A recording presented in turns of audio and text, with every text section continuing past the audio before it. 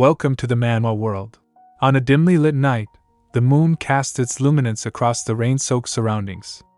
A grand mansion, reminiscent of a palace, stood amidst the downpour, its imposing presence accentuated by the wetness that enveloped everything. The adjacent forest, too, succumbed to the rain, with water cascading down from the upper leaves to the lower foliage. Amidst this atmospheric setting, a sizable window, encircled by the dripping leaves, bore witness to the unfolding drama within. Raindrops trickled down the glass, offering a distorted view of two distinct silhouettes. The girl, adorned in a frock, gazed through tear-filled eyes, seeking recognition as a human amidst the relentless storm. The man, donned in a cloak and clutching a sword, stood silently, his ocean-blue eyes reflecting an unspoken turmoil. In the reflective surface behind the girl, the man discerned her wielding a knife. Abruptly, she raised her head, attempting to strike the man, only to witness him deftly evading the attack. In an instant, a sword cleaved through her heart, accompanied by a deafening thunderclap and a vivid lightning flash that illuminated the interior. As the knife slipped from her grasp, the girl, tears streaming down her face, tenderly wiped the man's eyes, mirroring her own anguish. His face, marked by both physical and emotional pain, betrayed the complexity of the moment. Gently, she wilted away like a flower, her life fading into the abyss. In her final moments, memories of an unfulfilled existence flashed before her, questioning the purpose of the 25 years that passed without meaning. Amidst the tragedy, a lingering mystery persisted. Why did he choose to end her life? The girl, in her obliviousness, yearned for another chance, a wish to start anew and escape the tragic fate that befell her. The narrative unfolded in the land of darkness, leaving unanswered questions in the wake of a poignant demise. As she wearily closed her eyes, the burden of her eyelids intensified with each passing second. A haze enveloped her mind, the culmination of which led her to the haunting recollection of her own demise at the hands of her husband. Upon reopening her eyes, she found herself in a starkly different reality, standing before a mirror in a room that starkly contrasted with the opulence of the house. The simplicity of her own space stood in stark contrast to the grandeur beyond. Adorned in a resplendent off-shoulder gown, she observed herself in the mirror, a regal necklace accentuating her beauty. Confusion gripped her as she pondered the inexplicable circumstances. A gentle touch on her arm accompanied by a familiar voice calling her name disrupted her contemplation. "Milady!" uttered a concerned figure in a worker's uniform, sporting small glasses perched on her nose. The genuine worry etched on her face bespoke a sincere concern for Adeline's well-being. "Are you okay?" inquired the woman named Elda, her tone polite yet laced with genuine worry. Adeline, grappling with disbelief, questioned Elda's presence.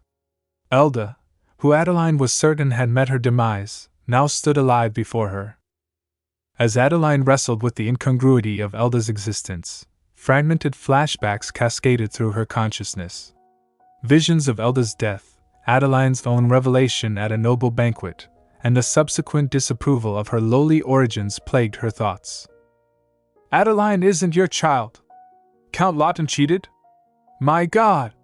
echoed the whispers of disdain that accompanied her revelation, exposing her as the illegitimate child of the Lawton household. A lifetime of enduring the stigma of her lowly birth unfolded before her.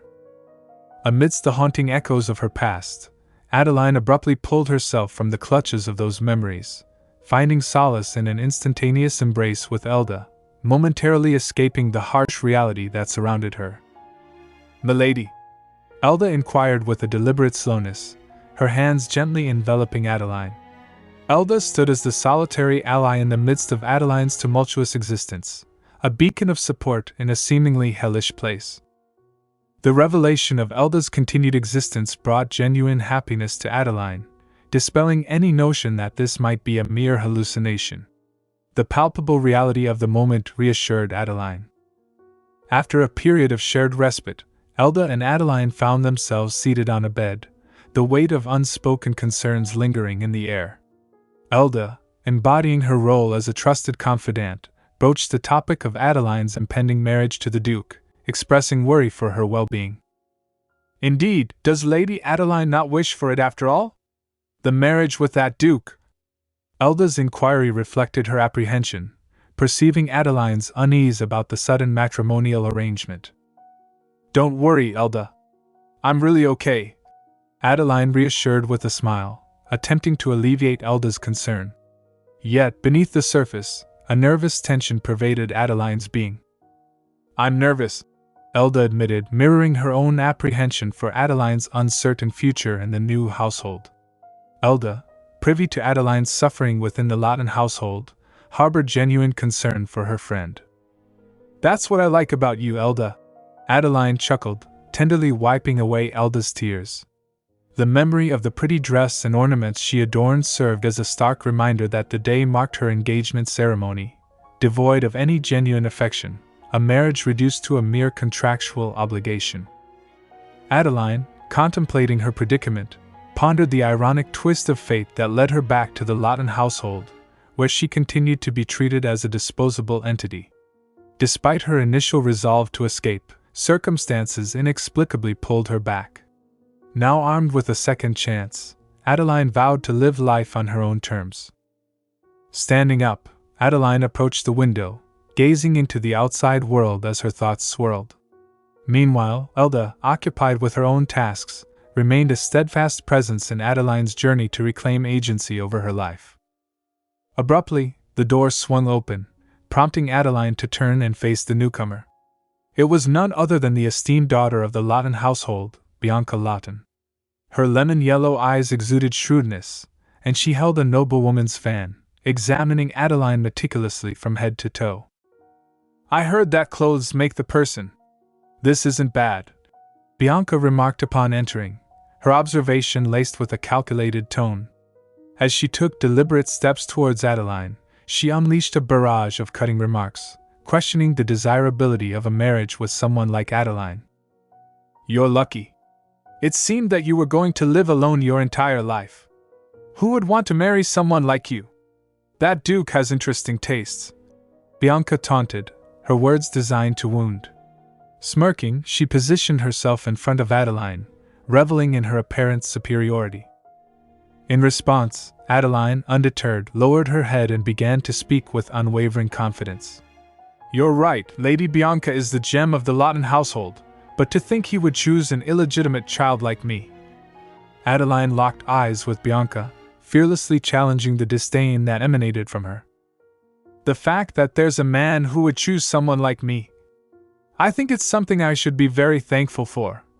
Adeline's words, laced with a subtle sting, pricked at Bianca's pride. The unexpected defiance left both Bianca and Elda, quietly working nearby, taken aback.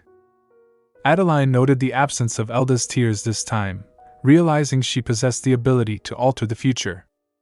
Determined to assert herself, Adeline continued, There's a man who's at least willing to take me, but... With a sly smirk, she purposely left her sentence unfinished, inviting Bianca to draw her own assumptions. The power dynamic shifted in that moment, as Adeline embraced her newfound strength and confronted the challenges that lay ahead. What? You're merely marrying a lowly duke like him. Did you think I'd get jealous? Bianca, taken aback by Adeline's fearless retorts, lost her composure and unleashed her frustration upon Adeline. Sorry. Our situations are different. You weren't even able to get chosen, Adeline countered, striking a nerve with Bianca through her pointed words. Why you? Gripping her fan furiously, Bianca raised it threateningly, fueled by the intensity of her anger. Are you being serious right now? An illegitimate child should have some gratitude. Bianca's shout echoed in the room, attempting to put Adeline in her perceived place. Just as tensions reached a boiling point, a knock on the door interrupted the confrontation. A butler entered, clearing his throat to gain their attention. Lady Adeline, Duke Venzak wishes for your presence in the drawing room, he conveyed with respect, bowing his head. Adeline, relieved by the timely interruption, sighed at the prospect of the impending farewell. Passing by Bianca, she whispered with deliberate calmness, Then farewell, signaling the conclusion of their tense exchange as she prepared to face the next chapter in her tumultuous journey. Adeline! Bianca Lawton's voice echoed from behind, but Adeline had already passed through the door. There was no way for Adeline to discern whether this opportunity was a divine intervention or the result of some enigmatic force. There must have been a reason she returned to the day of her ill-fated marriage, Adeline contemplated as she traversed the corridor. Suddenly, she was reminded of her destination, the place from which no one emerged alive, the land of darkness. A ruthless duke, Horace Venzak, ruled over that realm, wielding a power so formidable that not even the emperor dared to challenge. On her way to a reunion with her disreputable husband, Adeline reached the end of the corridor, where the drawing-room door awaited her.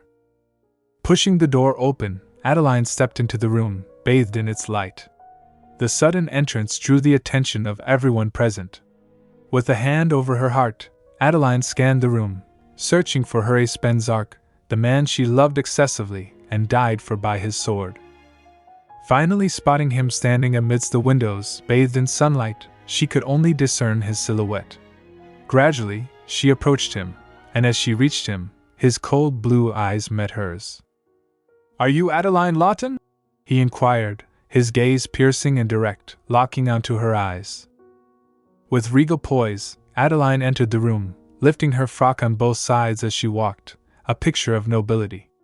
A cheerful chuckle escaped her lips as she addressed Duke Venzak with a newfound confidence. "I do not believe we've met, Duke Venzak. I'm Adeline Rotyn.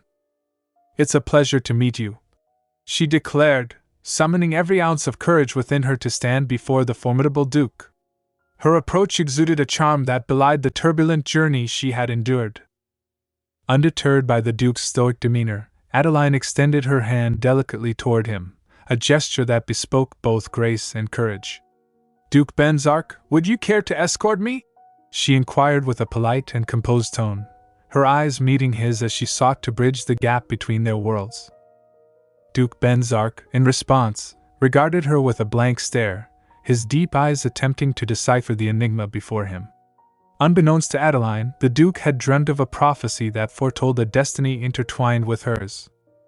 "Thou who sees the truth," the prophecy whispered, guiding him to find Adeline Rotyn and be with her, as it promised that her presence would grant him dominion over the world. Flashbacks of a recent encounter flooded the Duke's mind, transporting him to Ray's parlor.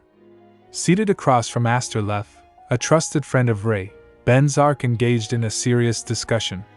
Aster, a youthful figure with blonde hair, held papers and a pen in his hands, emphasizing the gravity of their conversation. In this complex tapestry of fate and prophecy, Adeline stood poised before Duke Venzak, blissfully unaware of the intricate threads that wove their destinies together. The drawing room became a stage for a meeting that went beyond mere introductions, setting in motion a tale that blended courage, prophecy, and the unknown intricacies of their intertwined futures. A detailed briefing unfolded as Aster shared insights with Venzak regarding a prophetic dream he recently had. "Thou who sees the truth," a potential prophet of significance. Aster emphasized the connection with the esteemed daughter of the Count's household, Adeline. Having already met her, Aster felt it was time to bring Venzak into the loop. As Aster delved into the matter, he highlighted the need to act swiftly before drawing unwanted attention to the potential prophet. Expressing concern, Aster detailed Adeline's reaction upon hearing Venzak's name, questioning the ease with which the marriage was accepted. Venzak, seated and attentive, absorbed the information as Aster seamlessly transitioned between questions and answers. Aster proposed a practical solution, suggesting that while an actual wedding might not occur, Venzak should personally retrieve the bride. Nonchalantly, Venzak inquired about the purpose of such an action. Undeterred, Aster stressed the importance of displaying sincerity, portraying Adeline as a pitiful yet obedient and modest lady. Pulling himself out of these reflections, Venzak found himself pondering the terms Aster used to describe Adeline. Modest? Pitiful? The woman before him, in his eyes, did not align with such descriptions. Nonetheless, swayed by Aster's convincing arguments, Venzak reluctantly agreed to embark on the mission to bring Adeline home, setting the stage for an intriguing encounter. Intrigued by Adeline's unwavering confidence and composure, Venzak couldn't help but question if Aster's depiction held any truth. Rarely had anyone met his gaze with such assurance. Venzak, momentarily closing his eyes to process the situation, took deliberate steps and brushed past Adeline, breaking the silence with a calm directive. "Let's go." Adeline, witnessing his retreating figure, couldn't help but recall his notorious reputation as a formidable man who adamantly refused to partake in weddings. Adeline harbored deep feelings for him over 25 years, yet their encounters had been marked by his persistent coldness. She mused on the irony of a man who sought her hand in marriage but expressed himself with only 2 words. As Venzak continued walking at his own pace, Adeline's melancholy thoughts were interrupted by her assertive voice. "Will you not escort me?" she demanded, surprising Venzak and revealing yet another facet of her character. The exchange between them unfolded in a play of demanding gazes, with sunlight casting a soft glow on Adeline's form. Standing by the cart, Venzak, adorned in a black suit with a golden long coat, exuded an air of irritation with hands nonchalantly tucked in his pockets. On the sidelines, Aster observed the scene, his hands folded across his chest, keenly observing Venzak's apparent annoyance. In response to Adeline's confident query, Venzak, looking flustered and annoyed, muttered a rhetorical question. "Who's the modest and obedient lady?" The unfolding dynamics hinted at a narrative that promised surprises and challenges, setting the stage for an intricate interplay between characters and emotions. Aster attempted to unravel the mystery, recounting his previous encounter with Adeline, emphasizing her prior modest demeanor. Meanwhile, Venzak's voice cut through the conversation, notifying Adeline of the Duchess's carriage arrival and suggesting a return to the mansion. Adeline gracefully emerged from the carriage, holding her dress with precision, only to find herself in a dim, unfamiliar setting. "I don't see anything around us. Have we arrived?" Adeline queried Venzak directly, her gaze scanning the obscure surroundings. "The Duchess must go a different route. Have you heard of magic?" Venzak responded patiently, his attempt to explain met with Adeline's unwavering curiosity, testing his patience. "Of course," she chuckled in response, displaying a calm demeanor. Adeline recalled that it was Venzak who introduced her to magic in her previous life. Reflecting on those moments, she realized that despite her persistent inquiries, he always responded with utmost sincerity. The realization sparked a bittersweet sentiment. Perhaps it was the very sincerity that contributed to her enduring love for him. "Can you also use it?" Venzak's question snapped Adeline back to the present, prompting her to consider the prospect of wielding the same magic he once shared with her. The exchange hinted at a deeper connection, weaving together threads of curiosity, sincerity, and the mystical elements that bound them together. "It may not be much, but I too know how to use it," Adeline casually remarked, shrugging her shoulders. She couldn't help but reflect on how Venzak had been her guide in mastering these mystical arts. Adeline harbored a sense of gratitude for his teachings, realizing she hadn't been able to reciprocate in any meaningful way. "What magic can you use?" Venzak inquired, seeking insight into her abilities. However, Adeline chose not to respond to his query, simply brushing past him and initiating her departure. "Do I have to do this now? I'm tired," she expressed, her tone resonating with clear annoyance, signaling her reluctance to engage in further questioning. Venzak, turning around, scrutinized her with suspicion. "They say the Lawton family's youngest daughter is quite modest, but that seems to be far from the truth," Venzak commented in a cold tone, prompting Adeline to sharply turn around and lock eyes with him.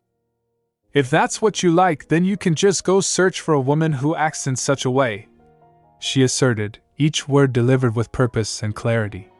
The tension in the air was palpable, and even Aster, observing from a distance, found himself flustered by the unfolding dynamics between Adeline and Venzak. "Have you used a teleporter before?" Venzak inquired patiently, redirecting the conversation to the imminent magical endeavor. "No, I have not," Adeline responded with nonchalance, casually shrugging her shoulders. "People sometimes faint on their first time, so be careful," Venzak warned, emphasizing the potential challenges of the upcoming teleportation.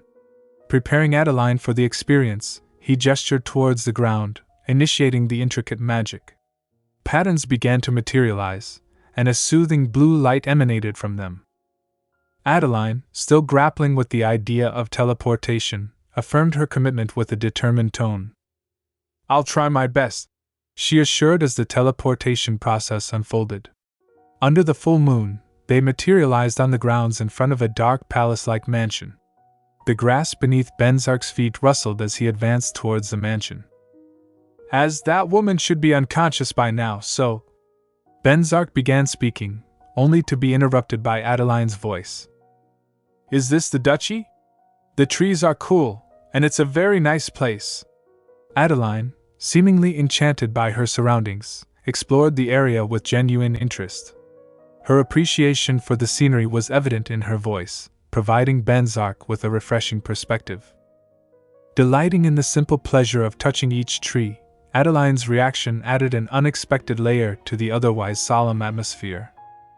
Adeline, joining her hands in front, assumed a serious tone as she addressed Venzak with a proposal. "Now then, I'd like to propose a few things," she stated, looking directly into Venzak's eyes. "Do you think you're in a position to be making proposals?" Venzak scoffed, mocking her perceived status. "Oh? Of course. There's something you want of me. You aren't thinking of getting it for free, are you? You are a duke, are you not?" Adeline responded with a cool demeanor, unfazed by Venzak's tone, and even smirking in the face of his skepticism. "Adeline, are you really a prophet?" Venzak questioned, his tone cold. Adeline met his gaze silently, recognizing the prevalent misconception that she possessed prophetic abilities. She chose not to dispel the misunderstanding, realizing that playing along might be the key to unraveling the mystery of her untimely death. "Duke Horace Venzak, I wish to be treated according to my skills. I won't change my surname and will live on as Adeline Rotyn," she asserted, placing her hand on her chest and delivering her statement in a firm tone. With deliberate emphasis on each word, she made it clear that she expected Venzak to comprehend the gravity of her request. The unfolding exchange hinted at a negotiation where Adeline sought autonomy and recognition based on her abilities. "I won't change my surname and will live on as Adeline Rotyn." As soon as Adeline conveyed this decision to Venzak, a contemplative silence enveloped them, both individuals exchanging significant glances in that pivotal moment. Wait a second, Adeline. You do know that you are married to the Duke, right?" Flustered by the unfolding situation, Aster hastily interjected, nervously chuckling as he addressed Adeline. "Would I be here if I didn't know that?" Adeline chuckled, her response laced with a touch of humor as she covered her smile with one hand. "I guess that's true." "Haha, but why?" Aster, increasingly uneasy in the face of the unfolding circumstances, began awkwardly rubbing his neck, seeking understanding. "If you use the surname from before the marriage, other males will continue to court you, and it won't look so good aesthetically to others," Aster explained, laying out the potential repercussions of Adeline's choice. "Oh my, are you worrying about me right now? It would have been nice if you didn't start to only worry about me now, but from when we discussed the marriage. Please do not worry. I do not give a slightest care in the world about what others think. Your captain probably thinks the same way. Isn't that right?" Adeline seamlessly brought Venzak into the conversation, addressing both Aster and her husband. The remark left Aster visibly embarrassed, his face turning a shade of red as he grappled with the unexpected turn of events. Adeline, unapologetic in her straightforwardness, had effectively asserted her independence and indifference to societal expectations. "Do as you wish." Venzak, displaying minimal concern, casually walked away from the situation, leaving Adeline and Aster in the aftermath of her proposal. "So he says?" Adeline offered a smile in Aster's direction, but it carried an undertone of warning, leaving him feeling embarrassed. "Ah, Captain!" Aster murmured awkwardly in response. Meanwhile, as Venzak continued walking ahead, he couldn't shake off the weight of Adeline's proposal. It wasn't a bad suggestion. In fact, it would alleviate some of his burdensome responsibilities. Yet, an inexplicable resistance within him prevented him from readily accepting the offer. Lost in contemplation, he pondered whether Adeline's proposal aimed to minimize her association with him. Simultaneously, Adeline reflected on her interactions with Aster, convinced that she had played her cards right. She vocalized her plan to act as the Duchess of Venzak in public but retain her identity as Adeline Rotyn in private. I will act as the Duchess of Venzak to the eyes of the public, but I am Adeline Rotyn when I'm alone with you people, she declared, drawing Venzak back into the conversation. She then proposed another condition for their arrangement. And I have a romance for marriage ceremonies. When I wish for it, let me have an extremely impressive marriage ceremony. Before then, let us just say that we're in an alliance and pretend to have already gotten married. Adeline, like many other girls, harbored dreams of a grand wedding ceremony, and she made sure to include this desire in her proposition. Venzak gazed at her intently, his eyes attempting to absorb the intricacies of her proposal. While it was undeniably a favorable offer, he couldn't shake a sense of dissatisfaction. Shrugging off stray thoughts, he extended his hand, symbolizing agreement with their mutual agreement. The terms were set in motion as they sealed their proposal with a handshake, signaling a new chapter in their alliance. Yeah, let's do that, Venzak affirmed in a firm tone, maintaining direct eye contact with Adeline. Their agreement signaled a united front in navigating the peculiar terms of their alliance. Their focus shifted as a young boy, cap in hand, hurriedly approached, waving enthusiastically. Everyone, you've returned so soon! It's an honor to meet you, Duchess! He exclaimed, directing his attention towards Adeline. This young boy was Maven, the Venzak household's butler, and the sole caretaker of Adeline in the duchy. Suddenly, Adeline was overwhelmed by flashbacks from her past life, stirring emotions she couldn't comprehend. Tears welled up in her eyes, and she found herself lost in a momentary haze. Duchess! Duchess Venzak! Are you okay, Duchess? Your complexion doesn't look so good. Maven expressed genuine concern, observing Adeline's state with a worried expression. I'm alright. I was just dizzy all of a sudden. Adeline dismissed her thoughts, lifting her hand in reassurance, and replied with a radiant smile. However, the sudden recollection of Maven's fate lingered in her mind. Why did these memories resurface, and were her recollections truly complete? Duchess, you scared me, Maven exclaimed, his concern shifting to relief as Adeline attempted to reassure him. The complex interplay of memories and present circumstances left Adeline grappling with unanticipated emotions. Thank you, Maven. Would you call me Adeline? Adeline attempted to steer the conversation into lighter territory, her eyes sparkling as she looked at Maven. In response, Maven became visibly perplexed, his eyes widening, still clutching his cap in his hands. Pardon! How could I dare to use Duchess Venzak's precious given name to refer to her? Maven expressed disbelief at the notion of addressing Adeline by her first name. The name isn't nearly precious enough for you to care so much about. Feel free to call me Adeline. Adeline, thoughtful with one hand on her cheek, signaled her openness to a more casual interaction. Her past life was just that, a past life, and she was determined to prevent history from repeating itself. Do as she wishes, Venzak interjected, seeking to conclude the lingering conversation. Maven, surprised, turned towards Venzak, and Adeline responded with a smile. Fufu, let's get along! Adeline playfully called Maven Fufu, and joined her hands in front of her, displaying a friendly demeanor. Yes, Adeline! Then would you like to get on the carriage? Maven, dropping the honorifics, sought her preference. Adeline, looking behind Maven, addressed Venzak, questioning his lack of action. What are you doing? She called out to him, prompting him to take on the role of her escort. You need to escort me, she insisted, smiling, and he rolled his eyes. Let us depart. Venzak stepped forward, offering his arm for her escort. The cart resumed its journey with Maven and Aster seated outside, Maven holding the horse's reins. Aster, our Duchess seems to be quite unique, Maven whispered slowly, acknowledging the distinctive nature of Adeline's character. Right? She's a tough cookie. Aster, with his hands folded on his chest, seemed to relish the unfolding events. It's my first time seeing our lord sigh like that. Maven chimed in, adding his observation. Is sighing the only thing? I even saw the captain getting flustered. Aster laughed, recalling Venzak's unexpected reaction. Eh? Our lord? Flustered? Such a thing is possible for him? Maven expressed genuine surprise at the idea that someone like Venzak could be flustered. Yeah. It was really strange. I guess a lot of things can happen in life. Aster shrugged his shoulders, noting the unusual turn of events. Not once had he seen the Duke express any emotion after he was given away. Looks like things were going to get interesting. Inside the cart, Adeline and Venzak sat on opposite sides.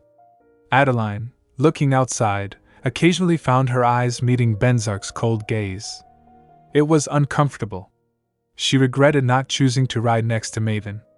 She couldn't fathom why he kept staring at her. Monkey. Stupid idiot. She thought of him using these words in her mind. It felt like he was trying to read her thoughts through her eyes, although she knew it wasn't possible. She shook off these thoughts, diverting her attention to the view outside the carriage windows. The barren land surrounded them, and beyond the castle walls lay the forest of darkness. Once past that, the central residence and the Black Tower loomed. The servants' lodging and stables were also part of that area. Adeline couldn't help but notice the lack of interest in decorating the land within this duchy. It seems that you haven't managed the area at all. All this spacious land feels wasted. It's only being used as a road for the carriages to pass by. I'm thinking of decorating this garden gorgeously. What are your thoughts? Adeline suddenly said, gazing outside the cart, attempting to lighten the atmosphere between them. Do as you wish, Venzak replied coldly, still with both hands folded on his chest, appearing disinterested. Oh my, really? Even if I say that I want to make a garden that's even more beautiful than the imperial family's? Adeline couldn't believe he agreed so easily, prompting her to propose another condition confidently. Aren't you planning to do whatever you want anyway? You're holding yourself back on a strange matter, Venzak questioned, puzzled as to why she repeatedly sought his approval when she was clearly going to do everything of her own accord. Strange matter? She pondered. Talking to him was surprisingly easy. Why did she suppress herself so much in the past? Was this why people say getting off on the right foot is important? Well, whatever. She was currently a wiry woman who could do whatever she wanted. This was what she deserved. In that case, she guessed she would do everything she had only imagined in her past life. She wondered what kind of trees she should plant in that garden and what kind of flowers to grow in the flower beds. She was looking forward to tomorrow, filled with excitement. As soon as they reached the mansion, Adeline entered and saw servants standing in line, their heads respectfully bowed. The servant at the forefront smiled as they entered, putting his hand over his chest in a gesture of dedication to his job. Welcome. It is a pleasure to serve you, madam. Shall I begin preparations so you may relieve your fatigue? He said politely, his smile reflecting genuine warmth. Yes, I shall leave it to you. I'm a bit tired, Adeline responded with a smile, appreciating the servant's courteousness. Then, follow me this way, the servant directed while ascending the stairs. The third-floor rooms are large, and the sunlight comes in well, so it's really great. It's the room next to the master's, so you'll feel safe. Maven followed behind and whispered, adding a touch of reassurance. Haha, is that so? Adeline chuckled, expressing genuine amusement. She was so glad that Maven was alive.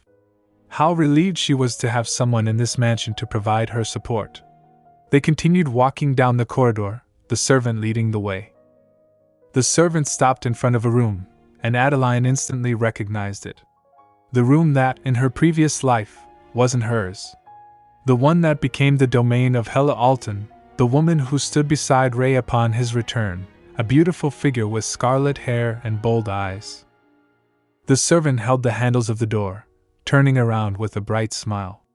"Here is the room you will be using from now on." At last, she finally entered this room. In her previous life, the owner of this room wasn't her. Adeline swore that she won't lose these rights she took for granted this time.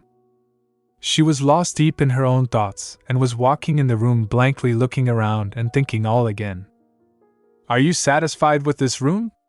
Adeline heard Venzak's voice from behind. "Yes, it is to my taste." She turned around and smiled in response. "That's good. Rest," Venzak said and left the room, leaving her behind with Maven. Aster departed with him as well. "Wow, Adeline. I was really surprised," Maven expressed in a tone of astonishment as soon as Venzak left. "Really? Why?" She looked at Maven, curious about his surprise. "Our master isn't the type of person to look out for someone else's feelings like that," Maven explained, hands on his waist, his surprise evident. "Is that so? What would he normally do?" Adeline inquired, finding the topic intriguing. "He'd immediately just go to his room." Maven rolled his eyes. "Haha, he is the type of person to do that." She smiled, appreciating the insight into Venzak's usual behavior. Of course, I'm not saying he's a bad person or anything. It's just that his personality is a bit blunt," Maven mentioned casually as he walked towards the door. "I understand. Since Maven is saying it like that, I'll believe you." Adeline nodded. Maven was right. Duke Venzak might not have actually been a bad person. However, Venzak was cold and calculating. Normally, people call that kind of person the worst, but since marriage was a tool for him in the first place. She was pulled out of her thoughts as soon as she heard Maven speaking again. "All right. If you need anything, just ring the bell, and a maid will come attend to you. Would you like to dine right now?" He turned around, and Adeline started walking with him towards the door. "Gosh, is it already that time?" Adeline asked surprisingly, then she stopped as she realized how tired she was. "Well, I'll hold off on lunch. There's a lot to organize while I take a break," she said thoughtfully. "Then, will you come to eat dinner?" Maven asked, walking towards the door. "Of course, Maven. Don't worry about me, go do your work." She was so happy to see how worried Maven was about her. Some people are literal sunshines in our lives, and Maven was that sunshine to Adeline right now. She couldn't thank him enough. "Yes, then rest easy." Maven closed the door behind him as he left the room, smiling. After a while, she was laying down on the sofa, trying to get some rest when the door knocked slightly. "Your Grace, may I enter?" Adeline heard a light-pitched voice. "Come in," she said while laying down there. She didn't plan to get up to greet the incoming person, she was just so tired. A maid entered the room and came in front of her. She bent down her head and greeted her. "I am Catherine. I will be taking the role of your Grace's servant from today onwards," she said in a low voice without raising her head. "Ah, Catherine." As soon as she heard the maid's name, she sat down on the sofa, looking towards Catherine in surprise. "Yes, your Grace." Catherine nodded her head. She got flashbacks of their first meeting where Catherine looked so timid. "Take care of me, Catherine." She requested this of Catherine on their first meeting. "Yes. Take care of me too," Catherine responded in her low voice. During their first meeting, Catherine showed respect, but she soon started looking down on Adeline. Why do people make light of Adeline when she treated them nicely? "I see. What's your age?"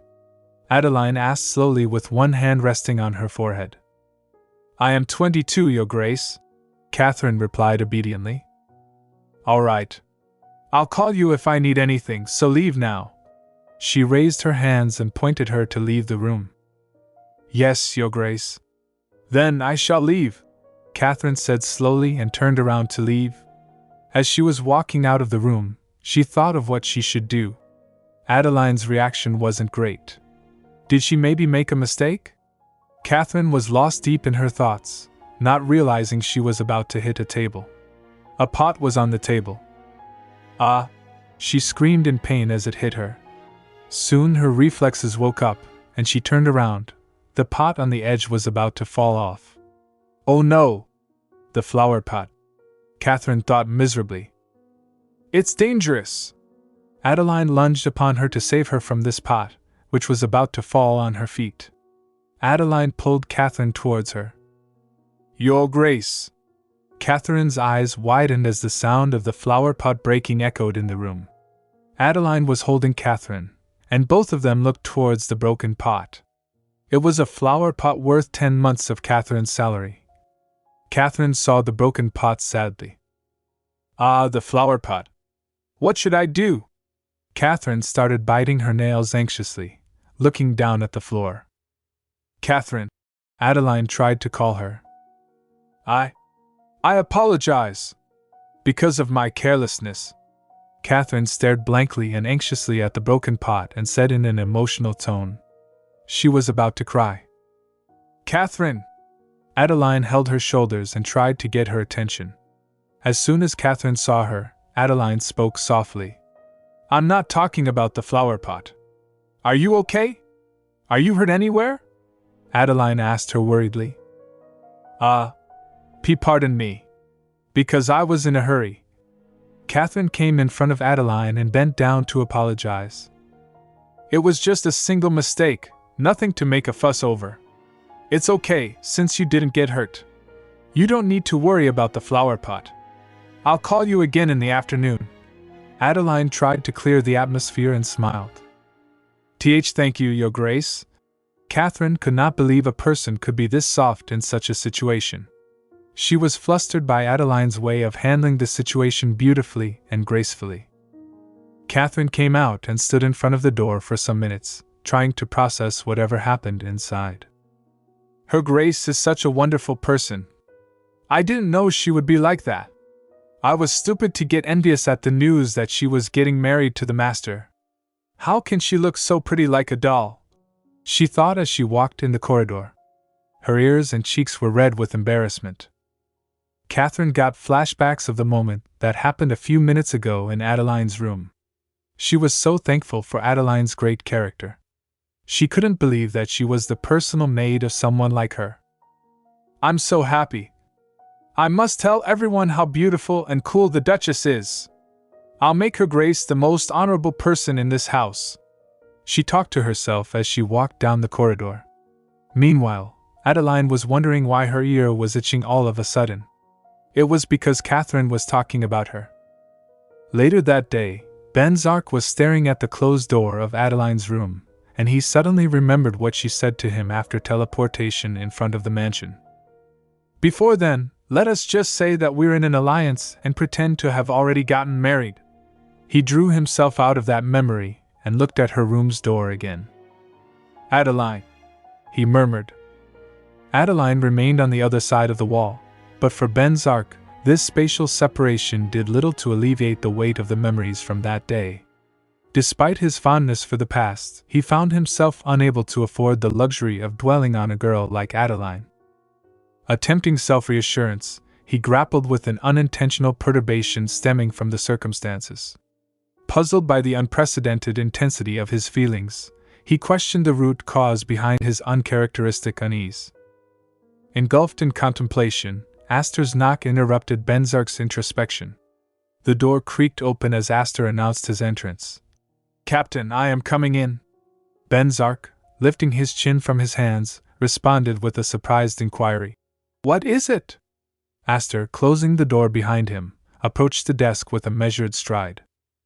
As Aster positioned himself in front of Venzak, he adopted a professional tone, beginning his communication with succinct clarity.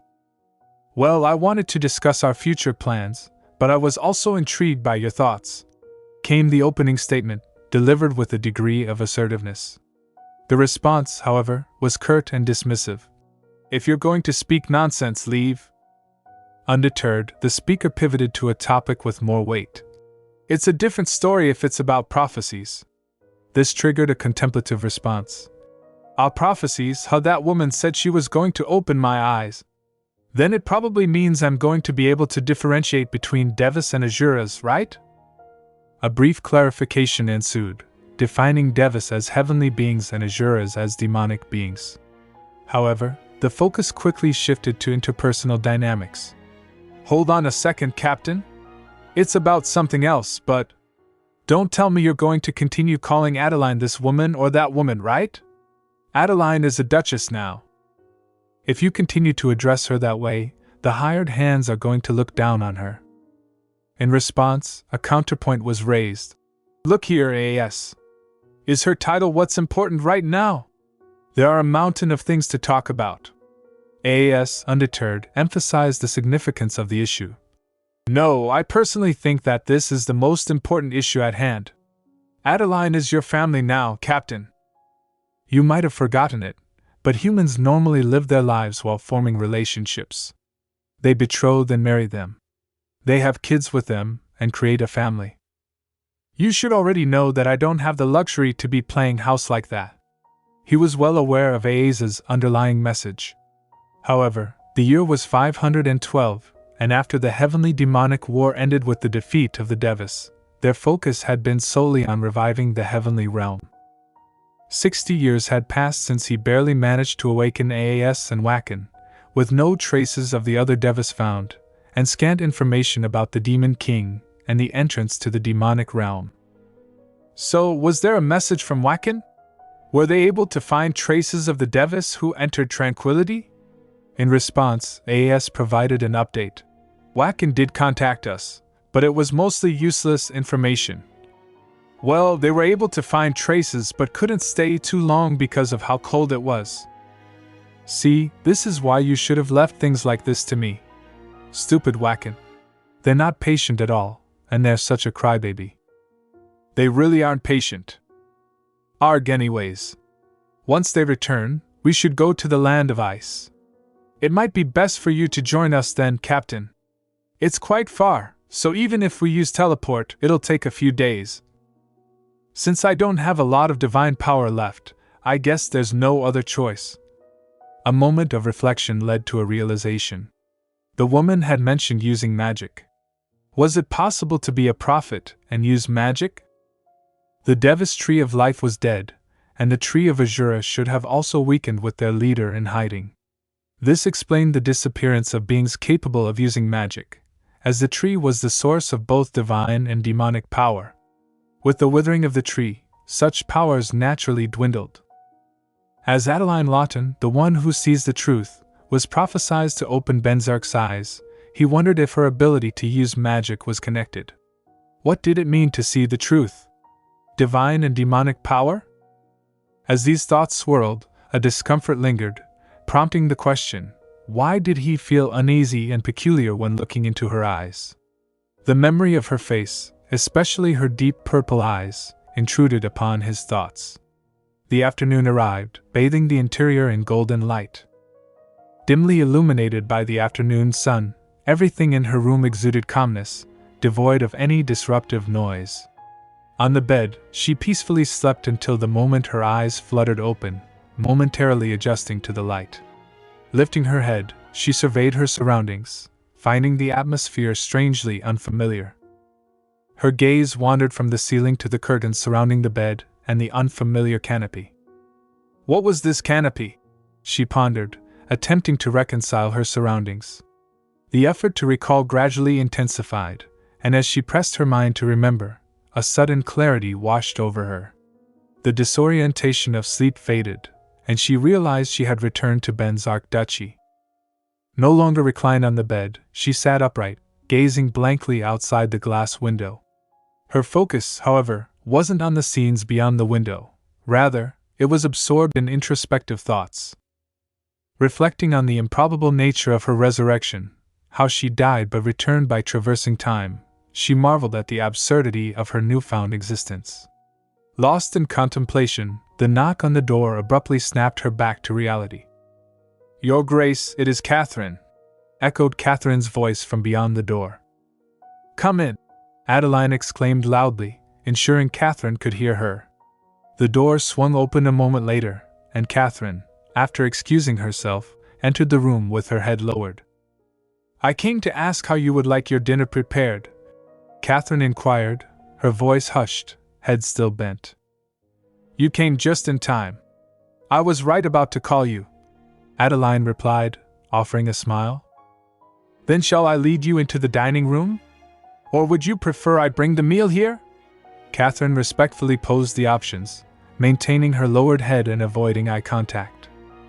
"I'll eat in the dining room," Adeline decided, attempting to rise from the bed.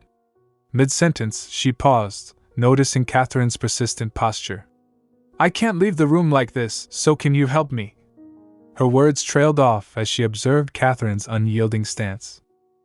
"Were you planning on staying frozen like that?" Adeline pointed out, gesturing towards Catherine's posture. Caught off guard, Catherine's face flushed with embarrassment. But how could I dash?" she stammered, unable to complete her sentence. "Raise your head. I don't enjoy having conversations while looking at the top of another's head," Adeline urged, attempting to lighten the atmosphere, encouraging Catherine to lift her head without hesitation. Slowly, Catherine complied, revealing a red-faced countenance. Adeline responded with a cheerful smile, stepping forward. "See? It's such a waste of that pretty face." Adeline cheered her up, adding, "It's much better now." Thank you," Catherine expressed in a slow voice, her admiration for her duchess growing. Adeline, in her eyes, was proving to be a remarkable duchess. "Anyways, come here and help me dress myself. There are wrinkles on this dress, so I should change myself before heading dash." Adeline continued speaking as she walked toward the wardrobe and opened it. However, her words trailed off as she unexpectedly discovered the wardrobe empty, devoid of any clothing. Shocked, she stared at the emptiness before her. I apologize, Your Grace. It seems like we haven't properly prepared clothes for you. I'll quickly leave and go purchase some tea dash." Catherine, at a loss for words, gathered courage to speak her mind. "At this hour? Can you even go to the capital's dress shop?" Adeline inquired. "I can't, but..." Catherine's head bowed once again. "It's fine. I wasn't trying to blame you, Catherine," Adeline reassured, attempting to lighten the atmosphere. She knew it wasn't Catherine's fault. Adeline then walked towards the wall, aware that Venzak would be behind it. Intentionally putting her hands around her mouth, she spoke loudly. "The lord of this house is that guy, and he should be at fault for not being prepared to welcome his bride. It isn't your fault," ensuring that Venzak could clearly hear her. "Catherine, could you please call Maven over?" Adeline turned around and requested. "Why, yes. I will be back in a second," Catherine responded, promptly disappearing. As soon as Catherine left, Adeline looked thoughtfully at the walls and murmured, "It seems like there's a lot of work to do. And it also seems like I need to teach Ray how to properly treat the lady of the house." After a while, Catherine returned with Maven. The door knocked again, and Adeline heard Maven's voice. "Lady Adeline, it's Maven," he informed her. As he entered the room, Adeline, standing near the window and gazing outside, turned around upon hearing them and smiled. "I heard that you called me about the matter of your dress." "That is correct. I have something to request of you, Maven. Could you please bring me a few of His Grace's clothes? I need to change right away, but as you can see, there aren't any dresses prepared," she said, smiling ear to ear and gesturing towards the empty wardrobe. Maven was visibly shocked by this unexpected turn of events. "His Grace's clothes?" he stammered, struggling to process the unusual request. Why would Lady Adeline want to wear Lord Venzak's clothes? "Yes, his clothes," Adeline confirmed. Seeing Maven still clueless, she chuckled and clarified. "The person who created this situation is the Duke who didn't take care of me. But that doesn't mean I could just put on whatever, right? Therefore, His Grace should be at fault too. While you're at it, please bring some of his finer clothes." She sought to reassure them that they were not at fault for this wardrobe mishap, and suggested fetching Venzak's finest attire. Don't tell me this is. Maven paused, his eyes sparkling with joy and hope, then continued. Adeline, you're trying to turn our lord into a proper human. Catherine's eyes mirrored the joy, secretly praising Adeline for her coolness. There are no bad dogs. First, we need to sort out the hierarchy. Adeline chuckled. Understood. I will prepare it right away, Maven exclaimed, running off with unbridled joy. I will also bring someone who's good with the needle. Catherine followed him without wasting a single second. Alone in the room, Adeline couldn't help but laugh at their enthusiasm. Oh my, they're much more passionate than me, she murmured. Reflecting on her current life, she marveled at the unexpected experiences she now faced. In her previous life, she was unable to do anything in the dress room, often appearing in the dining hall with wrinkled dresses. Calling Maven over or receiving such friendly looks from Catherine never crossed her mind. The ease with which she could change now was a result of these incidents. After a while, Maven stood in Venzak's room. As soon as he informed Venzak, the Lord looked at Maven with surprise. Lifting his head from his documents, he stared directly at Maven. So, that woman wanted my clothes? He asked with evident interest. Yes. If it was still bright out, I would have left to purchase dresses, but she currently has nothing to wear. Maven began explaining. Venzak set down his papers and pen. But why does it have to be my clothes? Rather, tell her to find a maid of similar size and wear their clothes, Venzak calmly suggested, joining both his hands together and placing them in front of him. My lord! We can't have that. Maven's eyes sparked with intensity. He couldn't fathom his lord's suggestion, comparing Lady Adeline with a lowly maid. Maven shouted loudly, passion fueling his words. You shouldn't even joke about something like that.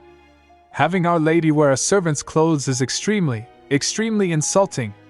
Maven's anger was palpable, his breaths heavy. Venzak, sighing, resumed his work, seemingly unfazed by Maven's continuous protests. So she can't wear that, but she can wear mine? It's men's clothes, Venzak inquired, not appearing too pleased. You know what they say, right? A married couple are one in mind and body. Maven chuckled, delivering the response. Now standing there shyly, Venzak set aside his pen and papers, his mind wandering. He looked at Maven with an embarrassed expression. This cheeky little, it felt like just yesterday when he couldn't look me in the eyes. Nowadays, not only does he talk back to me, he even tries to lecture me. Venzak pondered with a tinge of embarrassment, while Maven continued to grin mischievously. Suddenly, Venzak found himself wondering how Adeline would look wearing his clothes.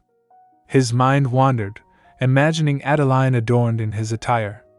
The mere thought made his heart flutter.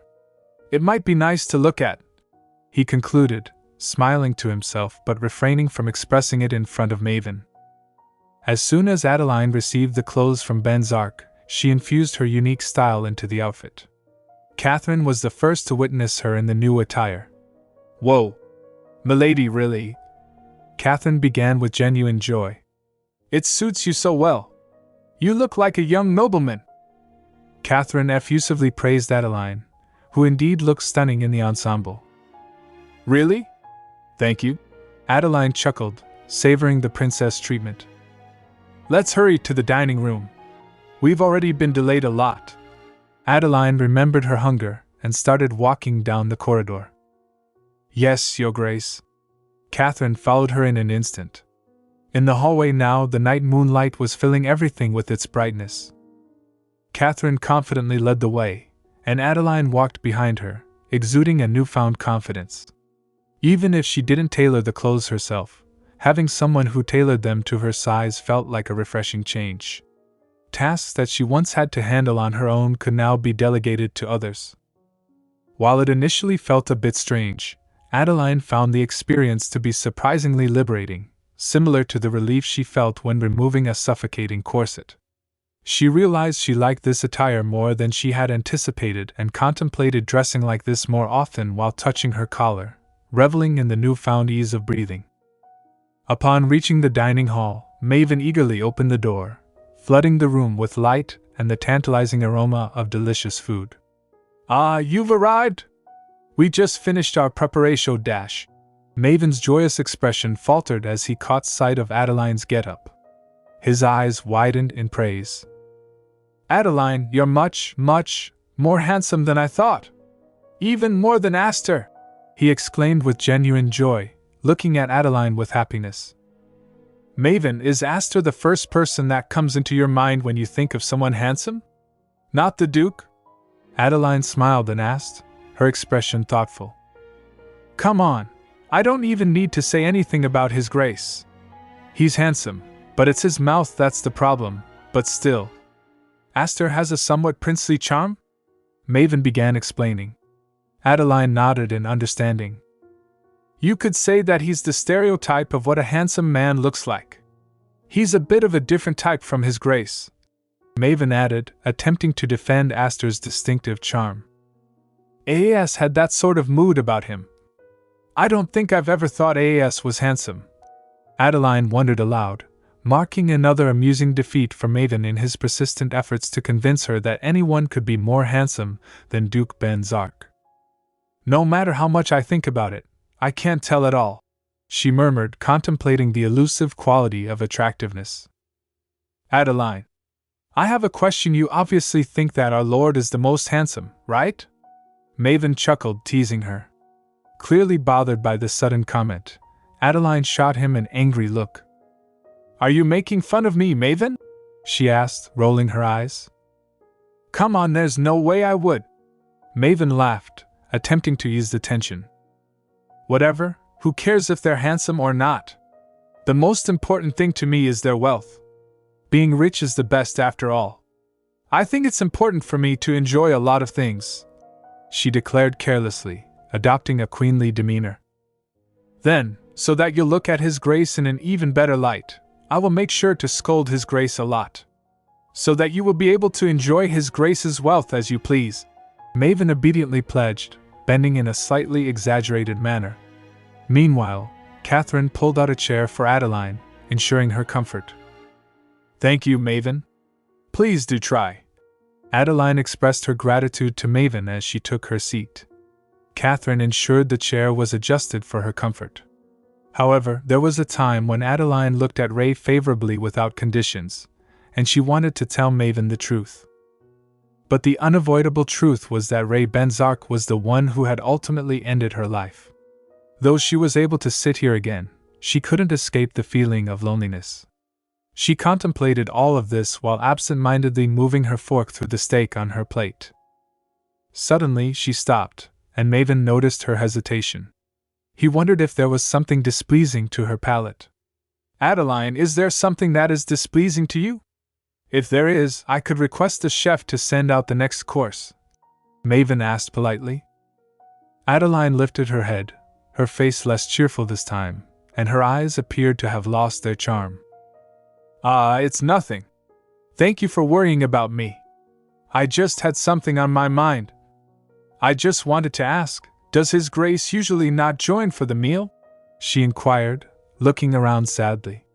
Eating alone felt somewhat terrifying, or perhaps it started feeling lonely because it was her second time experiencing everything. This was her second chance at life. No, His Grace normally eats separately in his room. Maven forced a smile on his face. Normally? To me, it feels like you're saying he's normally that kind of person, so please understand and ignore it. Adeline remarked with a faded smile. I feel embarrassed as a butler. I will correct myself, Maven said nervously. What about? There's nothing that you did wrong, Maven. So please relay this to His Grace. In this manner, regardless of whatever he normally did, there exists no reason for me to understand and ignore his actions. Now that he has someone to match with, I would like him to immediately come down to enjoy dinner and conversation with me. And if he chooses to just stay up there and not come down, please tell him that I'll just starve myself to death, she declared calmly, wearing a determined smile. Adeline put down her fork, fully aware of the gravity of her demand. Confidence needed to prevail, and things needed to change this time.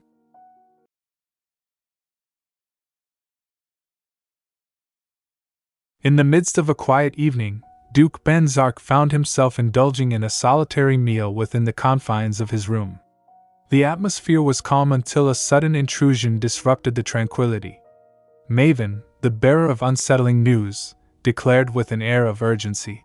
Lady Adeline said that if you don't go down, she'll starve herself to death. As the words hung in the air, Venzak's hand, poised to take a bite, froze in midair. He raised his head with disbelief, grappling to comprehend the gravity of what he had just heard. Did she really say that? Questioned Venzak, abandoning his fork and clasping his hands together in front of him. Maven affirmed the distressing statement. Yes, I very clearly heard her say kill myself. The weight of Lady Adeline's proclamation lingered, painting a complex tableau of emotions on Venzak's countenance. She really is quite a troublesome woman, sighed Venzak, visibly taken aback by the unexpected revelation. The idea that his newly wedded bride would resort to such extremes left him genuinely surprised. My, at this rate, there are going to be rumors about Duke Venzak starving his new bride. Maven chimed in with a touch of playful concern, subtly nudging and encouraging Venzak to descend and share a meal with Lady Adeline. And it would be a shame for the Venzak house. That because Duke Venzak refused to feed her. His new bride. Maven continued, weaving a narrative that teased at the potential consequences of neglect. Annoyance etched across his face, Venzak interjected. All right, I got it. Could you stop lecturing me? He pushed his chair back, signaling his intent to address the situation. Ha! Prepare a meal for me downstairs. He commanded in a firm tone, recognizing the necessity to confront Lady Adeline and clarify the extent of her knowledge about him. This unexpected turn of events not only demanded resolution but also presented an opportunity to delve deeper into their relationship dynamics. And in an unexpected revelation, he found himself not entirely adverse to the prospect. He thought. After a brief interval, they descended to the lower level, Lady Adeline poised in anticipation. The untouched meal before her served as a testament to her anticipation of Duke Venzak's arrival. As he entered, a vivid smile illuminated her face, and she greeted him cheerfully. So you've come. Undeterred, he silently claimed the seat in front of her, choosing not to acknowledge her enthusiasm. Thank you for the clothes. I'll be careful not to ruin them.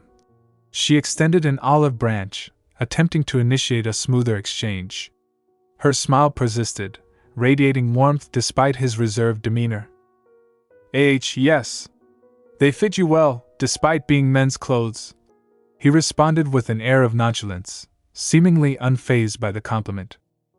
Is that really your only sentiment? Lady Adeline inquired, her tone turning cold as she locked eyes with him, seeking a more meaningful acknowledgement. You are now my husband, Your Grace. Shouldn't you at least say it suits me well or that it looks pretty? She pressed further, attempting to convey the desires of her heart, puzzled by his apparent indifference. You're requesting a lot from me, Venzak retorted, maintaining a downward gaze, revealing little about his own sentiments. If you don't like it, should I just return home? Lady Adeline questioned innocently, injecting a note of vulnerability into the conversation. What are you going to do? You're the one that asked me to marry you, remember? If you want to indulge me, you should do it. But I didn't know you were an irresponsible man. She continued, airing grievances and expressing dissatisfaction. Undeterred, she asserted her position with unwavering determination. You keep acting like my wife despite the fact you didn't take my last name. Yeah, it suits you, Venzak conceded, his words laden with a sense of unburdening, as if acknowledging her presence was a begrudging acceptance of a perceived obligation. The complex dynamics of their relationship unfolded, leaving an intriguing narrative of unspoken emotions and uncharted territory. Expressing gratitude for the compliment, Lady Adeline couldn't help but delve into the lingering matter of her not adopting Duke Venzak's name.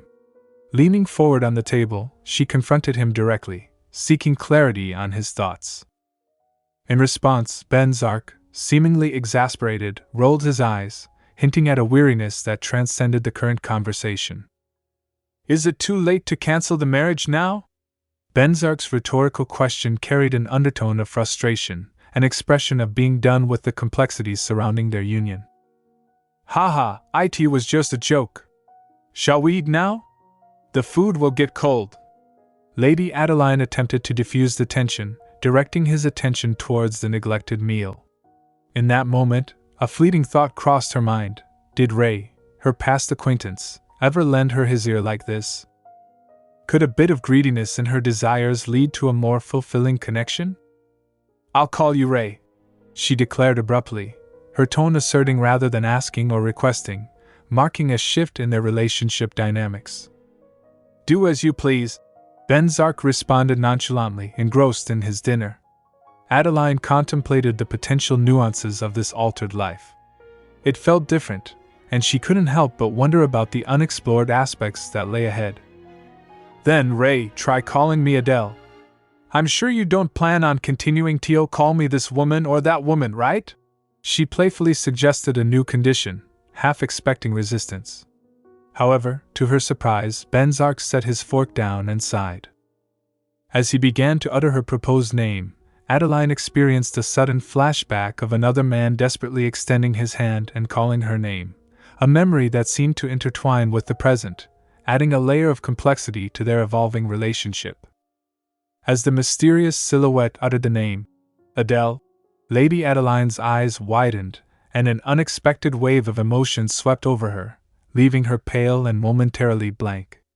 The reality of the present moment only seeped back in when Venzak's concerned voice broke through her reverie. Are you all right? He inquired with genuine concern, prompting her to refocus. It's nothing. She hastily brushed off his worry, struggling to find an appropriate response to her inexplicable reaction. Gazing at the table, her eyes fell upon the salad, providing her with a convenient excuse. The salad was just so tasty that... She chuckled, placing a hand over her mouth to stifle her laughter, attempting to divert attention away from her momentary lapse. You didn't even eat yet, Venzak remarked, rolling his eyes as he delved into his dinner. Adeline, too, tried to regain composure and concentrate on her meal, yet the echoes of that enigmatic voice lingered, leaving her perplexed. What was that voice just now? She pondered, her gaze fixed on the plate before her. The amalgamation of thoughts created a sense of confusion within her. She grappled with the notion that she couldn't have forgotten if Ray had called her name. She held on to the certainty that he had never uttered her name in the past 25 years. Despite the fragmented nature of her memories, this much she was sure of. Unable to recall Ray's face, she questioned the intensity of the voice that sounded so desperate. The perplexing nature of the situation left her wondering why these unbidden memories were resurfacing, with only a silhouette and the recollection of his clothes imprinted in her mind. As the night draped the surroundings, Adeline found solace in the garden, silently sipping her tea while gazing at the full moon. Lost in her contemplations, she was startled when Venzak's voice pierced the tranquility. Adele, he called out, prompting her to turn around, cup in hand. Are you really going to call me by my name? She queried, uncertainty tainting her expression. You were the one who wanted to be called by it, Venzak responded, nonchalantly shrugging his shoulders. Adeline's gratitude surfaced in a warm smile, an unexpected acknowledgement that seemed to catch him off guard. Nevertheless, he composed himself and ambled towards her with hands tucked in his pockets. Regardless, I had something that I wanted to ask. How much do you know about us? He emphasized the word us, injecting an air of urgency into the inquiry, keen on unraveling the depths of her understanding. I know that you are a deva, she replied, exhaling with a hint of resignation, placing her cup down before locking eyes with him. I also know about the war between the heavenly realm and the demonic realm, and that the heavenly realm was defeated. She continued, shoulders shrugging as she shared the fragments of knowledge she held about their celestial reality. The weight of their shared history hung in the air, leaving room for more questions and the unexplored intricacies of their intertwined destinies. The backdrop of a heavenly demonic war, an epic that unfolded 512 years ago, beckons the need for elucidation. This conflict transpired within the realm humans dubbed home, the Middle Realm, initially a neutral ground between the heavenly realm and demonic realm. Originally, the Middle Realm served as a haven for the Deva of the heavenly realm and the Asura of the demonic realm to indulge in their pursuits. However, the sanctity of this neutral ground was shattered when the promise to refrain from invading the Middle Realm was broken. In the ensuing protracted conflict, the Devas succumbed to defeat at the hands of the Asura, with Ray, the Deva's last leader, known as Derlit. This intricate narrative was conveyed to Adeline in her previous life by Venzak. However, the tales she heard were conspicuously silent about Venzak himself, leaving her curious about his untold story and yearning to learn more about him. As she gazed at him with a tinge of sadness, realizing the impossibility of unveiling his past, she found herself compelled to resort to a fabrication. "I had multiple dreams. Some were clear and some were blurry," she asserted, clearing her throat before commencing her narrative. "So that's why I wanted to hear your story. How you were born, how you have lived, and what you wish to do," she continued, acknowledging the prior deception while expressing genuine curiosity about Venzak's life. This time, her desire for truth surpassed any pretense, as she earnestly sought to unravel the layers of his existence and comprehend his aspirations. "About me?" he murmured, and in that moment, the tapestry of his entire existence unfurled before him. All that filled his vision was a dimly lit room, a solitary chair, and a glimpse of brightness beyond the window. Now that he thought about it, he realized that he had never truly contemplated his own identity. His focus had been consumed by evading the gaze of the Asura, surviving the shadows of revenge, and nurturing the desire to seize the tree of life. The past held little significance. There wasn't much to discuss. He could recall the relentless war, observing it from a distance while his sole objective remained survival. He simply endured, he simply lived. Amidst this introspective journey, Adeline observed him stealing glances, her patience sustained as she awaited his words. Lost in the recesses of his thoughts, he seemed temporarily detached from the ongoing conversation. He attempted to articulate, his voice breaking the silence, leaving an anticipation hanging in the air as he grappled with the complexities of articulating his own narrative. Venzak, with a solemn demeanor, commenced sharing a part of his life story with Adeline, revealing aspects he had guarded closely. His revelation began with the profound statement, "I was born from the Tree of Life, a few months before the war started." This tree held a significant place in the origin of Devas, divine beings, emerging from its colossal branches. Standing with poise, Venzak had his arms folded across his chest, a contemplative stance as he delved into the details. In an effort to enrich Adeline's understanding of the Devas, Venzak continued, "Did you know that Deva and Asura grow up faster than humans? It only takes about 3 or 4 months to match the appearance of a 5 to 6-year-old human child." His gaze, unwavering, met Adeline's as he spoke, his intent to educate evident in the firmness of his tone. With a hint of gravity, Venzak shifted the narrative to the intricacies of Deva-Asura relations. And that's when the treaty between the Deva and Asura dissolved. They both tried to make the Middle Realm their own, ignoring the rules of the gods. His words carried the weight of historical conflict as he highlighted the deterioration of the once amicable relationship between the Devas and Asuras. A pivotal moment marked by the violation of divine rules, where both factions sought dominion over the Middle Realm. In a nuanced explanation, Venzak touched upon the perception of Devas and Asuras by humans. The relationship between the Deva and Asura wasn't initially that bad. Since humans worshipped us, they classified the white Deva as good and the black Asura as evil. This classification mirrored the human tendency to simplify complex celestial dynamics, casting the Devas as benevolent and the Asuras as malevolent based on worship patterns. Venzak's revelation unfolded, weaving together elements of celestial birth, accelerated growth, and the intricate dance between devas and asuras in the realm of gods and mortals. However, Venzak, with a tone of somber reflection, emphasized the commonality between celestial beings and humans. Our nature isn't any different from humans. We are both good and evil, just like them.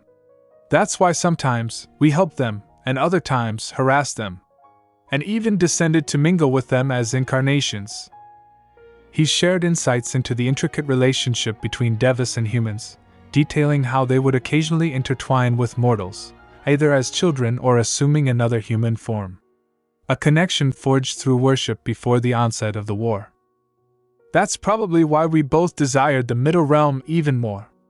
Venzak's revelation continued, shedding light on the shared aspirations of devas and asuras for dominion over the Middle Realm. As Adeline observed, Venzak's voice took on a subdued quality, hinting at the weight of his emotions. "Ray," she murmured, acknowledging the evident sorrow in Venzak's narrative. The enormity of his experiences became palpable. The fights were common, so we didn't think it would last that long. But the war quickly spread to the Middle Realm, and the devas started losing. It was because the demon queen Camilla, the Asura's leader, had been preparing for the war all along. They ended up reaching the heavenly realm and burned down the Tree of Life, the origin of us. The divine power coming from the tree shattered completely.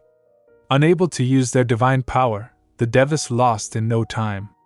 In the midst of the war, Venzak recounted the pivotal moments of the war, revealing the strategic prowess of Camilla, the demon queen. The devastation escalated as the heavenly realm fell, and the Tree of Life, the very source of divine power for the devas, succumbed to flames. The incapacitation of their divine abilities led to the swift defeat of the devas in the conflict that unfolded. In a poignant recollection, Venzak touched upon his own journey, remembering how he was designated as the successor by Darlat, despite his youth, amidst the tumultuous war. The gravity of responsibility thrust upon him added another layer to the complexity of his experiences. "I was designated as Darlat's successor. But before I could receive his teachings, Fabian, the Darlat at the time, died. I was suddenly entrusted with the position of the Heavenly Realm's leader. The Asuras kept swarming in to annihilate the devas, and my companions and family just died helplessly." Venzak's voice quivered as he laid bare the depth of his pain and the profound suffering he endured. The loss of his companions and family in the face of relentless onslaughts weighed heavily on him, the magnitude of the tragedy evident in his recounting.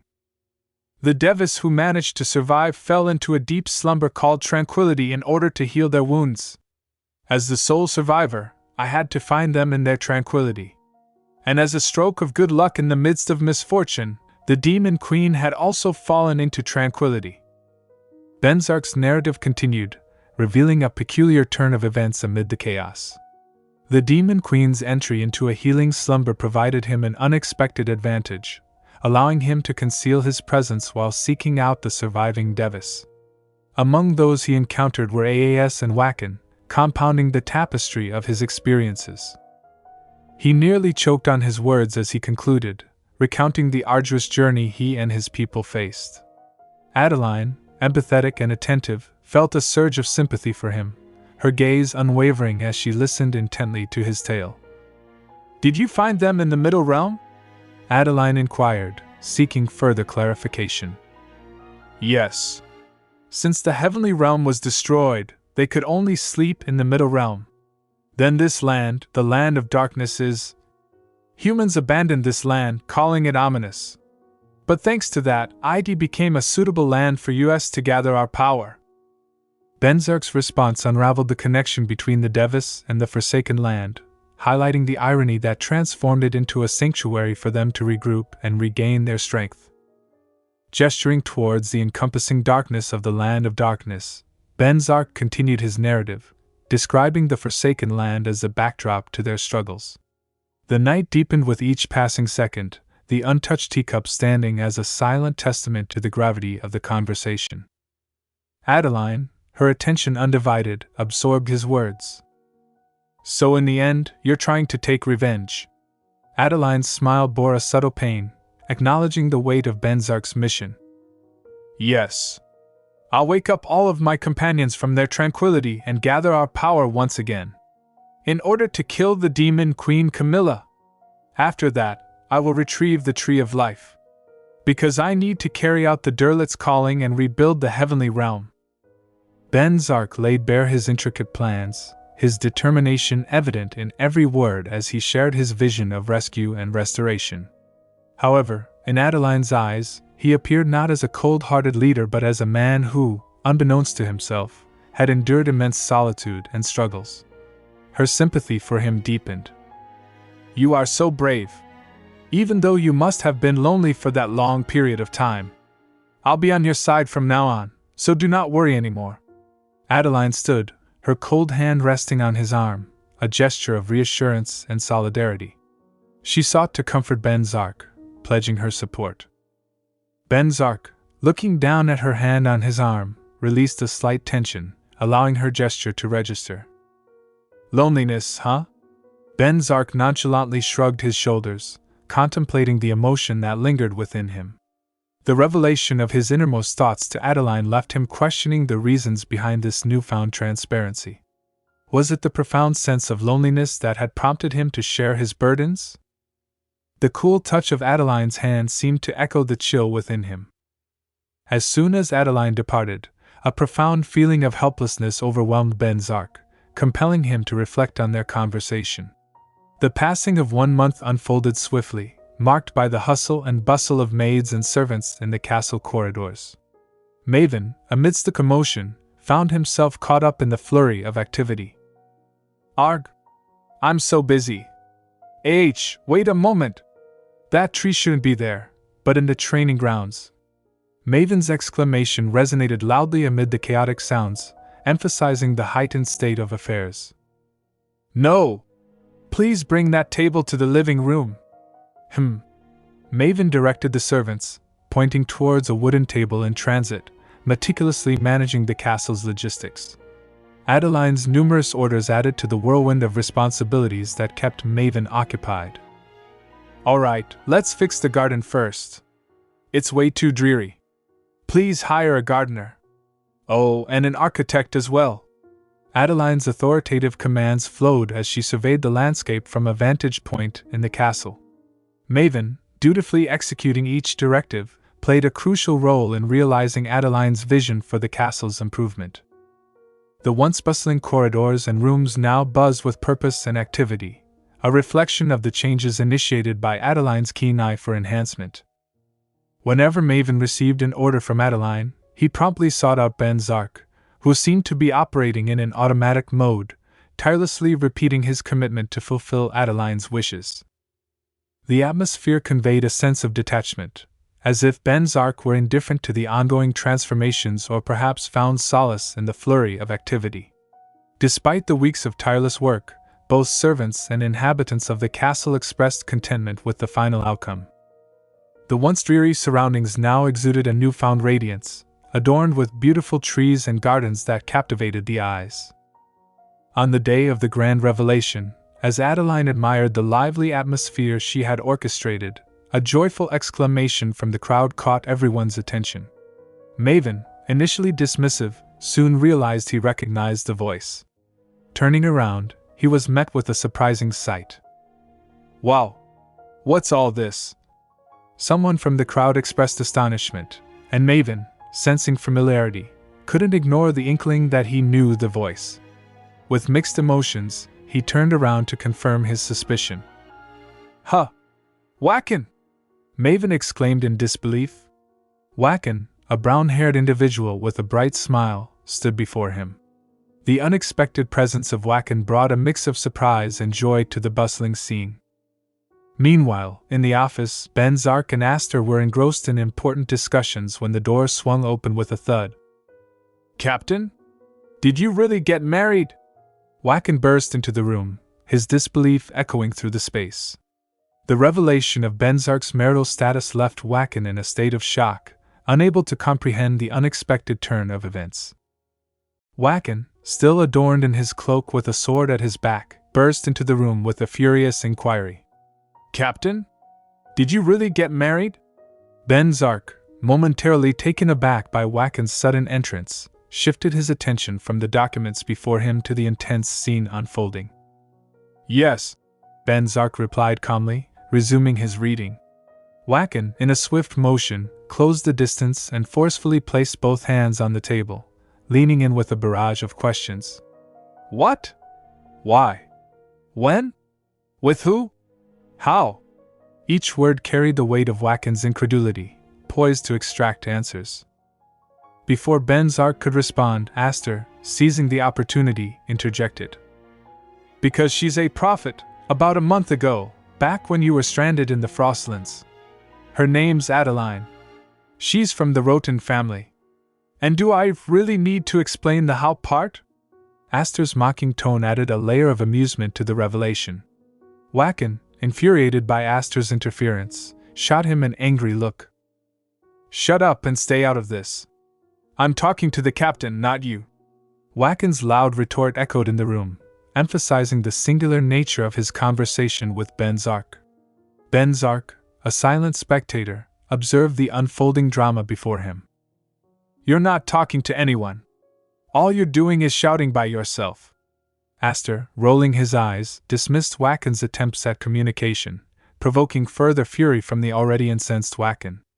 The room simmered with tension as the trio engaged in this unexpected confrontation.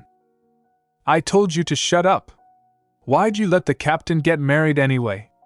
You should have stopped him. Waken's frustration erupted in a vehement shout directed at both Venzak and Aster. The sense of being left out fueled his anger, compounded by the realization that they proceeded with the captain's marriage without his input or consent. What for? I'm the one who told him to get married in the first place. Aster's nonchalant response, accompanied by a casual shrug, only served to further agitate Waken. What the hell? Why you? The limits of Waken's patience were tested as his face turned a fiery red, attempting to restrain his anger and catch his breath.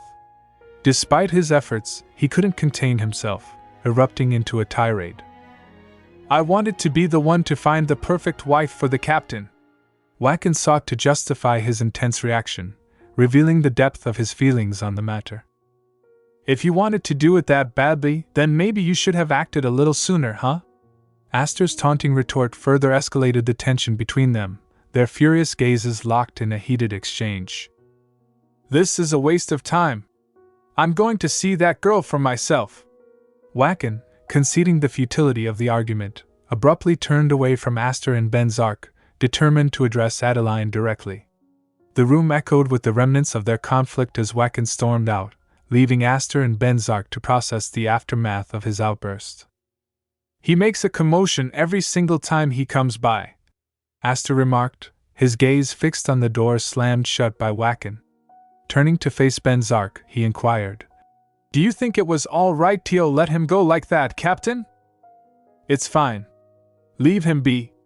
Venzak responded, a hint of amusement evident as he rested his hand under his chin, accompanied by a subtle grin. His demeanor suggested an eagerness to witness Waken's encounter with Adeline. But, Aster hesitated briefly, but upon recognizing the true reason behind Venzak's smile, he smirked. Well, I guess you're right. After all, even you couldn't do anything about her. The shared amusement hinted at the prospect of Waken struggling in the face of Adeline's influence. Exactly. Even if we don't do anything, she'll have Waken wrapped around her finger in no time, Venzak declared, finding a certain enjoyment in the unfolding drama. Despite the light-hearted tone, a subtle undercurrent of concern lingered as Venzak contemplated advising Waken to tread lightly. What the hell was Aster thinking? Meanwhile, Waken, fueled by rage, stormed towards the garden, grappling with the implications of the situation. This is the derelict wife we're talking about, he muttered to himself, expressing discontent at being excluded from such a crucial decision. How could he make such an important decision on his own while I was away in the Frostlands?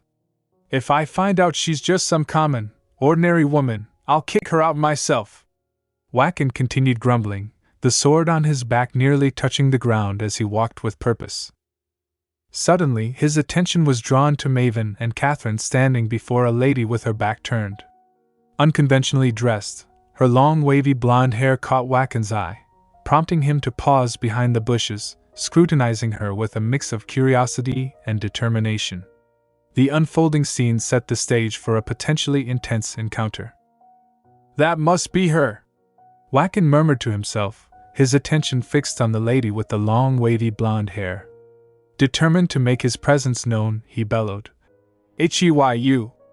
The tone of Waken's voice caught Catherine and Maven off guard, leading them to hesitate as Maven nervously scratched his neck.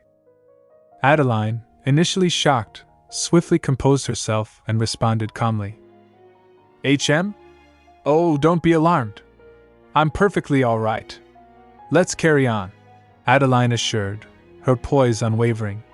Turning her attention to Catherine, she instructed, "Catherine, go fetch me some cool tea," projecting her voice for Waken to hear. "Yes, my lady," Catherine acknowledged before disappearing towards the house.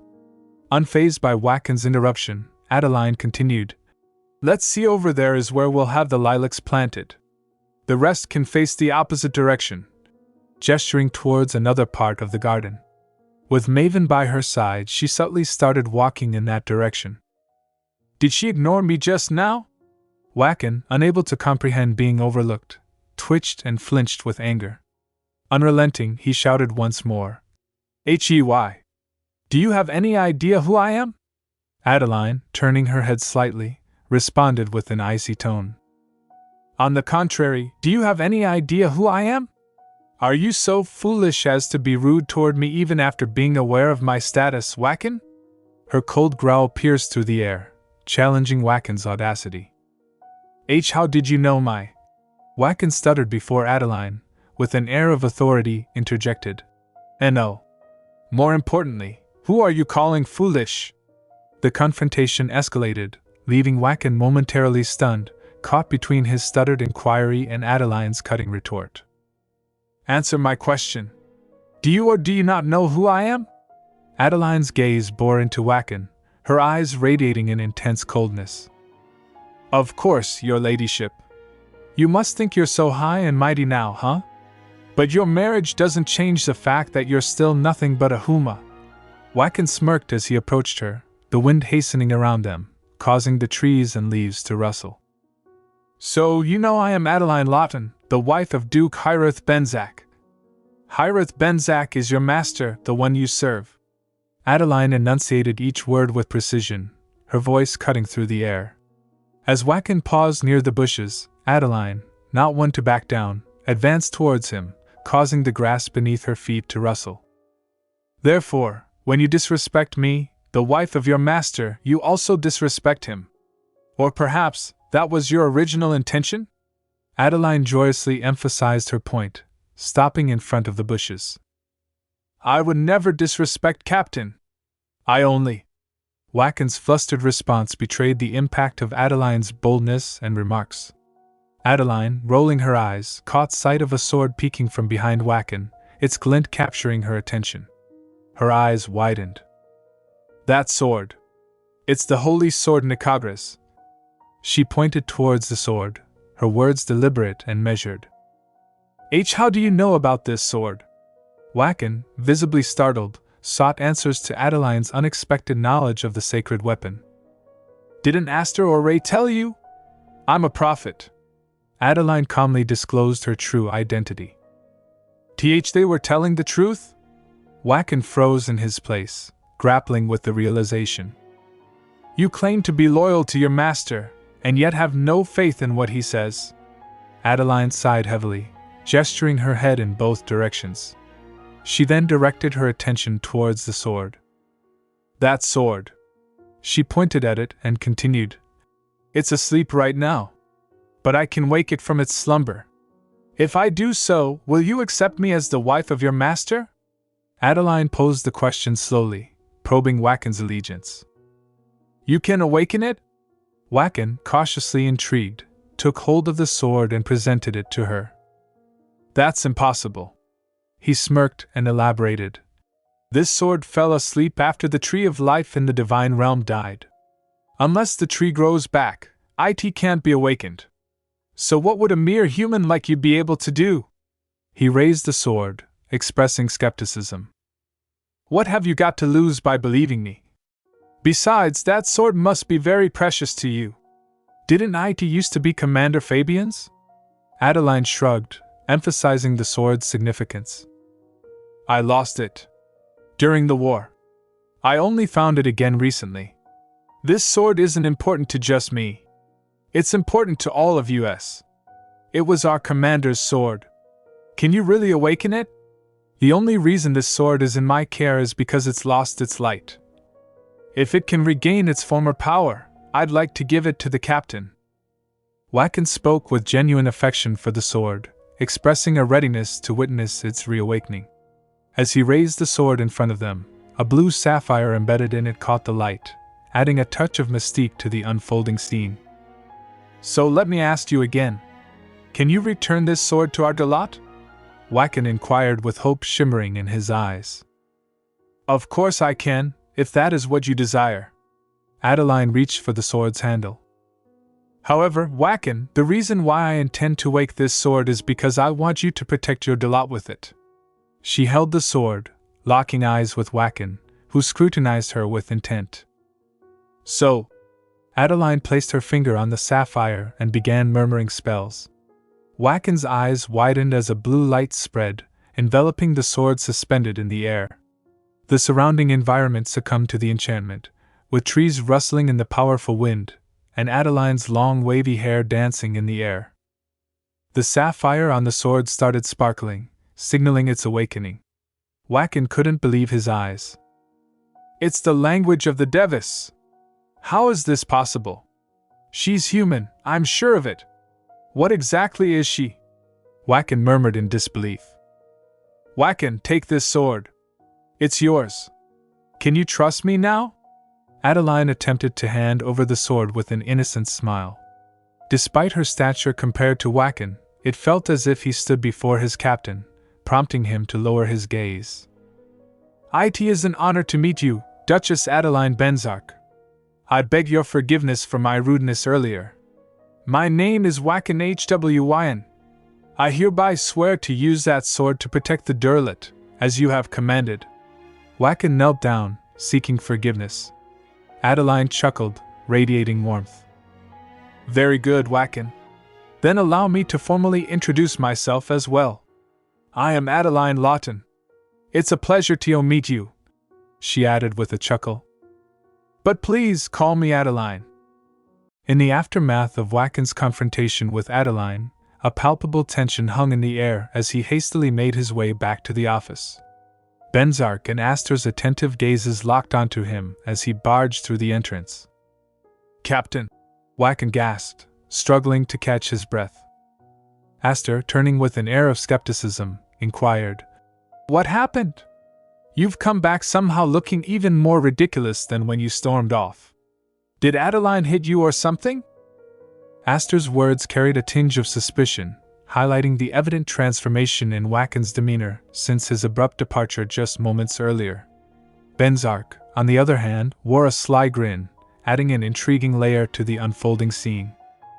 It's possible, Venzak retorted cryptically, leaving Wacken bewildered and at a loss for words. The room was enveloped in an uneasy silence, with Aster's probing gaze and Venzak's enigmatic grin heightening the suspense. Do you think he's really all right, Captain? Aster questioned Venzak, rolling his eyes in exasperation when Wacken remained mute, seemingly stunned by the recent turn of events. Venzak maintained his silence, opting to continue his intense scrutiny of Wacken. Breaking the silence, Wacken suddenly exclaimed, Captain? Look at this! Swiftly, he revealed a concealed sword, raising it triumphantly into the air. The blade emitted a brilliant azure glow, revealing a mesmerizing blue sapphire. Aster and Venzak, now rendered speechless themselves, exchanged incredulous glances. How is this possible? Aster voiced his disbelief, reflecting the shared astonishment in the room. The unfolding mystery of the radiant sword added an unexpected layer to the already tense atmosphere, leaving the trio in anticipation of the revelations yet to come. That sword! It dash! Venzak sprung in place, his words faltering. Yes. The divine sword was still asleep before I went to meet Adeline. But after tapping it a few times, she awakened it. Wacken declared with conviction, his eyes gleaming with an unusual intensity. Adeline did that? Venzak questioned, a mixture of disbelief and introspection evident in his tone. She brought it back to life. My first thought was that maybe our tree of life had grown back. But then I realized that you'd be the first to know if that ever happened. And I thought Aster was lying earlier when he said Adeline was a prophet. But after hearing her speak the language of the Devas, I had no choice but to believe it. Wacken recounted the events, pulling Aster into the conversation with a deliberate motive, knowing it would provoke him. However, the focus remained on the revelation of the awakened divine sword.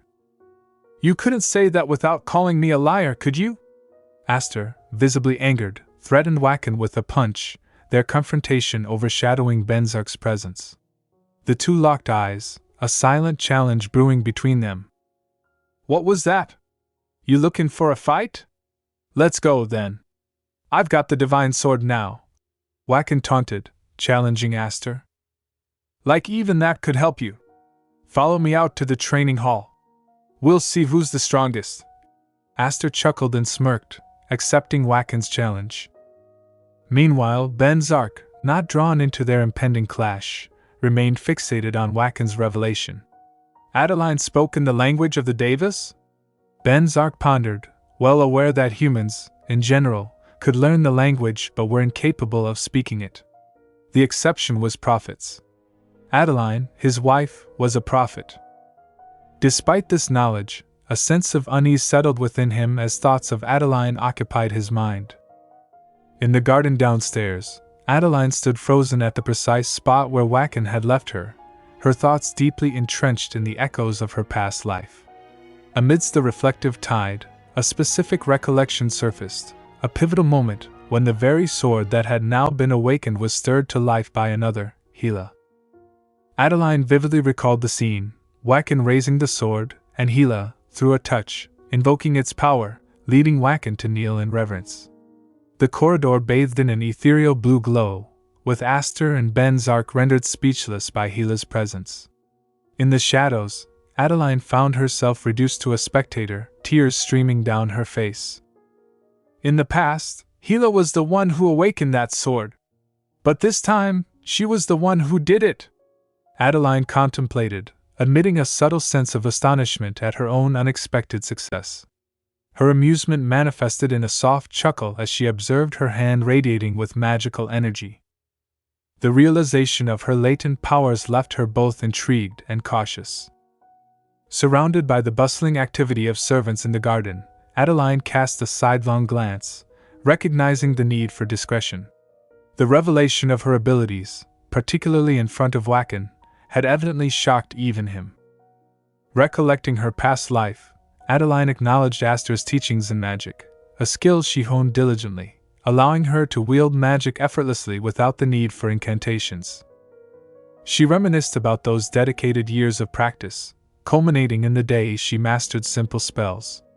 The memory of that achievement spurred her to run through the corridors and, with her newfound powers, successfully halt Duke Venzak in his tracks. As Adeline navigated the delicate balance of concealing her abilities and harnessing them, a newfound sense of responsibility took root, guiding her steps in this intricate dance of past and present. Wait, Your Grace! Adeline held his arm, eager to showcase the magic she had learned for Ray, a skill she had never had the chance to display in his presence. Her desire to demonstrate her capabilities and the extent to which she could contribute to their world prompted her to offer a small exhibition. With a flicker of her practiced magic, a cup of tea materialized on a plate with a spoon. Yet, her excitement quickly dissipated when she unintentionally spilled the contents of the cup. What do you think?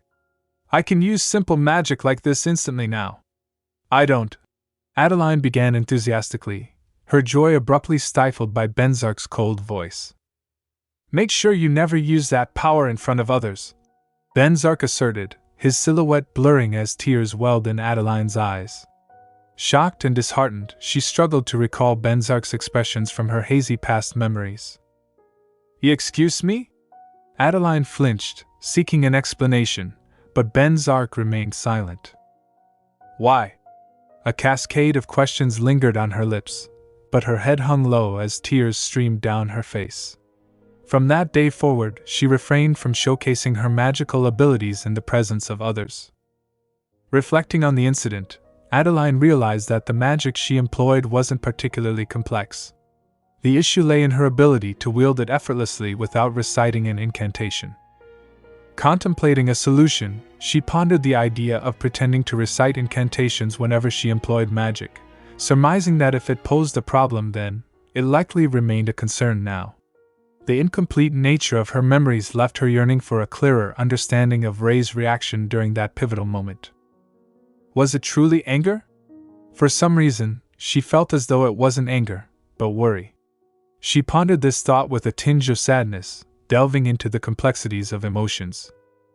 Your Grace, would you like for us to place the tea table over here? Rebecca's loud call abruptly brought her back to reality. Adeline turned towards the bushes where Rebecca and the others stood, having set up the entire tea table. Grateful for the distraction, she walked towards them and took her seat. The manor has gotten livelier with you here, my lady, Rebecca exclaimed cheerfully while wiping off a cup. Everyone's been overjoyed with the change, she added, further emphasizing the positive impact Adeline had made. I'm glad to hear it. Adeline chuckled, appreciating the warmth in Rebecca's words and the compliment. Is it true that they're building a training hall over there?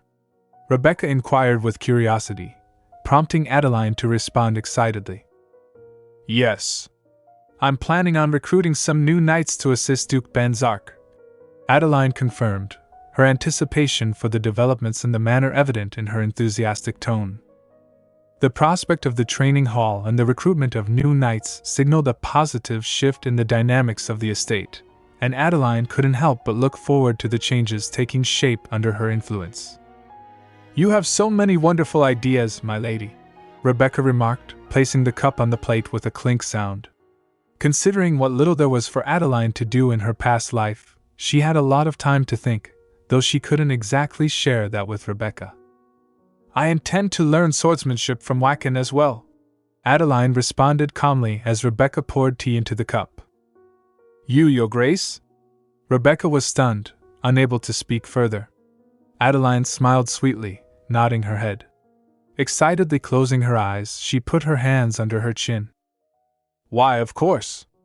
I've always dreamt of wielding a powerful sword and becoming the greatest knight in the world.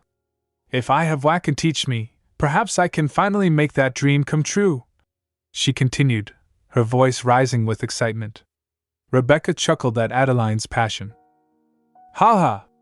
I didn't know you had such a playful side, my lady. Rebecca thought it was a jest, but Adeline was serious. She needed to learn swordsmanship to better conceal her ability to use magic instantly. Adeline sipped tea peacefully, contemplating the necessity of finding a powerful sword that wouldn't arouse suspicion. A memory flashed of Venzak holding a sword, shielding her on a snowy day. She resolved not to hide behind his back again. Though I do mean it when I say I want to become strong. I want to be so powerful that I'll never be swayed by anyone, Adeline declared passionately.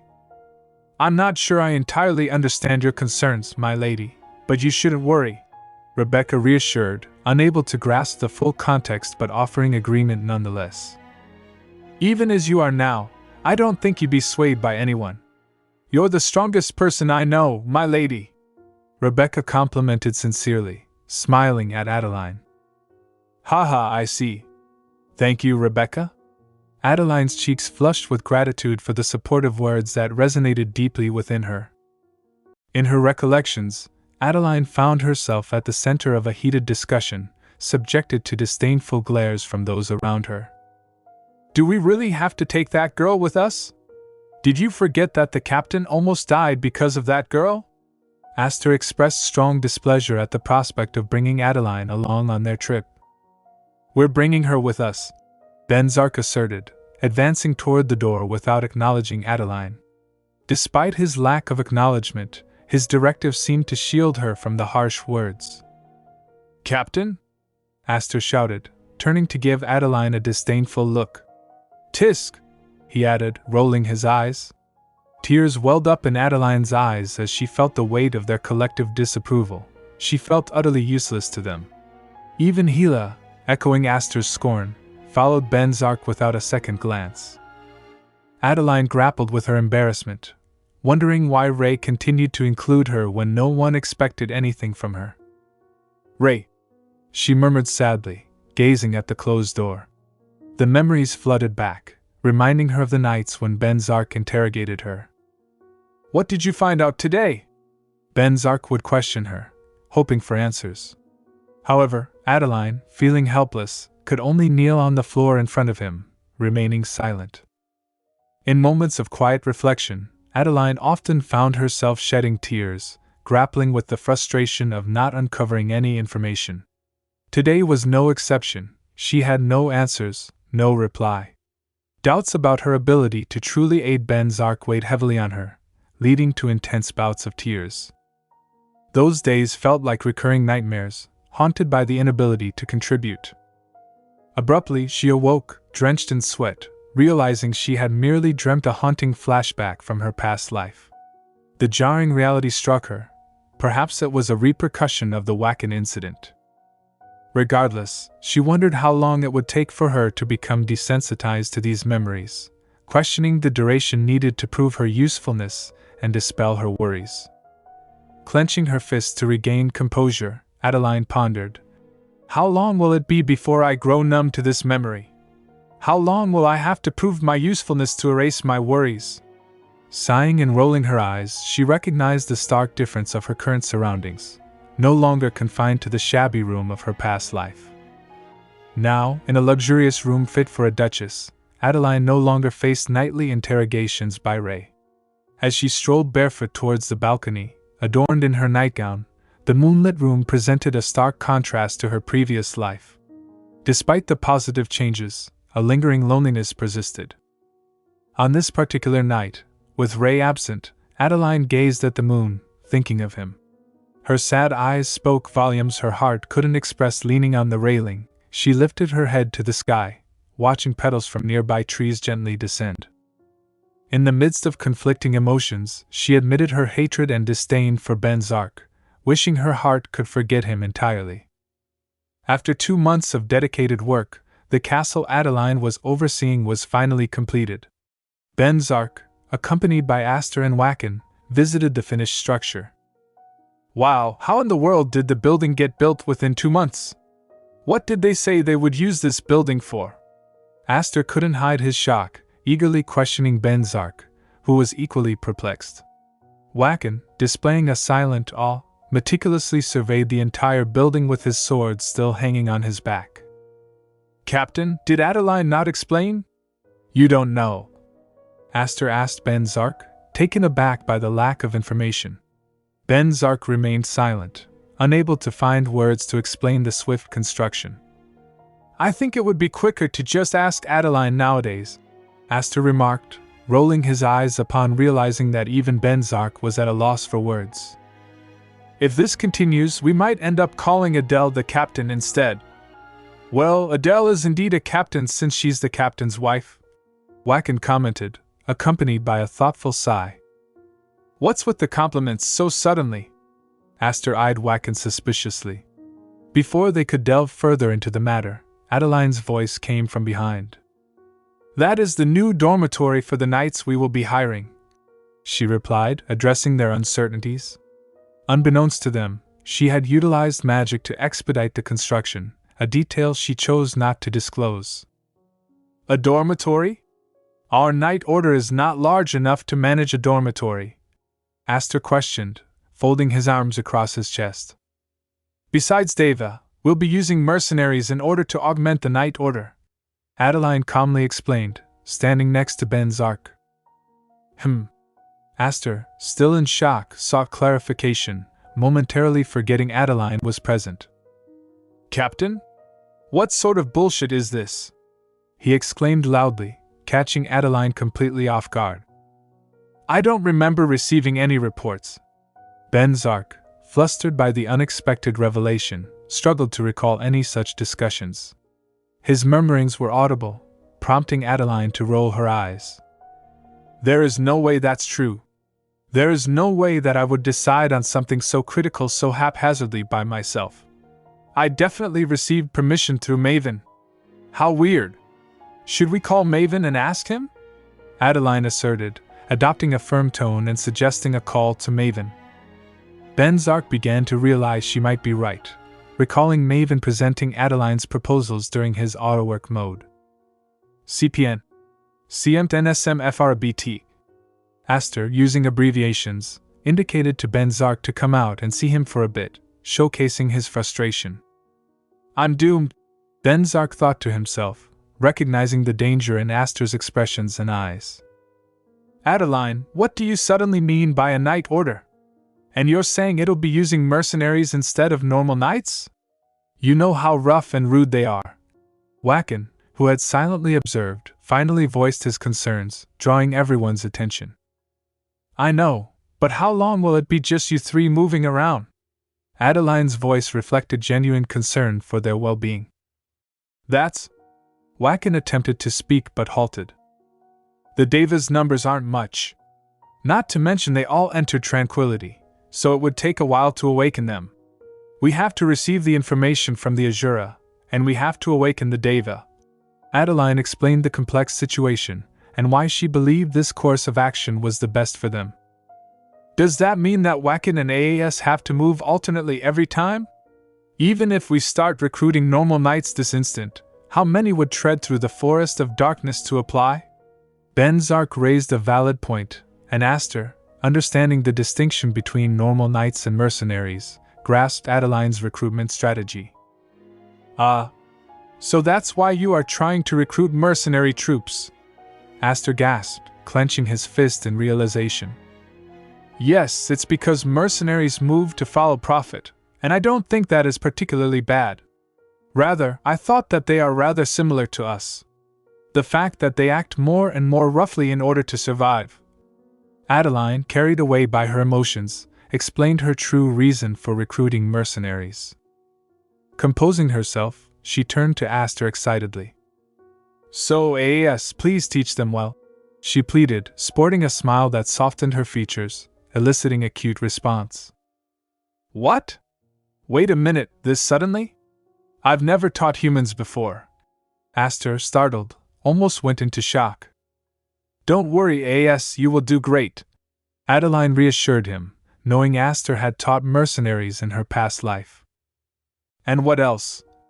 She mused, turning toward Wacken and Venzak, who stared at her with bright eyes, silently questioning what about us. Her response was unexpected laughter. Sorry! I didn't mean to laugh, but you both look so much like puppies that I couldn't help it. Adeline tried to cover her smile, responding seriously, though her smile peeked through her lips and eyes. Aster and Wacken went into complete shock, realizing their captain's wife referred to the captain as a puppy. Even the Demon King in tranquility would jump at those words. Huhu! I have something else I want to entrust to Wacken. She looked towards Wacken, still laughing with tears. I have something separate that I want to discuss with Ray as well. Luckily, everyone is gathered here. She turned towards Venzak and said softly, creating an air of anticipation. She knew they might think she was crazy, but it had to be said today. Clearing her throat, she spoke in a firm tone. I will make a path through the forest of darkness, she declared. Adeline? No matter what the forest of darkness is. Wacken attempted to interject. It's not like I don't know the significance dash. She began to explain, but Venzak cut her off abruptly, displaying an unprecedented anger. No, he said coldly, his voice filled with anger. As expected, he responded this way. Do you think I would suggest making a path without giving it any thought? She spoke carefully. Even still, you can't.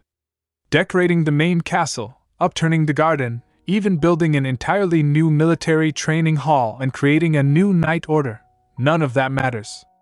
But even if it's you, I can't allow you to do this. He grinded his teeth, leaving her uncertain if he was angry or worried. Even if it was her. He was talking about her in that manner because she was a prophet. Did you forget, Ray? I am a prophet. Do you think I wouldn't know that the forests of this land consist of heavenly realm plants? She threw her last card. You're planning something so ridiculous even though you already know? He shouted in a louder voice. And how would you know whether it is ridiculous or not before listening to what I have to say? Adeline was worked up, frustrated that Venzak was passing judgment before hearing her out. So what I mean is, Venzak attempted to speak, gauging her expressions. Ray, I will never do anything that is of detriment to you or the Devis. Do you know why? Adeline softened her voice, causing Venzak to flinch. My objective is, within 10 years, to grant all of you your desires. I wish to spend the rest of my life on this land, comfortable and well-fed, she calmly stated, leaving everyone speechless. Within 10 years? Aster questioned, thinking he misheard. They had assumed everything would take at least 200 years, but here she was confidently declaring otherwise. If it is me, it's possible, she proudly affirmed, then turned toward Wacken. Therefore, Wacken. Yes, he eagerly responded. Please teach me swordplay from now on, Wacken. It seems I need to protect my doubtful husband myself, she cheerfully declared, glancing at Venzak. His face turned red with a mix of anger and embarrassment. Wacken and Aster exchanged glances behind Venzak, both thinking, the captain will receive protection from Adeline. I'll slaughter you if you laugh. Venzak grinded his teeth, warning them, but it was too late. Wacken and Aster burst into laughter, thoroughly amused. Venzak stood there silently, watching them make fun of him. Now I think we're all done with the laughing, so will you try listening? I'll tell you why I want to make a path through the forest of darkness and how, within 10 years, I will put an end to this war. She requested their attention, binding her hands behind her back and smiling as she spoke. First, I will go to Mavain Island. Adeline began to share her idea, gesturing with one hand on her back and pointing with the other. The sudden shift puzzled everyone. Adeline, we were just talking about the Forest of Darkness. How did we suddenly get to Mavain Island? Aster asked impatiently, wearing a confused expression. Will you be going personally? That place is so far that teleporting won't reach, and it would take over a week to get there, even by boat. Wacken interjected, raising a valid concern. They bombarded her with questions without letting her explain, while Venzak silently observed. You are right. I will be going in person, and I am even planning on visiting Mokran City, she replied with a smile. Adeline, that place is... Aster hesitated, warning her cautiously. A vicious city full of awful criminals? She cut him off, answering with a smile. It was more of a question-type response, catching them off guard with her candid opinion. People don't usually make rebuttals with words. Broadly speaking, I have 3 reasons. I said I would be making a path through the Forest of Darkness, right? She began elaborating, and now all of them concentrated on listening to her. I'm not saying that I will just be making a path. I know the value that the Devis give this forest. The bizarre plants that fill the Forest of Darkness are actually all plants from the heavenly realm. The plants that originally only grew in the heavenly realm happened to take root in the middle realms, and that was why they were distorted so bizarrely. But the inherent power of the plants did not completely vanish, so it acts to protect the Venzak ducal family. If a normal human stepped into this forest, on the other hand, they would be overwhelmed by the plant's energy and die or go insane. We may not be able to block the manifestations of the Asura, but since we can block the avatars of the Asura who borrowed the bodies of humans. She clearly understood very well what they were worried about. Adeline explained everything she had planned for them and the Forest of Darkness. Before the heavenly demonic war erupted, the Devis, who received an ominous prophecy, spread the seeds of the heavenly realm onto this land. This was so that, on the off chance that the lands of the heavenly realm were lost, the remaining devas could nurture their power here. I have no plans of opening such an important land so easily. However, I will be making it so that the path will open and close whenever we want it to, and using that, we need to thin out the people who wish to revive the Demon King. I'm planning on holding a flashy party. Has it been about 100 years since you, Aas and Wacken, woke up and reclaimed the Herace name? At the end, she looked towards Venzak, directly addressing him with this question. Yes, it has. Venzak nodded his head. Then doesn't that mean that, right about now, they'll be carefully watching us with the hungry eyes of a tiger, looking for an opportunity to infiltrate these lands? If it's me, I can tell if the person who enters is an avatar of the Azura or not. I can guarantee it. The time when your people will be able to return to their land is not far off. My reasoning for going to Mavain Island is connected to this as well. Even if I understand the theoretical part of it, I need to obtain the materials necessary for making the path. Adeline spoke in a firm tone without any fear, displaying a passion that transformed her into a different person. Must you really go? If it is materials, there should be plenty here. Venzak tried to stop her, fully aware she wouldn't easily change her mind. If all of the materials could be found here, I would also want to stay here, she replied with a fake smile, injecting a hint of emotion into her voice. She then shifted her attention towards Aster. But, Aas, the food here is awful, right? She chuckled and asked cutely. Aster, caught off guard, blurted out a hesitant, yes. No. So what I meant was, Aster tried to explain with embarrassment upon seeing Venzak's cold eyes piercing through him. It's all right. I can already tell from your expressions. It's difficult to hire a chef in a place like this, so I plan to find one while also fulfilling my own plans. There is a special chef that I wish to introduce to all of you, and he lives there, she said with a bright smile, reminiscing about someone she hadn't met in a long time. It was necessary for her to go there and bring him here. Then she continued, not to mention, oh my! She exclaimed as if she suddenly remembered something. The mercenary troop I wish to recruit just so happens to have a clipper necessary to go to Mavain Island. What should I do? Adeline innocently inquired, focusing especially on Venzak. Aster raised his hand to get her attention. Adeline, do you really have to go that far? He seemed genuinely worried. Of course. I've been explaining it to you, but is anything lacking? She shrugged her shoulders. It's about the famous mercenary troop in Mokran City. You can always borrow a ship from somewhere else. They will be extremely vicious people. I don't think any of them are normal. Aster tried to warn her, hoping she might reconsider. However, she smiled and replied confidently. They have to be at that level in order to even dare come into the land of darkness. She blinked her eyes softly and smiled. Judging by their reactions, they'd faint if she told them that she was planning to awaken a sleeping siren. Adeline thought of this but kept quiet, unable to share the full extent of her plans. I also have a reason for wanting to ride that clipper. Instead, she stated firmly. Adeline, it will be difficult for me to answer right away, but you have to think that, once you leave these lands, everyone is an enemy. You are an important person to us, Adele. Aster expressed his concerns as a great friend. That is really nice to hear, but I also have a lot that I entrust to you. Just as I am important as the prophet, all of you are necessary to me, and so I wish to do my best, she replied in a low, firm tone, looking at them as if she was trying to assure them that she could manage it all. She looked directly at Venzak, conveying that it would be best if she left it at that for now. This was a relationship of mutual benefits, and she wanted to tell him not to make that sort of expression. She thought he'd turn his back on her again if she became useless to him. This was their relationship. She didn't even hope that they would like her.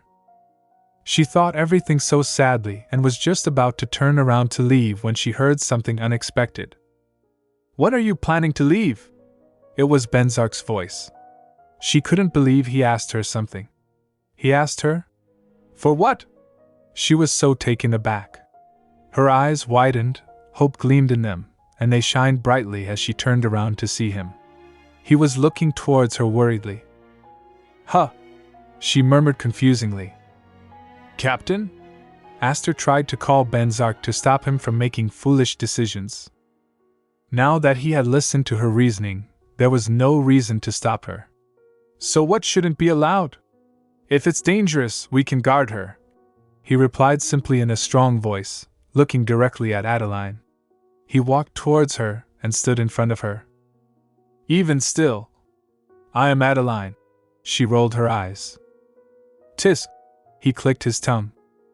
Yes, Adeline, he murmured, looking into her deep purple eyes with concerns. Please do not click your tongue. She rolled her eyes with carelessness. I understand, Adele, honey. He cleared his throat, finding it difficult to address her affectionately. He blushed hard. I will go with you and listen to everything you want, so don't worry. He tried to calm her down. What? Her eyes widened with surprise. She couldn't say a word anymore. This woman, why was she responding like that when he was saying he will do everything she wants? Why are you reacting, Dash? He asked angrily. Sorry. I never thought that you would tell me that, honey. She apologized as she realized her obsession and tried to respond to him with the endearment. It was difficult for her as well, but she somehow managed to say so. Their eyes met, both blushing so hard that their cheeks were bright red. Aster and Wacken peeked towards each other with a side eye and smiled. Thank you? She looked directly into his eyes and said shyly. Don't be thankful for every little thing. He abruptly turned around to lessen his embarrassment, and continued as he walked away. You are the wife of the Duke. You can do whatever you wish, and that is a matter of law. He went inside the house. Wacken and Aster followed him, and she just stood there, looking at his broad back from far away. Can things be slightly different? Was she allowed to expect a tiny bit from him? She thought hopefully, hope shining in her eyes. In the night, it was a house with simple architecture, looking like a residence for middle-class people. Beside the door was a fire pot hanging. Inside the house, a girl with rough clothes and appearance, clothes covered in dirt, and orange-colored hair was bent down over a pot, peering inside. Why? For what reason? Why is it that I cannot see the future of those people? Since when did this change occur? I have to be able to see their futures. She couldn't see the future of Duke Venzak, Aster, or Wacken anymore. She couldn't understand what went wrong and where. She was thinking thoughtfully. She definitely saw it before. They were taking her through the forest of darkness. She was in between Aster and Wacken, and Venzak was leading the way. She tried everything, but nothing worked. She looked inside the huge pot filled with animal blood. The chicken blood doesn't work, and the sheep and goat blood didn't work either. I even tried pig blood. Forget the future, even clairvoyance isn't working. I can see everyone else's futures, but why can't I see theirs? This is a huge problem. At this rate, he will classify me as a useless human. She murmured, trying to figure out what went wrong and where. Venzak sat contemplatively in his office, his hand supporting his chin as he delved into profound thoughts, replaying recent events in his mind. Adeline's impassioned outburst echoed. How can you call it insane when you've yet to hear me out? Recollections of Adeline's commitment to realizing his dreams within a decade and embracing a life of opulence lingered in Venzak's mind.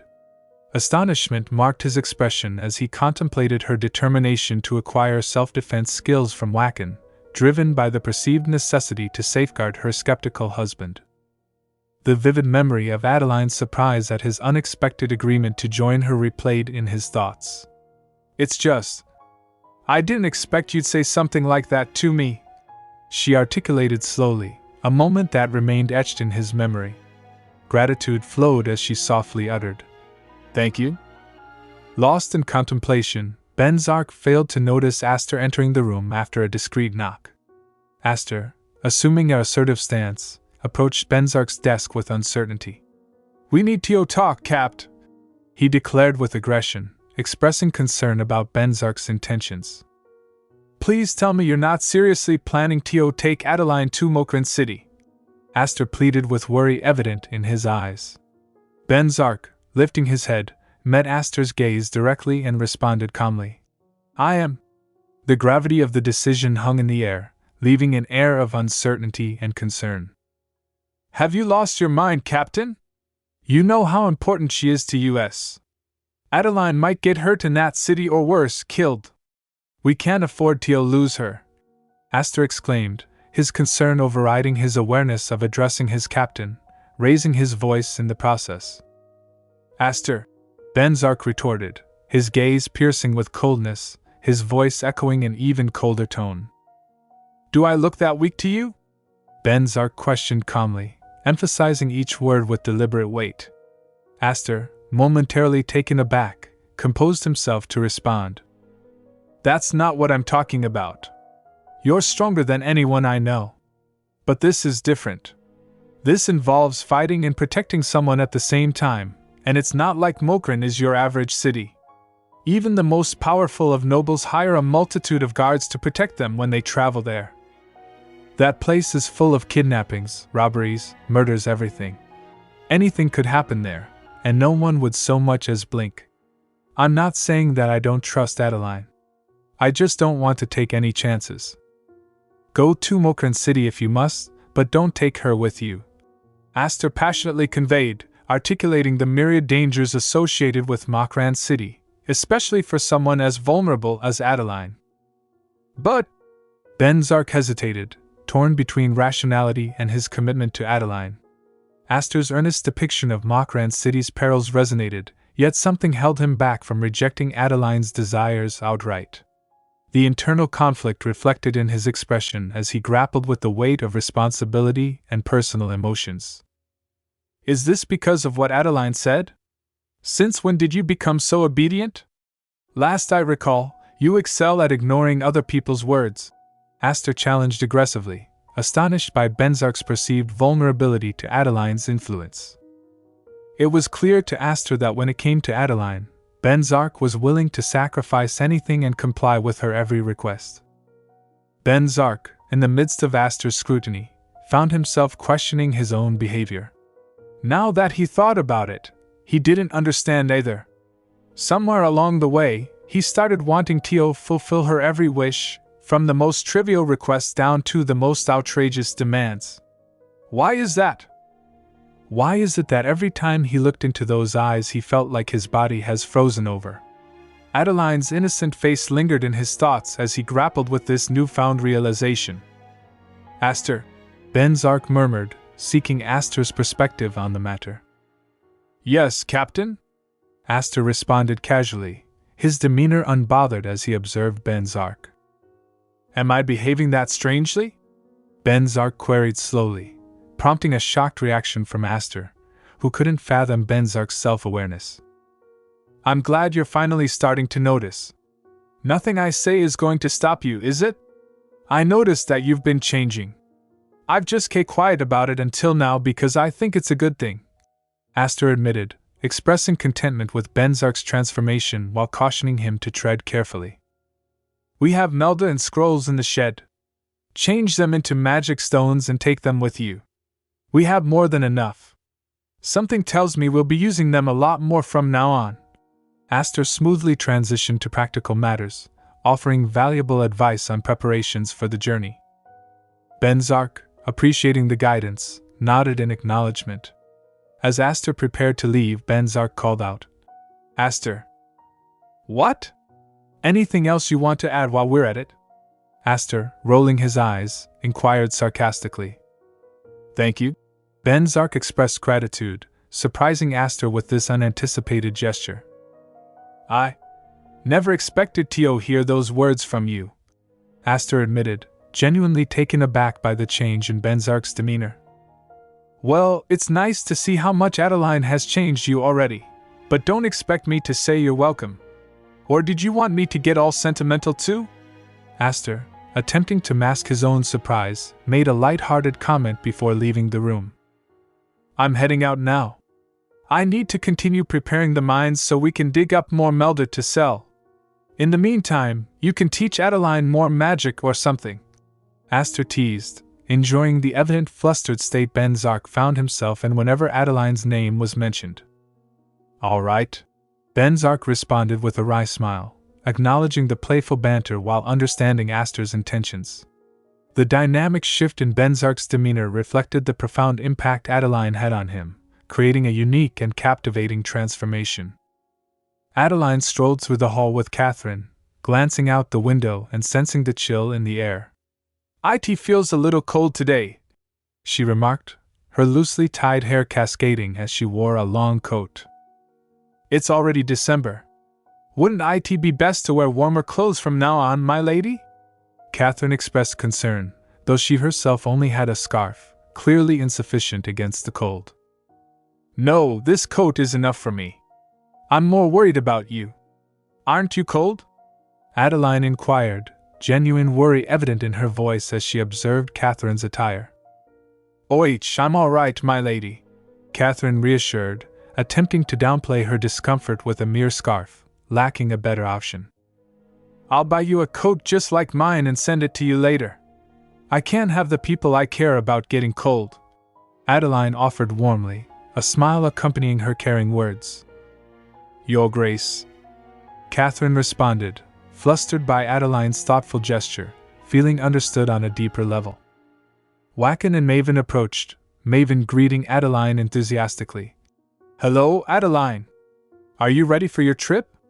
Wacken followed behind, appearing less enthusiastic and more compelled. Realizing Adeline's attention on him, Maven explained. I called Wacken here to help carry your luggage. I'm afraid I'm too frail and delicate to carry anything too heavy," chuckling at his own admission. "Delicate? More like weak. Try exercising more," Wacken retorted, his eyes rolling aggressively as he taunted Maven.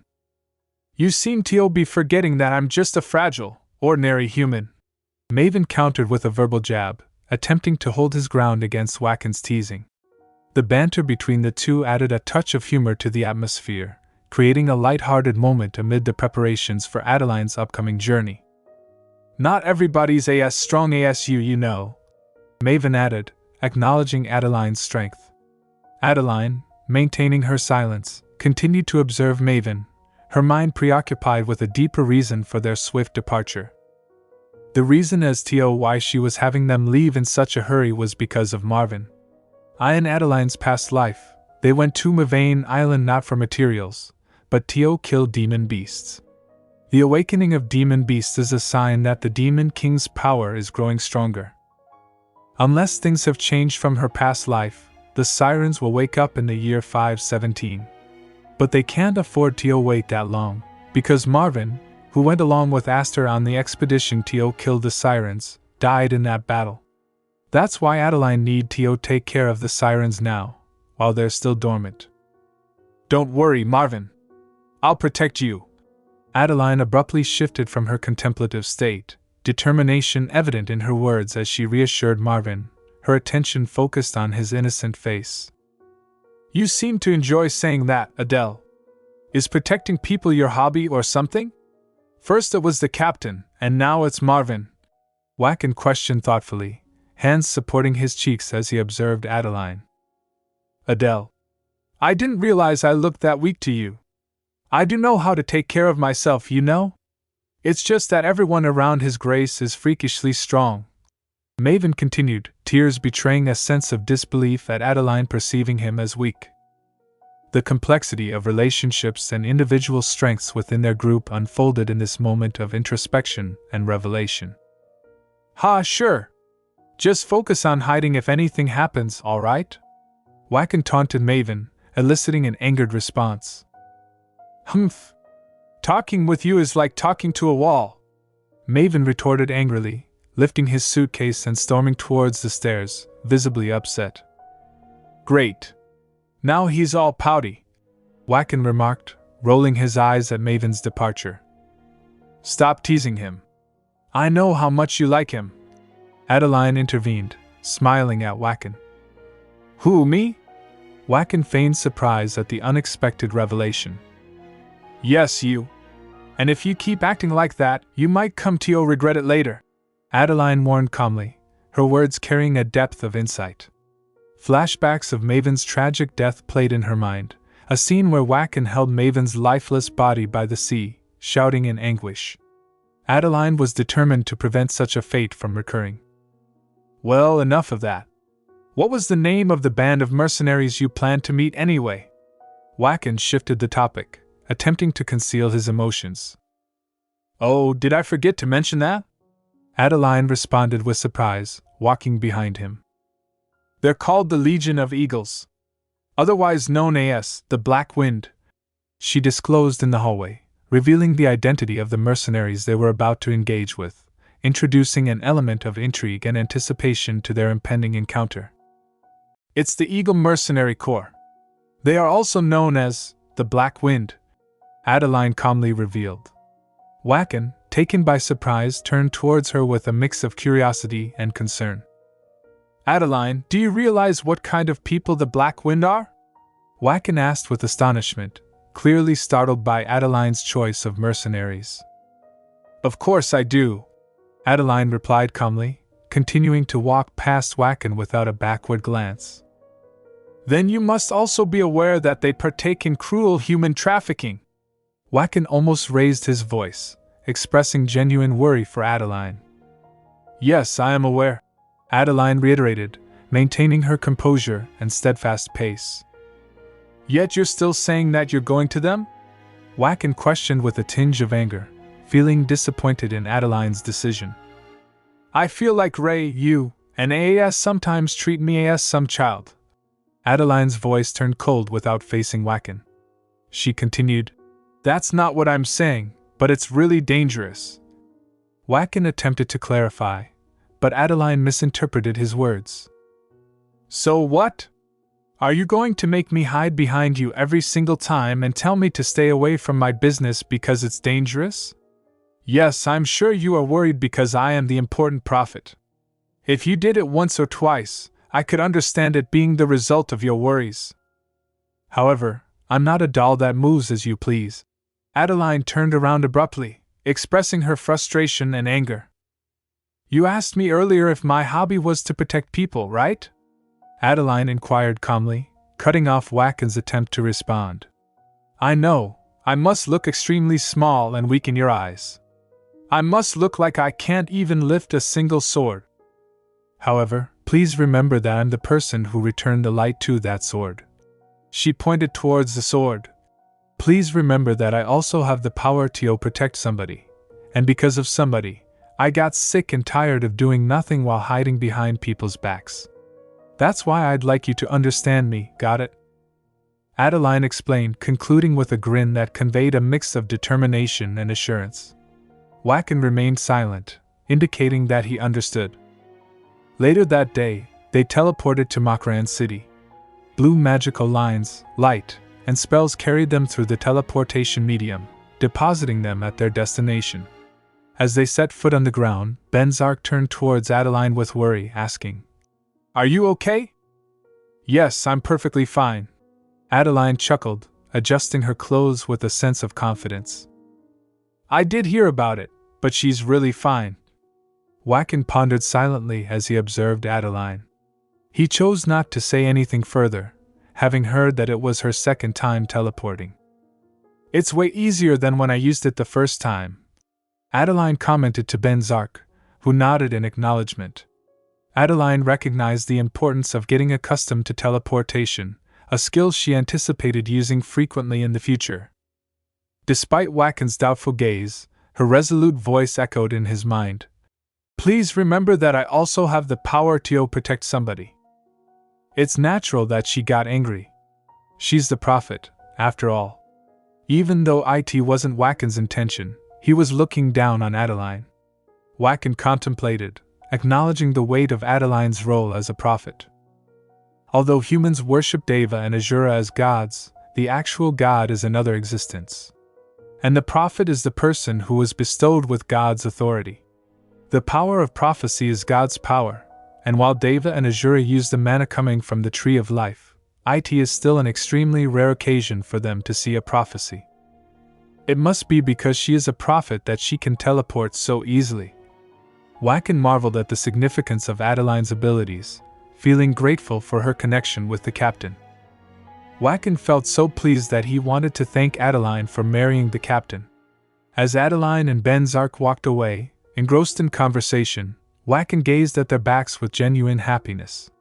They truly made a great couple, a fact that brought a sense of joy to Wacken. Meanwhile, Adeline continued to walk ahead, and Venzak followed behind, fixated on her. Venzak was looking at her back, now certain that he was not currently in his sane mind. Conversations with AAS had only confirmed that he had become a fool when it comes to matters related to her. No, he might always have been an idiot to begin with, which explained why he kept thinking that Adele is beautiful, even at this moment. Adeline's hair fluttered in the air, adding to her allure. What a pathetic guy. Can I still call myself Derlit? Venzak mumbled, attempting to pull his mind from these thoughts. Suddenly, due to a strong wind, Adeline's hair ribbon came undone and flew towards Venzak. In the midst of his contemplations, he instinctively snatched it. Meanwhile, Wacken looked at Adeline with great admiration, appreciating having such a cool duchess. Adeline, noticing their reactions, turned around, feeling flustered, finding both of them looking at her like fools. She was not sure what's going on with those two, but due to teleportation, she felt like throwing up after all. The sensation of teleportation left her queasy, and as she reached Venzak, she retrieved her ribbon from his hands. They exchanged confused looks, both struggling to comprehend their own feelings. The misunderstandings between Venzak and Adeline seemed to be deepening, adding a layer of complexity to their relationship. Despite the confusion, the three of them continued walking through the silent forest, with the wind gently blowing and leaves rustling along with their footsteps. By the way, orcs apparently appear around here. I heard they often attack people since monsters used to live in this forest. Certainly they are a lot more vigilant than the other cities. Right, so... Wacken expressed his concern, hesitating as he didn't want to incur Adeline's disapproval again after she had made it clear that she could take care of herself. Adeline smiled at Wacken, fully understanding his thoughts. She appreciated the concern and contemplated whether she should at least pretend to listen to him, even if she wouldn't follow his advice. Of course, haha, you were going to tell me to hide behind Wacken or Ray if it gets dangerous, right? Thank you for worrying about me, Wacken, she said politely to cheer him up. Venzak, seemingly absorbed in walking, was actively listening to their conversation. Adeline's words made him ponder if she likes it when others worry about her. Venzak, immersed in his own thoughts, became serious. He decided that next time he'll be the first one to worry about her, acknowledging the evolving dynamics and realizing the importance of his own role in Adeline's life. We arrived while we were chatting. We've arrived, Adeline. It's Mokran City. Wacken shielded his eyes from the sunlight, attempting to get a good view, and signaled their arrival. As they entered the city, a vibrant hustle and bustle surrounded them, with people chattering in the lively bazaar. Come to the Manhwa Inn. There's an excellent bath. You can stay for a cheap price. Our comfortable beds are peerless, a man enthusiastically touted. Come and have a meal. Mokran City's specialty soup is free. Another man joined in, trying to attract attention. They are touting a lot, Adeline exclaimed excitedly, catching the lively atmosphere. Venzak turned towards her. There are lots of mercenaries and tourists since it's that kind of city. Venzak attempted to sound cautionary. I see. I can't understand why you didn't want to allow me to come here when there are this many tourists. Adeline rolled her eyes, playfully challenging Venzak. I agreed, he replied with a hint of jealousy, wondering why she never spoke to him politely. I'm thankful for that. Adeline shrugged her shoulders, her casual response eliciting a groan from Venzak. The situation reminded her of the past, prompting her to consider asking him more questions and continuing the conversation, even though she already knew their answers. I understand why there are lots of mercenaries, but it's rather unexpected that there are so many tourists. Adeline inquired, feigning surprise. It's because there's not many taxes here, and expensive items get traded for cheap prices. There are lots of arenas and gambling houses, so many people come to visit to experience them. Venzak calmly explained, walking through the city with her. Adeline looked at him with affection, realizing that she used to think he felt annoyed about explaining stuff to her, but now he seemed to be enjoying it. That's why people who are looking for cheap items. He continued explaining, but Adeline was lost deep in her own thoughts, acknowledging her previous misunderstandings. I see, she murmured while looking at him, reconsidering her assumptions. Suddenly, pages fell in the air, and a guy shouted for people's attention. The strongest gladiator! The great thief of hell is participating! Venzak raised his hand and caught the fluttering paper. He read out the content, while Adeline looked at him silently. So there was another reason why the street was so noisy. Indeed. Mokran at this time of the year is always noisy with this. It's the first time Adele has seen this, right? Wacken, holding a paper as well, inquired Adeline about the gladiator contest. Adeline raised her hand and held the paper too, reading it out. It looks like they were holding Mokran's specialty, the gladiator contest. The Great Thief of Hell.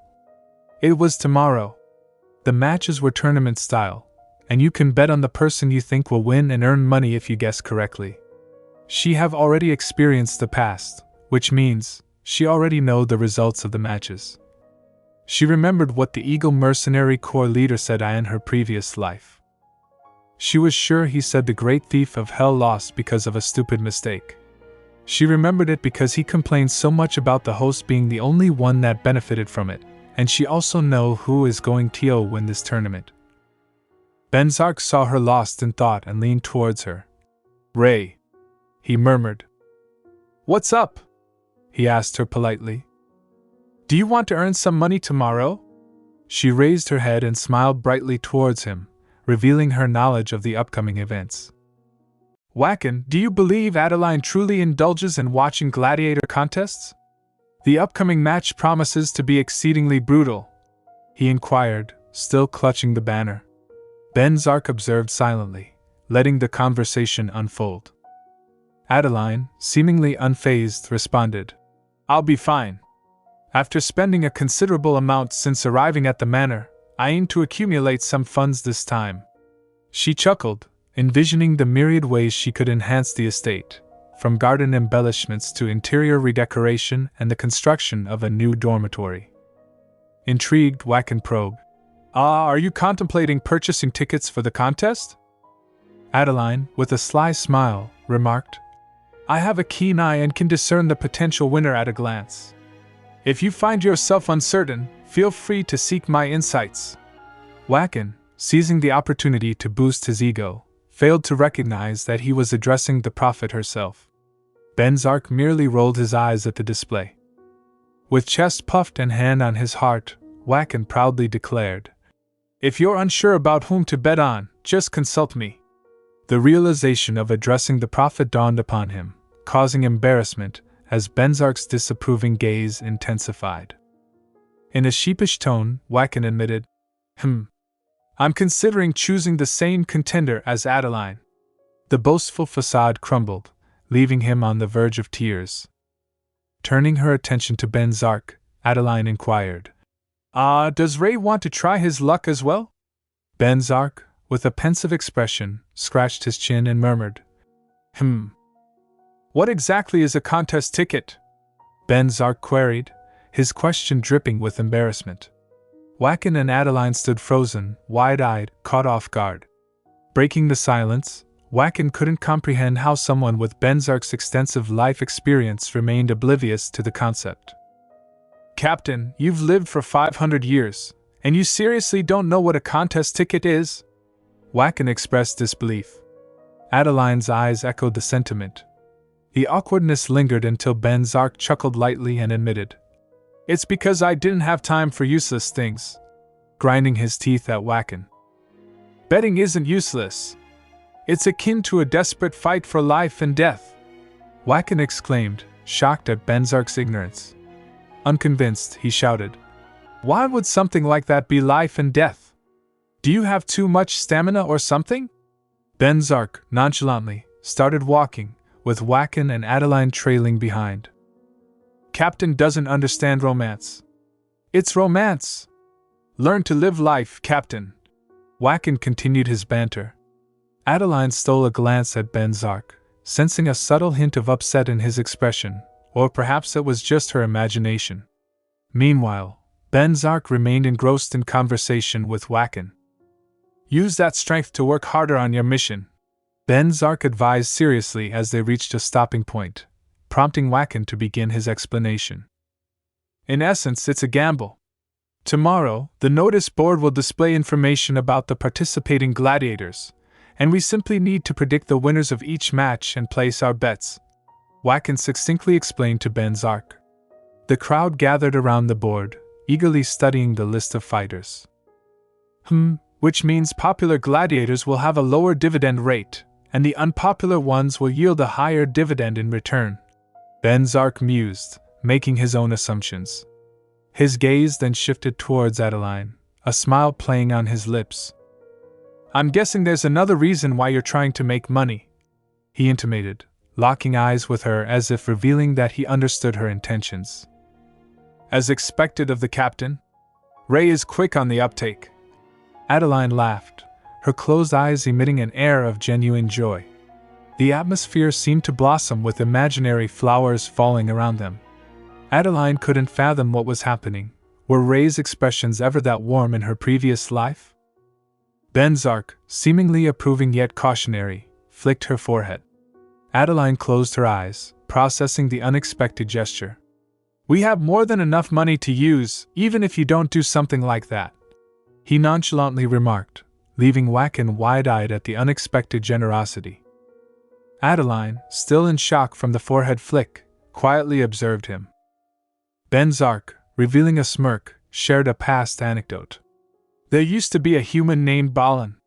He liked gambling, and I picked him up and raised him because he ruined himself and his family. Yet he kept spending money on gambling whenever he had the chance. If you still insist on gambling, I'll have to work harder so that you won't ever starve to death," he taunted, continuing to walk away, the smirk evident even with his turned-around gaze. "Oh? I'm sorry, but that's never happening to me," Adeline proudly declared. Benzak observed her, while Wacken directed his gaze towards him. It was highly unusual for the captain to initiate discussions about the past, a departure from his usual reticence when questioned by Wacken and Aster. Wacken looked at his captain with admiration, sensing a different side of him. "You are forbidden from treating me as a child," Adeline frowned, asserting her independence. Okay, Benzak laughed, acknowledging her protest. Wacken wondered if the captain felt inclined to discuss various matters whenever he was around Adeline. This new facet of the captain was intriguing, and Wacken grinned with joy, elated by the sight. Benzak, however, shot a look at Wacken, silently conveying discomfort with those scrutinizing eyes. "Let's go to the inn for now. I really worked hard to reserve that room," Wacken declared, taking charge of their plans. "Ah, thank you. You've already reserved a room." Adeline expressed her gratitude. "Of course. I'm fine with whatever, but I can't let Adeline sleep in a random place. Besides, the captain would have my head if I did this." Wacken chuckled mischievously, stealing a glance at Benzak. "Haha, I see. So where are we heading then?" Adeline inquired excitedly, unaware of what was about to unfold. Wacken maintained a grin, leaving Adeline in suspense. They stepped into a grand and opulent inn, greeted by the manager, a man in his early 30s, who hurriedly approached them, brimming with excitement to welcome such esteemed guests. "Oh wow, our dear guests! I heard you reserved one royal suite room and one deluxe room, right?" he exclaimed with genuine hospitality. Adeline, thrilled by the prospect of staying at the Manhwa Inn and in the royal suite, couldn't help but marvel at the opulence surrounding her.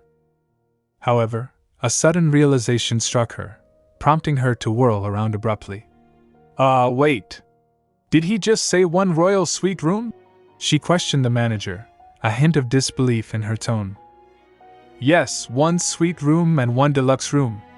Our royal suite room has a huge bath inside to allow for a comfortable rest. The manager began explaining in detail, veering into unnecessary boasting. Adeline, uninterested in hearing more about the inn's features, interrupted him, not having expected him to go on a promotional tangent.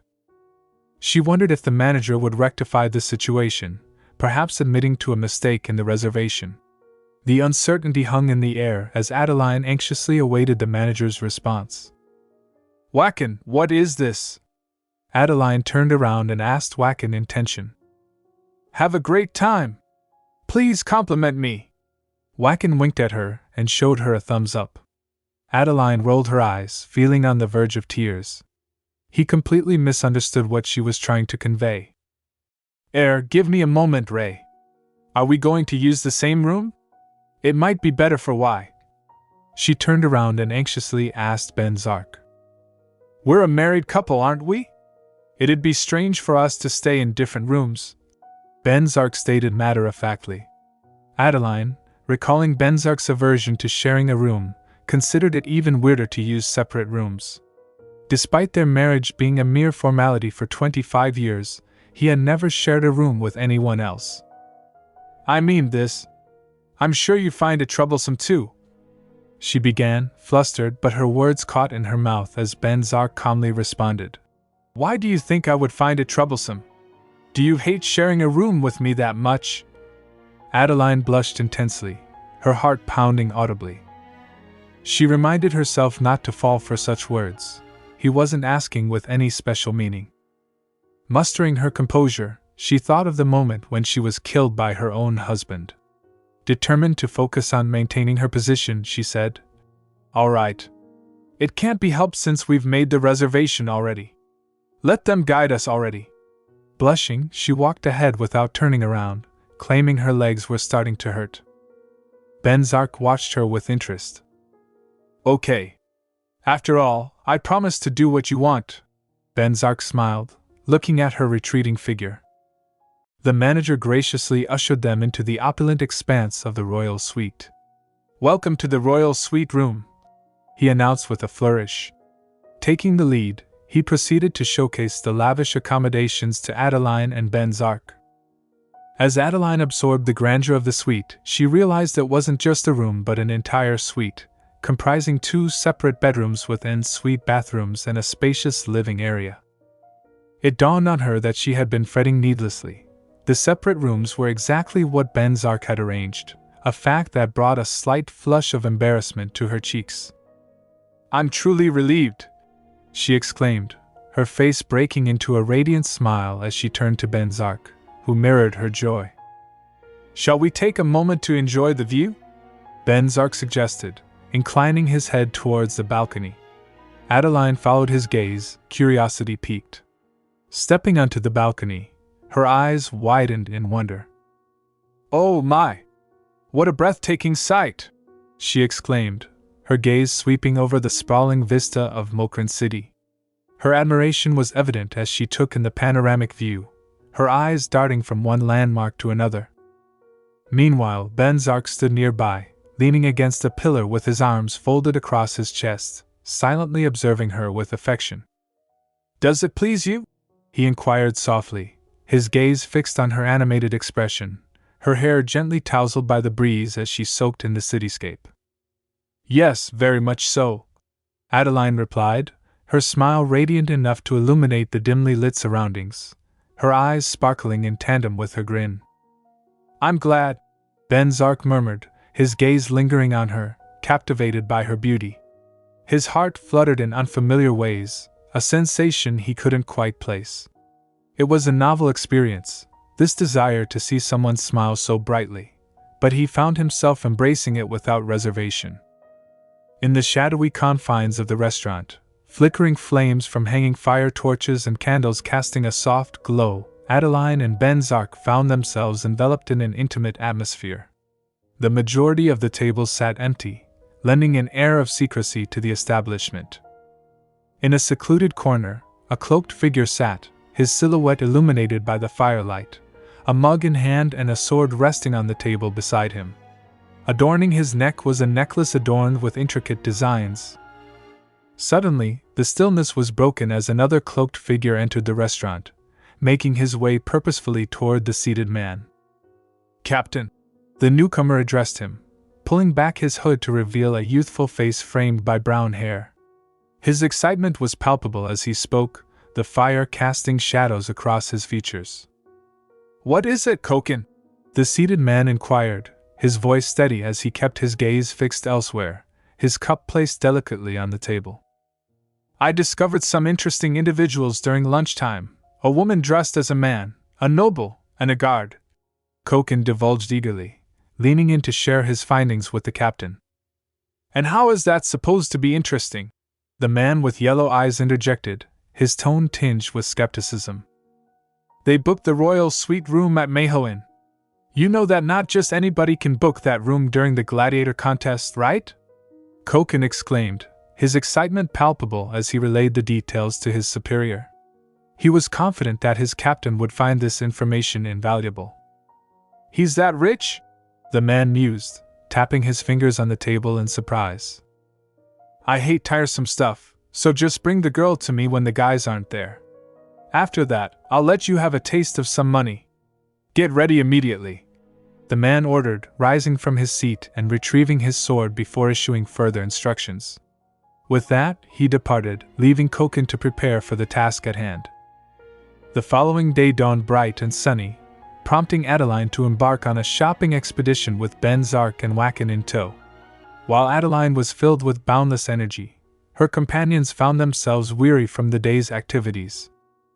"Next is this way," Adeline exclaimed, beckoning them excitedly towards a nearby shop. As Venzak and Wacken caught up to her, they found Adeline engrossed in conversation with the shop attendant, who was displaying various clothing options. "Is this type of lace popular in this district? Oh my gosh, madam, this ornament is so adorable!" Adeline exclaimed, her enthusiasm evident in her rising voice as she examined the items with keen interest. "Young lady, you're more adorable," the shop lady complimented Adeline, earning a bright smile from her. "Adeline would have sulked for the rest of her life if she hadn't been able to come here, Captain. She seems so excited," Wacken remarked, grinning from ear to ear as he relayed his observation to Venzak, who nodded in agreement. "Adeline, how long will you stay here? I have to contact them in advance in order to prepare a carriage in the capital," Wacken inquired, addressing Adeline before informing her of his impending departure. 4 days is more than enough," Adeline replied promptly, her mind already calculating the time frame. For her, the journey to Mavain Island held greater significance, and she was confident that the Eagle Mercenary Corps would make contact by tomorrow, given the ostentatious display of wealth they had witnessed. With a green dress in hand, she focused on her priorities. "I'll go visit the wire service, so the two of you should continue your shopping together," Wacken announced, waving at Adeline before taking his leave. "Thank you, Wacken," Adeline expressed her gratitude with a warm smile. "No problem," Wacken responded with a nod before departing, leaving Venzak and Adeline alone once more. "Now then, shall we continue shopping?" Venzak asked, though his tone betrayed his boredom. Adeline's attention was drawn to the shopping bags in Venzak's hand, realizing for the first time that he had been silently carrying them all along without complaint. "Sorry. I should have given some to Wacken before we sent him off. Give some to me. It's heavy, right?" Adeline apologized, leaning towards Venzak to retrieve the bags, but he gently moved away, his eyes filled with tenderness. Despite her offer, he showed no signs of embarrassment about carrying her belongings. "It's fine. It seems like you still have some places to visit. Let's keep going," Venzak replied, turning away and resuming their walk. Adeline's cheeks flushed with embarrassment at the thought of him holding her things. "No, but how can I continue shopping with all of this? Ray, since I want to rest a bit, will you go to the room and drop the bags off? We can have tea together when you come back. I'll be looking around a few more stores here," she suggested, her smile radiant enough to melt something within Venzak. Despite the sudden rush of warmth to his face, he quickly composed himself. "Will you be okay alone?" he asked, his concern evident in his tone. "Yes, please hurry back when you're done. Ladies want to shop a bit on their own sometimes," Adeline replied, emphasizing her words to convey sentiments she couldn't express outright. "I'll be back shortly," Venzak assured her before heading off to the hotel. "Yes, I'll be waiting," Adeline called out, waving goodbye. With Venzak gone, she seized the opportunity to attend to a matter she wished to address in private, her mind consumed with thoughts of its success. As Venzak traversed the streets back to the hotel, a nagging sensation alerted him to the presence of someone following him. Deliberately, he veered into an alley, intending to confront his pursuer. True to his instincts, the shadowy figure followed suit, trailing him with intent. "A back alley? Damn it, where is he wandering off to? It'll be troublesome if I lose him. I should follow H-. The man trailing Venzak muttered to himself. His words halted as Venzak suddenly emerged from the shadows, swiftly seizing him and pinning him against the wall with an arm around his neck. "Who the hell are you? Why were you shadowing me?" Venzak demanded, his gaze icy and his sword gleaming ominously against the man's neck. "Depending on how you answer," Venzak continued, his teeth clenched in frustration, "I might just decide to kill you rather than let you live." The man attempted to speak, but his words were stammered and disjointed. Judging by his demeanor, he didn't seem like a killer. Perhaps he had been contemplating robbery instead. "It would be best if I never see your face again," Venzak declared, releasing the man, who collapsed to the ground in a heap. As he fell, something glinted and fell from his pockets, a silver necklace. Venzak bent down to retrieve it, examining the pendant closely. Etched upon it was the emblem of the Eagle Mercenary Corps, along with some inscribed characters. This was the Eagle Mercenary Corps? Venzak mused, recognizing the familiar insignia. He pondered why mercenaries affiliated with the Corps had been tailing him, their motives shrouded in mystery.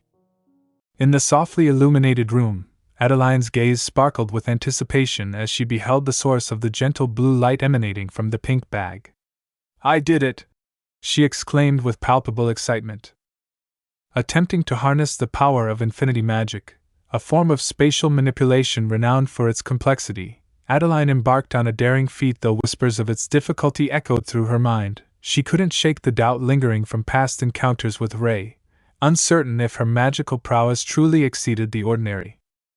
Yet, amidst these musings, a sense of satisfaction enveloped her, casting a gentle glow over her thoughts as she gazed out the window. Pondering the whereabouts of Ray, Adeline's mind flitted to the arrangements made with the shopkeeper to direct him to their rendezvous at the tea house upon his return.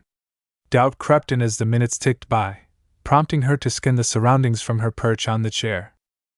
A sudden knock disrupted her reverie, drawing her attention back to the present moment. As the echo of the knocks reverberated through the room, a voice from beyond the door signaled the arrival of an unexpected visitor. "Ma'am, your ordered drink is ready." The waiter's voice drifted in, catching Adeline off guard. "Drink?" she echoed, perplexed by the unexpected delivery. Confusion clouded her thoughts as she processed the revelation. She hadn't placed an order, having intended to wait for Ray's return to make their selections together. The discrepancy between expectation and reality left her gazing at the door with a mixture of curiosity and apprehension. Amidst her attempt to protest and clarify her lack of order, a sudden intrusion shattered Adeline's words as an unknown figure burst into the room with alarming speed. Before she could even catch a glimpse of the intruder, a sharp, pungent scent assaulted her senses as a chloroform-soaked cloth covered her nose and mouth. Her eyes widened in terror as she struggled to make out the identity of her assailant. "Koken!" she managed to murmur, disbelief mingling with fear. Why now, of all moments, when Ray was nowhere to be found? The realization of her vulnerability in this unexpected encounter left her feeling utterly helpless. This wasn't how she had envisioned their reunion. Despite her best efforts to resist, Adeline found herself overpowered by the relentless force exerted upon her. The man who stood before her was none other than Koken, vice leader of the Eagle Mercenary Corps, a familiar face from her past. In a flood of memories, she recalled his unwavering support during times of strife, a beacon of loyalty amidst uncertainty. I cannot comprehend why Lady Adeline endures such treatment. The Duchess is not the woman of concern, it is Lady Adeline whom I stand by. Koken voiced his confusion, echoing sentiments of allegiance that once defined their bond. Adeline found solace in these memories, a reminder of the allies she had once relied upon. With one final, futile attempt to resist, Adeline grasped at Koken's arm, her resolve faltering in the face of overwhelming force. In this moment of vulnerability, she realized the importance of locating those who had stood by her side, for only together could they hope to withstand the trials ahead. In the midst of fading consciousness, Adeline's thoughts drifted to a question posed by Wacken. Is protecting people Adeline's hobby? She acknowledged it as more than a hobby. It was a calling she couldn't ignore. As her resistance waned and darkness encroached upon her mind, a pang of realization struck her. They were all stronger than her. How could she have forgotten? In her past life, the devastating aftermath of the heavenly demonic war loomed large in her memories. The names of her fallen comrades, Wacken, Aas, Maven, Koken, and Avid, echoed in her mind as she recalled the fateful moment when their lives were snuffed out, leaving her alone beside Ray. Meanwhile, Venzak arrived at the hotel with shopping bags in tow, only to encounter Wacken outside, indulging in a makeshift meal. Surprised by his captain's unexpected presence, Wacken's attempt to hide his astonishment fell short as he inquired about Adeline's whereabouts. Venzak, with a tinge of embarrassment, explained that Adeline had instructed him to deposit some of the bags at the inn due to their abundance. Wacken's reaction was palpable, his amusement evident as a cough betrayed his attempt to mask his laughter. He couldn't help but marvel at the sight of his usually composed captain, now displaying a rare vulnerability. Internally seething at the inconvenience of encountering Wacken, Venzak braced himself for the inevitable teasing to come. Meanwhile, Wacken mused on the shifting dynamics within their group, noting how Venzak seemed to acquiesce to Adeline's every whim, unwittingly swayed by her influence. He couldn't help but admire Adeline's remarkable ability to command respect and loyalty. Lost in contemplation, Wacken envisioned humorous scenarios of Venzak dutifully following Adeline's directives like a loyal puppy, a testament to her charismatic leadership. Shaking himself from his reverie, Wacken refocused on the present, his concern for Adeline overriding his playful musings. Anyway, where is Adeline? Wacken inquired, scanning the surroundings with furrowed brows, his worry palpable. As the realization dawned upon him, Wacken's mind raced with concern. Was Adeline nearby, waiting for them? His last fleeting thought centered around her proximity. Adele said she wanted to keep shopping. Venzak began, but his words were cut short by Wacken's abrupt interjection. What? Wacken exclaimed incredulously, his voice rising in alarm. Are you telling me that Adeline is currently alone? His words rang out loudly, a mix of disbelief and frustration. Wacken couldn't fathom how Venzak could be so careless. The gravity of the situation hit Venzak like a sudden blow, leaving him stunned and speechless. He recoiled in shock, realizing the magnitude of his oversight. Captain, this is Mokran City. It's the kind of place where anything can happen. Even strong male nobles have escorts with them, so why did you leave Adeline alone? Wacken's admonishments echoed in Venzak's ears as he fought to process the gravity of his mistake. Before Wacken could finish his sentence, Venzak was already sprinting through the streets, propelled by a mixture of panic and regret. Darn it, I forgot! Venzak muttered under his breath, his frustration palpable with every stride. As he raced against time, memories of Adeline's joyful anticipation of their future tea-gathering flooded his mind, her radiant smile etched vividly in his memory. I was too blinded by her smile. What a fool I'd been! Venzak chastised himself as he ran, the weight of his carelessness bearing down heavily upon him. The fear of losing Adeline gnawed at his insides, a haunting specter that threatened to consume him entirely. The mere thought of her falling into harm's way was unbearable, a scenario he couldn't bear to contemplate. Arriving at the designated tea spot, Wackin and Venzak wasted no time in seeking information from the manager. However, their inquiries were met with rudeness and dismissiveness. "I'm not sure what you're talking about, but we've never had a customer like that," the manager retorted brusquely, his eyes rolling in annoyance.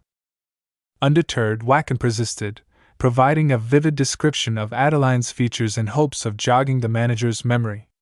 Venzak, too, nodded in agreement, reinforcing the details. "Sir, please try to recall. How many people do you think disappear around here? How am I supposed to remember and find all of them?" The manager retorted dismissively, his attempts to maintain composure faltering as frustration seeped through. Before he could stop himself, the manager's words unwittingly revealed crucial information. Wackin's description hadn't included any mention of a woman wearing men's clothing, yet the manager's slip of the tongue betrayed his knowledge of such a detail, describing Adeline's appearance with alarming accuracy. Swift as a hawk, Venzak seized the manager by the collar, his grip tight with fury. "You! How did you know about a lady wearing men's clothes?" Venzak's voice sliced through the air like ice, each word dripping with cold intensity, as he bore into the manager with an unyielding gaze. Caught in the vice-like grip of Venzak's fury, the manager's facade crumbled, tears mingling with fear as he stammered incoherently, his secrets laid bare by the weight of Venzak's interrogation. Venzak forcefully cornered the manager, gripping his neck tightly, his eyes ablaze with fury. "If you don't want to lose your head right here," he warned icily, his demeanor suggesting he wouldn't hesitate to follow through on the threat. Struggling to break free, the manager's futile attempts were met with tears of desperation. Witnessing the scene unfold, Wackin intervened, his expression reflecting concern as he addressed Venzak. It was evident from the manager's trembling form that fear had taken hold. "Captain, stop it! He's going to die. We won't be able to find Adeline if you kill him." Wackin's urgent plea resonated with Venzak, prompting him to release his grip on the manager. Cursing under his breath in frustration, Venzak relented, allowing the manager to catch his breath amidst coughs and gasps. Seated beside the shaken manager, Wackin offered a moment of respite, his tone softening as he addressed him. "You admitted it yourself, didn't you?" Wackin's smirk hinted at a revelation, prompting the manager to recall his earlier words. "There are many people who disappear around here." The manager recollected, his tear-filled eyes meeting Wackin's gaze, a palpable sense of dread hanging in the air. Wackin's stern inquiry seemed to break the silence. With his arms crossed over his chest, Venzak stood stoically, his attention focused elsewhere. "Do you feel like talking now?" Wackin's firm tone prompted a response from the manager, who began to speak tentatively. Venzak's gaze shifted to him, silently urging him to continue. "The Black Wind." The manager's words hung in the air, eliciting a surprised reaction from Venzak. As Adeline regained consciousness, the sounds of muffled voices filled her ears, disorienting her senses. Gradually adjusting to the light, she discerned the faint outlines of figures conversing nearby. "I told you to treat her carefully," one voice sounded agitated. "No, I said she collapsed on her own," another voice retorted defensively. Struggling to focus, Adeline felt someone leaning over her, their concerned voice breaking through the haze of her confusion. "Hey, have you come to your senses?" It was Koken, his presence providing a semblance of familiarity amidst the disarray. "Where is this? My head hurts too much." "Ugh!" Adeline's attempt to survey her surroundings was interrupted by a sudden onslaught of flashbacks. Images of bloodstains, stones, patterns, chains, and the ominous figure of the Demon King flashed before her mind's eye. What were those memories just now? What exactly happened for everyone to die like that? Deva's power had definitely grown stronger. They weren't so weak that they would die in an instant. No way. Did the Demon King awaken? It was okay. Deva's downfall is a story of the distant future. As long as her memories return little by little from now on, she should be able to change it. Lady, answer my question if you've woken up. Don't try to use your brain. Koken's commanding voice jolted her back to the present, and she looked up to see him standing before her. Deciding to take charge of the situation, she spoke with a calm resolve. You saved me the trouble of finding you since I wanted to meet you anyway. Nice to meet you, Avid, she greeted, a faint smile gracing her lips. Unbound and seated in a chair, she observed the surprise etched on their faces, particularly Avid's, who appeared taken aback by her use of his name and her familiarity with him. I don't remember your face. How do you know my previous name? Avid's features bore two scars, one near his eyes and the other near his lips. His burgundy hair and yellow eyes added to his distinctive appearance. Reacting swiftly to her mention of his name, he reached for his sword, pressing it against her throat. Undeterred, she met his gaze with a steely resolve. You will regret it if you kill me, she warned, her tone carrying a cold edge. What an interesting lady. Lady, how many times do you think I've heard that line while dealing with the nobles? A smirk played across Avid's lips as he began to relish the encounter. Am I supposed to know something like that? Since your objective must be money anyway, I'm just saying that we should save our time, she retorted, rolling her eyes in exasperation. No longer blocking the sword, she displayed a nonchalant demeanor, refusing to show fear or beg for her life like others in similar situations. Avid, sensing her composure, withdrew his sword and took a few steps back, intrigued by the unfolding exchange. Why are you so certain that we're doing this for money? Avid's curiosity piqued as he questioned her. It's simple when you think about it. We stayed in the best and that is difficult for even high nobles to reserve, and the woman was walking around Mokran City without even an escort. You must have used that opportunity to kidnap me, Adeline reasoned, her demeanor betraying a sense of nonchalance. Avid smirked, intrigued by her astute observation. So what's your point? He inquired, his interest evident. I'm telling you to be careful of who you are dealing with. Some people might not have escorts because they don't think about it, but… Adeline's tone shifted, carrying a subtle warning as she continued. But there's a possibility that they are strong enough to not require an escort. Her cold eyes conveyed the seriousness of her message. Suddenly, commotion erupted from outside, startling them all. Avid's gaze hardened as he turned towards the door, questioning the disturbance. What is this commotion? He exclaimed, his frustration evident. The sounds of smacking, shouting, and thudding against the door filled the room, signaling trouble. Interrupting the tense atmosphere, one of their men burst into the room, his panic state palpable. Leader! There's a monstrous guy outside. Arg! He managed to convey between gasps, clearly shaken by what he had witnessed. Realizing the gravity of the situation, Adeline watched as Venzak and Wacken entered the room together, their presence commanding attention. Despite Venzak's simmering anger, he maintained a facade of calm, while Wacken's hand rested on his sword, ready for action. Avid reacted swiftly, raising his arms and whispering audibly, ensuring Adeline could hear his instructions amidst the chaos. Oh boy! I was wondering why you were so calm. I guess you were counting on them, Avid remarked, observing the sudden arrival of Venzak and Wacken with a mix of surprise and suspicion. Adeline, unsure of the circumstances that led to their presence, found herself bewildered by the unexpected turn of events. As Venzak and Wacken rushed towards her, concern etched on their faces, Adeline remained in a state of confusion, trying to piece together the unfolding situation. She hadn't anticipated their intervention, especially since she had planned to reveal her identity as the wife of the Duke of Darkness and negotiate terms with Avid. Venzak reached her first, his worried expression mirroring her own confusion. You too, how did you find this place? Adeline questioned, her surprise evident. Adeline, you can't even begin to imagine it. You see, the captain, Wacken began, intending to explain the sequence of events that led them to her location after receiving the manager's revelation about the Black Wind. Black Wind. It's the Eagle mercenary corps that Adeline wanted to hire. We can't exactly find and eliminate them all. What, Captain? Wacken's explanation was interrupted as Venzak's demeanor shifted abruptly. Seating himself on the ground, Venzak placed his hand on the ground, a faint blue light emanating from his touch as magic began to manifest. Startled by Venzak's sudden actions, Wacken watched in shock, realizing the gravity of what his companion was attempting.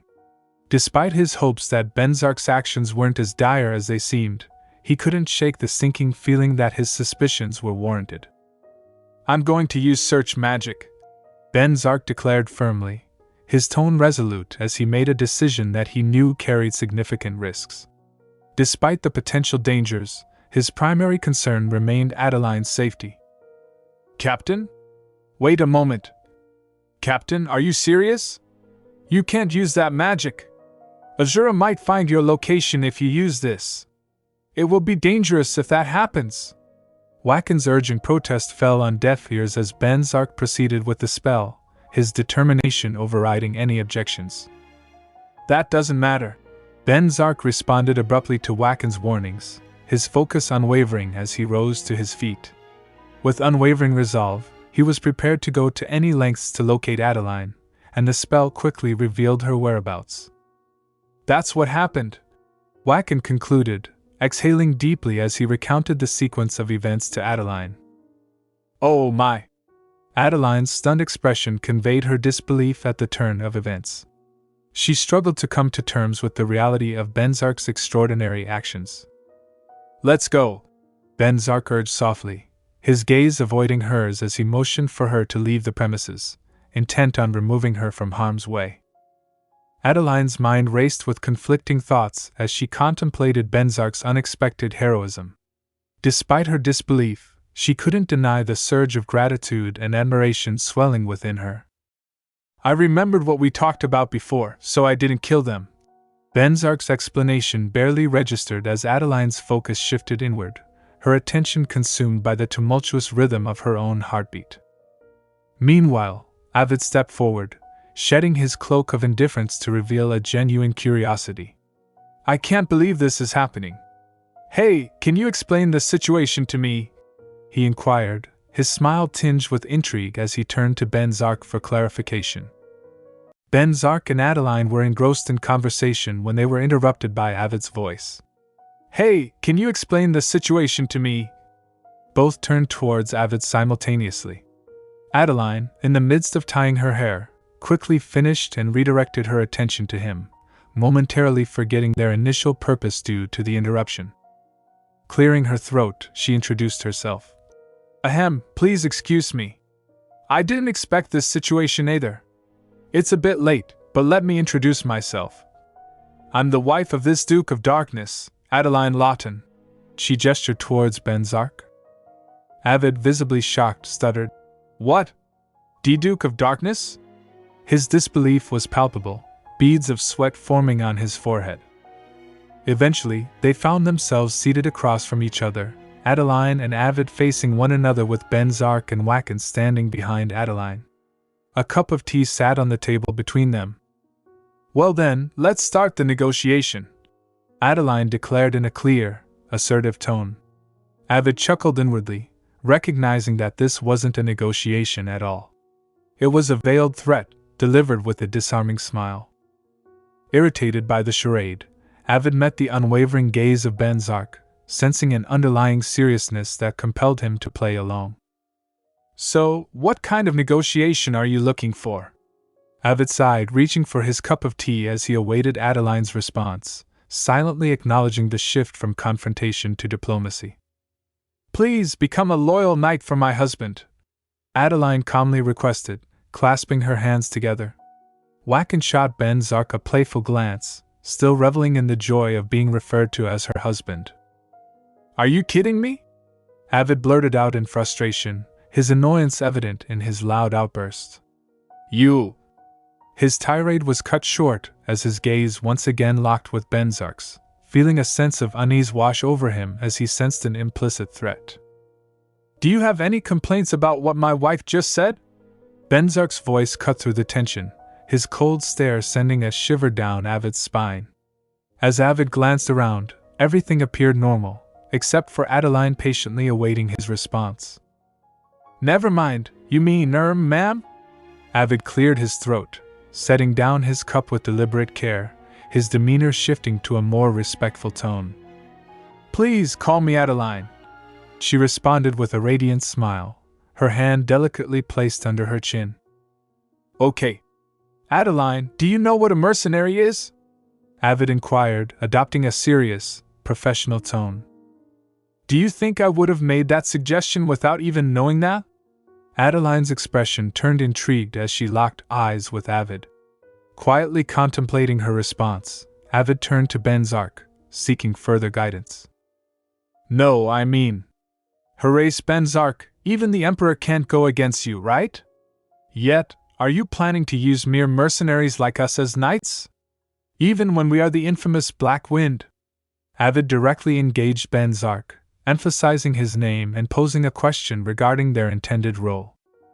He then gestured towards his troop, seeking clarification if Adeline still intended to recruit them given their notorious reputation.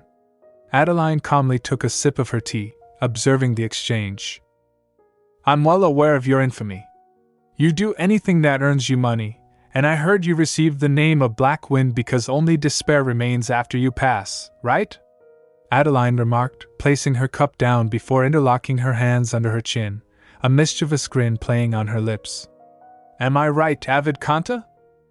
Her tone subtly shifted, catching Avid off guard. Not only did she acknowledge his old family name, but she also hinted at knowing more than she let on. Avid frowned, displeased by her knowledge. "Who the hell are you? How do you know my family name?" Avid's glare intensified, his voice matching Adeline's cold demeanor. "It doesn't matter how I know it. What's important is that I know, right?"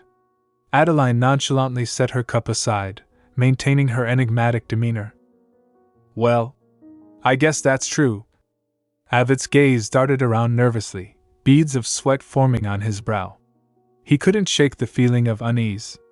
Why did Adeline choose their troop out of everyone, especially when they had ample resources? The Duke of Darkness shouldn't be indiscriminately recruiting anyone as their knights. As realization dawned on him, Avid paused, understanding the underlying motive behind their unconventional choice of mercenaries. So that's why," Avid whispered audibly, and Adeline's smile widened, acknowledging that Avid had pieced together part of the puzzle. "I guess you managed to figure out this much," she remarked in a composed tone. "Skilled knights wouldn't set foot in the land of darkness, so it's easier to take mercenaries like us who'll do anything for money, right?" Avid verbalized his thoughts aloud, almost seeking confirmation. Adeline rose from her seat, placing both hands on the table. "Yes, that's one of the reasons, but it's also because I am sure you will make excellent knights," she explained calmly, approaching Avid with deliberate steps. Intrigued, Avid tilted his head to meet her gaze. "How can you be sure about that?" he inquired with a curious smile. "Because I'm a prophet. I'm sorry, but I can't tell you anything else because it's a business secret." Adeline grinned mischievously, her eyes twinkling with amusement. Duke, does your wife usually brute force things like this?" Avid redirected his question towards Venzak, unable to maintain eye contact with Adeline. "That's our ma'am's charm. Isn't that right, Captain?" Wacken interjected with a smirk, glancing at Venzak. A faint blush colored Venzak's cheeks as he admitted to occasionally wanting to delve into Adeline's thoughts, intrigued by her unpredictable nature. He studied Adeline quietly, attempting to discern her motives. Avid finally released a heavy sigh, rolling his eyes in exasperation. "Okay, let's suppose that our mercenary corps becomes your knights. What can you do for us?" Avid asked in a somewhat annoyed tone, his hand resting on his forehead. "We can provide a comfortable home, money, and lessons," Adeline replied eloquently, outlining their potential benefits. "Is that it? We can get that much by ourselves." That isn't profitable at all. What kind of negotiation? Avid's bored voice trailed off as he expressed his lack of interest in Adeline's initial offer. However, his nonchalance turned to shock as he noticed Wackin and Venzak reaching for their swords. Then what do you want in return for becoming our knights? Adeline attempted to salvage the negotiation by offering to fulfill their desires. For example, the world. We would need at least the Roman continent for it to be worth it for us. Avid proposed in a teasing manner, fully aware that such a demand was impossible to fulfill, setting them up for failure. The world, that's interesting. I never thought your dream would be world domination. Adeline tapped the table thoughtfully, amusement dancing in her eyes. That would be the minimum you would need to make our eagle mercenary corps into your knights, Avid asserted dominantly. I think I misunderstood you. I didn't think your world would be a mere continent. Adeline casually shrugged, challenging Avid's audacious demand. Hey, a mere continent? Do you realize what you just said? Avid's protest was cut short as Adeline murmured, Elise. Avid's eyes widened in disbelief. I thought Elise was your world. Adeline innocently placed her hand on her cheek, stunning Avid with her knowledge. How do you dash? Avid's anger boiled over as he stood up abruptly, his voice trembling with rage. Lower your voice. Venzak's stern command silenced Avid, his arms folded across his stomach. Elise. Avid sank back into his seat, muttering the name with a mix of confusion and longing. Leader. Wackin looked at Avid with concern, sensing the weight of his emotions. Elise.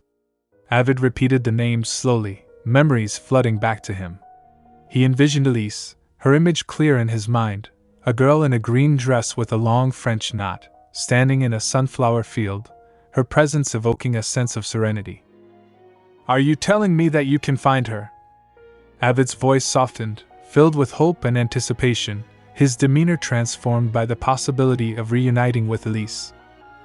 Avid had regained his composure, returning to his seat with clenched fists placed firmly on the table.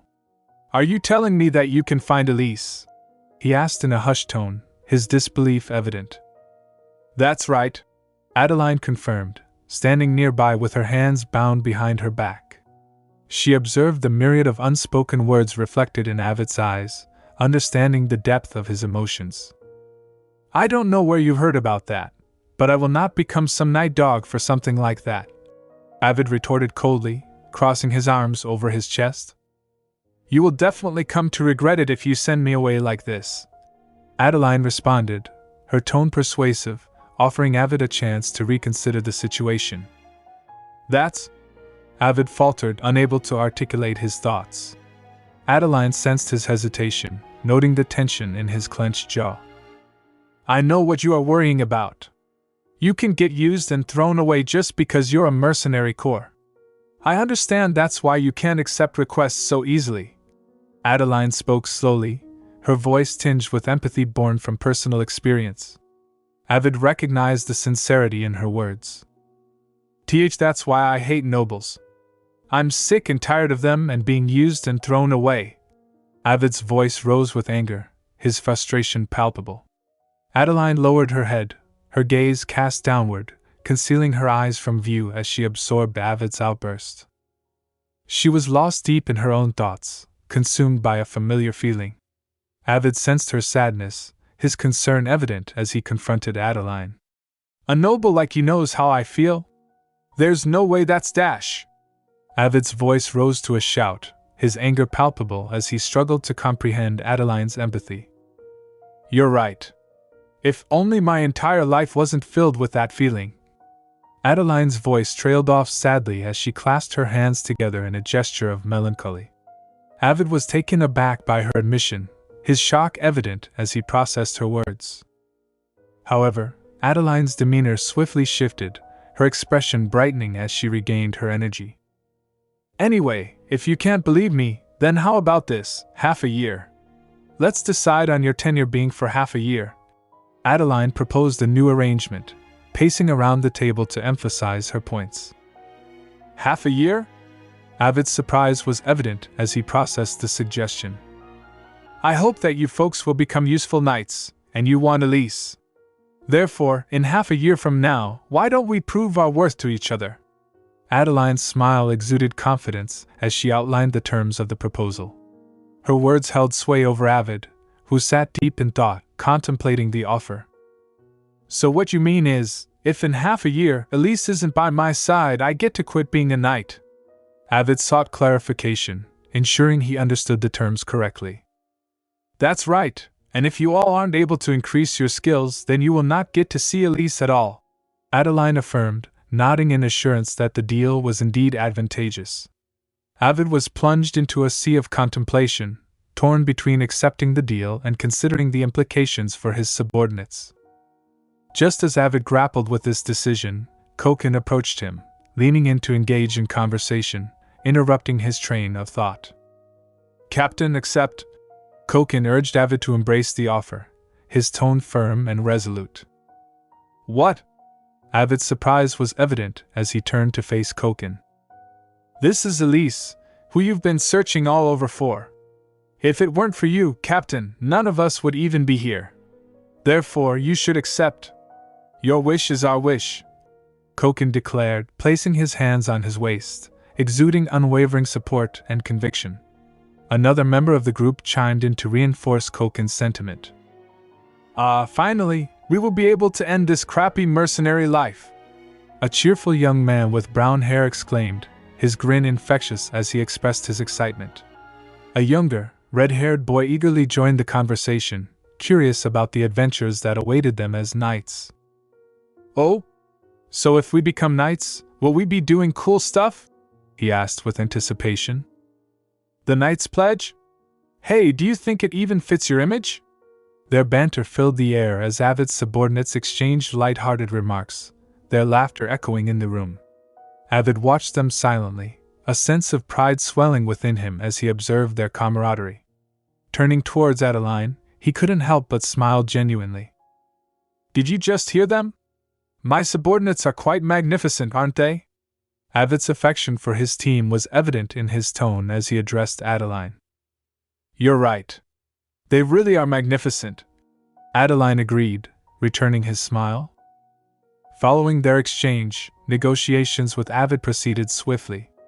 Avid's party was to settle their personal affairs within the next month, and to ensure their safe passage through the forest, Venzak and Adeline agreed to send assistance at the appropriate time. Avid sealed the deal with a handshake. Also, the Clipper?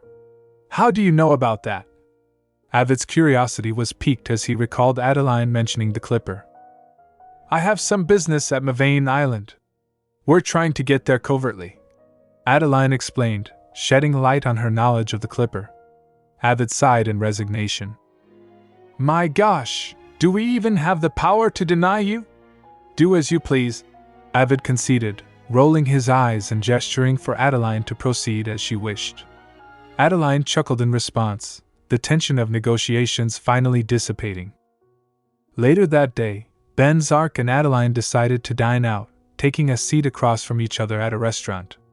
Adeline couldn't shake off her nervousness, feeling as though everything was progressing at an awkwardly steady pace. The atmosphere between them felt heavy, and even the sumptuous spread of food on the table couldn't alleviate the tension. While Venzak focused on his meal with concentration, Adeline struggled to eat properly, nervously cutting her steak. What about Wacken? Adeline attempted to break the silence, hoping to ease the discomfort in the air. He said he'd already eaten to the point where he felt that he was about to explode. Venzak replied subtly, but the room remained engulfed in awkward silence. The tension between them grew palpable, each feeling the weight of the other's presence. I see, Adeline responded shortly, her gaze returning to the table laden with food. Despite the abundance of dishes, the atmosphere remained decidedly uncomfortable. Adeline couldn't help but feel the stark contrast between their current meal and their previous ones at the mansion. Venzak glanced at Adeline, recalling the earlier exchange. He couldn't shake the feeling of loneliness he had sensed in her, a sensation all too familiar to him. As Adeline lifted a piece of meat with her fork, she noticed Benzak's intense gaze fixed upon her. "Do you have something that you want to tell me?" she inquired, meeting his gaze. He shook his head, diverting his attention back to his plate. "No, it's not anything special. Here, take this." Benzak handed her a pink bag, prompting a surprised murmur from Adeline as she eagerly retrieved it. "I thought I'd lost it," she exclaimed with excitement, her eyes gleaming with joy. "Koken was holding on to it. He must have thought it was worth a lot when he kidnapped you," Benzak remarked casually. "Haha," Adeline laughed, imagining Koken's antics. "Also, I felt magic on it," Benzak added, his gaze locking with hers. "Yes, you're right. I discovered it in a shop. Curiously enough, I can put in this and that, and everything fits." Adeline eagerly shared the details with him. "Ah, is that so?" Benzak nodded, his attention returning to the food before him. "He isn't asking about it very much. Thank goodness," Adeline thought to herself, taking a sip of wine. However, she caught Benzak staring at her intently, causing her to blush under his gaze. "Why are you staring at me so intently? If someone else saw, they would think you're looking because I'm so pretty," she nervously joked, attempting to lighten the mood. His response, however, caught her off guard.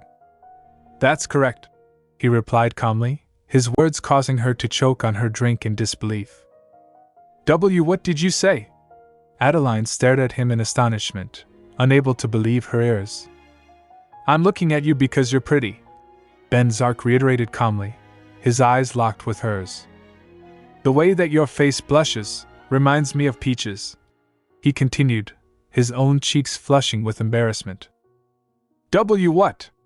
Adeline's nervousness only intensified, her disbelief evident as she stared back at him. Was this person actually insane? She thought in disbelief, feeling flustered and unsure of how to respond. "Do you dislike being called pretty?" Benzak's question was posed in a firm tone, his gaze piercing as he locked eyes with Adeline, seemingly attempting to decipher her thoughts. "What? And no. It's just too sudden." Adeline's initial surprise quickly gave way to nervousness, her demeanor shifting abruptly. She set down her knife and fork, her appetite suddenly vanishing as a flush crept across her cheeks. She found it difficult to maintain eye contact, her discomfort palpable. Although Adeline couldn't deny that being called pretty didn't feel unpleasant, she couldn't shake the weight of her past experiences. Memories of her former self, plagued by insecurities and self-doubt, resurfaced. She remembered how any hint of affection would dredge up painful memories, leaving her torn between happiness and discomfort. The fear of being hurt again loomed large in her mind. Did she truly believe that Benzak loved her? Unlike in the past, when his actions spoke volumes of his devotion, Adeline found herself grappling with conflicting emotions. Happy yet uneasy, she couldn't shake the memories of countless nights spent in tears. Despite her efforts to move beyond her past, Adeline couldn't escape the shadow it cast over her present.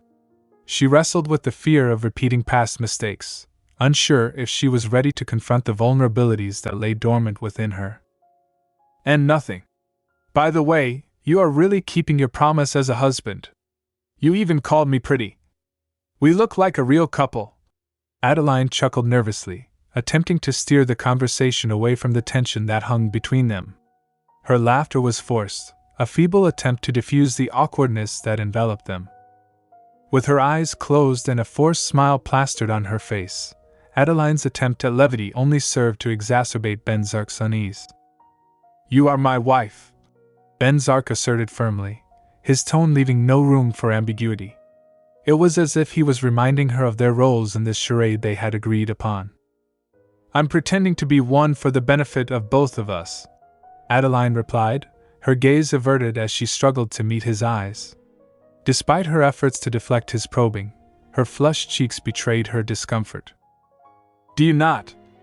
Benzak began, poised to voice his concerns, but before he could finish, Adeline abruptly rose from her seat, pushing her chair back in haste.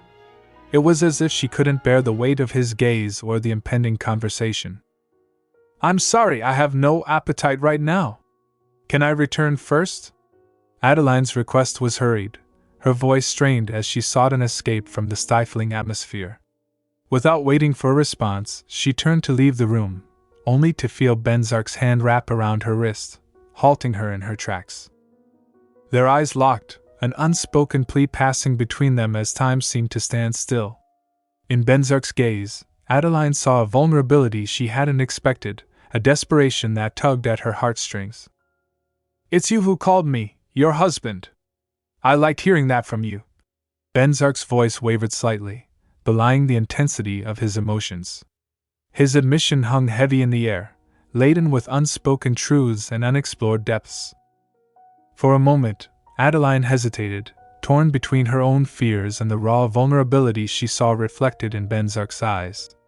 But then, with a decisive shake of her hand, she freed herself from his grasp and turned away, the weight of their unspoken words lingering in the air as she made her exit, leaving Venzak to grapple with his own uncertainties. Have a nice meal. Adeline's words hung in the air as she walked away, her voice tinged with a hint of sorrow. She didn't dare to look back, her heart heavy with unresolved emotions. The bustling restaurant buzzed with the laughter and chatter of patrons, but Venzak remained motionless, his gaze fixed on the empty chair where Adeline had been seated just moments before. He longed to see her smile once more, to bask in the warmth of her presence. He sighed heavily, the weight of his emotions pressing down on him. It seemed absurd to him now, how he had once sought to win her favor, how he had been captivated by the unfamiliar sensation of his heart skipping a beat at the sight of her.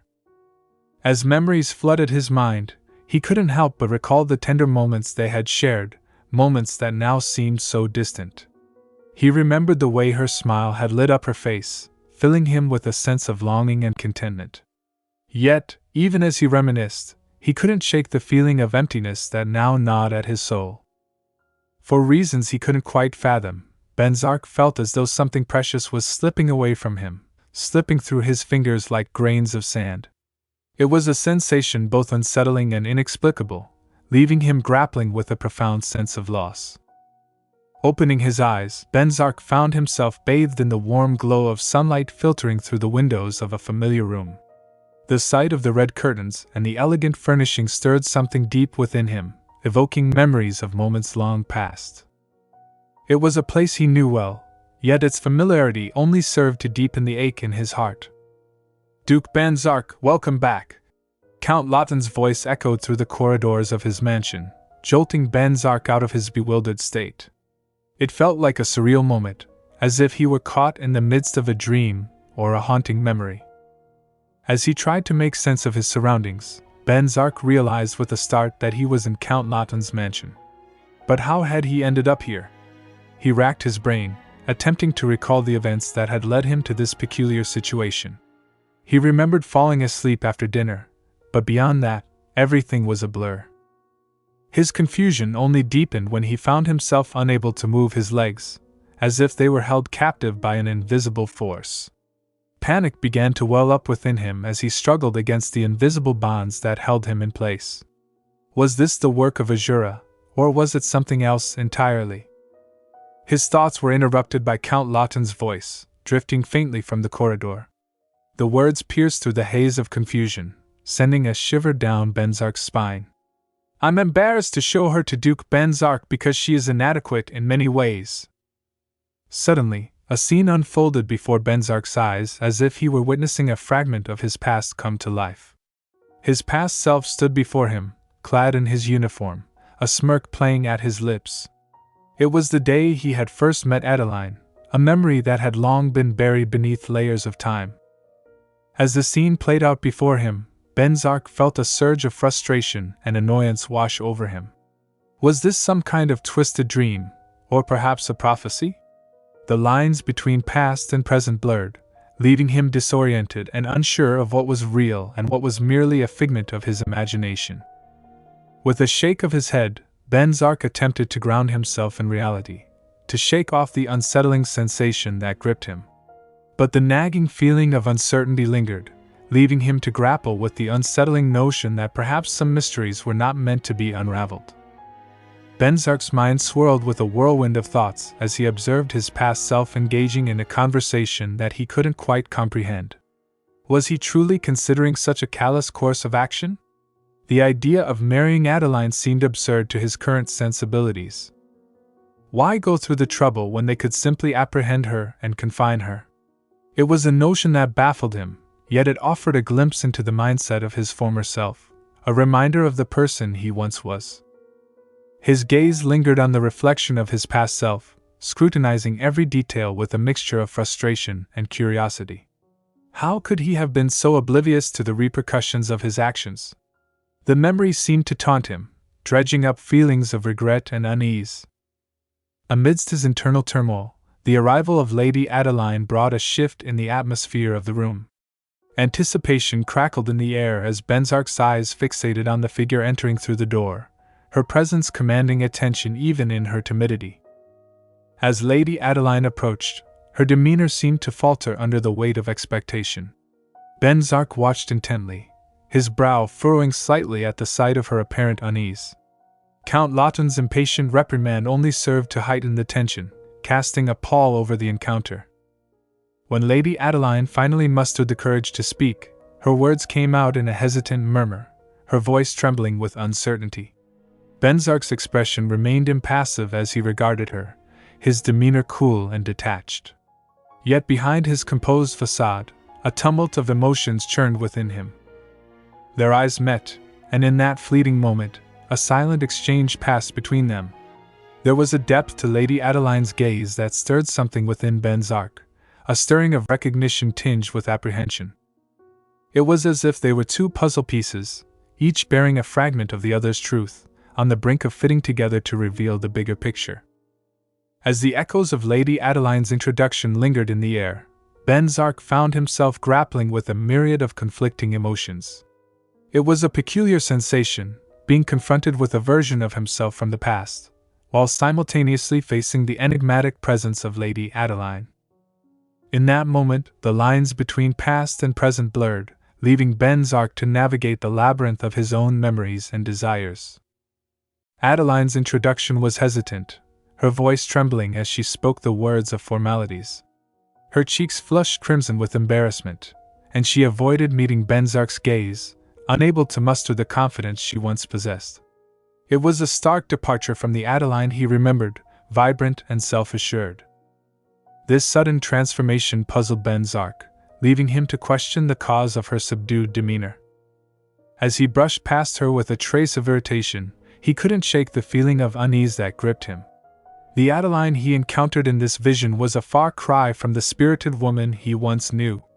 Was this truly the same person he had crossed paths with in the past?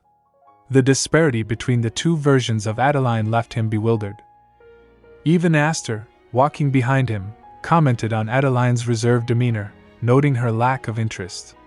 Yet Venzak remained indifferent, dismissing her behavior as inconsequential. Despite his outward composure, a sense of disquiet lingered within him, a nagging uncertainty about the true nature of the woman before him. Their exchange was tinged with tension, Aster's skepticism contrasting with Venzak's stoicism. While Aster expressed doubts about Adeline's capabilities, Venzak's mind was preoccupied with the enigma of her subdued demeanor. The weight of their impending partnership hung heavy in the air, overshadowed by the lingering uncertainty surrounding Adeline's true intentions. As they walked, Venzak couldn't shake the feeling of unease that gnawed at him.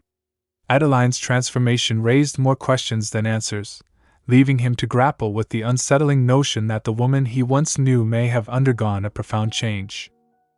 Amidst the uncertainty, one thing remained clear: the path ahead would be fraught with challenges, and Adeline's true nature remained shrouded in mystery.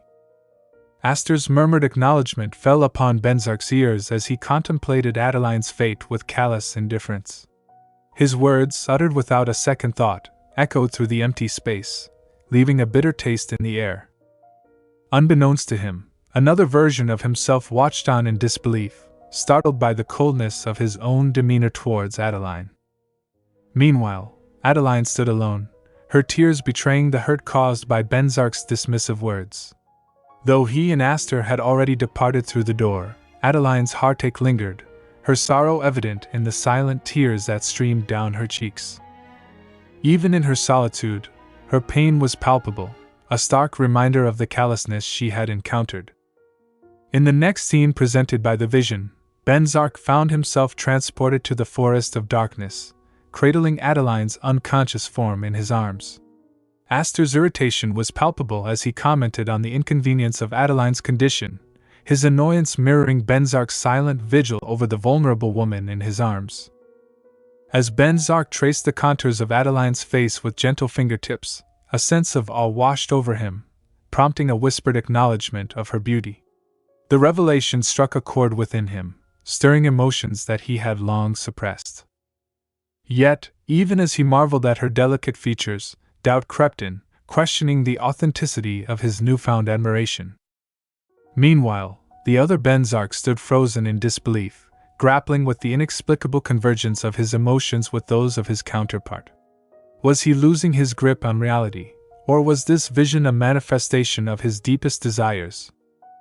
As he observed the tender moment unfolding before him, he struggled to reconcile the conflicting emotions swirling within him, torn between skepticism and undeniable attraction. Adeline's eyelids fluttered, revealing the depths of her mesmerizing purple gaze. In that fleeting moment, her eyes locked with Venzak's, igniting a silent exchange that spoke volumes. Sensing the weight of their connection, Adeline gently extricated herself from Venzak's embrace, her cheeks flushing with a warmth mirrored by the crimson hue staining his ears. "I am sorry." Adeline's apology hung in the air, her unease palpable as she turned away, her discomfort evident in her fidgeting. Observing her reaction, Venzak withdrew his hand, contemplating her aversion to his touch. If she recoiled from his presence, he reasoned, he must tread more cautiously, a revelation that left him disquieted and unsettled. Standing now, their surroundings shrouded in darkness, Adeline's confusion mirrored Venzak's own as she questioned their location. "This is the Forest of Darkness," he responded evenly, his tone betraying no hint of empathy or concern. As a nearby tree stirred to life, Adeline recoiled in fear, her startled cry piercing the silence. The sight prompted surprise from the other Venzak, who had never witnessed Adeline's vulnerability before. "Whether you like it or not, you have to live here from now on. You'd better get used to it," Venzak declared coldly, his words laced with a harshness that sent a shiver down Adeline's spine. With a murmured apology, she averted her gaze, her posture betraying her distress. "Let's move away." Venzak's directive marked the beginning of their journey, with Astor leading the way as Venzak trailed behind, lost in thought. Uncertain of how to proceed, he struggled to find the right words to address Adeline, his lack of experience with women leaving him at a loss. Turning to her with a sidelong glance, he beckoned her closer, his voice tinged with an unexpected directive. "Hey, your name is Adeline Venzak from today. You'd better be a useful duchess." Though his words were brusque, they carried an unspoken weight, a testament to the weight of their newfound connection. As Adeline absorbed his command, her eyes concealed by her bangs, Venzak couldn't shake the feeling that their fates were inexorably intertwined. As Venzak awakened from his reverie, he found himself lying on his bed, bathed in the gentle glow of sunlight filtering through the window. Reflecting on the vivid scenes that had played out in his mind, he couldn't shake the lingering feeling of melancholy that clung to him. Adeline's voice, laden with sadness, resonated in his thoughts, haunting him with its quiet desperation. As he pondered the surreal experience, he couldn't help but wonder, was it merely a dream, or something more profound? He stepped out onto the balcony of his room, his demeanor visibly perturbed. Clad in his usual comfortable attire, his disheveled hair fell across his forehead. The melodious chirping of birds filled the air, a stark contrast to his troubled countenance. Amidst the radiant beams of sunlight, he pondered aloud. Was it a dream? Casting a scrutinizing gaze upon his hands, he mulled over the possibility. Observing the bustling activity below in the market area, he remained transfixed, grappling with the perplexing notion of dreaming within the confines of the mansion. Why did such a phenomenon occur here, where he had never experienced it before? Could it be, as some posit, that dreams reflect unconscious desires? The thought gnawed at him. Was Adele's presence in the dream a manifestation of his own unspoken yearnings? It seemed inconceivable. He had never wished to see Adele wear such a despondent expression, reminiscent of her pre-marriage portrayal as submissive and powerless, as Astor had described her. This stark contrast to the Adele he knew troubled him deeply, leaving him restless and unable to find solace. Meanwhile, in her own chamber, Adeline wrestled with her own turmoil, unable to find respite in slumber. Tormented by her actions earlier in the day, she tossed and turned, consumed by worry over his perception of her behavior. The weight of her unease prevented even a moment's rest, leaving her in a state of disquietude. Suddenly jolted awake by cold sweats, she found herself unable to shake the unsettling thoughts that plagued her mind. "What should I do?" she fretted, recalling her abrupt departure from Venzak earlier in the afternoon. The memory gnawed at her with a sense of unease. Folding her arms atop her knees, she pondered the suddenness of her exit, aware of the potential discomfort it may have caused him. Gripping the blanket tightly with embarrassment, she mused over the implications of her actions. Despite Venzak's evident transformation from their past encounters, she feared his disappointment this time around. Would history repeat itself? With a heavy sigh, she buried her face in her arms, shutting out the world momentarily. Rousing herself from her introspection, she tossed the blanket aside and rose from the bed, clad in her nightgown. Determination etched on her features, she resolved to make amends. "All right, I should apologize for now," she murmured, slipping on her shoes and draping a robe over her night attire before venturing out of her room toward Venzak's quarters within the same suite. Though apprehensive about the prospect of falling in love again, she was equally adamant about not allowing awkwardness to hinder her interactions with him. As she strode purposefully forward, her resolve faltered momentarily upon spotting Venzak on the balcony. "Ray!" she called out, her voice laced with concern, wondering if his presence signaled discontent over their earlier encounter. "Oh, you woke up," he greeted politely, his fatigue evident in the heavy circles under his eyes, betraying his lack of rest. Her worry deepened at the sight, prompting her to inquire about his well-being. "Good timing, I had something to ask you," he began slowly, drawing her closer.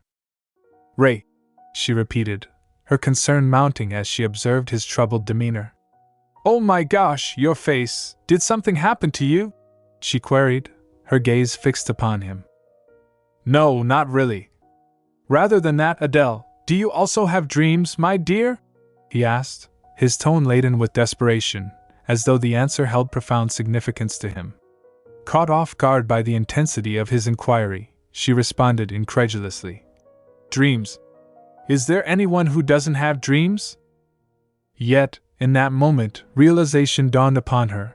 Her husband, Adeva, was exempt from ordinary dreams, save for prophecies. Embarrassment flooded her as she recalled this fact, chastising herself for jumping to conclusions without considering his unique nature. "But why are you asking about dreams?" she inquired, her curiosity piqued by Venzak's sudden interest. "I was wondering if you had any dreams last night," Venzak responded, his gaze fixed on her face. "Let's see. I don't exactly remember. I haven't actually recalled any dreams recently." "Well, dreams usually become blurry once you wake up." Is it because I talked in my sleep?" she interjected, a sense of shock coloring her tone as she considered the possibility. "No, I was just curious about those things called dreams," Venzak replied, averting his gaze, a hint of something concealed within his eyes. It seemed Adele's night had been uneventful. Did that mean he was the sole dreamer? Meanwhile, Adeline struggled to recall her purpose for being there, tapping her chin with her finger in contemplation. When the reason dawned upon her, she turned her attention to Venzak, initiating a moment of tense silence between them. While Venzak continued to survey the market below, Adeline mustered the courage to broach the subject of her earlier departure. Ray, about yesterday evening. I thought about it again, and I think leaving like that was my mistake, so I'd like to apologize," she began, her voice tentative as she cast her gaze downward. "No, what?" Venzak's surprised reaction halted her mid-sentence, catching her off guard. He hadn't anticipated her apology. "Don't apologize," he interjected, his tone cold and stern, sending a chill down her spine. She faltered, reminded of the timid Adeline from his dream. "I don't want anything like your apology," he continued abruptly, his demeanor rigid. Frustration welled up within him as memories of Adele from his dream clouded his thoughts. "I see. I was overstepping my boundaries once again," she murmured, her eyes hidden behind her bangs as she turned away, her heart aching with disappointment. What had she expected? Venzak had always been this way. "Let's go down to eat. Wacken should be waiting as well," she suggested softly, her voice tinged with sadness and resignation, as she began to walk away. Adele." Venzak's silent plea echoed in his heart, a desperate urge to reach out to her and dispel the sorrow etched upon her face. He couldn't shake the nagging concern. Why was she wearing the same expression he had seen in his dream? The trio found themselves seated outdoors, with Wacken positioned between them, engrossed in devouring his meal with unrestrained enthusiasm. "Wow, eating outside is great. I'd only apply for outdoor missions because of the food," Wacken exclaimed between bites, his delight palpable as he indulged in his meal, juggling a meat skewer and fork with glee. "The food in the duchy isn't too good, for sure. So that was why you kept going out for missions, huh?" Adeline chuckled, teasingly probing into Wacken's culinary preferences. As Wacken scratched his neck in response, Venzak, standing beside him, appeared nonchalant, sipping his coffee quietly. Yet, his apparent indifference belied his keen interest in their conversation. "Haha! Please keep it a secret from AAS," Wacken pleaded, his demeanor shifting from jovial to beseeching. "I wonder about that one," Adeline mused teasingly, her hand propped against her cheek, playfully teasing Wacken. His eyes widened in response, silently imploring her compliance. "I'm going to go get a drink," Adeline announced, rising from her chair and informing the others before walking away. "Okay, come back soon," Wacken waved after her, while Venzak's gaze followed her departure, a fleeting moment of silent observation passing between him and Wacken. "Captain, did you have a fight with Adeline? I even left on purpose yesterday so that you two could have dinner together. Have you realized that you haven't even talked to each other at all today?" Wacken's tone escalated, his face flushed with restrained anger as he confronted Venzak. "I'm also troubled right now, so stay silent." Venzak sighed, his frustration evident as he beseeched Wacken for quiet. Holding his head in his hands, he grappled with the tumultuous emotions swirling within him. "Arg, this is seriously frustrating," Wacken slowly said in anger. And he realized how Maven was the one who even insisted that Wacken shouted let them stay together all the time. He remembered Maven's smiling face as he was sitting there angrily while folding his arms across his chest and pouting cutely. "Please read the mood, Wacken dash," Maven words echoed in his ears again. "Hey Wacken, have you ever had a dream?" Venzak suddenly redirected his attention towards Wacken, his inquiry catching the latter off guard. "Huh? A dream?" Wacken responded with confusion evident in his expression. "No, I haven't." He shook his head decisively, dismissing the notion altogether. "Not even once?" "No." "Why are you asking the obvious? I never even got a prophecy," Wacken explained, offering insight into his lack of dream experiences. "Then, what about AAS?" Venzak pressed further, his focus unwavering as he prodded Wacken while spearing a piece of meat with his fork. Wacken's reaction was immediate, his shock rendering him momentarily speechless, goosebumps prickling across his skin. "How am I supposed to know about his dreams? And regardless of the content, if one of us had a dream, then word about it would have spread already. But why are you asking about that? Did you have a dream?" Wacken replied, his words interspersed with slow, deliberate munching as he savored his food. "No. I was just wondering if it's possible to have a dream that's not a prophecy." Venzak pondered aloud, his hand resting against his face in contemplation.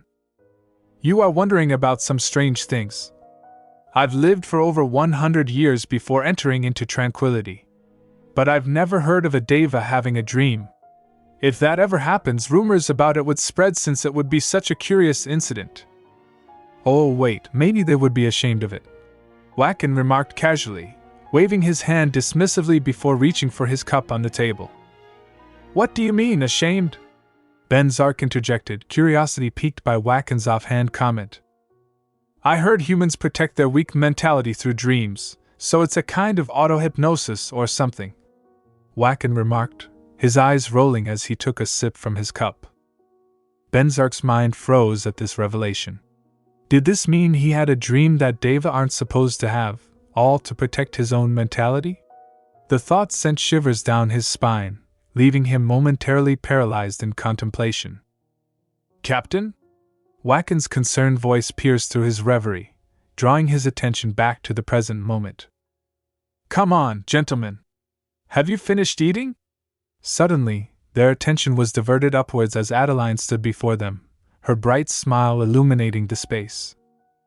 Hey Adeline! Wacken exclaimed, pleasantly surprised by her appearance. It's about time we start moving, she announced with a slow, confident smile. Are we going somewhere? Wacken inquired, taken aback by the sudden change in plans, while Venzak listened intently, absorbing the information. Oh, did you forget? We are going to earn money in the gladiator contest. Adeline blushed, her confidence shining through as she leaned forward, hands resting on the table. That's why I'd like to ask, how much money do you have right now? Her question hung in the air, eliciting surprise from both Wacken and Venzak. After a brief moment, they pulled together all the money they had on the table. Adeline meticulously counted the coins, stacking them neatly. 10 gold, 50 silver, and about 655 talent. She announced the total, her gaze shifting between her companions. Nice, then, that money, give it all to me, she declared, extending her hand expectantly, her bright smile belying her confidence. The citizens of Mokran City gathered around the notice board where the names of the fighters and their scheduled matches were listed. They navigated through the crowd to reach the board, engaging in whispered conversations and lively gossip about the upcoming matches. Adeline and Venzak walked together, approaching the board amidst the bustling crowd. Adeline scanned the board intently before turning to her companions. The one we need to pay attention to is the Great Thief of Hell, she remarked, pointing to the name with her index finger. Do you also know who that is, Venzak? She noticed Venzak's confusion, realizing he wasn't familiar with the fighter, but she was confident Wacken knew who she was referring to. Wacken nodded in confirmation. I'm sure everyone knows, given his consistent victories in the gladiator contest. That's why many people will be betting on the Great Thief of Hell, Wacken added, expressing his agreement with a pensive expression, while scratching his chin. Yes, and there will be many people like me who only bet on the Great Thief of Hell. Adeline recalled the distinct appearance of the formidable fighter. Now then, here's a question. How can we win all the money that people bet on the Great Thief of Hell? She posed the question, prompting both Venzak and Wacken to listen intently, eager to hear her strategy. However, she decided to let them ponder for a moment. We would need to bet on his opponent instead of the Great Thief, and the Great Thief would need to miraculously lose. Wacken mused thoughtfully before shaking his head, realizing the complexity of such a plan. No way. Venzak expressed disbelief, knowing it was improbable for the Great Thief to lose considering his undefeated record. Adeline chuckled, pleased that Wacken grasped her point precisely, while Venzak observed their interactions silently. Correct answer, Adeline affirmed, winking at Wacken. In the finals, I'll bet everything on the Great Thief's opponent instead of the Great Thief himself. Venzak's surprise was evident on his face as he struggled to comprehend her plan. As for the result, do you want to see for yourself? Adeline teased, placing her index finger on her lips with a smile. Meanwhile, in an office room, a man sat at his desk holding the betting paper, clearly marked with Adeline's stamp after she wagered all her money on the great thief's opponent. "Who the hell is this person to bet so much money on this riffraff?" he inquired, addressing another person calmly reading a newspaper on the sofa. "Are you sure they stamped the seal personally?" He waved the paper in the air. "Yes, it's real. There's no reason for us to refuse since she wants to hand over all of her money." The man with the newspaper and a tobacco pipe in his mouth responded calmly. "Well, that's true." The man at the desk smiled and scratched his neck. "By the way, how is the great thief of hell doing?" he inquired, standing up and folding his arms across his chest as he walked toward the sofa. "He reached the semi-finals without a single scratch," the man with the newspaper replied. "Then how about the wolf fawn that she bet on?" the man on the sofa asked. "That guy? He looked like a weak ass. It's pure luck that he got into the finals." The newspaper reader rolled his eyes and removed the tobacco pipe from his lips. "I watched him closely because I was curious as to what kind of person he was from the amount of money she bet, but he's not exactly worth the attention," he remarked carelessly, resuming smoking from his pipe. "Oops, it's time for the finals soon," the orange-haired man announced upon hearing the shouting and cheering voices from outside, indicating the imminent start of the match. "Well, let's go make bank," the newspaper reader agreed, folding the newspaper and placing it on the table before leaving. "The great thief of hell is entering!" The announcement echoed through the arena as the fighter made his grand entrance. The crowd erupted into shouts and cheers, creating a cacophony of noise. "The finals are starting now!" Another announcement blared over the speakers, signaling the beginning of the much-anticipated match. Adeline placed a bag full of gold in front of Venzak and Wacken, smiling proudly. She knew they were taken aback and surprised by her gesture. "Here is the 2,000 gold I won today through the bet," she declared proudly, recognizing it as a significant achievement. 2,000 gold. I'm sure it used to be just 10 gold, 50 silver, and something," Wacken exclaimed in disbelief, his mind struggling to comprehend the sudden increase in wealth. He felt a cold sweat of disbelief forming on his brow. "Yes, it multiplied into 2,000 gold," Adeline affirmed, nodding her head in confirmation. Wacken gulped, realizing that 1 gold coin was enough money for 2 commoners to live on for their entire lives. "Let's get going. There's no reason to stay any longer since we accomplished our objective." Adeline began to walk ahead, her head held high with pride and her hands folded behind her back. Meanwhile, Wacken continued to stutter, still trying to process the staggering turn of events. "Wait there for a moment." They were about to leave when someone stopped them. Adeline turned around, her expression one of confusion as she faced an old man holding a stick, his long, light gray hair adding to his distinguished appearance. There was a suspicious look in his eyes, and Adeline noted the guards accompanying him. Considering the timing and the guards, could he be the arena's owner?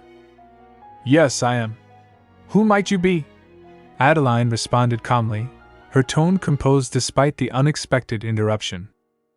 "I heard you made an interesting gamble," the old man remarked with intrigue. "Oh my, did the rumor spread already?" Adeline feigned surprise, her tone laced with amusement. "I heard you gambled in a different way than the others. What kind of trick did you use?" the old man questioned, fixing her with a scrutinizing gaze. "Oh my! That makes it almost sound like I cheated or something. By the way, I didn't expect that this small amount of money would be worth an investigation," Adeline retorted, meeting his gaze with a chuckle. "Of course there would be an investigation if it looked like a trick was used. The game wouldn't be fun otherwise," the old man stated, raising his hand in emphasis. Adeline snickered at his notion of fun. "Fun? I guess that fun is only supposed to be fun for you. You remained silent when the arena won all the money that the spectators lost, yet you came running to me in surprise because it was the other way around this time. Don't you think that's rather dastardly?" Adeline remarked carelessly, twirling a strand of her hair in a manner designed to provoke annoyance. "What did you say? How dare you speak like that to our master?" one of the guards interjected, drawing his sword and shouting. However, before the guard could react further, Wacken appeared behind him, sword at the guard's neck, issuing a chilling warning. "You'd better behave properly. I'll send your head flying if you make the slightest movement." Wacken growled menacingly into the guard's ear, sending a shiver down the old man's spine. Caught off guard, he realized he'd better not act rashly. Meanwhile, the old man's attention shifted to Venzak standing beside Adeline. His eyes widened as he recognized Venzak's face, taking a moment to realize who he was. The realization struck him like lightning. Was this person standing before him the Duke of Darkness? And was she his wife? Of all people, it had to be that Duke. Despite his initial anger, the old man laughed nervously, attempting to lighten the tense atmosphere. "Calm down, I didn't come here to fight. I was just doing my job as the arena's owner.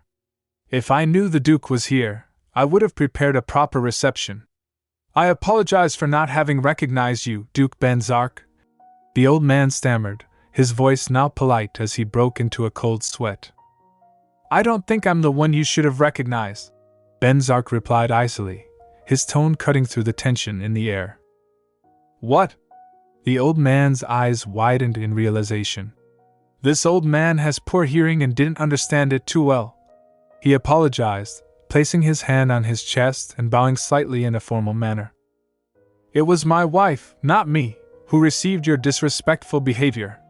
You'd better behave properly," Venzak stated coldly, fixing the old man with a stern glare. Silently, the old man met Venzak's gaze, recognizing the gravity of the situation. He knew Venzak was a notorious figure, capable of erasing someone like him with ease. With this realization, he swallowed hard and bowed further, offering a sincere apology as he should have done earlier.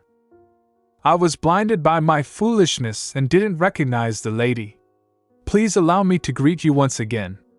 My name is Peter, the leader of Mokran City. Please feel free to tell me anything you need during your stay in Mokran City," Peter said politely, his tone transformed into one of genuine respect as he introduced himself and extended hospitality. Adeline observed the interaction with indifference, unaffected by the old man's sudden change in demeanor. "What? Did the great thief of hell really lose?" Avid asked in surprise, unable to believe the unexpected turn of events. "My money is gone. Arg, I bet on the great thief," Avid lamented, rolling his eyes in frustration. "Yes, it's completely gone. I heard he made a silly mistake during the finals," Koken informed him, sharing the disappointing news. "Ugh! Old man Peter must have earned a lot. I should have worked for the arena instead of becoming a mercenary," Avid grumbled angrily as he took a sip from his beer glass, his frustration evident. "About that, Captain. I heard the one who won the money wasn't the arena's owner, and it was Adeline Rotyn instead." Koken hesitated before delivering the news. Avid was stunned, and he choked on his drink, unable to swallow properly. "Why, out of nowhere, did it have to be her?" Avid exclaimed in disbelief, his shock palpable. On a bright, sunny day, inside the bar, Avid sat, visibly irked and surprised, arms folded and munching on octopus. "I heard she bet on the great thief of hell for the 3 previous matches but only backed the Wolf's Fang in the finals. Did she purposely choose the Wolf's Fang for her bet? How did she predict he'd make it to the finals?" Suspicion clouded his expression as he glanced at Koken, still chewing his octopus. "Well, I'm not sure about that," Koken replied, rolling his eyes. "I knew she wasn't ordinary. Anyway, that's quite remarkable. How did the Wolf's Fang manage to win?" Avid inquired with keen interest, his frown deepening. "Rather than the Wolf's Fang winning, it seemed more like the great thief of hell made a mistake. I heard he slipped the moment their blades clashed," Koken explained, his boredom evident. Though Koken wanted to cease discussing Adeline, Avid persisted, his curiosity palpable. It's odd that the guy Adeline bet on happened to win due to a mistake. Wolf's Fang, huh?" Avid mused, taking a swig of beer from his glass mug. "Hey, Koken. Try investigating him. I want to recruit him to the mercenary corps, he said thoughtfully, scratching his chin, a smirk playing on his lips. Adeline knew the 2,000 gold she earned was sufficient to repay what she had spent on renovating the duchy. As the owner of the arena departed, Venzak, Wachan, and Adeline remained. Wachan clutched the black bag while Adeline reiterated her reason for undertaking everything: to repay the funds she had invested in the duchy's renovations. Did you do this in order to pay us back? Venzak asked her, surprised by her actions. Somewhat. I also needed some money that I could comfortably spend, she replied calmly. There is enough money in the duchy, along with Mel Rock. Here are enough Mel Rocks, all kinds of jewels, and piles of gold rotting in storage. I hope you aren't thinking that the duchy is running out of money. Melstone was basically a magic ore that can be processed. He told her everything about the jewels in the duchy. He felt bad when she was trying to pay him back. He never asked her to, but why was she paying him back and acting like a stranger? Here they're giving a piece of common sense regarding the land of darkness about Mel Rock. There's a mine with a huge amount of Mel Rock deposits in the land of darkness, so they only need to breathe to make money. That's how rich they would do to Mel Rocks. I'm the lady of the house. Of course, I know the duchy's financial situation. She smiled brightly and replied, but then she looked down with a hint of sadness in her voice as she continued. But that money belongs to you, not me, she mumbled. There's no difference between what's yours and mine. There's no, Venzak said softly, but he stopped in between as soon as he realized. There's, Adeline repeated behind him, looking at him with shock and a want-to-know-all expression. Venzak stopped. His eyes widened as he realized. Why did he just have that thought? What was he trying to say? Weren't you just trying to say something, Dash? She wanted him to continue and say whatever he wanted to say. She wanted to hear what he had to say. They kept looking at each other. But soon both of their attention diverted as soon as Wachan shouted loudly. He saw Avid in cloak, so he called for him. Ha! Avid! Over here, over here! Wachan smiled and called him towards them. Ha! Avid looked at them with a side eye and he tried his best to suppress his surprised reactions. What's everyone doing here? Is it because of the rumor? I thought you wouldn't be interested since you made enough money, Dash, he said calmly while coming towards them and removing his cloak hat. He just came in front of them and said, Did anything happen? Adeline sensed worries in his reaction, so she asked him concernedly. Apparently, 5 orcs have appeared from the forest, Avid told them without hesitation. I thought they were going extinct since they are rarely seen nowadays, but this will get us some money, Wachan said thoughtfully. Adeline was now thinking about it seriously as she mumbled.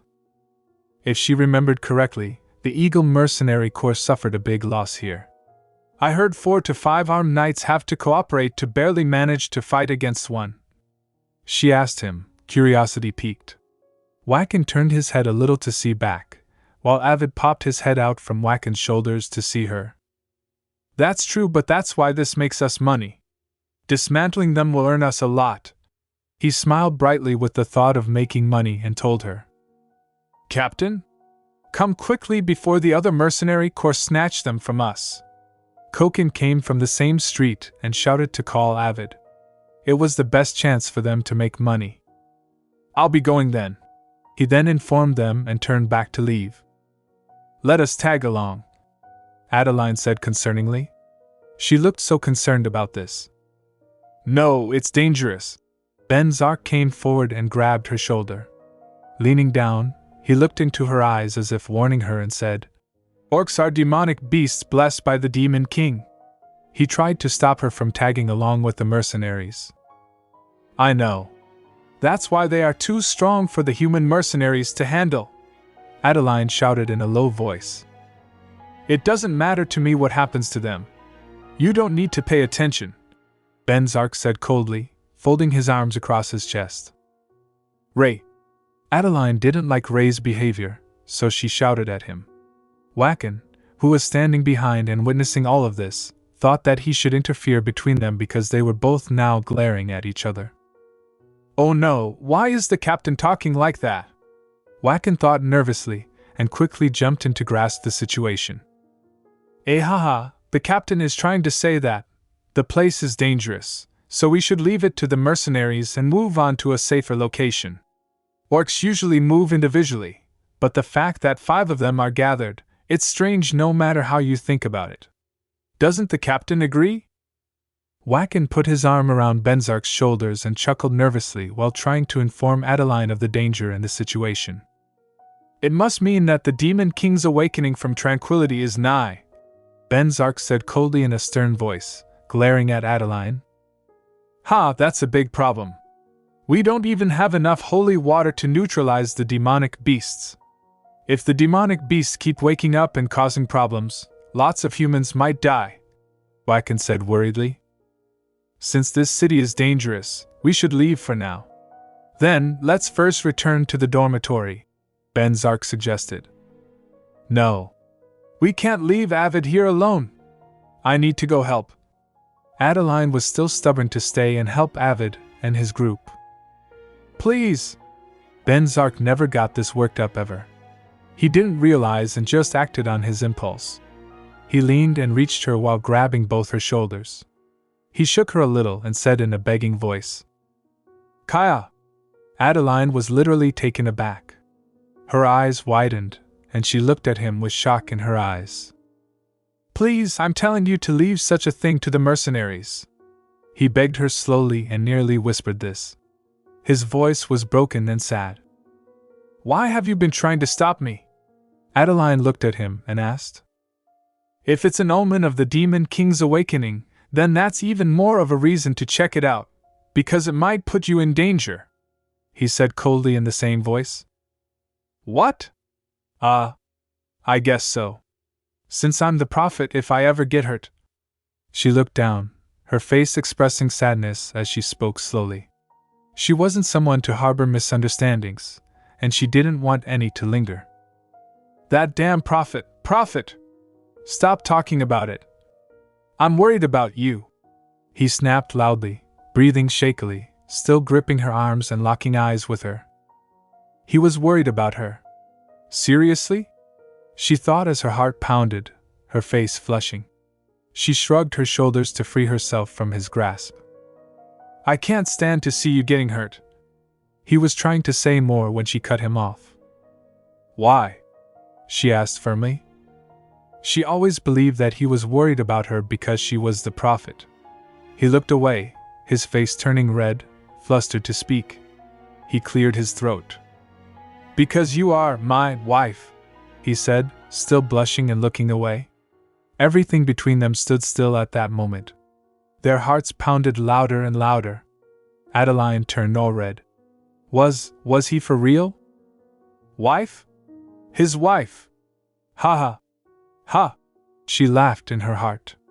They were both so shy and blushing so much that they couldn't meet each other's gaze anymore. They just stood there in silence. Wacken looked at them from a distance. "It's nice to see you getting along.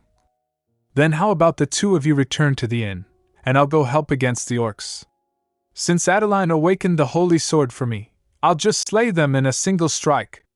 He didn't want to disturb their sweet moment together, so he offered to leave. "Holy sword. Wacken, you can't use the holy sword," Adeline said slowly. "What? Why?" Wacken was flabbergasted. He was supposed to fight without the sword, but why? Adeline knew that Hela might be watching. If she uses clairvoyance to find them, she will discover that Adeline is not a prophet.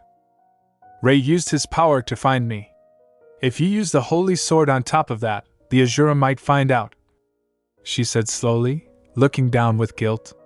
She was unable to meet his gaze. She knew she was lying, but she had no other choice. "That's true." Wacken thought about this and continued. "All right, I'll be back then," he said smiling and turned around to walk. "Wacken! Let's go Tog Dash." Adeline wanted to run behind him, but before she could go any farther or say anything, Venzak held her by the waist and pulled her towards him. In this way, they were almost hugging each other from their sides. "No," he said in a firm tone. "Are you going to send Wacken alone?" Adeline said slowly, her voice filled with concern. "Wacken is strong," Venzak said, looking directly into her eyes. He was still holding her close to him. Adeline's cheeks turned red, while Venzak stood there calmly. "But he can't use the holy sword?" Adeline shouted in a muffled sound. "He is strong even without it," Venzak said coldly. "I get it, so please release me." She was so flustered she could hardly speak. Her words came out stuttering from her mouth. Venzak removed his arm from her waist, and both of them started walking together. "Was it unpleasant?" Venzak asked her sadly. He was disappointed that she seemed uncomfortable with his touch as she tried to free herself from his arms. "No," Adeline said, avoiding eye contact. "Then why are you making that face?" he asked, surprised by her reaction. "It's because you suddenly hugged me. I was just a bit surprised," she whispered, her voice barely audible. She looked down, hands on her chest, trying to control her racing heart. She felt as if she were submerged in a river of her own tears. Even though Venzak killed her, she loved him enough to convince herself that he might have had a good reason for that. Wait, did she just think she loved him? She really loved him. She was still loving him. She was still repeating the same mistakes that she did in her previous life like an idiot. If only he was acting the same way towards her as he did in her previous life, then she wouldn't be struggling this much. She remembered his soft replies and his gentle gazes. She wanted to be strong now, but he was just too different from back then. That difference was so lovely that it hurt. She shifted her gaze away from Venzak, her mind drifting into introspection. Despite altering the course of events, she couldn't suppress her affection for him. "She's just an ordinary human," she mused, recalling the words of a man who once told her about the brilliance of human emotions, how their fleeting existence compels them to pursue intensity and complexity. Deva and Azura wouldn't comprehend the beauty of such feelings. Lost in her reverie, she flashed back to a moment on the beach with a middle-aged man, his blonde hair and beard swaying in the breeze as he imparted these insights. The sound of pigeons in flight and crashing waves echoed in her memory. Returning to the present, she cast a melancholic glance at Venzak. Would there ever come a day when she could regard her emotions for him as brilliant rather than foolish? With a heavy heart, she finally spoke, her voice low. "I'm worried that Wacken might get hurt." It was an attempt to shift her focus away from her tumultuous thoughts. "You don't need to worry," Venzak reassured her, his eyes fixed on hers. "I'm also strong. I can fight." She attempted to assert herself, frustration simmering beneath the surface. He was testing her patience. "No," he countered firmly. "Why not? Then we should go together," she persisted, her tone resembling that of an annoyed bunny. "We can't. I'll be too weak," he responded instantly, his resolve unyielding. "What makes you weak?" Adeline asked, shocked and surprised. How could someone like the Duke of Darkness be weak? It seemed incomprehensible to her. "I mean, I won't be able to fight because I'll be concerned about you," he explained, his eyes closed briefly before meeting hers with unwavering intensity. His hand reached up to gently caress her cheeks, rendering Adeline speechless and wide-eyed. "You are my weakness, Adele," he whispered softly, his touch eliciting a blush from her cheeks. "What?" Adeline exclaimed, jolting back to reality with such force that even the birds in the trees scattered in alarm. Meanwhile, deep in the jungle, Avid and his mercenary troop had encircled all the orcs. Koken, poised to attack an orc from behind, froze as he heard Adeline's scream echoing through the forest. "You over there, don't touch it," Wacken commanded, halting Koken in his tracks. "Sure," Koken agreed hastily, fear already gnawing at him. Meanwhile, Wacken advanced towards the orcs with a malevolent grin, sending shivers down Koken's spine. The mere sight of Waken's expression made it clear that touching the orcs would be a grave mistake. Observing the scene, Avid's eyes lit up with excitement. He couldn't contain his admiration for Waken, who embodied the epitome of a scoundrel, a figure Avid had long sought after. To Avid, Waken represented unbridled greed, his gaze fixated on the orcs as if calculating the value of every last drop of their blood. "He is the role model of our mercenary corps," Avid declared proudly, his admiration for Waken evident in every word. "Isn't it because he's strong?" Koken remarked, rolling his eyes with disinterest. "Well, he is rather incredible since he defeated the orc in a single strike," Avid smirked, informing him. Meanwhile, amidst the ongoing skirmish, the mercenary troops found themselves struggling against the larger and more formidable orcs. Just as the orcs seemed poised to overpower them, Waken intervened. With a cold voice, he commanded, "Step aside," before swiftly dispatching an orc with a single stroke of his sword, effortlessly cleaving its body in two. Thanks to Waken's intervention, the mercenary troop couldn't capitalize on their initial plan to profit from killing the orcs. However, without Waken's assistance, the mercenary corps would have undoubtedly suffered significant losses, a fact Avid was keenly aware of. Though he remained silent, a knowing smirk played on his lips as he observed Waken's approach. As they conversed casually, Adeline's voice rang out, expressing relief at the apparent safety of everyone present. "Huh! Weren't you at the inn?" Waken inquired, surprised, turning towards her. Avid and Koken also turned their attention to Adeline. "Actually, Adele." Venzak began to speak, but Adeline swiftly cut him off. I initially wanted to tag along because I need something from an orc's corpse. But he told me I could only follow after Waken took care of them." She interjected hastily, fearing Venzak might disclose something he shouldn't. Her words sent shockwaves of disbelief through the eagle mercenaries, leaving Avid grinding his teeth and rolling his eyes. He couldn't help but think of the saying that goes, "Rich people tend to be Scrooges." "I just need one orc's heart, so you can have the rest," Adeline remarked casually, but Avid's reaction was so overwhelming that words couldn't adequately describe it. With unbridled excitement, he threw his hands in the air, inadvertently punching Koken, who stood beside him. "Really?" Avid exclaimed loudly and enthusiastically, startling Adeline and causing her to flinch in her place. Avid couldn't contain his excitement as he lunged towards her, his heart pounding with anticipation while he struggled to maintain outward composure. "You can't go back on your word. You can't change your mind later, okay?" he exclaimed breathlessly, his face flushed with excitement. His yellow eyes sparkled with happiness as he warned Adeline. "Okay," she replied softly, turning towards Waken. "Are you okay with it, Waken?" she inquired. "I don't mind. I was going to let the two of you deal with it anyway," Waken responded carelessly, feeling a swell of pride at the respect he garnered from everyone present. "Thank you, Waken!" Adeline chuckled happily, before turning her attention to Avid, who had moved closer to the orc's body. He was joyfully holding the bones in his hands, lost in thoughts of the wealth they represented.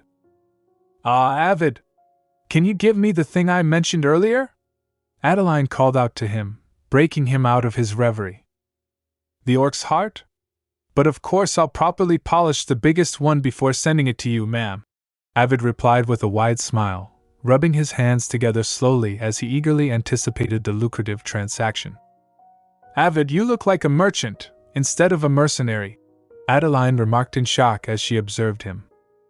I forgot. I also need the orc's blood. Can you bring it with you when you come to the Forest of Darkness?" she requested as they walked ahead, now reaching the city and strolling through the streets. "Of course. We are making lots of profit just from having the rest," Avid exclaimed happily, his emotions uncontainable as he reveled in the potential wealth.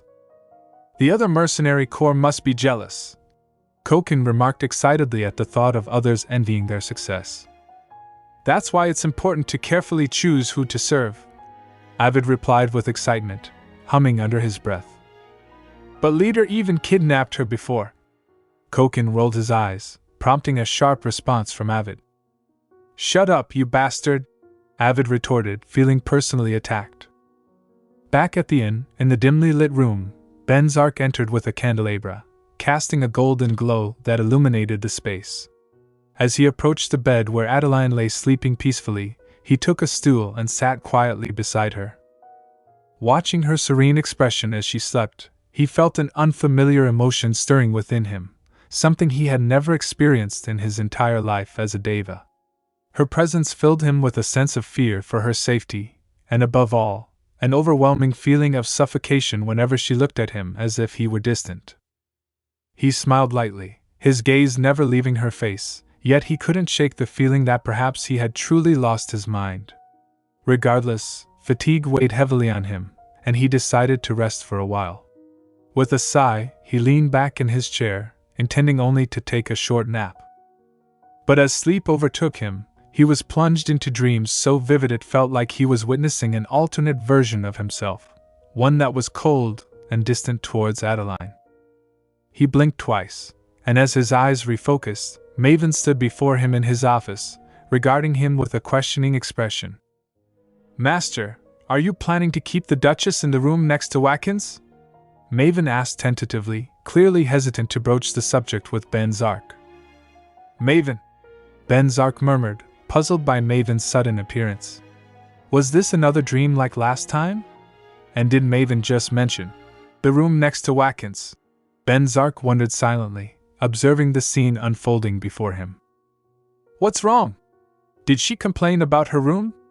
Venzak's dream self, seemingly engrossed in his office work, inquired casually, appearing indifferent to the situation. It struck him that this dream version of himself was too preoccupied with his duties. The current Venzak, dreaming all of this, found it odd. Adeline should be using the room next to his. Does that mean she used the room next to Watkins in this different past? There's no way Adeline would have obediently accepted that, he reasoned to himself, scrutinizing the dream closely. The dreams felt incredibly vivid. "No, that didn't happen, but dashed." Maven began to explain, only to be cut off abruptly. "Then just leave it as it is," Venzak interjected coldly, flipping through pages without missing a beat. "Since she might be scared if she uses the room next to mine." "But master," Maven protested, but Venzak dismissed the topic with a curt remark. "Change it if she wants, but it's unnecessary to do that if she doesn't ask," he declared, signaling an end to the discussion. "All right. I get it. I'll take my leave." Maven sighed, casting a sad glance before departing. Left alone, Venzak set aside the papers and made his way to the window.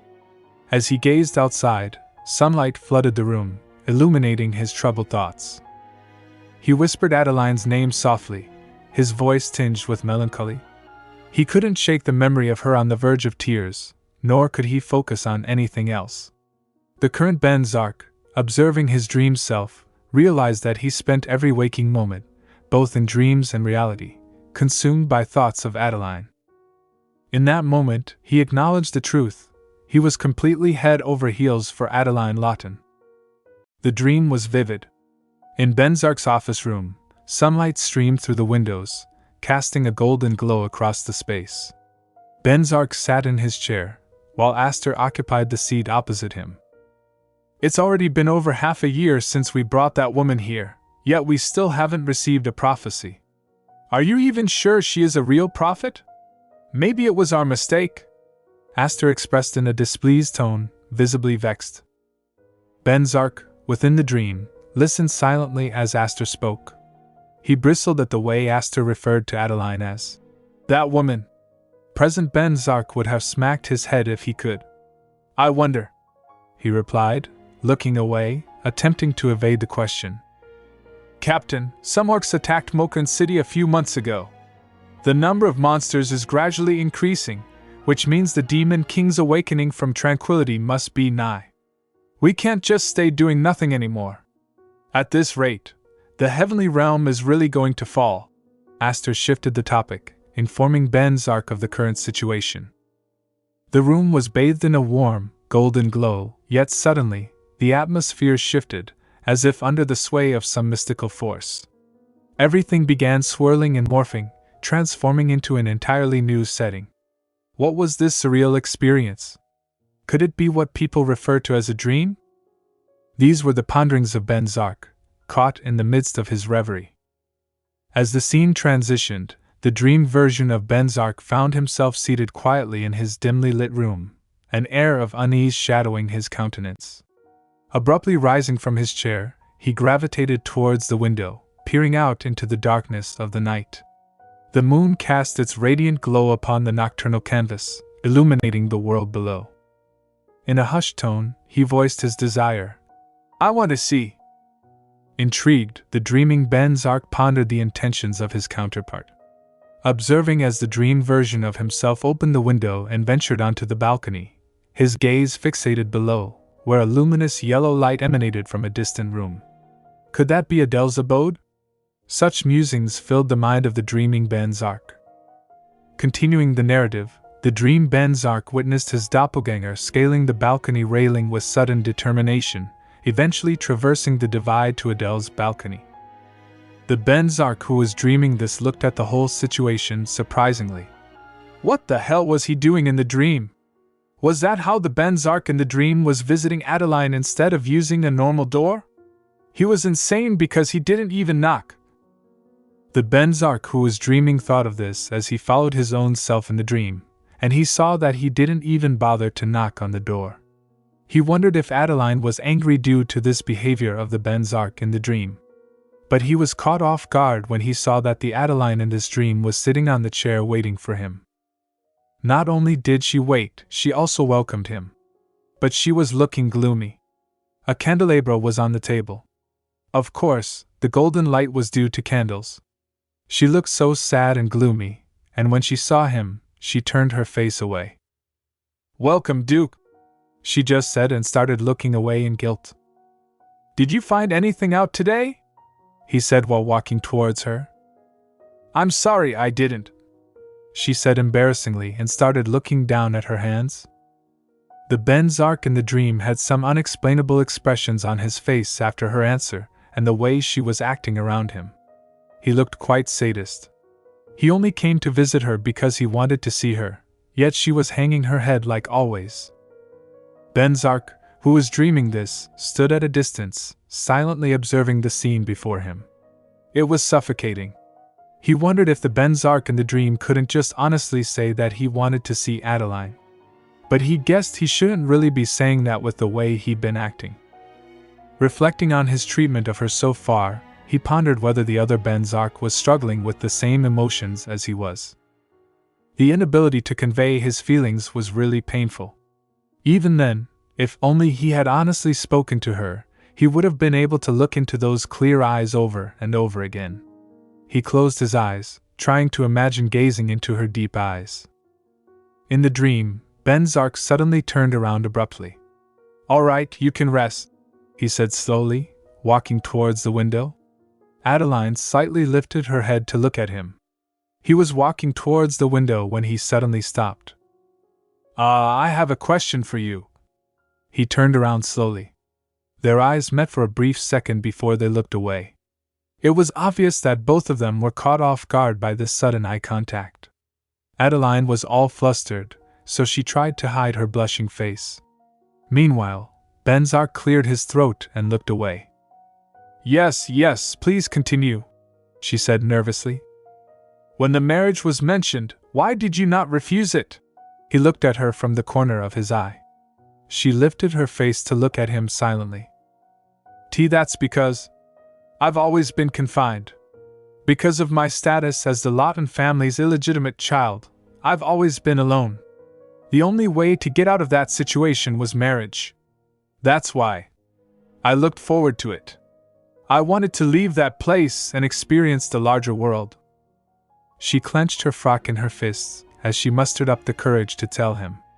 She remembered how she used to look outside the house just through the window. She remembered how no one bothered with her. Even the servants didn't respect her. She put her hands on her chest, trying to let out her muffled breath, and said slowly while looking down. He kept silent the whole time and continuously watched her. He then turned around and said slowly, "I see." He went towards the window. "Return safely, Duke," she said in the same gloomy voice. The Venzak, who was dreaming, thought to himself, so she wanted to experience the larger world.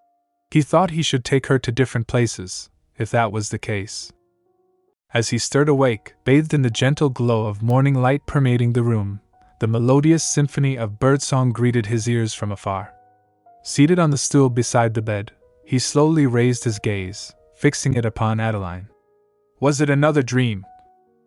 The thought fluttered through his mind, a persistent query amidst the haze of confusion that clouded his senses. Why did these dreams persist, weaving themselves so seamlessly into the fabric of reality? The weight of uncertainty bore down upon him, etching lines of worry upon his brow. With a heavy sigh, he buried his face in his hands, succumbing to the tumultuous whirlwind of thoughts that swirled within. The boundary between dream and reality blurred, leaving him grappling with a sense of disorientation. Adeline's visage lingered in his mind's eye, her presence a source of both comfort and distress. Anxiety gnawed at his insides, threatening to engulf him as the dream's vividness cast a shadow over the solidity of reality. In the depths of his subconscious, he recalled the fleeting moments shared with Adeline, each memory etched with an indelible clarity. Her gentle gaze, suffused with warmth, beckoned to him from the recesses of his mind. Yet, he remained ensnared by his own insecurities, unable to bridge the chasm that separated him from her. The memory of her innocent countenance, framed by cascading locks of hair and eyes as deep and captivating as amethysts, stirred a longing within him. He knew, with a pang of regret, that he possessed neither the courage nor the conviction to confront her, to delve beneath the surface and uncover the truths hidden within those enigmatic eyes. The mere thought of articulating his desire to behold the depths of her gaze filled him with trepidation. How could he, a mere mortal weighed down by the shackles of fear and self-doubt, hope to traverse the vast expanse that lay between them? His mind replayed their initial encounter, a fleeting moment frozen in time, wherein Adeline's unwavering confidence had captivated him. Yet, he remained a silent observer, relegated to the sidelines by his own reticence. Each missed opportunity, each unspoken word, served as a poignant reminder of his own inadequacies. And so, he sat in silent contemplation, grappling with the inner turmoil that threatened to consume him, yearning for the courage to seize the fleeting moments that slipped through his grasp. Reflecting on the dynamics of their relationship, he couldn't help but acknowledge the pattern that had emerged over time. Adeline had always been the initiator, the one to take the first step. It was her who met his gaze with unwavering confidence, her voice as sweet as honey as she bestowed upon him the endearing moniker, Ray. The memory of her cheerful smile lingered in his mind, a testament to her boldness and assertiveness. She had effortlessly breached the barriers of his hesitation, her proactive approach serving as a beacon of light in the darkness of his uncertainty. In the recesses of his mind, he grappled with the hypothetical scenario of what might have been had Adeline not been the catalyst for their interactions. The mere thought sent shivers down his spine, a chilling reminder of the profound impact her presence had on his life. How different things might have been, had fate not intervened in the form of her confident strides and endearing gestures.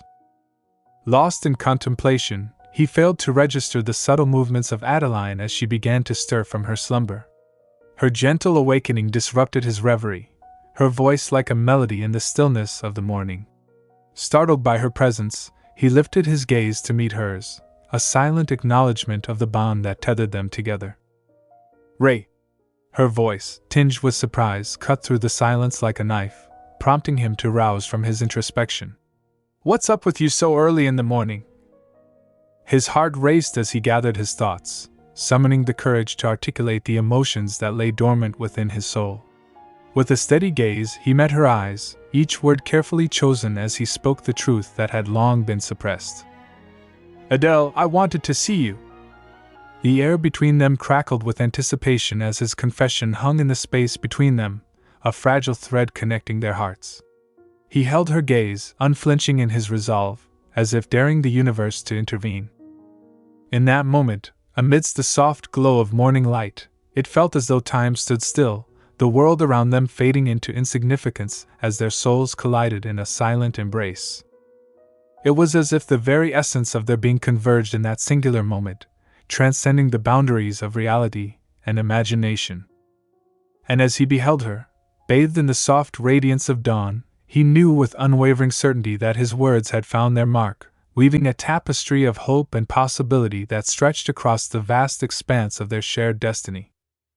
Venzak's unexpected declaration caught her off guard, plunging her into a state of shock. The revelation of his previously unseen affectionate side left her utterly unprepared. Her widened eyes and flushed face betrayed her surprise, as she grappled with the notion that Venzak, of all people, could express such sentiments towards her. The weight of his words lingered, rendering her momentarily speechless and enveloped in silence. Attempting to regain composure, she found herself still gasping for breath, clutching the comforter tightly against her pounding heart. The shock persisted, immobilizing her until she managed to sit up on the bed. In a tone of disbelief, she exclaimed, "What?" The intensity of her reaction echoed in the air, a testament to the unexpectedness of Venzak's revelation. Venzak, however, maintained his gaze, his eyes conveying the sincerity of his feelings. "I'm here because I wanted to see you," he softly affirmed. His honesty echoed in the room, leaving her grappling with a flood of conflicting emotions. As the seconds passed, the shock gradually subsided, allowing her to articulate her thoughts. The words escaped her lips, each syllable a testament to her disbelief. "Am I dreaming right now?" Her grip on the comforter tightened further, as if seeking tangible confirmation in the midst of this surreal moment. The room held its breath, suspended in the aftermath of Venzak's unexpected revelation.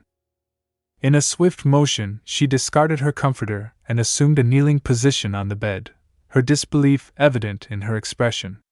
Questioning his sincerity, she exclaimed, "Why, you are lying!" The room was charged with tension as she confronted him with her doubts. Continuing to express her disbelief, she asserted, "The Harris Venzak in my memory would never say something like, 'I wanted to see you.'" Her words flowed continuously, resonating with skepticism and surprise, challenging the very notion of Venzak's unexpected revelation. Caught off guard by her intense reaction, Venzak's surprise mirrored her own. Puzzled by her sudden outburst and shy demeanor, he refrained from divulging the truth. Unable to confess that he had been present since yesterday, he grappled with the question of why she was reacting so vehemently. Her demeanor, akin to an annoyed cat, left him uncertain about how to proceed.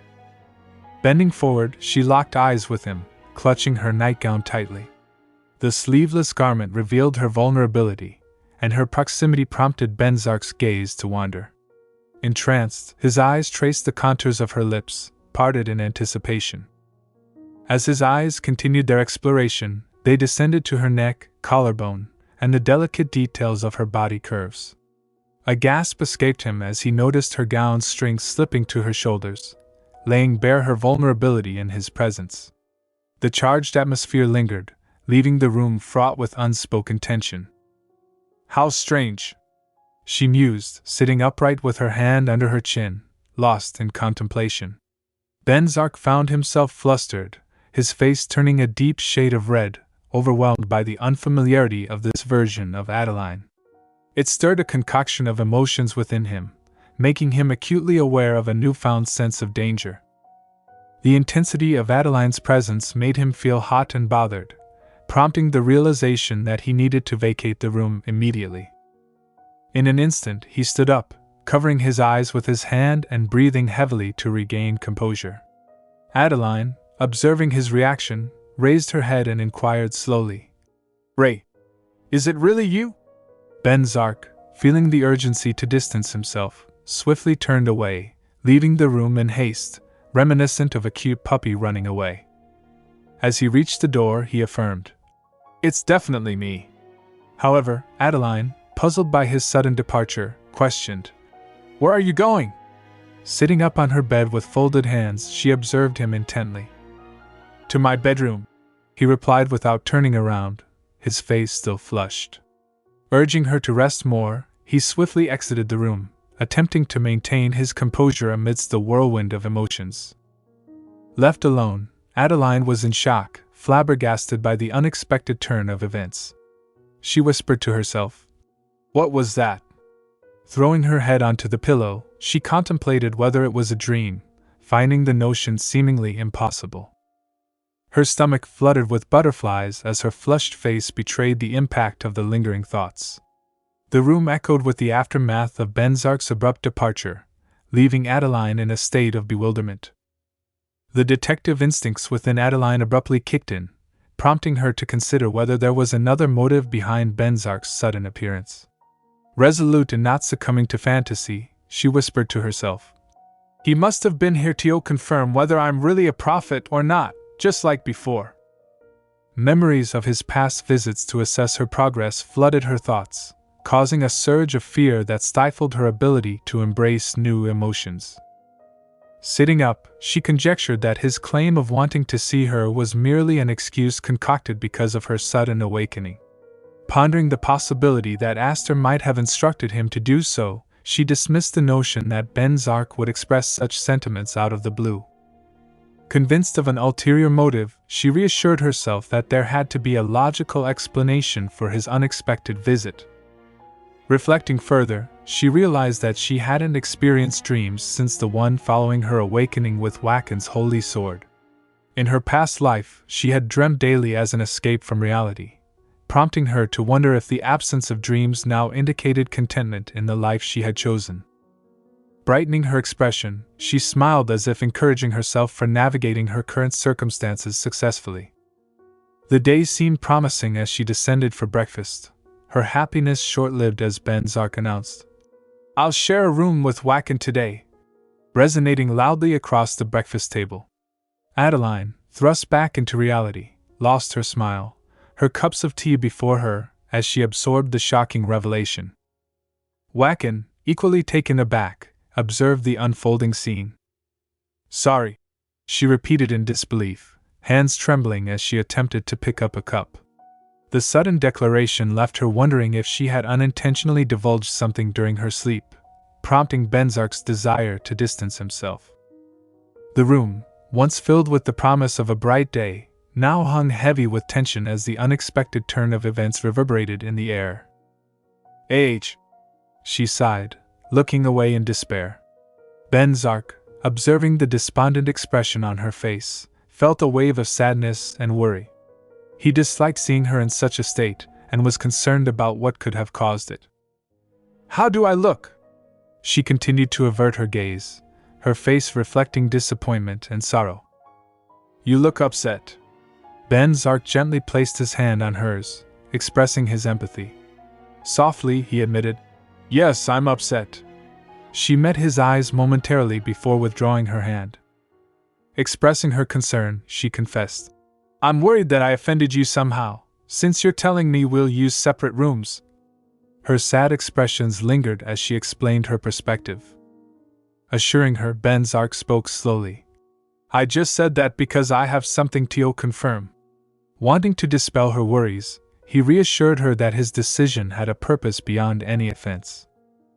"But," she whispered, her uncertainty evident. "Adele." Venzak addressed her politely until their eyes met. In a firm and resolute tone, he declared, "I'll never get angry at you.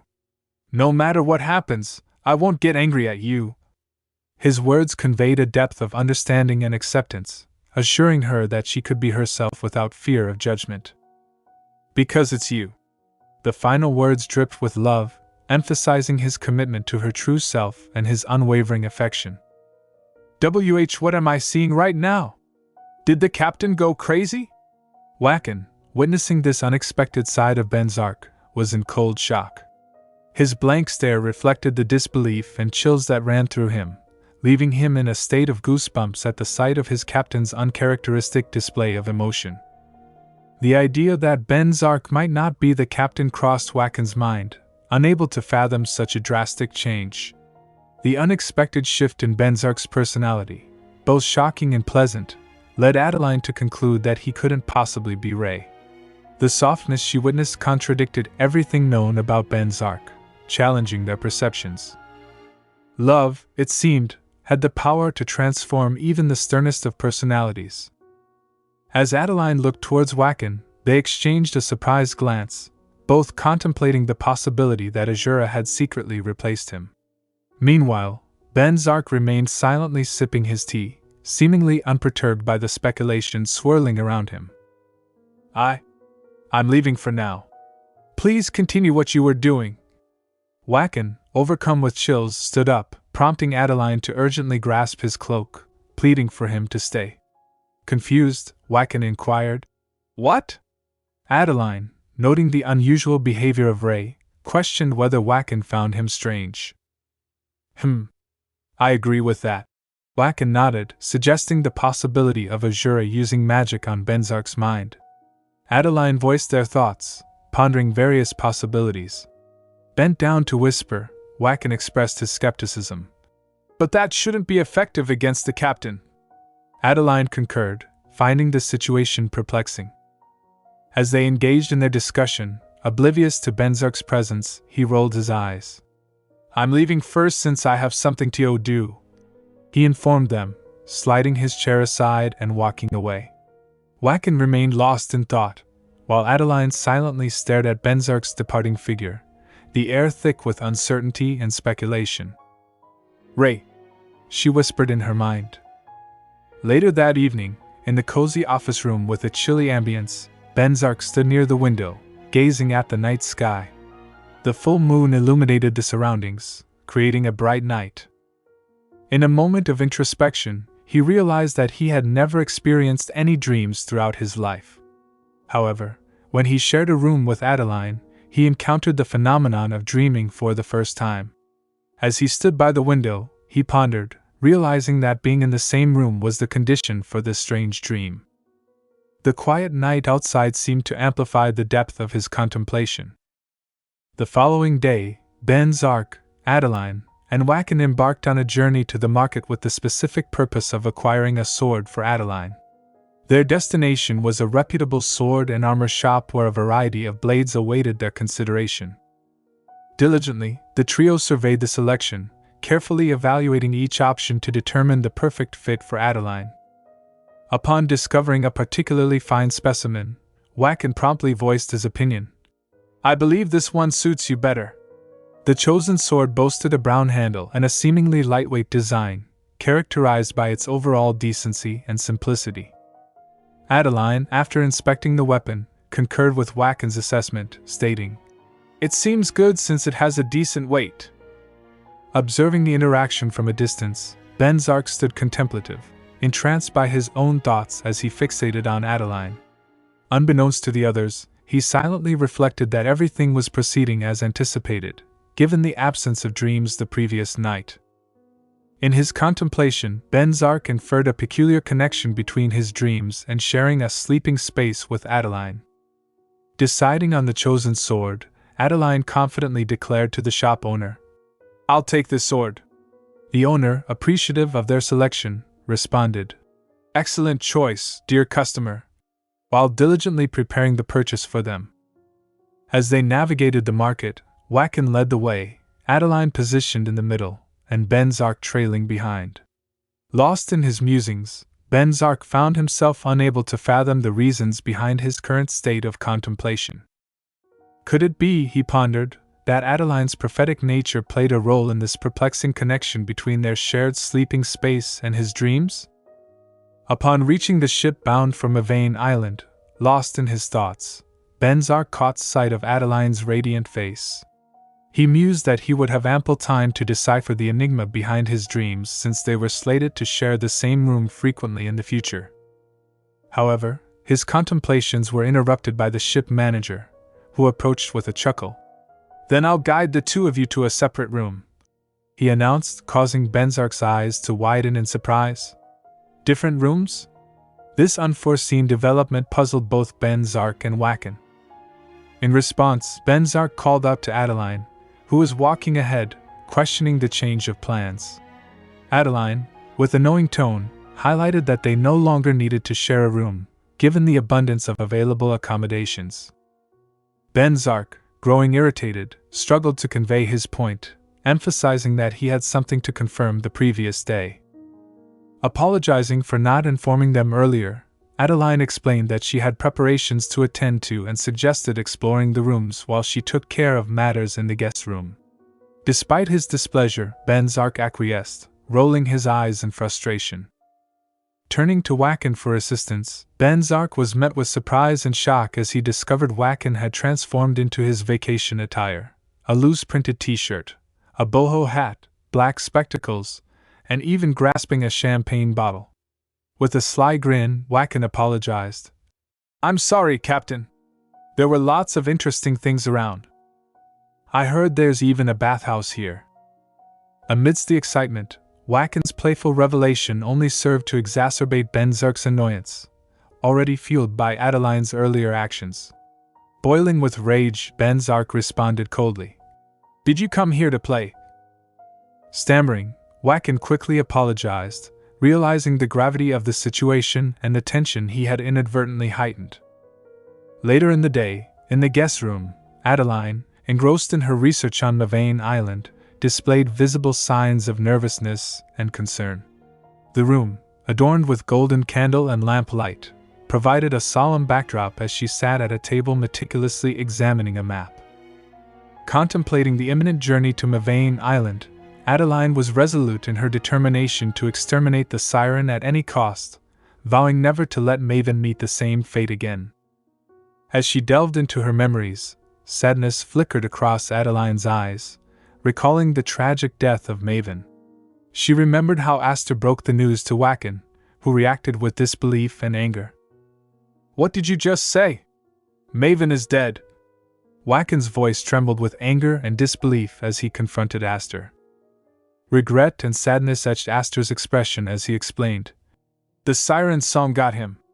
Despite Wacken's insistence on the availability of healing potions, Aster clarified that their divine power alone couldn't save Maven. In utter disbelief, Wacken clung to the hope that Maven couldn't have died so easily. As he expressed his frustration and refusal to accept the reality, he happened to notice Adeline standing at a distance, silently witnessing the painful revelation. "Hey you! You are a prophet! Find Riley right now if you are a real prophet!" Wacken's impatience reverberated, unable to bear the grief of losing Maven. "I'm sorry," Adeline replied, her expression reflecting regret and sorrow, as she looked down, feeling helpless in the face of Wacken's anguish. "Adeline Venzak!"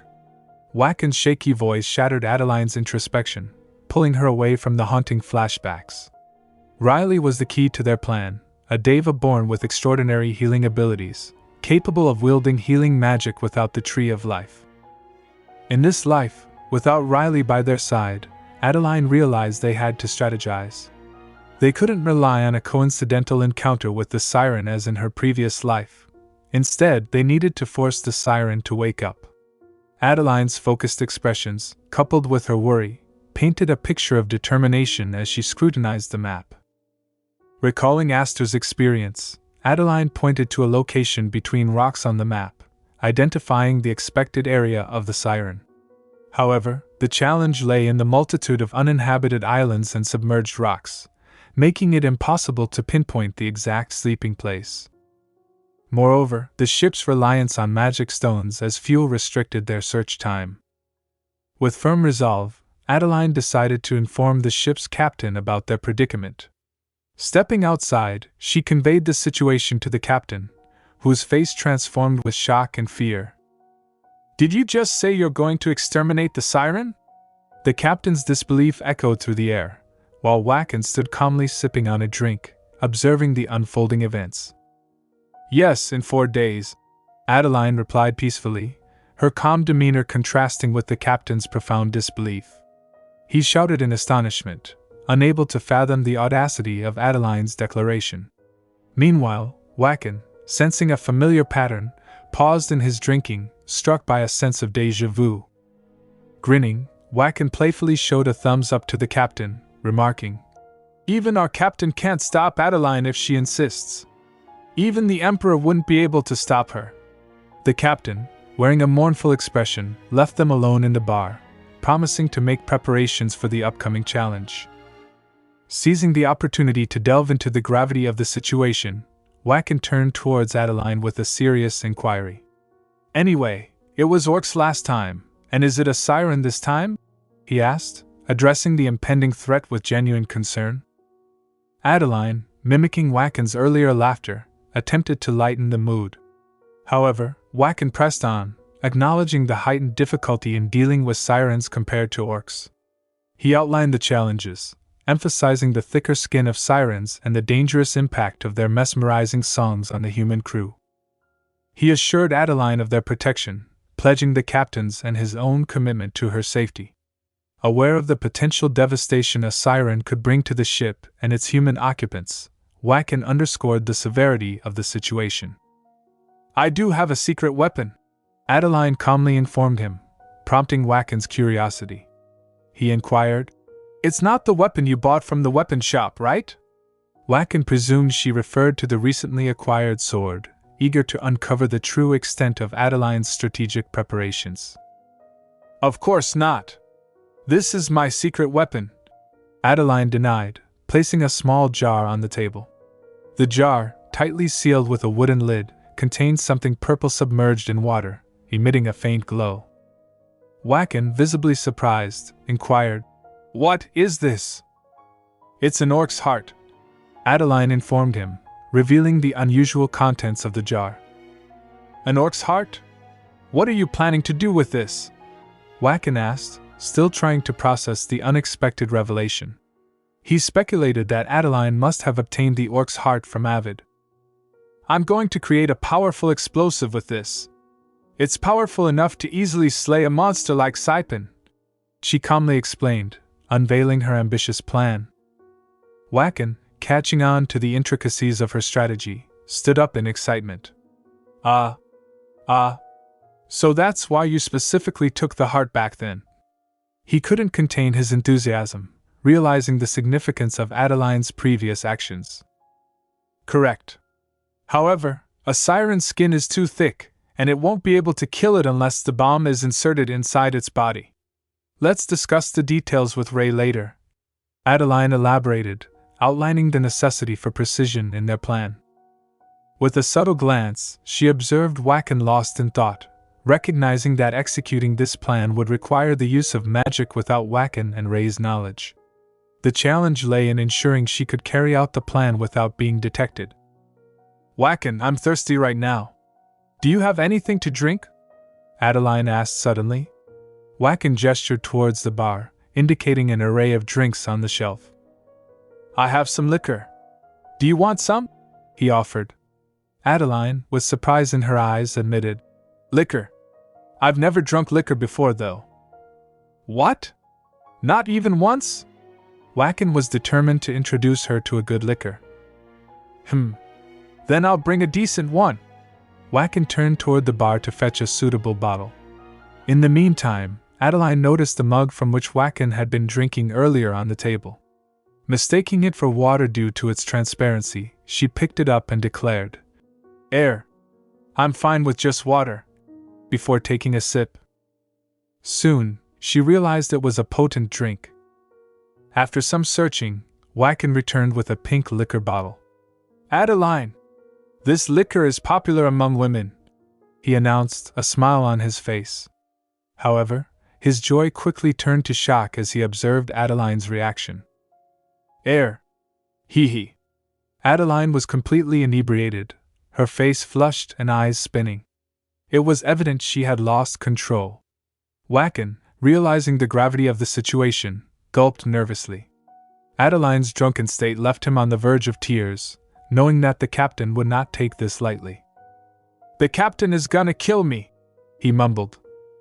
Venzak crossed his arms, releasing a heavy sigh as he observed Adeline, who appeared far from sober. With a rubber spinning between her fingers, she chuckled incessantly, emitting drunken sounds. "So, are you telling me she ended up like this from accidentally consuming strong alcohol?"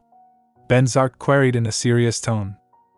"Yes," Wacken responded slowly, his embarrassment palpable as he noticed Venzak's intense stare, which felt like daggers. He swallowed hard. I mean, Wackin attempted to continue, but he faltered upon meeting Venzak's gaze once more, visibly fearful of his reactions. I didn't even have time to intervene since it all happened so quickly. Besides, I didn't anticipate her becoming so intoxicated from just one drink, he added, lowering his head and ruffling his hair in embarrassment. Meanwhile, Adeline, completely inebriated and lacking control, turned towards Venzak, playfully placing her hand on his broad shoulders. Raki, she slurred his name in a drunken manner. Wackin, he's supposed to be my husband, isn't it really funny? He's the husband.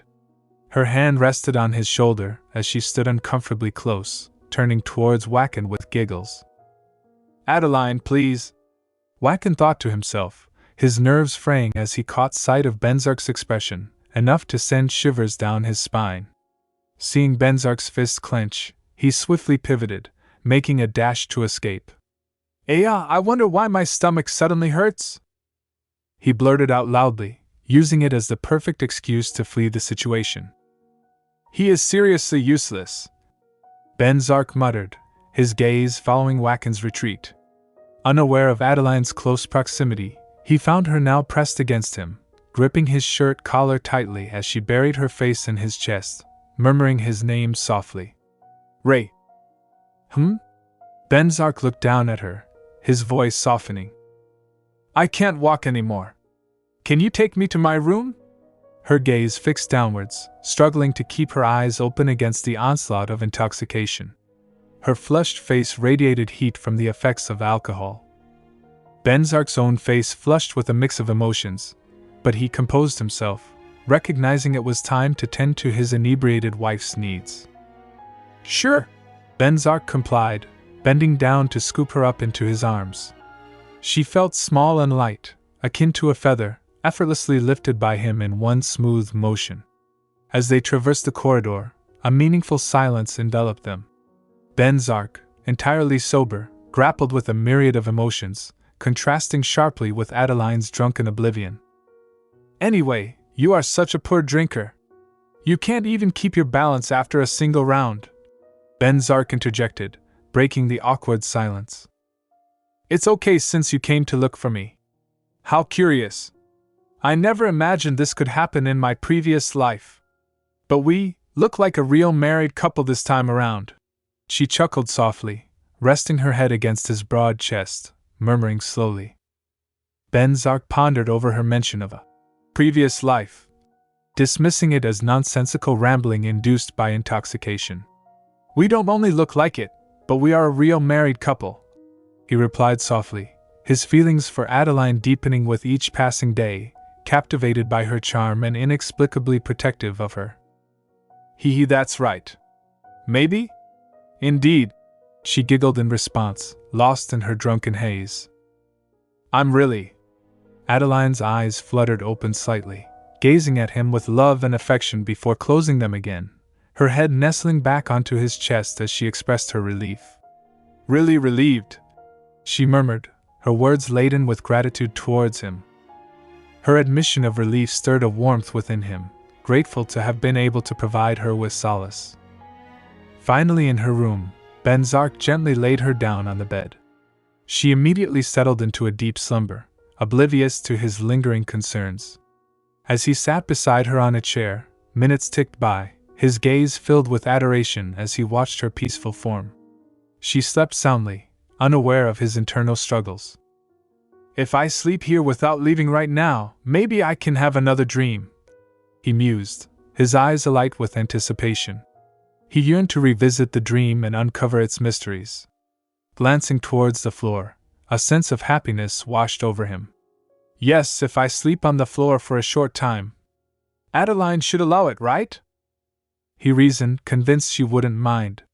With a slight scratch of his chin, he resolved to rest briefly, planning to awaken soon after. Settling on the floor with his back against the bed, Venzak's eyelids grew heavy as sleep beckoned. Soon, he succumbed to a deep slumber, his head resting against the bed as he slipped back into the dream. You are finally back. A woman's voice pierced through the darkness, unfamiliar to him. As her figure emerged, adorned in heels and an expensive purple off-shoulder frock, Venzak took in her striking appearance, dark golden eyes, sharp features, and bangs framing her forehead. Her expensive ornaments gleamed in the light, adding to her allure. "Your Highness, Duke Horace Venzak. I'm the one who will grant you an honorable future. My name is Hela Alton," she intoned slowly, her eyes blazing with intensity, their hue resembling a fiery rust. As Adeline gradually regained consciousness, the first sight that greeted her was the chandelier adorning the ceiling. Sitting up slowly, she cradled her head in her hands, wincing at the throbbing pain pulsating through her skull, undoubtedly a hangover. "Ah, my head hurts," she muttered, gently pressing her forehead in an attempt to alleviate the discomfort. Surveying her surroundings, she noted her presence on the bed, snugly covered by the comforter. Puzzled by her location, she racked her memory, attempting to piece together the events leading up to her inebriation. Recollection flooded her mind, conversing with Wacken, a sudden thirst, and reaching for what she believed to be water. Instead, she unwittingly imbibed liquor from his mug. "Water," she murmured, a futile wish amidst the aftermath of her inadvertent indulgence. Yes, she drank water, but it wasn't water. It dawned on her suddenly, sending a surge of electric shocks and goosebumps rippling through her. She had mistakenly imbibed liquor instead of the refreshing liquid she sought. That's right, she ended up super drunk after downing the liquor on the table. Attempting to quell her rising panic, she found herself embarrassingly pulling at her hair, grappling with the unexpected turn of events. Unbeknownst to her, Venzak lay nearby, soundly asleep in the room. Amidst her turmoil, thoughts of Ray flooded her mind, accompanied by a nagging sense that she had done something to him, though the specifics eluded her. Pensively tracing her lips with her fingers, she pondered the possibility of making mistakes in her inebriated state. "I should probably go to him and ask," she resolved, preparing to leave the bed. However, her words caught in her throat as she beheld Venzak, seated on the floor, unmistakably asleep. His presence took her aback, her eyes widening in surprise. "What? This guy?" she muttered, perplexed by his unexpected presence. Why was he sleeping here? Why like this, instead of in his own room? Was he attempting to defy her suggestion of using separate rooms? The questions swirled in her mind, seeking answers to his puzzling behavior. She gingerly peeled back her blanket and descended from the bed, settling beside him on her knees. Gazing at his serene countenance, a flurry of emotions surged within her. Did Ray bring her here? The notion stirred a whirlwind of thoughts and feelings within her, prompting her to scrutinize his handsome features intently. While the situation remained incomprehensible, one thing became abundantly clear: he was undeniably handsome. Her eyes traced the contours of his face, captivated by his allure. Lost in her musings, she found herself speaking aloud, her words slow yet audible. "Ray, that single instance where you called me by name in the past. I can't forget your voice from back then. Isn't it weird? I can't even remember when I heard it, but your voice was so affectionate. So I want to find out why you called me like that," she murmured, her hand inching towards his face. Before she could make contact, his eyes fluttered open, catching her off guard. "Huh!" she exclaimed in surprise, attempting to retract her hand. However, he swiftly grasped it, pulling her towards him, his other hand firmly gripping her shoulder. Her eyes widened in astonishment as she pondered when he had awakened. Caught in his firm hold, she found herself drawn closer to him, her heart racing at the unexpected turn of events. She looked at him surprisingly as she whispered, "Ray?" Adeline and Venzak stood in close proximity, their bodies nearly touching, enveloped in a thick silence. Venzak's breath brushed against Adeline's skin, and his intense gaze locked onto hers. Adeline felt a rush of heat to her cheeks, her heart racing, as she reluctantly withdrew from his embrace. I'm surprised. I didn't expect you to suddenly open your eyes. By the way, why did you sleep on the floor?" Adeline's voice wavered slightly as she lightly tapped his shoulder, pushing him away. Venzak met her gaze in silence, his hand resting where she had touched him. Adele? He spoke softly, his voice carrying a hint of warmth as he addressed her, his fingers grazing his shoulder where Adeline had tapped. Yes, Adeline replied slowly, meeting his eyes once more. Do you know anything about Hella Alton? Venzak's question sent a shiver down Adeline's spine, her body tensing at the mention of that name.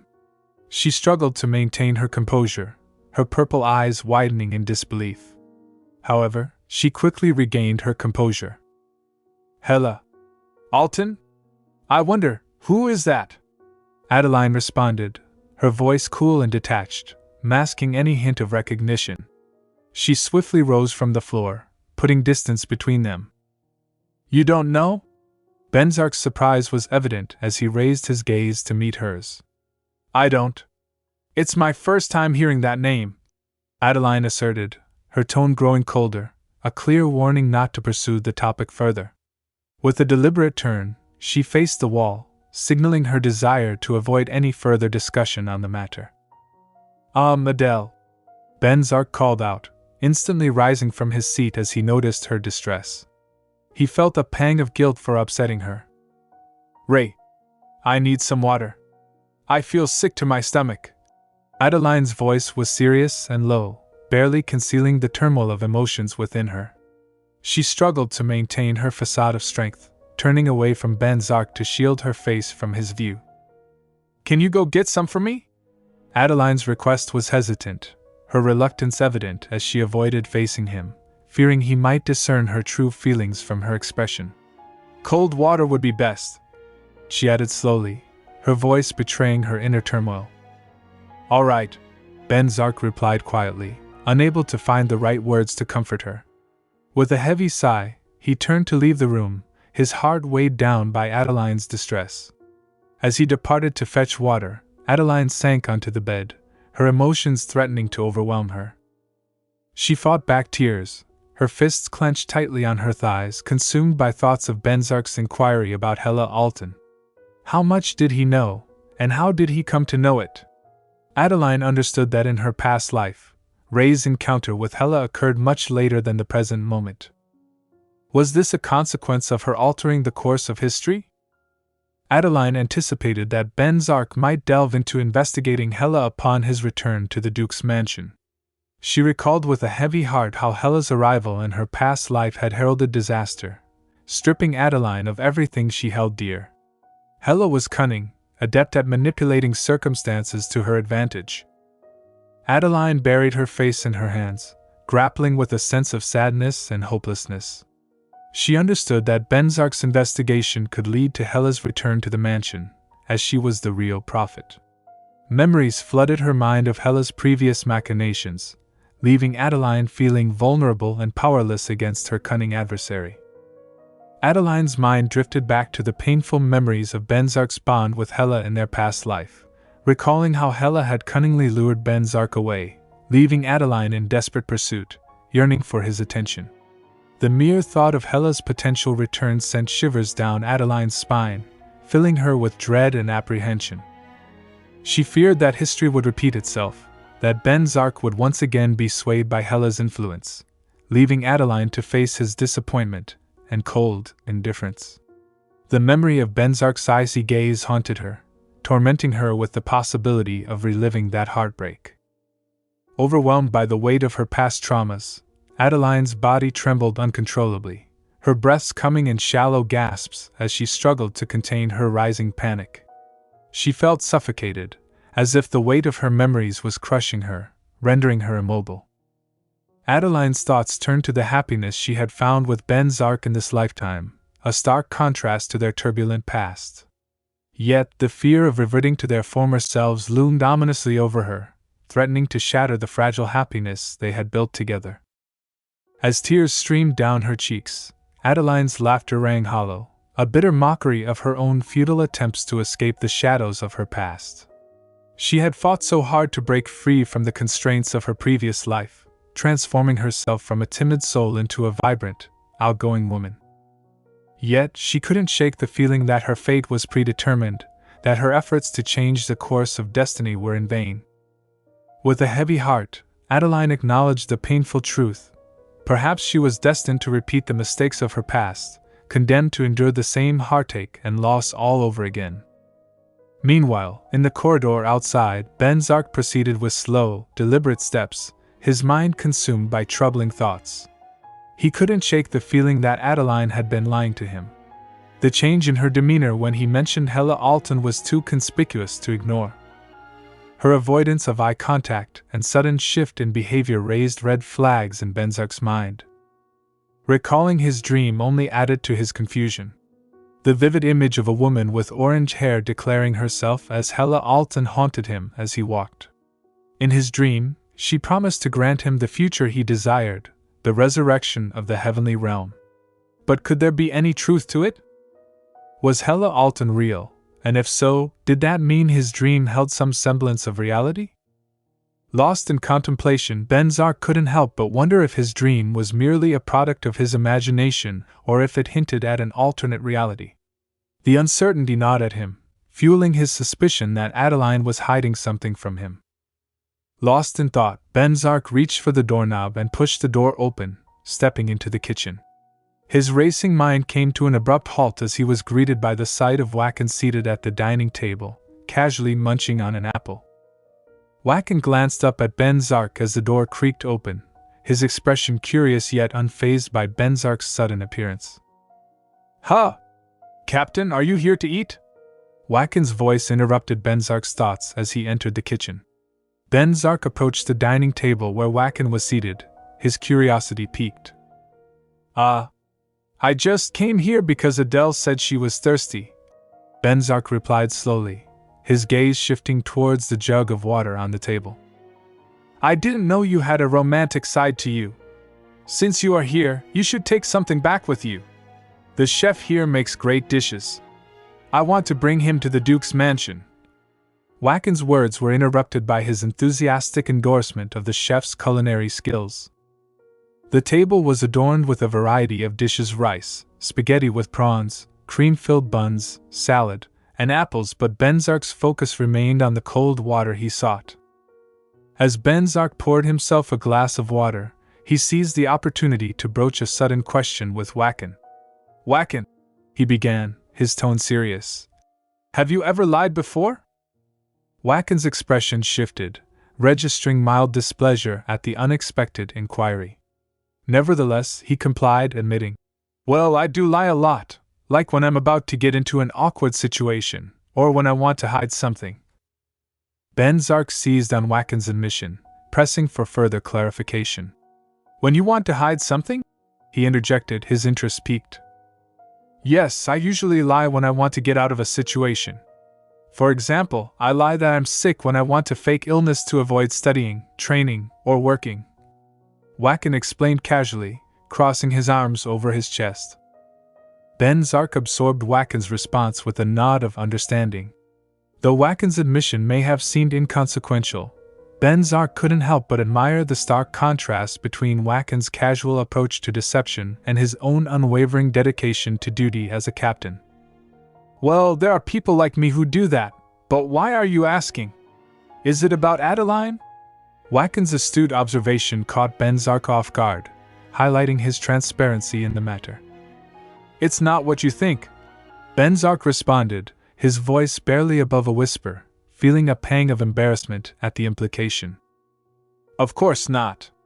Come on, the water is going to get warm at this rate. Return to Adeline already so that I can finish eating," Wacken remarked casually, his attention shifting back to his meal as he urged Venzak to leave.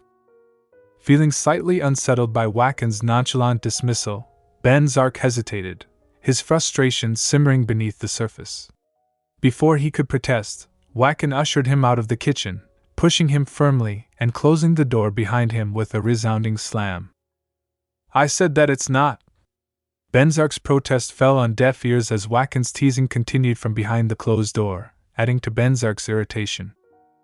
As he stood outside the kitchen, clutching the glass of water in his hand, Venzak couldn't help but feel a twinge of annoyance towards Wacken's antics. His thoughts turned inward, questioning whether his own leniency towards Wacken had inadvertently encouraged such behavior.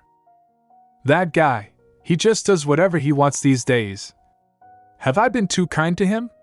Venzak mused, his gaze lingering on the closed door of the kitchen, contemplating the dynamics of their relationship. As Venzak made his way back to the room, a wave of worry washed over him.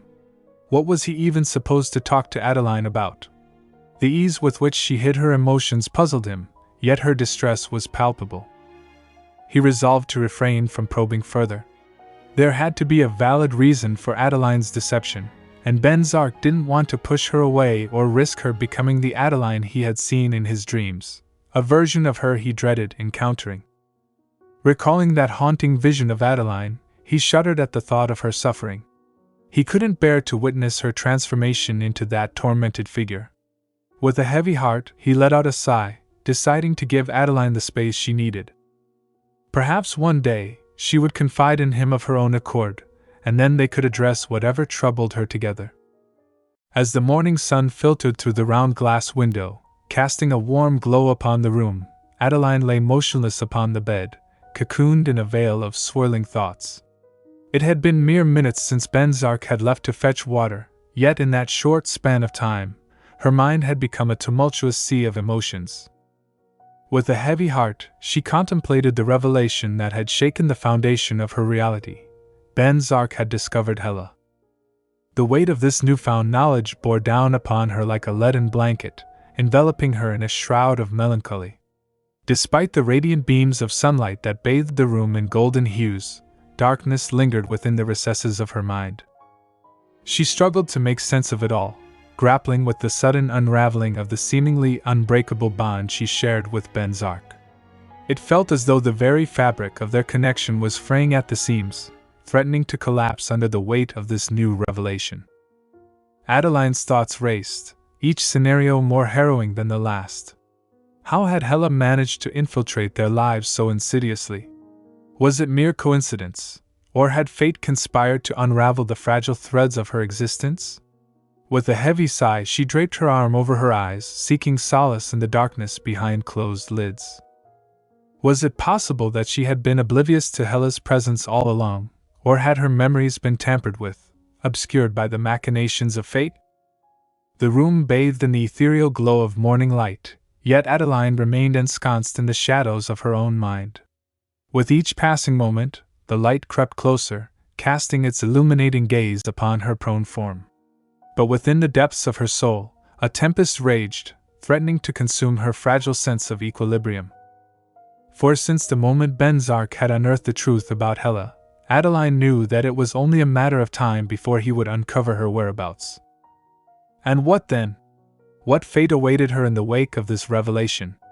Would she once again find herself confined within the suffocating confines of the Black Tower, imprisoned by forces beyond her control?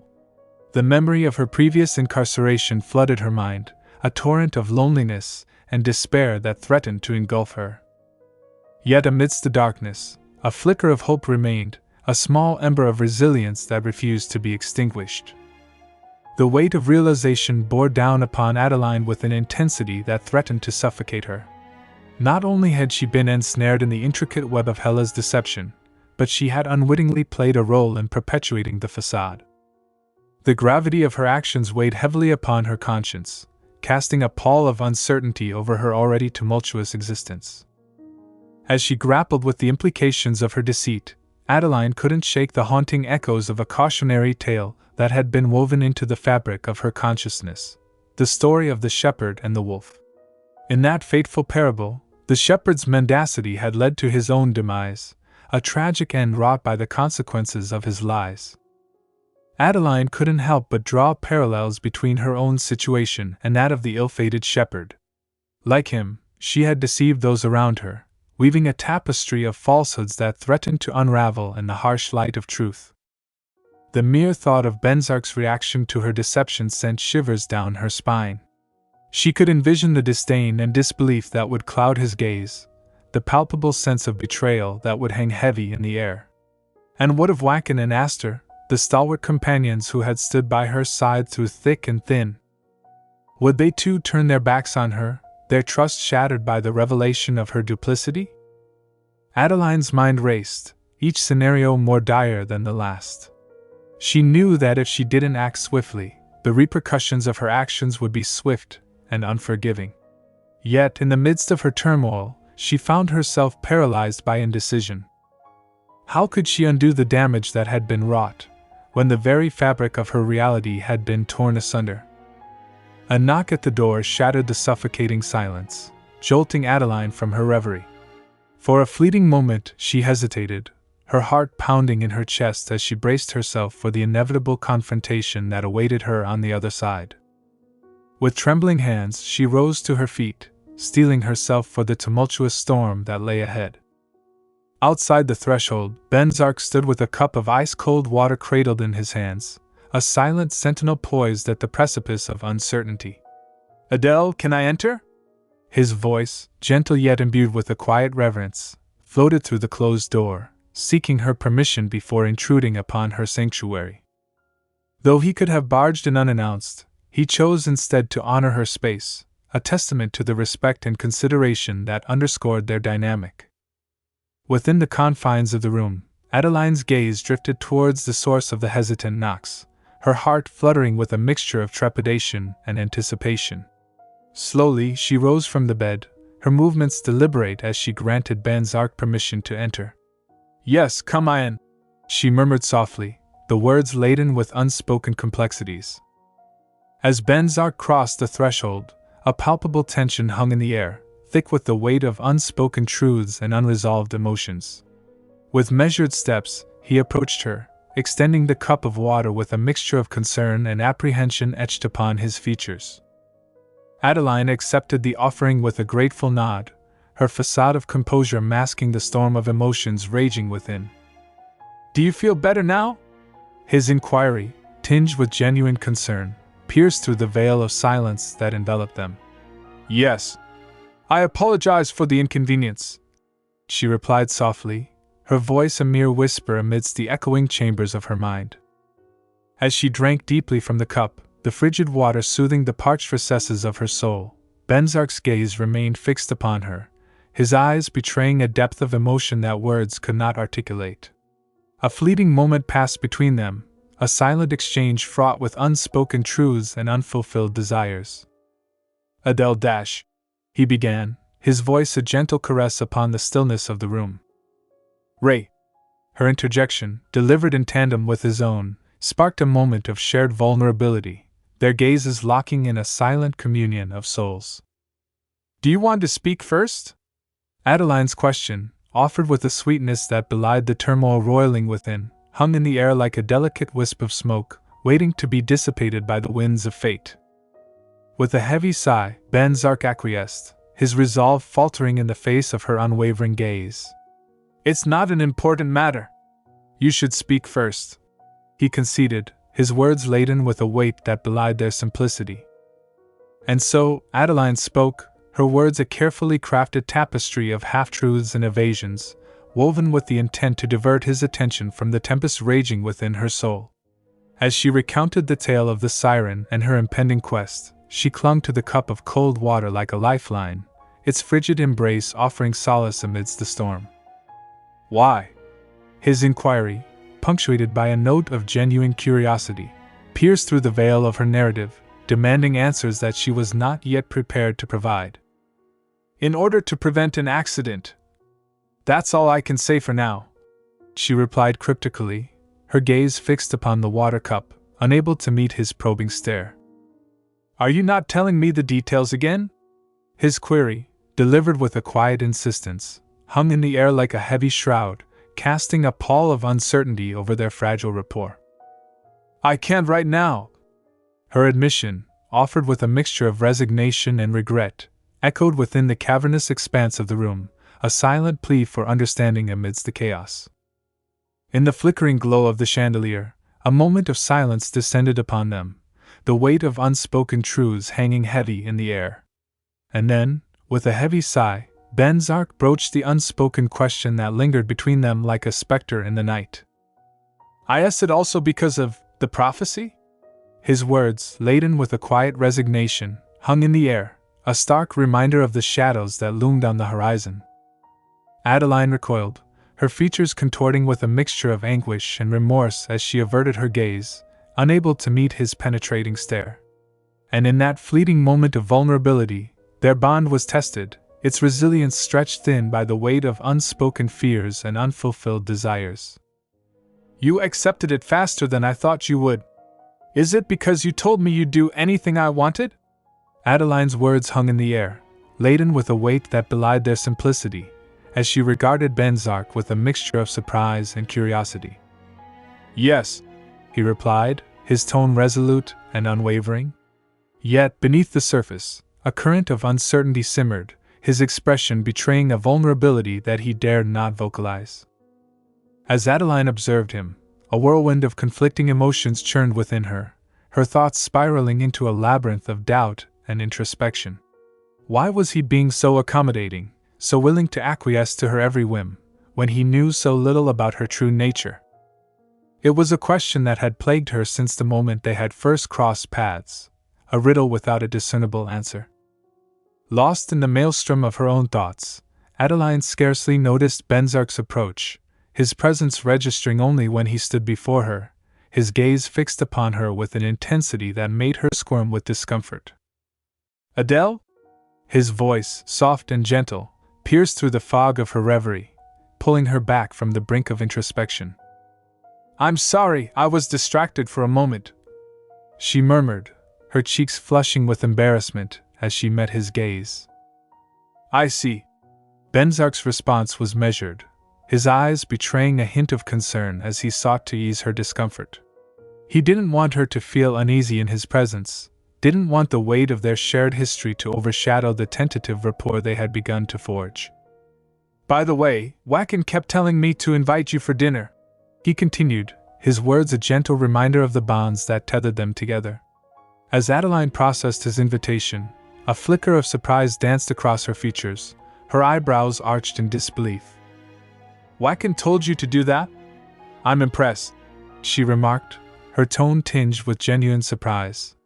It was a small gesture, yet it spoke volumes about the depths of their friendship and the extent to which Wacken valued her presence in their lives. "There's nothing to be impressed about. He's just excited about foreign food," Venzak remarked, a tinge of displeasure coloring his tone as he recalled Wacken's exuberance at the prospect of unfamiliar culinary delights. The memory of Wacken's enthusiasm at the food table, his eyes alight with childlike wonder, elicited a faint sigh from Venzak, a testament to his weariness in the face of such exuberance. "Wacken might come up with a bunch of food if we delay it even more. Let's go down and eat," Adeline declared, her voice tinged with urgency as she busied herself with tying her shoelaces. With a swift motion, she rose to her feet and made her way towards the door, pausing only momentarily on the stairs as if struck by a sudden realization. And I'm planning to search for the siren in about 3 days," she announced, her words hanging in the air like a delicate wisp of smoke. Venzak listened intently, his brow furrowing with concern as he processed her declaration. "All right. I'll help with the search," he replied slowly, his words laden with a quiet determination. He couldn't bear the thought of Adeline venturing into danger alone, her safety his paramount concern. Before Adeline could grasp the doorknob, however, she turned back towards him, her expression betraying a hint of melancholy. Her question, delivered with a sadistic edge, caught Venzak off guard, her words echoing in the cavernous expanse of the room. "Why would you say that?" he exclaimed, his voice laced with genuine confusion as he reached out towards her, his hand poised in midair. "It's nothing. I just wanted to ask that. I apologize for asking a useless question. I'm going downstairs first," Adeline murmured, her embarrassment palpable as she hastily retreated through the doorway, leaving Venzak standing alone in the wake of her departure. As he watched her retreating figure, a pang of hurt pierced his heart, his hand falling limply to his side as he struggled to comprehend the tumult of emotions swirling within. The image of her departing form, her back turned to him in silent resignation, stirred memories of a distant past, a time when she had appeared to him in his dreams with a haunting familiarity. "Hey, Adeline," he whispered softly, his voice barely audible above the din of his own thoughts. And with a heavy heart, he turned away, his gaze falling to the floor as he grappled with the ghosts of his past and the uncertainty of his future. For the past 3 days, their team has tirelessly scoured the islands and traversed the open sea in search of the elusive siren. As they sail through the vast expanse of water, the sky above them is a mixture of brilliant blue hues interspersed with billowy clouds, while seagulls gracefully glide around our ship. In the midst of this maritime pursuit, Ray and Wacken emerge from the depths, their heads breaking through the water's surface as they inhale deeply, momentarily closing their eyes to regain their composure. Wacken sports a crisp white swimsuit, in contrast to Venzak's sleek black attire. Their damp hair clings to their foreheads, evidence of their immersion in the sea. From atop the ship's roof, Adeline peers down at them, her hands cupped around her mouth to amplify her voice amidst the cacophony of splashes, the ship's rumble, and the cries of seagulls. "Ray! Wacken! Did you find it?" she calls out, her voice strained by the distance and ambient noise. "I'm sorry, Adeline," Wacken replies, his tone carrying a hint of regret. "Nothing was found," Venzak chimes in from behind, his voice echoing across the deck. Adeline's expression falters, a subtle shadow of disappointment crossing her features. Clad in a flesh-toned top with puffy half-shoulders paired with a flowing black skirt and adorned with a sleek black choker, her blonde locks sway gently in the breeze. Her gaze conveys a mix of concern and apprehension as she processes the news. While she had hoped for a different outcome, deep down, she anticipated this turn of events. Amidst the challenging quest to uncover the siren's elusive hideout, their team encountered considerable difficulty navigating the labyrinthine network of reefs and rocks where these mythical creatures are known to seek refuge. Maneuvering through such treacherous terrain proved to be a formidable task, as the ship continually adjusted its course in pursuit of any promising leads. The densely clustered islands and reefs presented an additional obstacle, complicating the search even further. Moreover, Adeline harbored little prior knowledge of siren lore, further hindering their efforts in this unfamiliar environment. Reflecting on her past experiences, Adeline couldn't help but recall how her opinions had often been disregarded in favor of Hella Elton's counsel, leaving her feeling marginalized and unheard. Interrupting her introspection, the captain sheepishly approached Adeline, seeking her attention. I'm sorry for interrupting you," he began, his demeanor tinged with embarrassment. "What's the matter?" Adeline inquired, turning her head to face him, her focus shifting to the captain's urgent message. "We are running out of magic stones," the captain confessed slowly, his words laden with concern. "We can't keep sailing around aimlessly," he added, emphasizing the gravity of their dwindling resources. Understanding the implications of their predicament, Adeline made a decisive proclamation. "I understand. It can't be helped. We will keep searching until tomorrow and head to Mavane Island if it doesn't bear fruit," she declared resolutely, recognizing that time was of the essence. This ultimatum marked their final opportunity to locate the siren's lair. Failure to do so would necessitate a strategic retreat.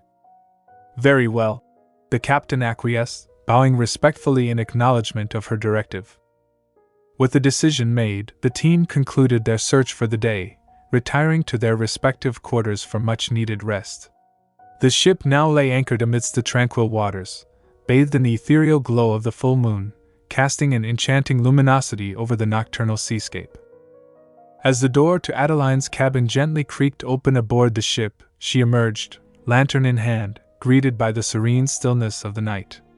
Surveying the deserted deck, she mused to herself. "Everyone must be sleeping, right?"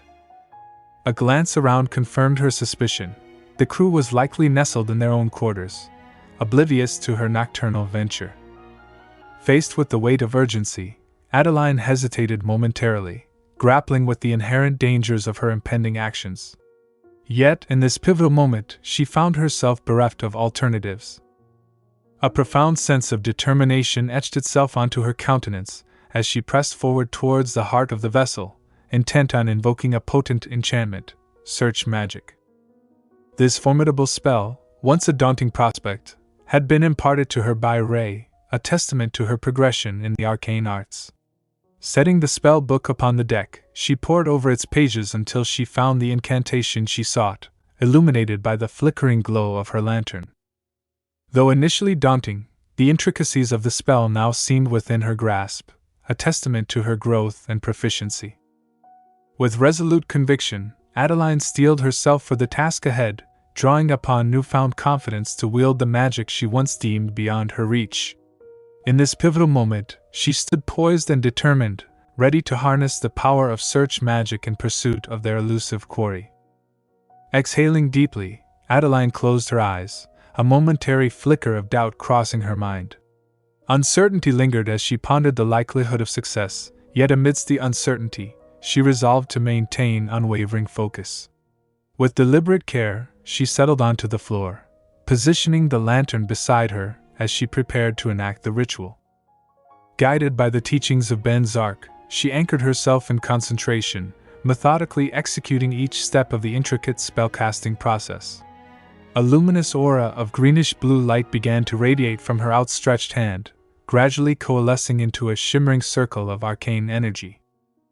As the magic surged forth, enveloping the ship in its ethereal embrace, Adeline felt a surge of exhilaration coursing through her veins. Meanwhile, Wacken lay nestled in the comfort of his cabin, oblivious to the unfolding spectacle. Suddenly jolted from his slumber by an inexplicable sensation, he cast a bewildered gaze around his surroundings, momentarily perplexed by the mysterious disturbance.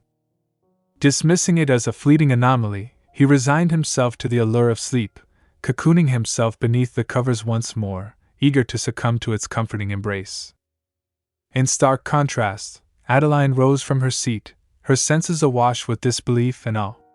The realization of her accomplishment dawned upon her, filling her with an overwhelming sense of triumph. I did it!" she exclaimed jubilantly, her hands raised skyward in a triumphant gesture. Overwhelmed by a wave of euphoria, she basked in the glow of her achievement, her heart brimming with indescribable joy. In the midst of her jubilation, Adeline couldn't help but marvel at the inexplicable turn of events. "What do I do? I'm so happy! I really did it! How mysterious! It feels like my vision has expanded," she exclaimed, relishing the euphoria of her achievement. Though initially uncertain of her capabilities, she now found herself basking in the glow of disbelief and satisfaction. As she closed her eyes in deep concentration, Adeline's thoughts gravitated towards the elusive siren, her mind attuned to the subtle vibrations of magic permeating the air. In an instant, she felt an ethereal connection, as if the siren's presence lingered just beyond her grasp. Yet, as she opened her eyes, a cascade of memories flooded her consciousness, transporting her back to a pivotal moment in her past. Recollections of Venzak's stern admonition resurfaced, prompting her to contemplate the true meaning behind his prohibition of search magic. "You will never use this magic," his words echoed in her mind, casting a shadow of doubt upon her newfound abilities. Pondering the implications of his decree, Adeline entertained the possibility that her latent powers may not have been intended for practical application. "By the way, since when did I have a power like this?" she pondered aloud, her brow furrowed in bewilderment. Standing amidst the tranquil expanse of the ship's deck, she grappled with the enigma of her newfound abilities, striving to decipher their origins and purpose. Despite her best efforts to unravel the mystery, Adeline found herself confronted by a profound sense of uncertainty. "Well, whatever. Regardless, I succeeded," she declared triumphantly, her spirits buoyed by the reassurance of her accomplishment. Contemplating the impending inquiries of her companions, Adeline entertained various scenarios, pondering the most appropriate response.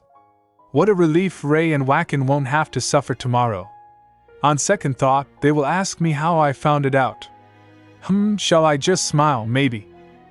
She mused aloud, her thoughts drifting as she made her way back to her cabin, lantern in hand. Adeline remained oblivious to Venzak's silent observation from the ship's roof as she retreated to her cabin, lost in her thoughts. Meanwhile, Venzak grappled with a whirlwind of emotions, his surprise and disbelief palpable. Adele. He muttered her name, his voice barely audible above the gentle hum of the ship's engines. How was Adeline capable of using search magic? He pondered, his brow furrowed with suspicion. Despite his efforts to calm his racing thoughts, uncertainty gnawed at him. Search magic isn't something anyone can use, he reminded himself, struggling to reconcile Adeline's unexpected display of arcane prowess. As he mulled over the events of the previous night, Venzak's certainty wavered. Adeline's proficiency with magic defied conventional understanding, leaving him grappling with uncertainty. Moreover, what Adeline just used might not have been search magic, he conceded, his mind awash with conjecture. Clenching his fists in an attempt to steady his nerves, Venzak resolved to confront his doubts with a rational mindset. Yes, it must have been my mistake, he reasoned, his tone tinged with self-assurance as he sought solace in the semblance of certainty. With a resolute nod, he turned on his heel and made his way towards his quarters, his thoughts consumed by the enigma of Adeline's abilities. With the dawn of a new day, the ship bathed in the radiant glow of sunlight, the tranquil ambience punctuated by the melodic cries of seagulls overhead. As Wackin and Venzak converged upon the ship's library, Adeline awaited their arrival, resplendent in a charming frock adorned with a brown waist corset. Venzak, coincidentally attired in a green waistcoat over a crisp white shirt, mirrored her unwitting sartorial coordination. Standing poised with hands clasped in anticipation, Adeline's demeanor exuded a sense of purpose, her gaze unwavering as Wackin approached. As the discussions unfolded in the ship's library, Wackin wasted no time in posing the pressing question to Adeline. Did you figure out the siren's location? Adeline's response was swift and confident as she gestured towards a point on the map, asserting, "It must be sleeping under this island." Perplexed by her apparent certainty, Wackin scratched his head in confusion. How do you know that? He inquired, hoping for a logical explanation.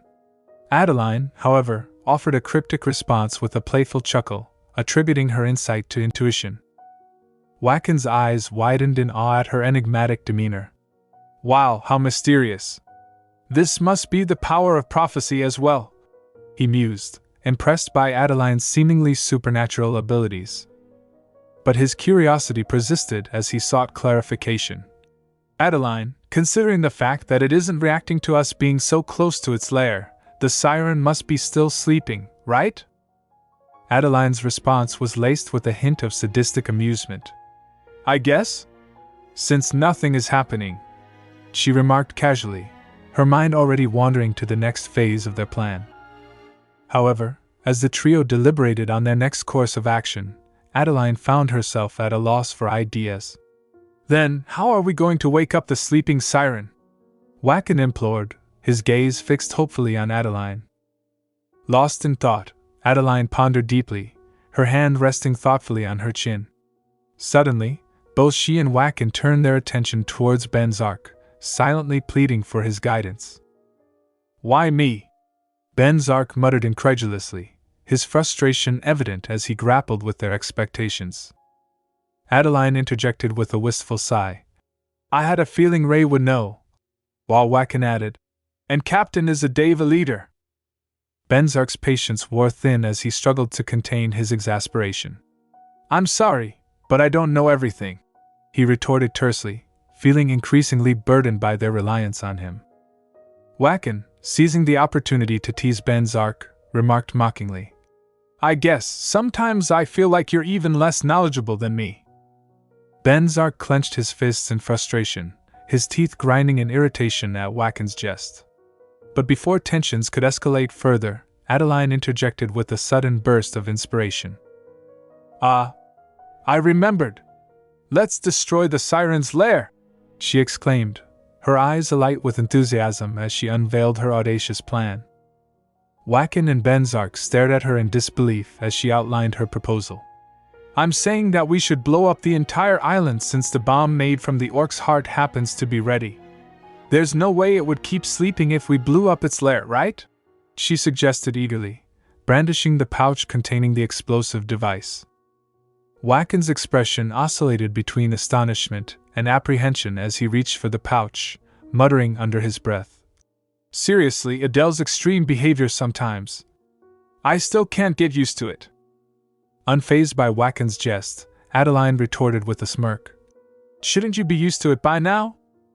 With the plan set in motion, Waken prepared to embark on his mission, securing the pouch to his belt as he joked about abandoning him if things went awry.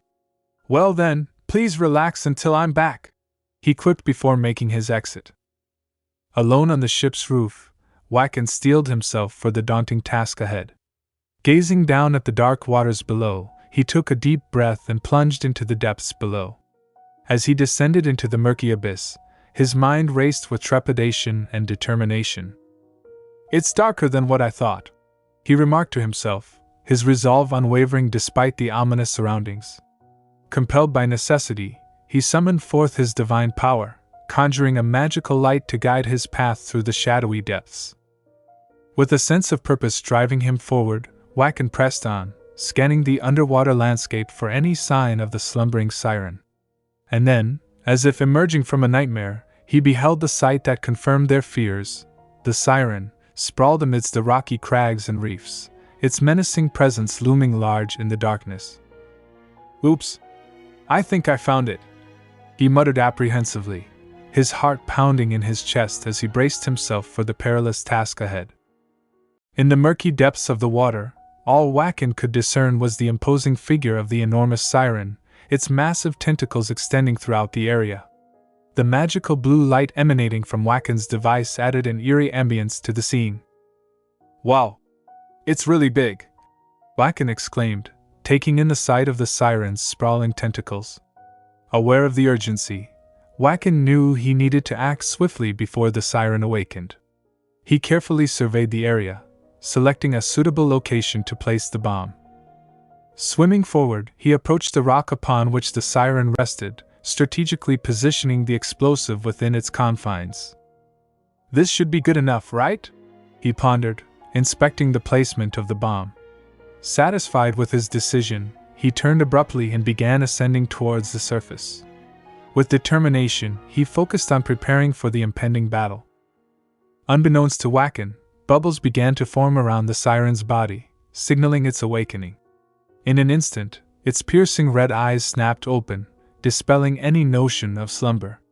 The siren's tentacles began to undulate towards Waken's direction, creating turbulent waves in the water.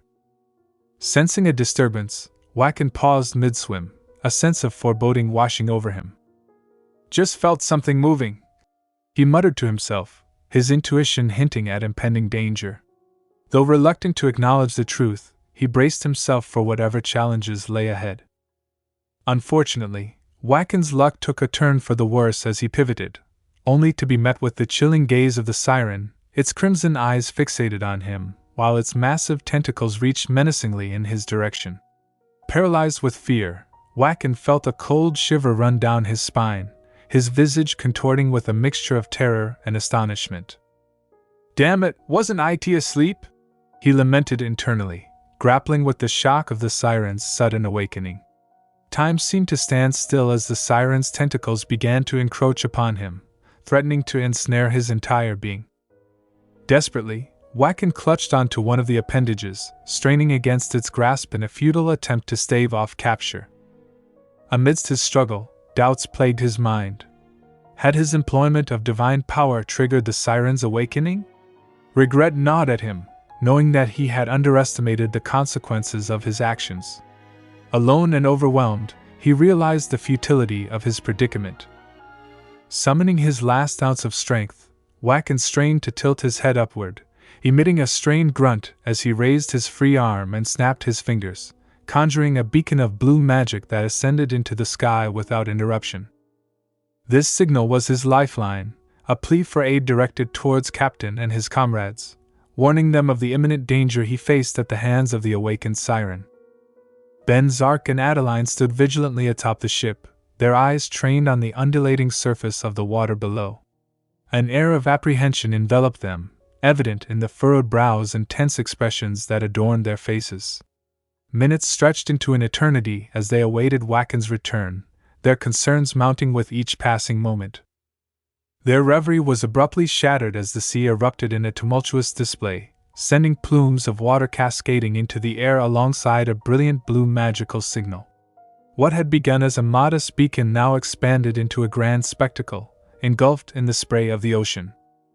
Startled by the sudden commotion, both Venzak and Adeline instinctively recoiled from the epicenter of the disturbance. Adeline's mind raced with suspicion, her gaze fixed upon the burgeoning signal. "Wait, could this mean?" she ventured, her voice tinged with uncertainty. Venzak's features hardened with grim resolve as he pieced together the unfolding events. "It looks like something went wrong. I think Waken got caught by the siren," he declared, his tone resolute despite the underlying worry that gnawed at him. Though anxiety threatened to overwhelm him, Venzak maintained a facade of composure, determined to confront the situation head-on. Adeline regarded him with a mixture of concern and admiration, her heart heavy with the weight of uncertainty. Together, they braced themselves for the trials ahead, their unwavering bond serving as a beacon of hope amidst the encroaching darkness. "Adele, you should return to the CBI." Venzak's words rushed out in a flurry, his urgency palpable as he turned towards Adeline, only to halt mid-sentence. The sight that greeted him stole his breath away, Adeline's countenance frozen in a mask of shock, her features betraying the weight of the moment. It was as though she had retreated into the depths of her own mind, consumed by the burden of guilt and responsibility. Her eyes, devoid of their usual sparkle, remained fixed in a vacant stare, sending a chill down Venzak's spine. Concern etched deep lines upon his brow as he reached out to her, calling her name in a desperate attempt to pierce through the veil of her distress. "Adele." His voice trembled with unease, his heart aching at the sight of her silent anguish. Yet, try as he might, Adeline remained unresponsive, her thoughts ensnared by the haunting specter of what-ifs and regrets. In the tumult of her mind, Adeline grappled with a revelation that threatened to shatter her resolve. What if destiny, that immutable force, could be transferred, passed from one soul to another like a curse? The memory of Maven's tragic demise loomed large, a stark reminder of her failed attempt to alter fate. Was it possible that Waken now bore the burden of her choices, paying the ultimate price for her interference? The faces of the departed, both Maven and Waken, flickered before her mind's eye, their silent accusations weighing heavily upon her soul. If the threads of destiny had indeed woven a path of death, then what fate awaited her in the wake of her actions? The thought lingered, ominous and unyielding, as Adeline grappled with the consequences of her choices amidst the uncertainty of the unknown.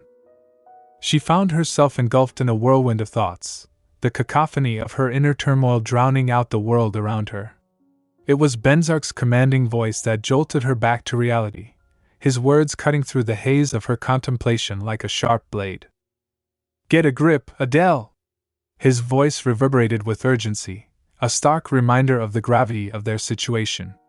Startled, she turned towards him, her own voice faltering as she struggled to process the onslaught of emotions coursing through her.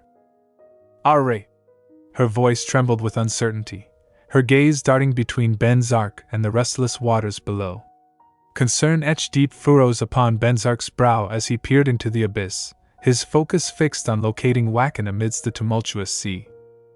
Seating himself upon the ship's floor, Venzak's posture betrayed the weight of their predicament, his solemn demeanor a testament to the gravity of their circumstances.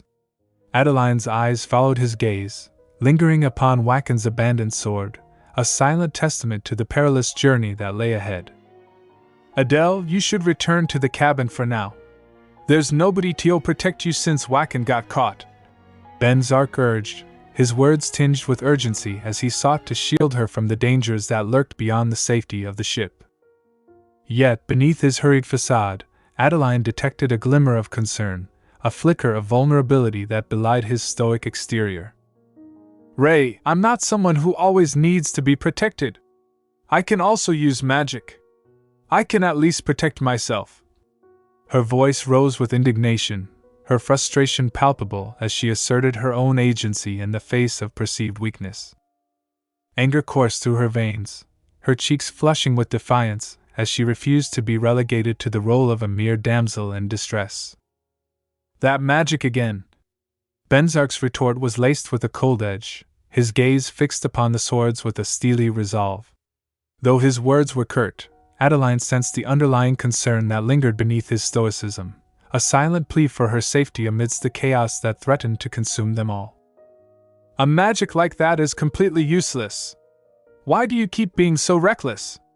Venzak's words cut through the air like a blade, each syllable laced with anger and frustration as he directed his gaze squarely at Adeline.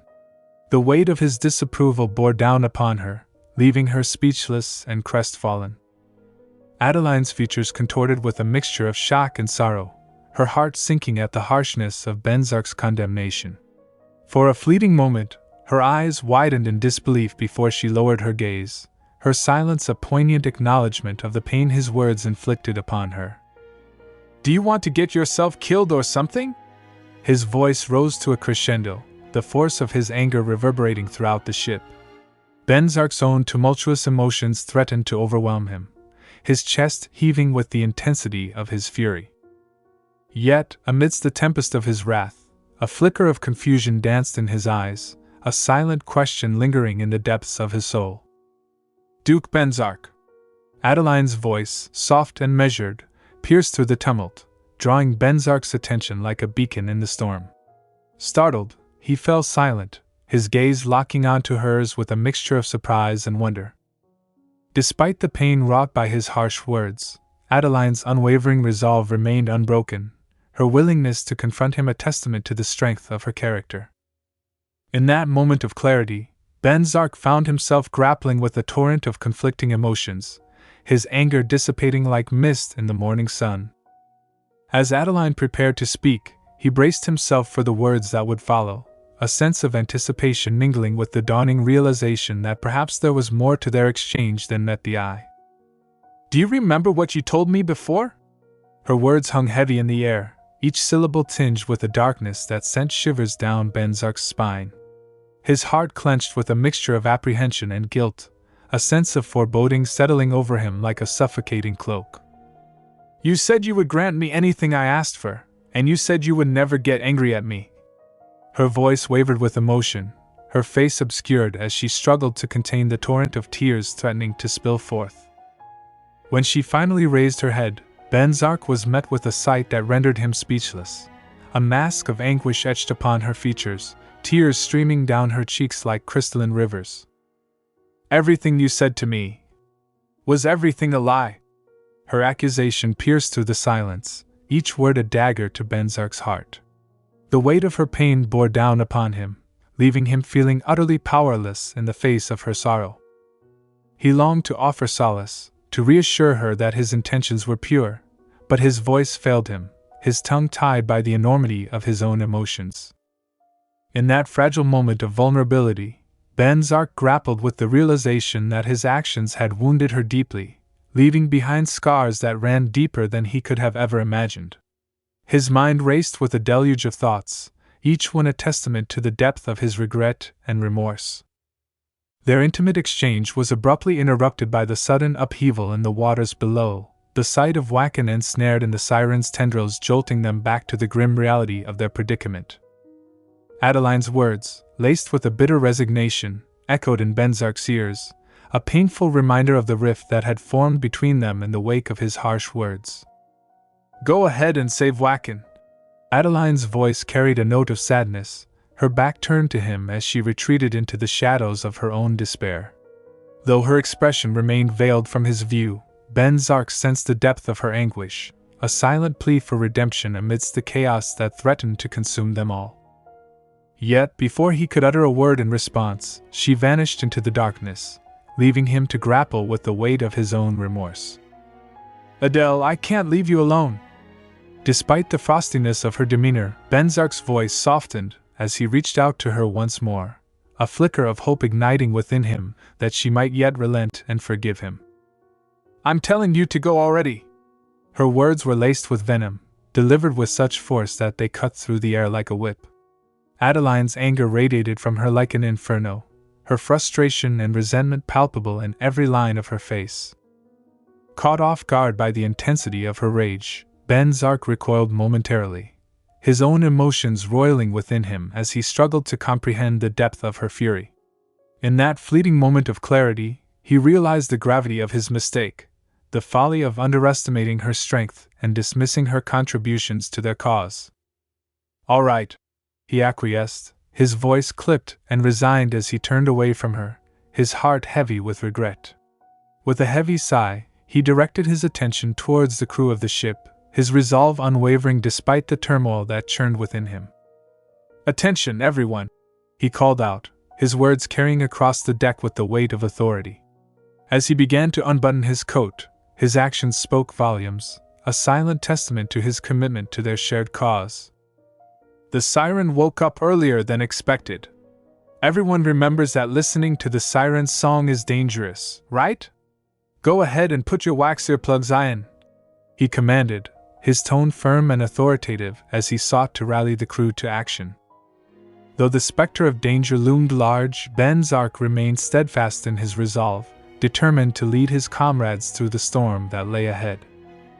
As the urgency of the situation became apparent, the crew sprung into action with practiced efficiency, each member swiftly donning wax earplugs to safeguard themselves against the perilous allure of the siren's song. Adeline moved amongst them with a watchful eye, her expression a mix of apprehension and determination as she assessed the unfolding events. Meanwhile, Venzak, his countenance a mask of resolve, leapt into action without hesitation, his movements fluid and precise as he descended upon the siren's tentacles with a single-minded determination. With a deft stroke of his sword, he severed one of the monstrous appendages, the sound of its descent echoing across the water. In that moment, all traces of his earlier conflict with Adeline were forgotten, replaced by a singular focus, to vanquish the siren and ensure the safety of his comrades. Adeline, her heart pounding in her chest, watched from the safety of the ship, her concern for Venzak and the crew etched upon her features. Despite the lingering tension between them, a flicker of compassion stirred within her, a testament to the depth of her affection for him. She longed for their safe return, a silent prayer whispered in the recesses of her heart. In a decisive moment of clarity, Adeline's gaze shifted towards the shimmering blue magic stone cradled in her palm. It was a potent artifact, capable of amplifying magical power and storing spells for later use, a tool that held the potential to turn the tide of their desperate battle. With unwavering resolve, she resolved to harness its power, to contribute to their cause in her own unique way. With steady hands, Adeline focused her thoughts on the spell she wished to imbue within the magic stone, her determination unwavering as she prepared to unleash its formidable power. In this pivotal moment, she found solace in the knowledge that she, too, could make a difference, that her actions could tip the scales in their favor and lead them one step closer to victory. In the recesses of her mind, Adeline found herself transported back to a time when she stood alongside Venzak in the depths of the forest, the weight of the magic stone heavy in her grasp. Clad in her customary attire, she gazed down at the stone with a mixture of apprehension and uncertainty, her mind awash with doubts regarding its efficacy. "Do I just need to throw the magic stone?" Her voice wavered with uncertainty, her eyes fixed upon the inert object clutched within her palm. The prospect of wielding such power filled her with both trepidation and curiosity. "What if there's nowhere to throw it?" Her words hung in the air, a testament to the lingering doubts that plagued her mind. The forest seemed to close in around her, amplifying her sense of unease. Venzak, a stalwart figure in his black uniform and billowing cloak, stood before her with unwavering resolve, his serious countenance a reassuring anchor amidst her uncertainty. With a gesture of his hand, he summoned the magic stone into the air, the object hovering effortlessly before them. "You don't need to worry about that. It would be a problem for ordinary people who don't have any mana," he reassured her, his voice steady and calm. In a display of mastery, he demonstrated the stone's potency, shattering it into countless shards with a mere thought. As the broken pieces of the magic stone danced in the air, Adeline was abruptly pulled back into the present, her memories fading into the background as she focused on the task at hand. With a renewed sense of purpose, she tightened her grip around the magic stone, her resolve steeled by the memory of Venzak's guidance. In that fleeting moment of clarity, she whispered a silent vow, a pledge to harness the power within her grasp and fight for the safety of those she held dear. How laughable! He shouldn't have told me about it if he thought it was useless. Adeline's words, tinged with a hint of self-deprecation, echoed through the stillness of the moment. Uncertain whether she spoke in jest or in earnest, she grappled with the conflicting emotions swirling within her. Pushing aside her doubts and insecurities, Adeline closed her eyes, allowing herself to be consumed by a singular focus. With unwavering concentration, she visualized the siren in her mind's eye, her thoughts crystallizing around the intricate details of its form. She recalled the fundamentals of stone magic, her mind a whirlwind of incantations and imagery as she sought to harness its formidable power. As she raised the magic stone before her, Adeline's determination burned brightly within her, a beacon of resolve amidst the encroaching darkness. With practiced precision, she summoned forth the elemental energies, shaping them with her will into a potent manifestation of fire. With each word spoken, the magic stone pulsed with renewed vigor, its surface aglow with the promise of untold power. Fire should be good, she declared, her voice resolute as she unleashed the full force of her magic upon the siren. With a blinding flash, a torrent of searing flames erupted forth from the stone, tearing through the water with a fierce intensity. "It would be better if it was sturdy and sharp enough," Adeline continued, her words infused with determination as she honed the magic to her will. In an instant, the flames took on a razor-sharp quality, their edges gleaming with a deadly precision. As the magical fire surged towards the siren's tendrils, Adeline's heart raced with anticipation, her every thought focused on the task at hand. In that pivotal moment, she embraced the full extent of her power, a testament to her unwavering resolve to protect those she held dear. Venzak stood at the ship's flagpole, surveying the situation with a critical eye.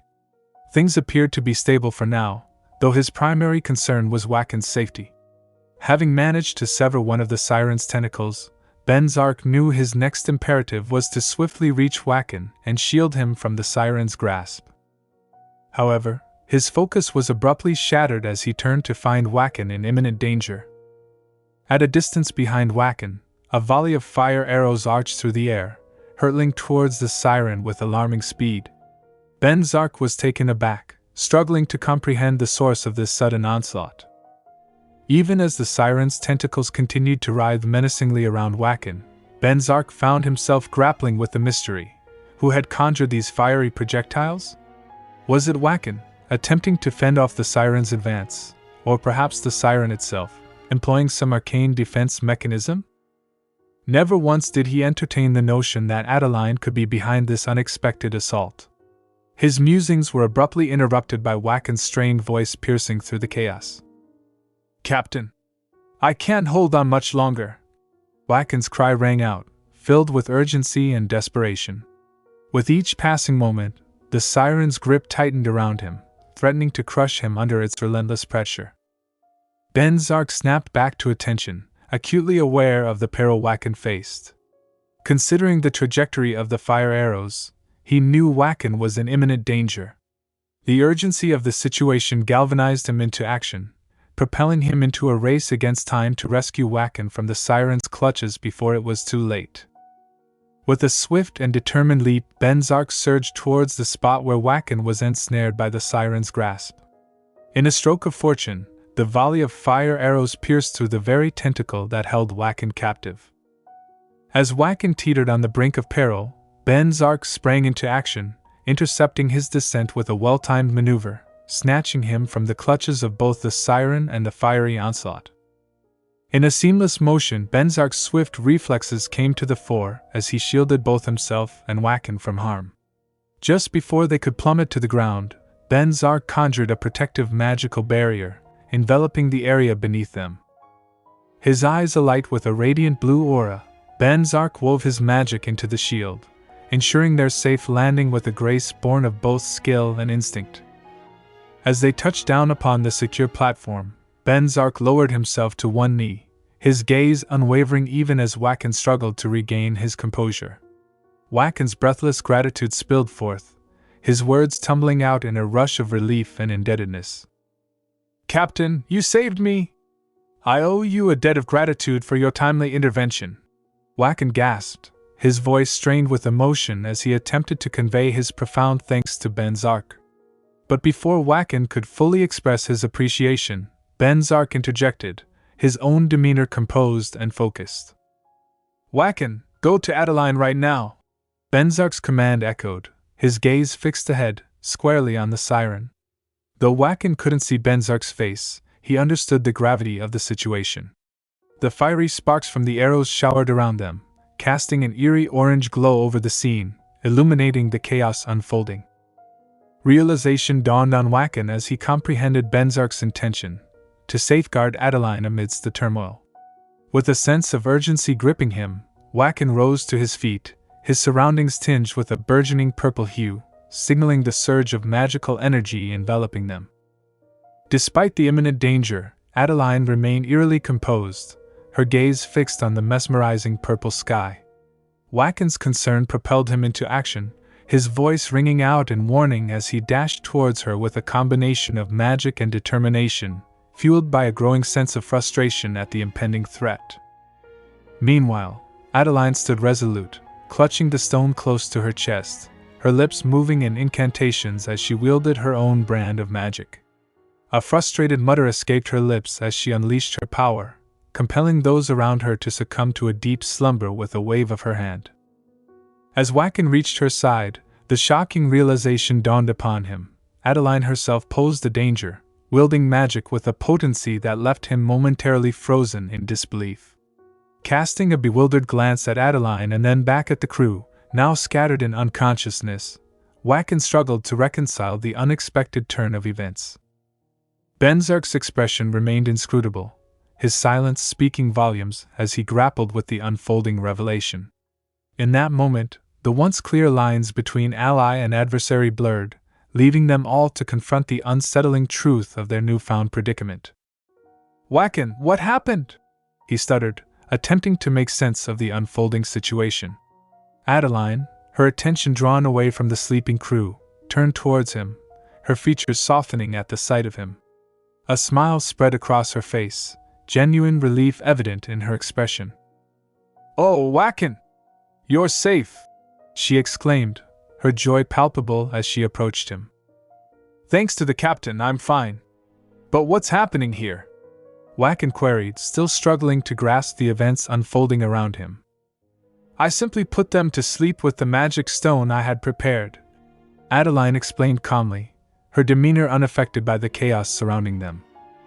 "I thought you just smacked them, though," Wacken retorted sarcastically, gesturing towards the slumbering crew scattered across the ship's deck. "Well, it just happened while I was swinging it around, unsure of how to use it. But I succeeded in the end." Adeline grinned, though Wacken couldn't shake the suspicion that she wasn't being entirely truthful. Despite her apparent deception, he understood she acted with their best interests at heart.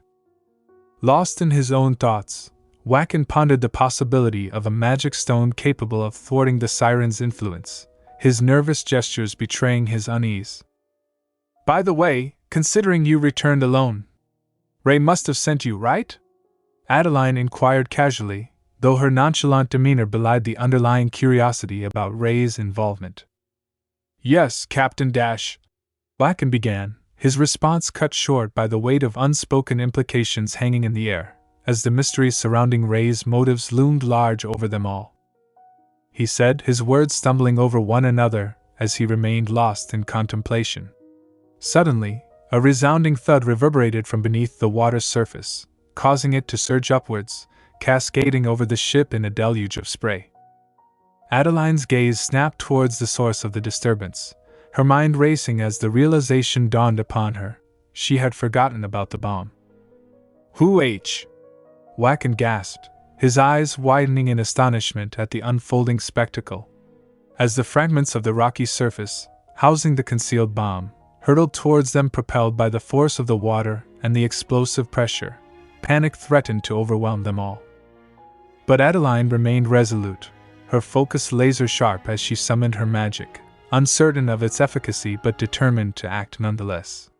Miraculously, her efforts bore fruit as she erected a protective barrier around the ship, shielding them from impending disaster. "Is that a barrier on the ceiling? Did the captain cast it while fighting?" Wacken pondered aloud, his gaze fixated on the shimmering shield that repelled the incoming onslaught of rock fragments, preventing catastrophe. Meanwhile, on the other side of the ship, as the bomb detonated, the siren emerged from the depths in its full, terrifying glory. With a half-female, half-octopus form, adorned with dark purple tendrils and fiery red eyes, its visage struck fear into the hearts of all who beheld it. Yet, undaunted, Venzak stood firm behind the protective barrier he had conjured, his gaze locked with the sirens in a silent battle of wills. "Wacken!" Adeline's voice pierced through his reverie, drawing him back to the present moment.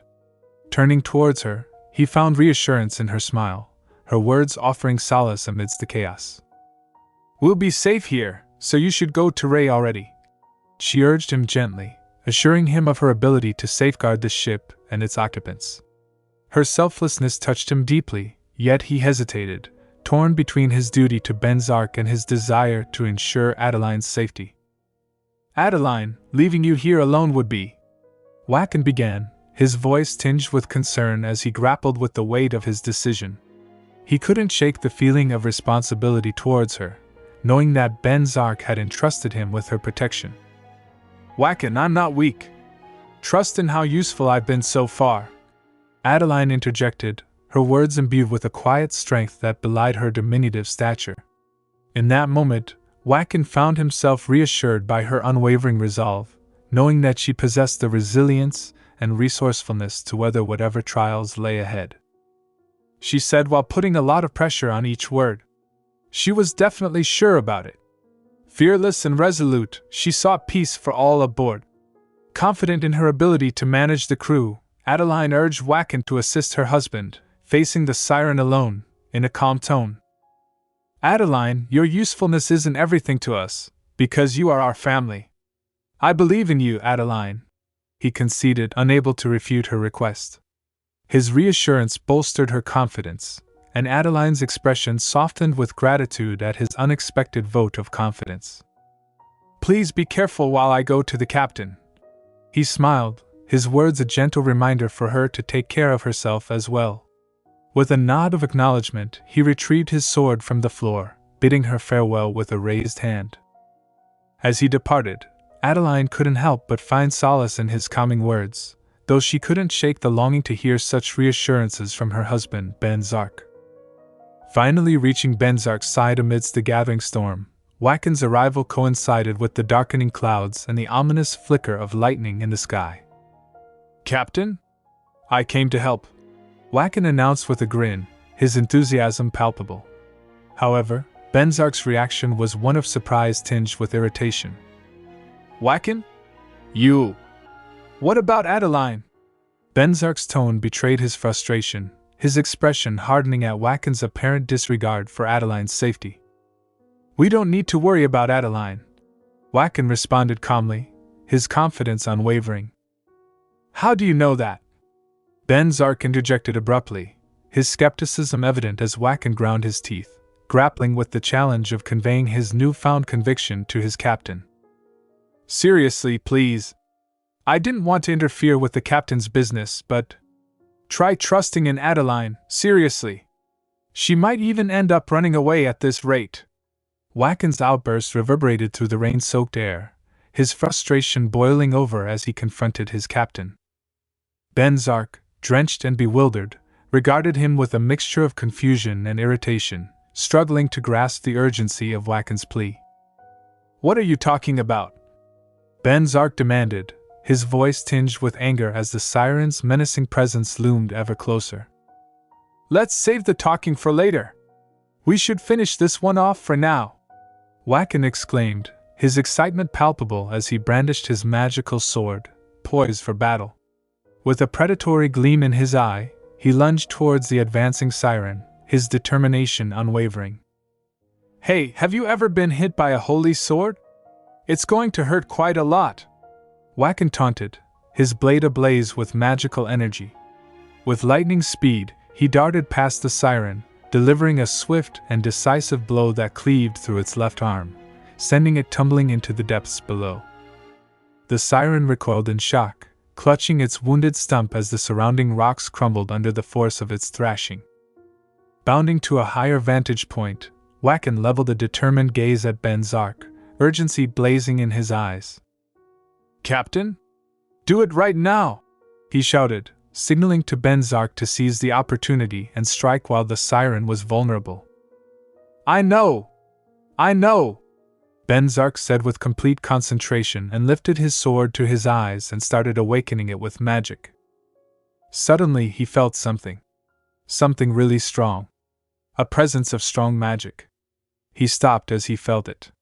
What was that? He could feel a presence from somewhere. On the other side, Adeline was completely concentrated on the magic stone, holding it in her hands with her eyes closed. What was this? The feeling of magic? Venzak wondered. He could still feel it. Soon he realized from where he felt it. He saw Adeline standing with the crushed magic stone, which was crushed but hanging still in air above her hand. Purple and pink magic light were surrounding her, as she was deeply immersed in the spell. "Adele," he whispered unbelievably. He saw her muttering something. The siren also looked towards her worriedly and fearfully. Suddenly it came, the fire which was strong enough to pierce through anything, and that magical fire pierced through the siren, brining it completely. In no time the siren was all burned with no sign left behind. There was only black smoke rising from the place where the siren burned. The smoke continued rising until it disappeared completely. With that the sun came out again, and the scene was now completely bright again. It was a bright and sunny day with clouds again. The rain stopped. Adeline held the walls of the ship and looked towards the site where Venzak and Wacken were standing surprisingly. She shouted and cheered happily as she looked at them. We won! Wacken, Ray!" she shouted happily and joyously. Wacken waved his hand back with a great smile, while Venzak was seeing her with dark expressions. He was unable to understand this girl. "Adele, what on earth?" he thought in his heart as he looked at her with squinted eyes. The sword he was holding was now red from the core. Venzak and Wacken stood on the ship, Wacken lost in a reverie, eyes closed, reliving the recent events. His arms crossed, he stood beside Venzak. "That was amazing, Captain. It was like we returned to the days before the heavenly demonic war." Wow, Wacken's awe was palpable, his admiration for Venzak evident. Venzak simply listened. "You even made a barrier! As expected of the captain." Wacken, fingers on his chin, grinned, recalling the shield that had saved the ship earlier. Venzak, surprised, clarified that he wasn't the one who created it, looking at Wacken with confusion. "That wasn't me," he said slowly, attempting to dispel Wacken's misunderstanding. Their conversation was abruptly interrupted by Adeline, who came running towards them with evident happiness, her smile wide and face glowing. "Ray! Wacken!" she called out, approaching them, her frock held in both hands. "Adeline!" Wacken's joyful call rang out as she approached them, stopping in front of them. "Well done, everyone!" Adeline's encouragement lifted their spirits after the intense battle against the siren. She then turned to Wacken. "Wacken, can you pack the siren's blood, heart, and flesh? I apologize for making such a request of you right away." Her unusual request puzzled both Wacken and Venzak, who listened intently, trying to understand her reasoning. "No, it's okay. I'll do as you wish." Wacken's excited response reflected his eagerness for adventure. With enthusiasm, he turned to fetch the items Adeline had requested. Both Venzak and Adeline watched him leave, Venzak still holding his sword. "Ray, are you hurt anywhere?" Adeline's concern for Venzak was evident as she continued to gaze at Wacken's departing figure, preparing to re-enter the water. Venzak turned to face her. "No," he replied calmly, meeting her gaze. "Ah, I see. That's a relief. Adeline's response was slow, her attention still not fully on Venzak.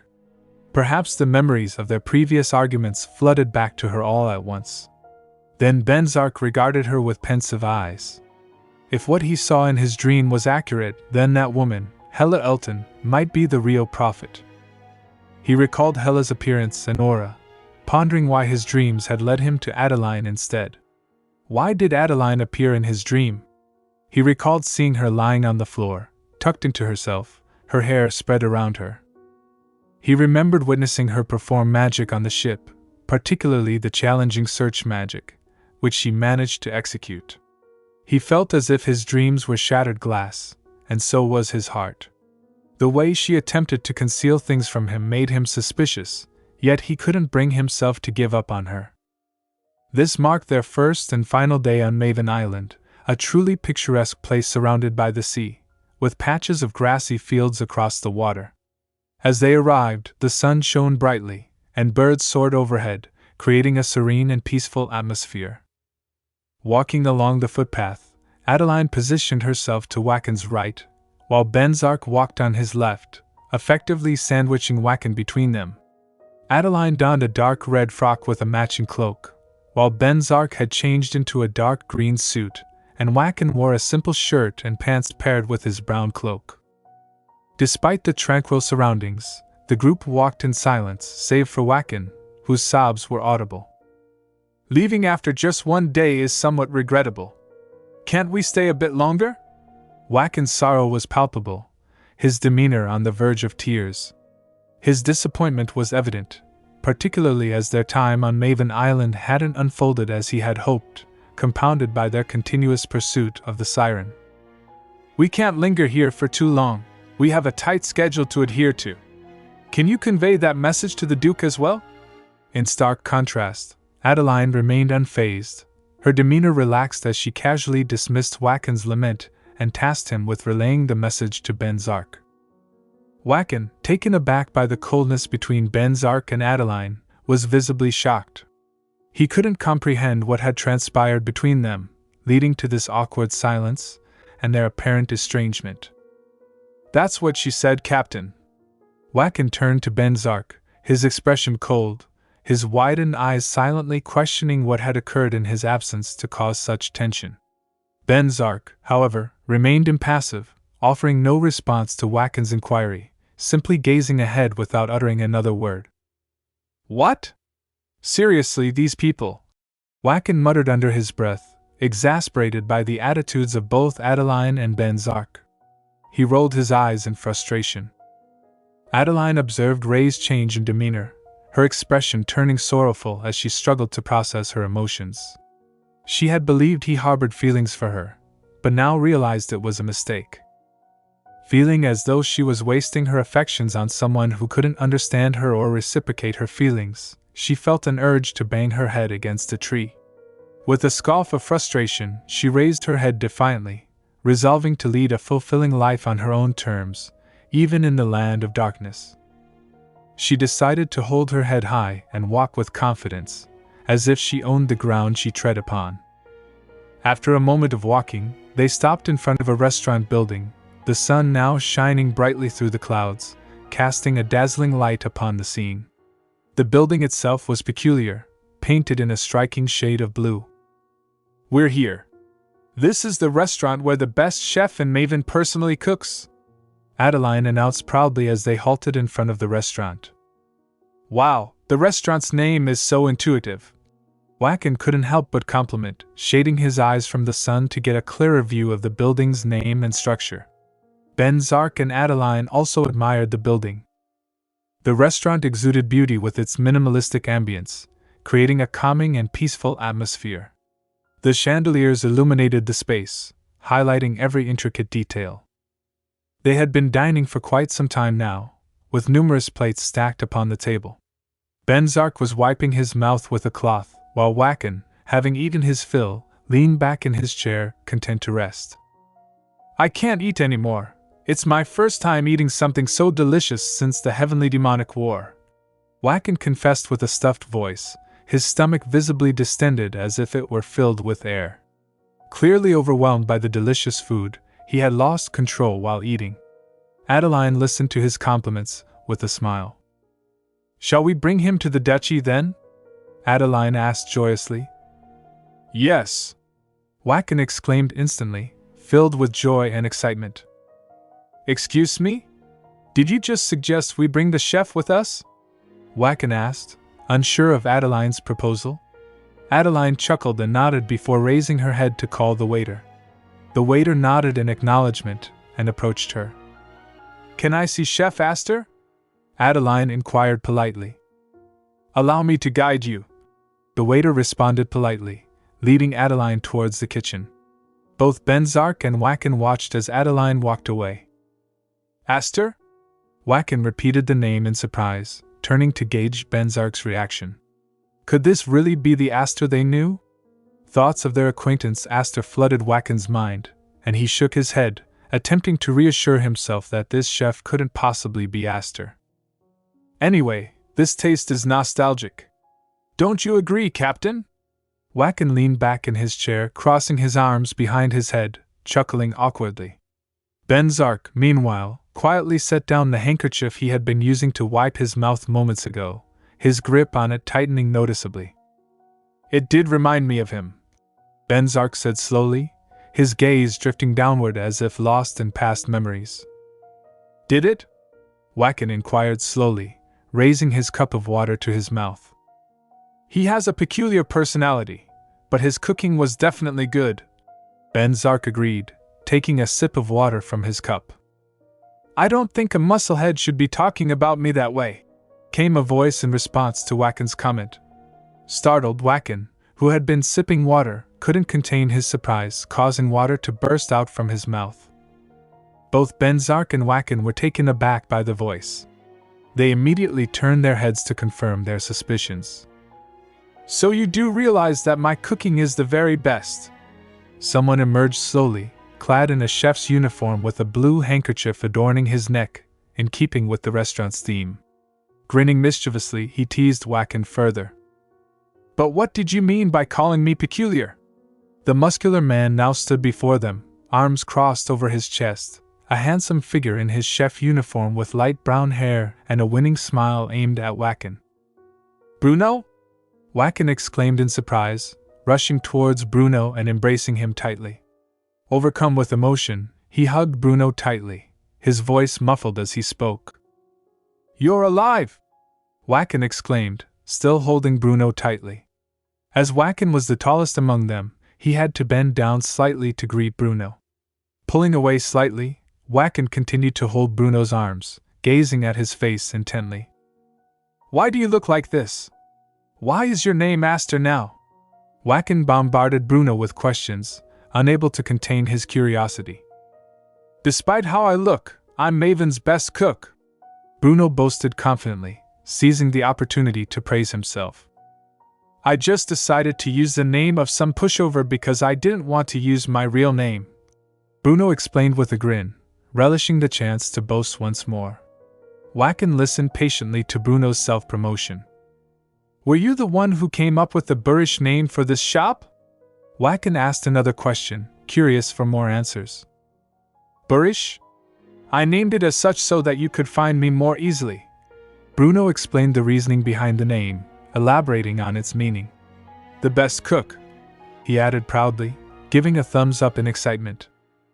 Then, Bruno tilted his head slightly and glanced at Adeline, who stood at a distance, observing their conversation. "This small woman told me she would set up a meeting with someone as a reward for the delicious cooking, and it was you." He expressed gratitude towards Adeline, prompting a vivid smile from her in response. Suddenly, a curiosity sparked in Bruno's mind. He quickly covered his face with a hand to conceal his expression from Adeline, whispering silently to Wacken and pointing towards her. "By the way, who is this woman? Is she maybe your dash?" he inquired curiously. "No way!" Wacken chuckled, introducing Adeline. "She is the captain's wife." "Nice to meet you.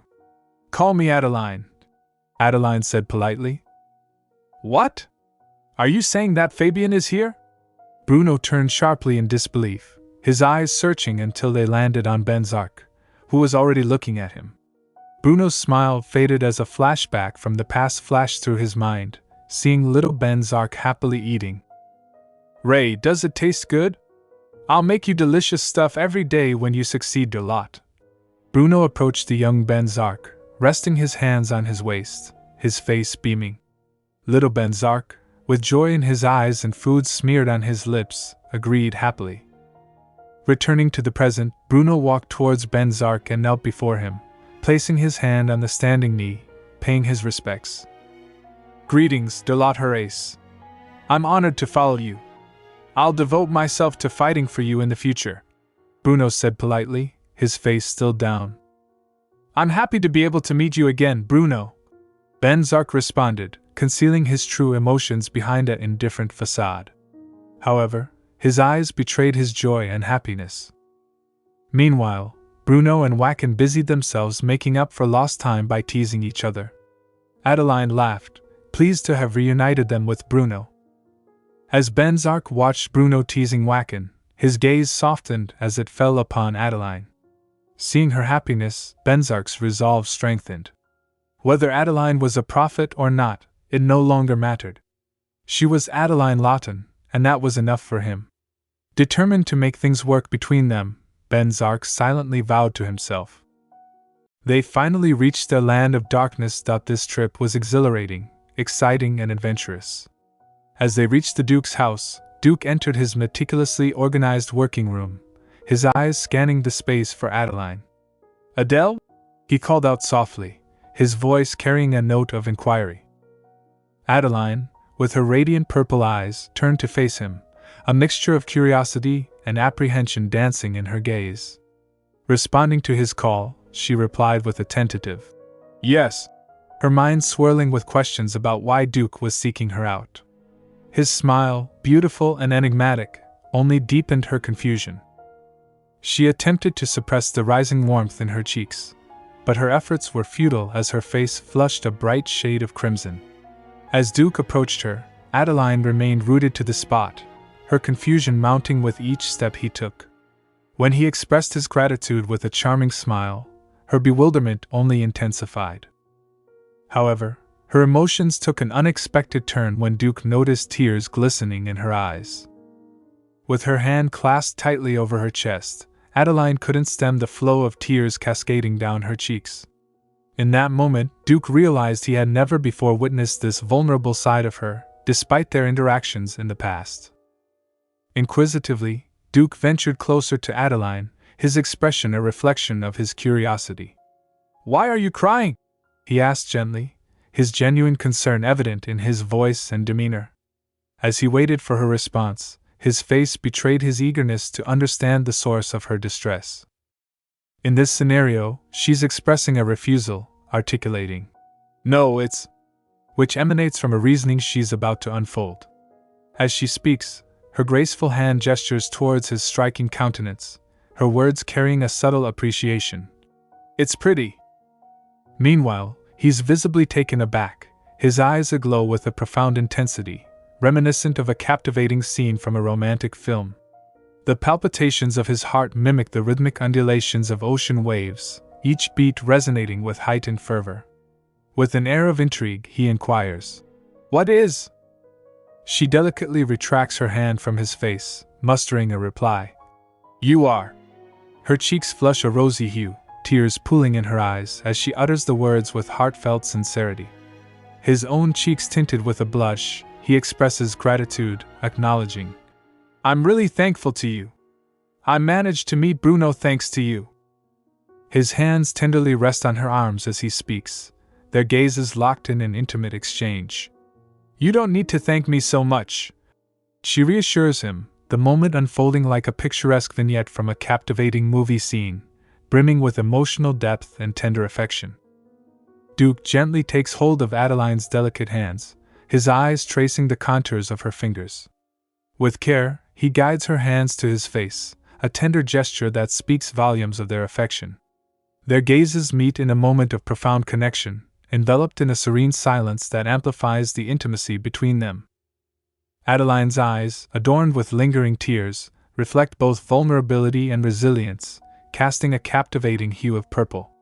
Despite the emotional weight, her lips curve into a radiant smile, infusing the space with warmth and joy.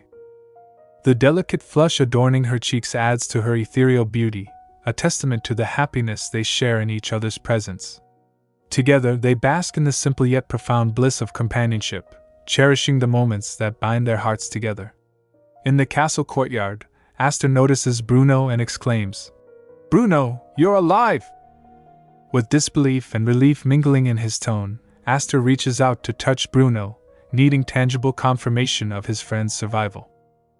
Meanwhile, Wacken walks by, singing jovially despite the burden of his luggage resting heavily on his shoulders. Maven, on the other hand, is visibly irritated by the sight of Wacken's overladen bags, as he struggles to manage a similar load with one shoulder weighed down by a hanging bag, and his hands occupied with additional parcels. Turning to Aster, Maven addresses him, his tone curt yet expectant. "Could you lend us a hand once you're finished with your reunion?" The request carries a hint of urgency, indicating that assistance is needed promptly. After a while, Bruno ponders the idea of whipping up some straightforward meals for their inaugural day. He meticulously adorns the dining table with an array of offerings, from wine to salads, succulent steaks with a hint of lemon, an assortment of sauces, and various other delectable treats.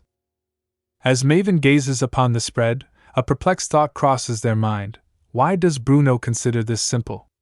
Meanwhile, the assistant chef, overwhelmed by Bruno's culinary prowess, expresses admiration tinged with a hint of self-doubt, pondering whether they might face dismissal and comparison. Bruno, in a playful gesture, lightly taps the assistant chef on the back, assuring them of their valued role. Adeline's voice chimes in, echoing the sentiment of awe as she takes in the sight of the elaborately set table. However, Aster, ever the discerning observer, suspects Bruno of a bit of showmanship in labeling the feast as modest. Engaging Maven in banter, Bruno jests, "Would you prefer to go hungry forever?" To which Maven responds with a bemused, "What?" Meanwhile, Wacken eagerly awaits the commencement of the meal, their anticipation palpable as they watch each dish being served. With mouth-watering dishes laid out before them, the dining experience promises to be a feast for the senses. Adeline, with a gentle demeanor, addresses the gathering. "Let's maintain composure, everyone.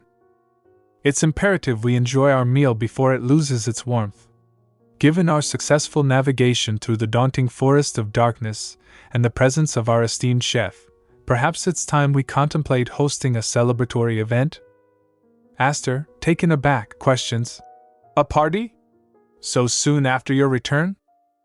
Undeterred, Adeline asserts, "Indeed, now that our preparations are complete, let us diminish the looming threat of the Azura by reveling in festivity." Describing the envisioned celebration in detail, she paints a vivid picture. "This affair shall be nothing short of magnificent. Sweet melodies shall serenade the halls, while elegantly attired guests grace our presence." Amidst the feast, the conversation ensues, with Duke Bizarre echoing Adeline's sentiment. "Very well said." Meanwhile, Aster contemplates Adeline's newfound boldness, silently observing her words. Wacken interjects with a hearty laugh, acknowledging the perilous yet exhilarating nature of their recent expedition, albeit with a tinge of apprehension, recalling Adeline's idea to bombard Siren's rocks. Bizarre shares the sentiment, visibly perturbed by the dangerous encounters recounted by Adeline. Nonchalantly wielding a knife as she indulges in her meal, Adeline reassures, "Fear not, I was under the watchful eyes of my companions."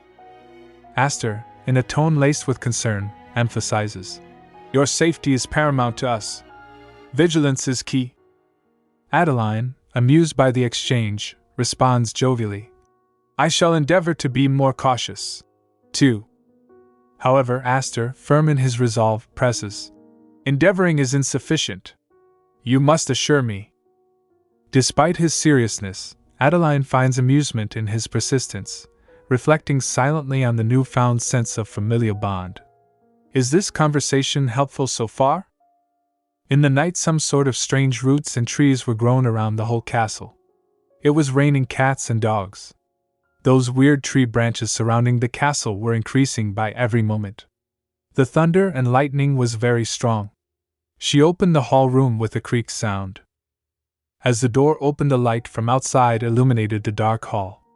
Although the lightning from outside was brightening the hall occasionally, those strange branches were now growing at a rapid rate, even higher than the castle. Adeline was shivering as she opened the door. The fear of what was going on took over her. She paused momentarily before going inside.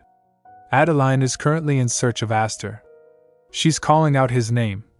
Aster? Aster, where are you? She's making her way towards his room, anxiously repeating his name. Aster. Aster.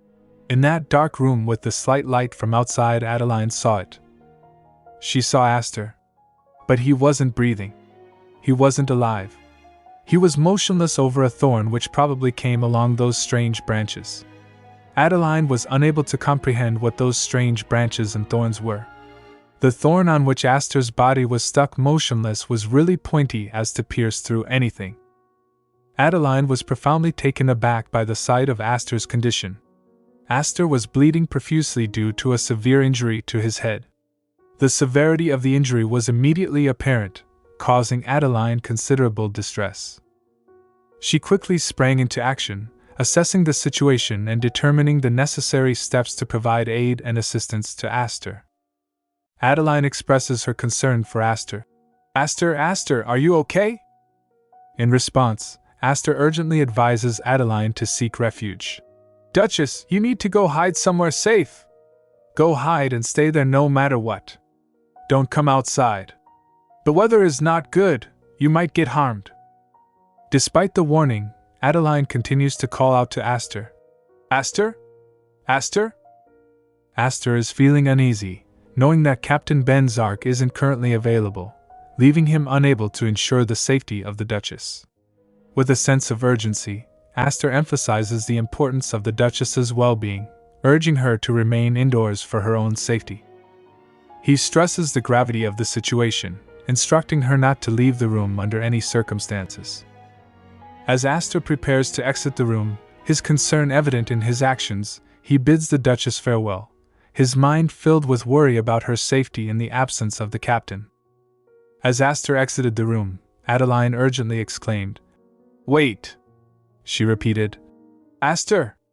Please wait! Listen to me!" Her tone conveyed a sense of urgency and importance. "Aster!" She called out again, hoping to catch his attention before he disappeared entirely. Moments later, Venzak approached Adeline, acknowledging her distress with a simple, "Adele." Adeline responded with a faint, "Ray," indicating her emotional state. Sensing her unease, Venzak gently inquired, "Are you okay?" He offered a comforting presence, ready to provide support if needed. Adeline pondered, trying to make sense of the recent events. What was that just now? She wondered aloud. Thoughts raced through her mind as she considered. I lost a memory. It's not unfolding as I remember. An illusion? What the hell is this memory? Confusion clouded her thoughts as she struggled to grasp the reality of the situation. Attempting to dismiss her disquiet, Adeline murmured, "I must be tired," though the unsettling feeling persisted. Delving deeper into her thoughts, she reflected on past experiences, recalling, "It's different from when I saw Maven's death. Back then, I managed to realize it was a forgotten memory." The contrast between her current predicament and previous encounters only added to her sense of unease. Adeline made a firm decision, stating, "I'm going to return to my room and rest." As she moved to retreat from the current situation, her mind churned with anxiety and uncertainty. "I don't have the memories of Aster's death," Adeline acknowledged to herself, a twinge of nervousness creeping into her thoughts. The realization unsettled her deeply, prompting a fear of forgetting crucial moments like this one. She pondered the implications of memories resurfacing too late, leaving her grasping at fragments of the past when they were most needed. The prospect of being unable to rely on her memories for clarity weighed heavily on her mind, amplifying her unease and trepidation. As Adeline retreated to her room, a cascade of thoughts consumed her mind. I wouldn't be able to protect anything, she mused, acknowledging a lingering sense of doubt. However, amidst the uncertainty, a newfound determination took root within her. This time, Adeline affirmed to herself, her resolve unwavering. I'll definitely make sure Ray is not left alone.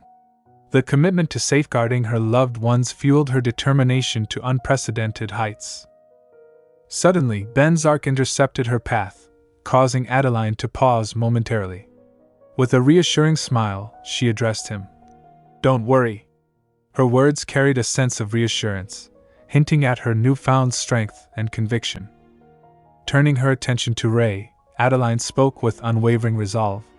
I'll definitely protect you until the end, Ray. Her voice rang with determination as she made a solemn vow to shield him from harm. Ray, she exclaimed, her tone filled with determination and certainty. I'll save everyone.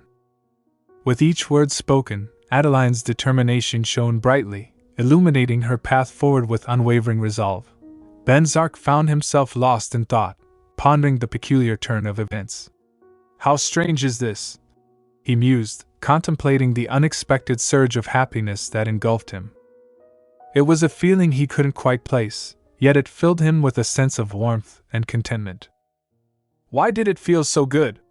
Venzak questioned, internally reflecting on the significance of Adeline's words.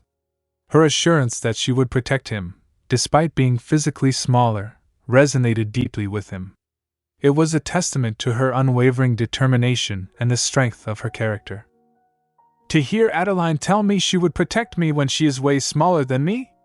Venzak repeated the thought aloud, grappling with the juxtaposition of size and strength.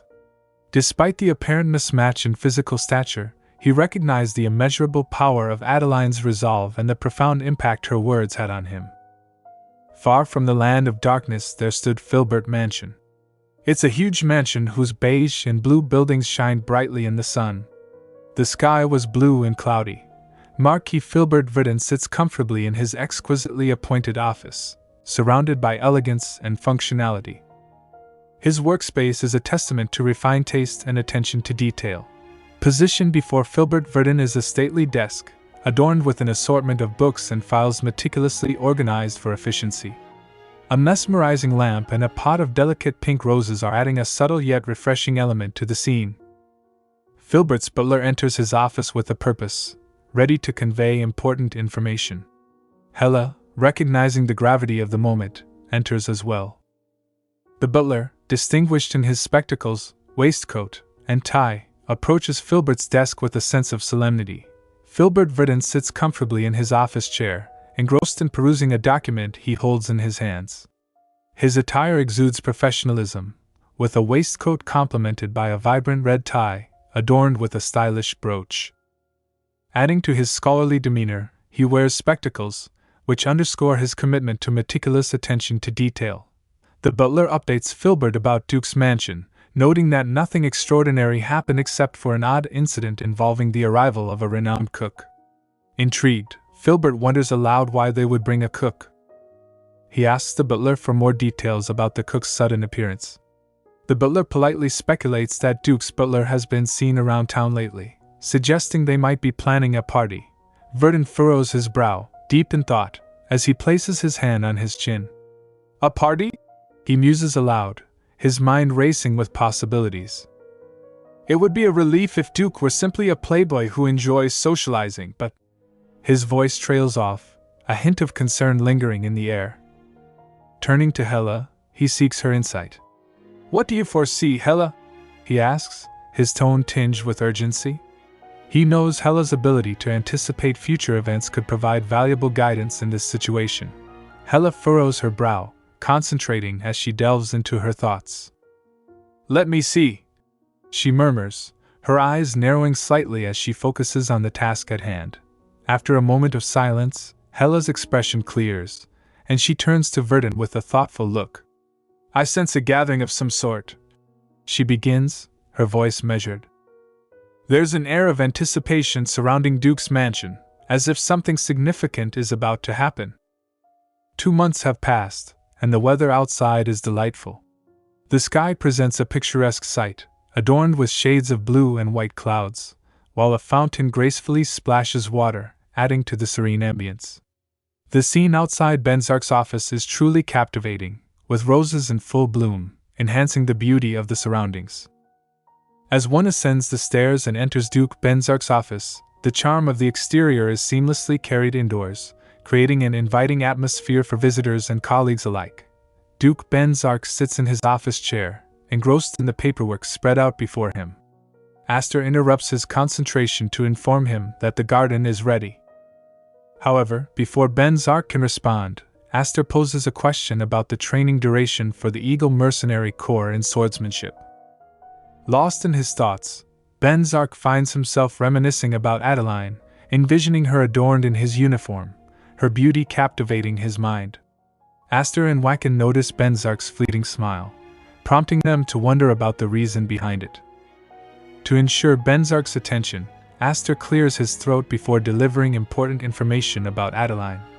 He mentions that Adeline has been residing in the underground research facility for several months now, with the exception of the time she spends practicing swordplay with the captain, hasn't she? Wacken also remarks that she appeared content and happy during those times. Isn't that a positive sign? Bruno expresses concern over Adeline's well-being, admitting uncertainty about her condition. His worry is palpable as he acknowledges a lack of information about her current state. Meanwhile, Duke Venzak begins his descent down the staircase, enveloped by the cloak of darkness that befalls the night. The obscurity of the scene heightens the tension, as visibility is severely limited, and the surroundings remain shrouded in mystery.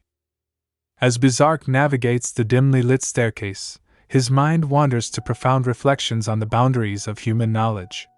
He ponders the inherent limitations of wisdom and the inherent risks associated with venturing into uncharted territories of understanding.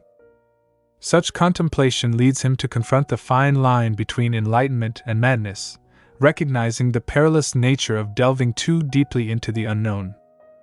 Amidst his introspection, Venzak arrives at the laboratory where Adeline has been diligently conducting spells for the past 2 months. During this time, Adeline has focused solely on her spell work, only taking breaks to practice sword skills upstairs. Venzak grasps the door handle, gently pushing open the door as a curious scent wafts into his awareness. Intrigued, he muses over the familiar fragrance, recognizing it as the unmistakable essence of Adeline. With a sense of anticipation, he calls out her name, seeking confirmation of her presence in the dimly lit room.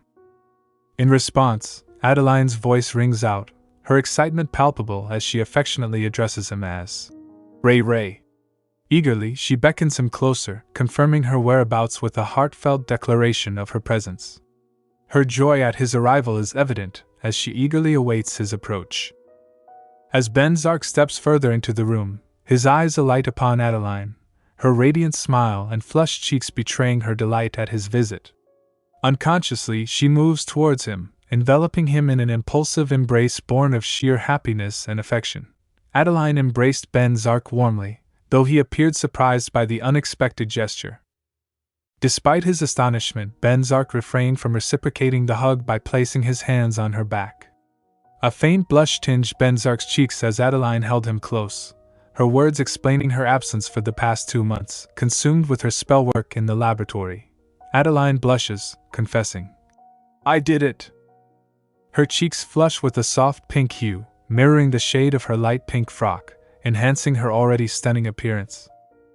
Adeline embraces Venzak warmly, but Venzak is initially confused, unsure if he should reciprocate. He ponders her actions, thinking to himself, "What is she doing?"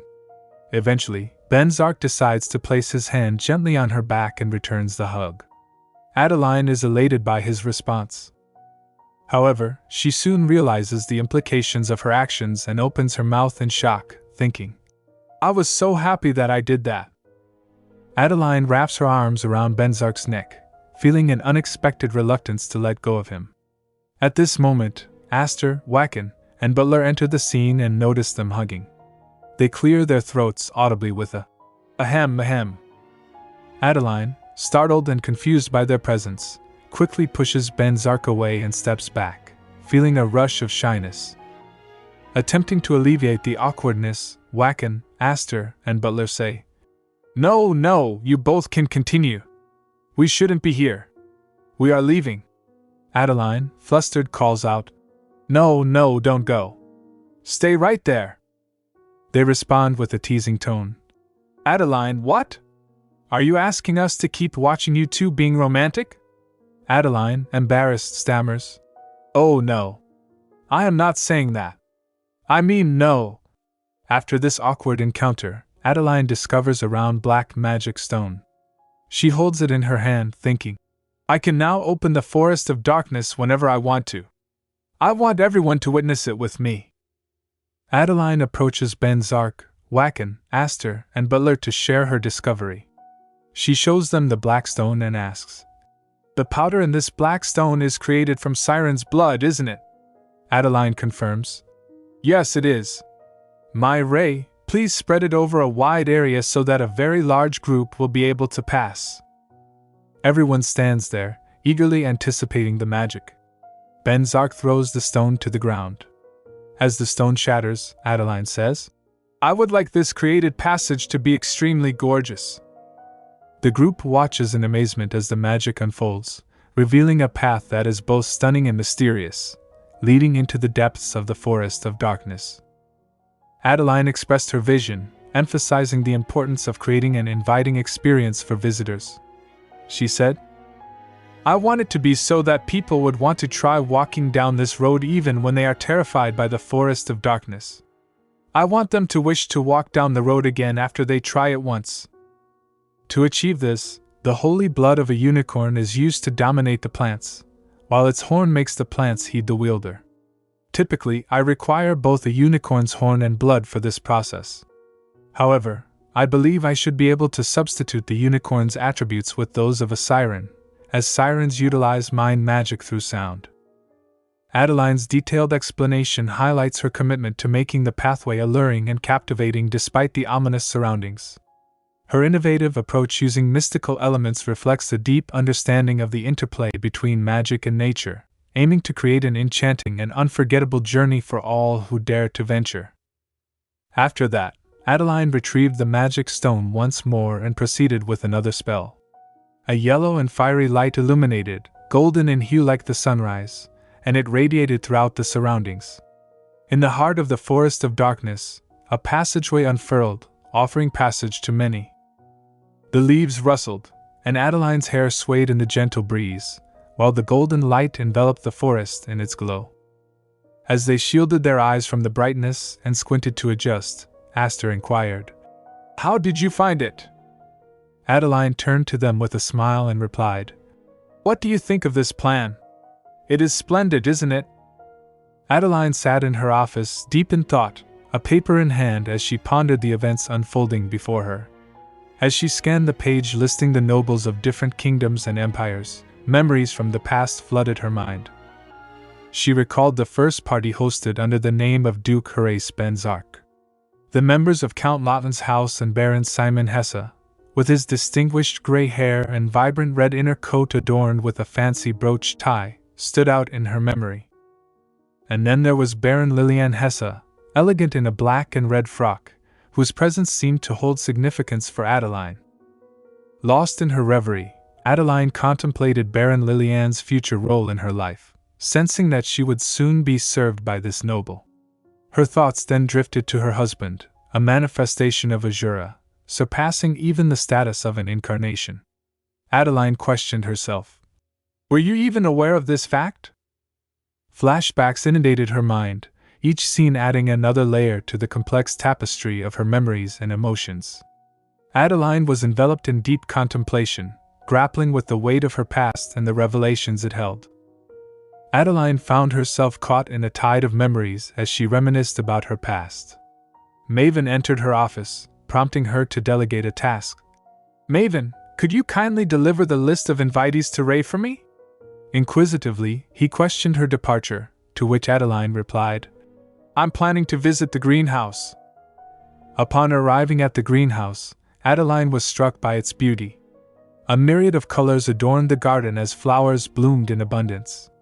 Catherine, stationed there, awaited Adeline's arrival, ready to assist with any inquiries. Adeline, taking a moment to appreciate the serene atmosphere, remarked, "What a wonderful place, don't you agree?" Catherine concurred, expressing her surprise at the greenhouse's transformation over her 5 years of service to the duchy. Lost in contemplation, Adeline pondered whether she had truly embodied the demeanor of a duchess in her previous life. Meanwhile, Catherine, struggling with the physical demands of her duties, marveled at the necessity of consuming 3 meals daily. Adeline, grappling with existential questions, wondered if she had garnered respect in her previous role. Adeline addressed Catherine, gesturing for her to take a seat. "However, you should sit here," she insisted, conveying her desire not to assert dominance at that moment. Catherine, displaying deference, protested, "No, Your Grace. How could I dare to sit in front of Your Grace?"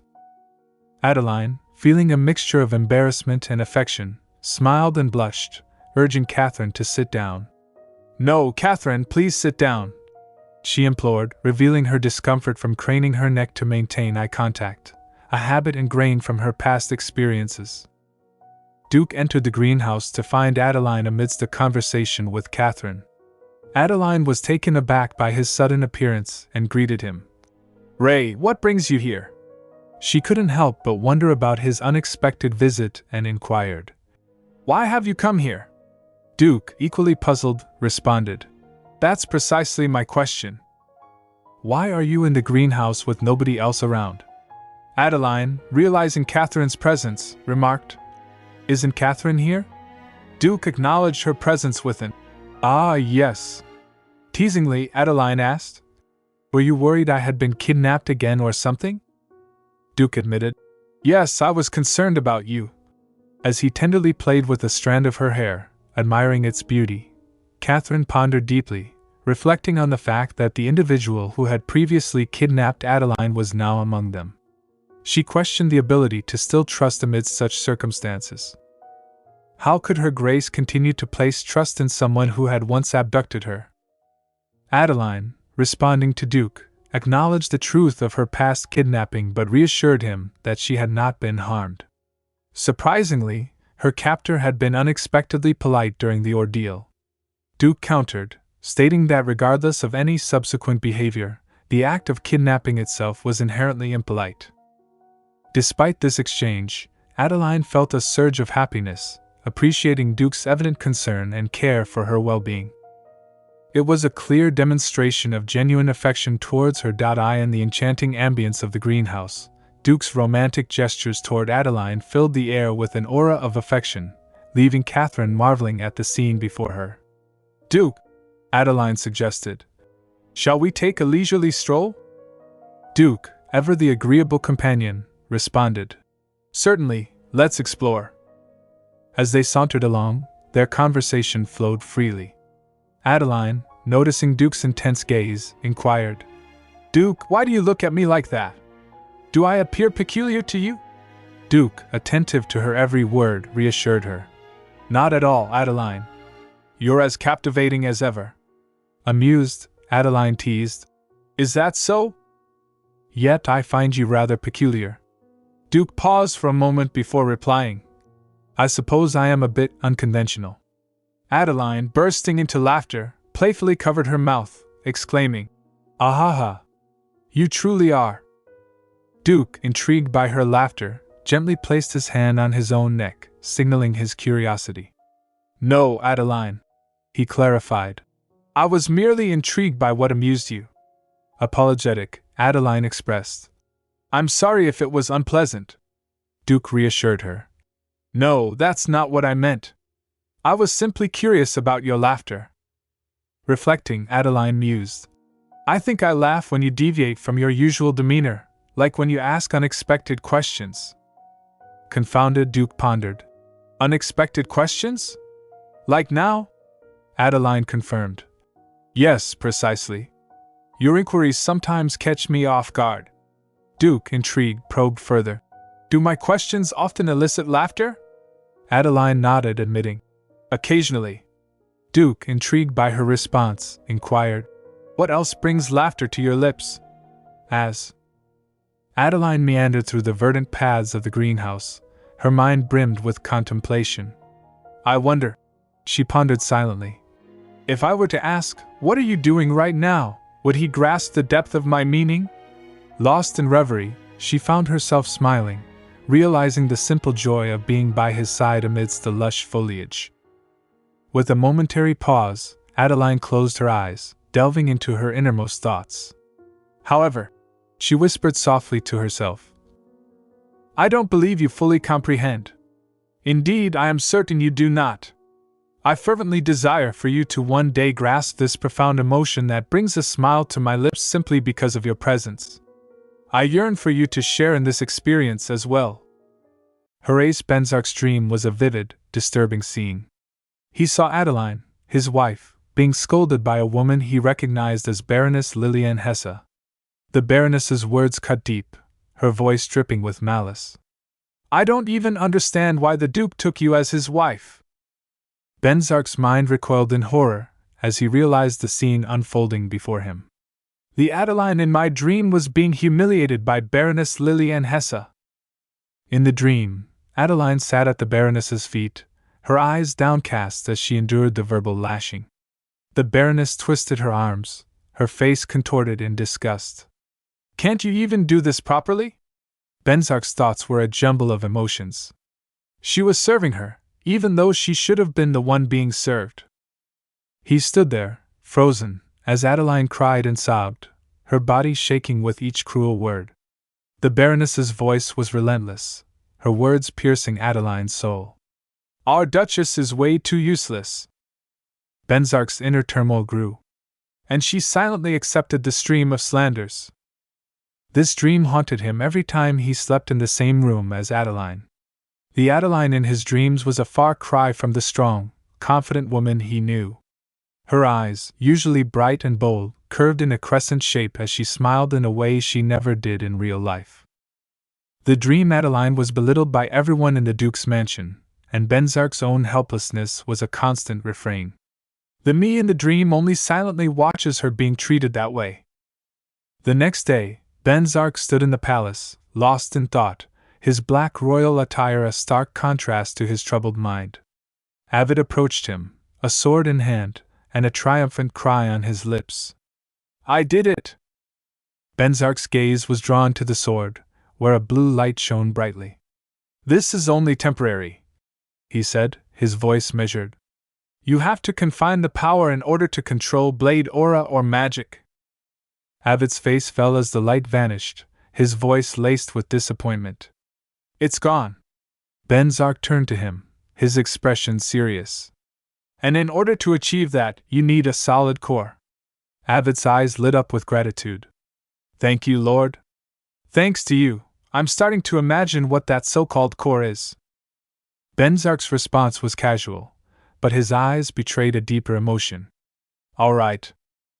Avid's smile faltered, his gaze searching. "I didn't expect you to help me." Benzak's hands clenched, his voice low and even. "Why not?" Avid's eyes locked onto his, a hint of wariness in their depths. "Don't you hate me for kidnapping Adeline?" Benzak's expression turned cold, his voice dripping with unspoken anger. "Ah, I see. You're pretty knowledgeable. I still can't forgive you for that." Avid's eyes widened in astonishment as he asked, "But why?" Benzak's response was simple, yet profound. "You becoming stronger will make Adeline happy. That's the only reason." Avid's gaze lingered on Benzak, his mind racing with the implications. He murmured, his thoughts slowly unraveling. "You must love Adeline a lot." Benzak's shock was palpable, his face a deep shade of crimson as he protested. "What? No, there's no way it's true." Avid's smile was knowing, his hands fluttering in amusement. "I realized it from the very first encounter." Benzak's denial was vehement, but his blush betrayed him. "No. I have no time to waste on such a useless emotion." Avid's eyes sparkled with curiosity as he placed a hand on his chin, lost in thought. I wonder if he hasn't realized it yet. No way is this his first time." As if to change the subject, Avid added, I was originally a knight of Marquis Kuala. The air was thick with unspoken emotions, Benzark's feelings for Adeline hanging precariously in the balance, as Avid's words hung like a challenge, waiting to be acknowledged. Benzark's eyes narrowed, his mind racing with connections. Isn't Marquis Kuala a noble from the Empire? Avid's nod was a slow, nostalgic movement. Yes, they acknowledged my skills, and I was bestowed the duty of protecting Lady Alice, the daughter of the Marquis. Benzark's thoughts whirled, pieces falling into place. Alice should be the one Adeline told me she would find for me in Mokran City. Avid's sigh was a heavy, burdened sound. We fell in love at first sight. However, Alice's marriage partner was already decided. That's why we ran away together. Though we got caught not long later. But after I was caught, Alice went to get married as scheduled while I was being tortured, yet she disappeared on the way. That was around 10 years ago. I'm still clueless as to whether she's alive or dead. Avid's smile was a bittersweet, haunting thing. But I have never been able to forget her. I tried to erase her from my memory, but that thing called love never let me go. His eyes locked onto Benzark's, piercing and knowing. You want to see Adeline even at this very moment, don't you? Seeing Adeline's smile makes you happier, and you could do anything in order to see her smiling face, and Benzark's irritation boiled over, his voice a thunderous scream. Stop it, Avid! But Avid wouldn't be silenced, his words dripping with conviction. You must not have realized it yet because it's your first time, but what you're feeling, you fell in love. Madly in love. Benzark's hand covered his face, his annoyance and frustration palpable. Benzark lay on his bed, his mind racing with the concept of love. Love? Me? He covered his eyes with his hand, as if to block out the thought. With the heavenly realm being ruined, my duty was to lead Durlots in managing the heavenly realm. Since I'm a Durlot, wasting time on an emotion like love shouldn't be allowed. He clenched the bed sheet, his thoughts in turmoil. I did think it was a strange emotion, but this is. Just then, Adeline arrived, her voice soft and concerned. Ray? Benzark pushed her away, his movement abrupt. He got up, his eyes avoiding hers. Adele? Why are you here? Adeline reminded him of Maven and Bruno's conversation. He didn't even eat dinner. Let's bring him some soup. I wonder if he's sick? Benzark's gaze fell on the soup, his thoughts consumed by the implications of love. If I love her, and if she loves me, Adele will become my weakness, and the Azuras will attack her. Adeline's voice broke into his reverie, her concern evident. Are you all right? Benzark's silence was a palpable thing, his emotions locked deep within. Benzark's thoughts were a jumble of emotions, his mind racing with the implications of love. Instead of me. That'll be the only way to destroy the Durlot Herace. He uttered a soft, I see, as his thoughts consumed him. Adeline extended her hand towards him, concern etched on her face. But Benzark pushed her away, his voice firm. Leave now, Adele. Adeline's eyes widened in surprise as she sat beside him on the bed. Ray, are you angry at me for some reason? Benzark's reply was curt, his gaze avoiding hers. I'm not. I'd like you to leave. Adeline's thoughts flashed back to her previous life, where she would have obeyed without question. But now, she hesitated. What's the matter? Was somebody talking behind my back? Did I make some kind of mistake? Benzark's hand covered his face, his voice muffled. Adele, leave. But Adeline refused to budge, her hand covering his. I don't want to. I just came here to nurse you because you seemed sick. Benzark's teeth clenched, his patience wearing thin. I'm not sick, so please leave now. Adeline's denial was soft, but firm. I said I don't want. In a swift movement, Benzark pushed her down on the bed and lay on her, his lips claiming hers. I clearly told you to leave. As he kissed her, his thoughts were a tumultuous mix of emotions. An existence that I shouldn't love if I don't want to hurt her. His lips still on hers. When Venzak didn't show up for dinner, Adeline's worry grew. She went to his room, carrying a warm bowl of soup, hoping to coax him out of his solitude. But Venzak was resistant, his voice firm. "Leave, Adele." Adeline's concern only deepened, her insistence gentle but firm. "I won't leave until you eat something." In a sudden move, Venzak pushed her onto the bed, his body covering hers. His lips claimed hers in a passionate kiss, but then he hesitated, his voice barely above a whisper. "Wait, this is my first kiss." He took a deep breath, regret flashing across his face. "Damn it!" Adeline's shock turned to outrage, her thoughts racing. Why is he swearing after a kiss? She pushed him away, her voice rising in anger. "You shouldn't be angry when you're the one who started kissing me. One might think I forced myself upon you." Venzak sat up, covering his face, his silence a stark contrast to Adeline's fury. Adeline's words poured out, her anger unabated. "Duke Horace Venzak, you are the worst. You are really mean." Her thoughts seethed with indignation. He isn't even trying to justify himself. With a final glare, Adeline stormed out of the room, slamming the door behind her. Adeline approached Bruno, Aster, and Wacken, who were sitting outside, looking relaxed. She asked, her voice firm. "Let me ask you a question about the Devis." Bruno, mid-drink, looked up, expecting a typical question. But Adeline's next words left them all astonished. "By any chance, do they have some kind of mating season or something?" Bruno choked on his drink, spitting it all over Wacken's face. The three men exchanged wide-eyed glances, shocked by Adeline's bold question. Aster, trying to calm her, said, "Please calm down, Adeline. Come sit with us, and we'll talk." But Adeline's realization dawned too late. Her face flushed with embarrassment as she thought, What did I just say?" She stammered, trying to escape the awkwardness.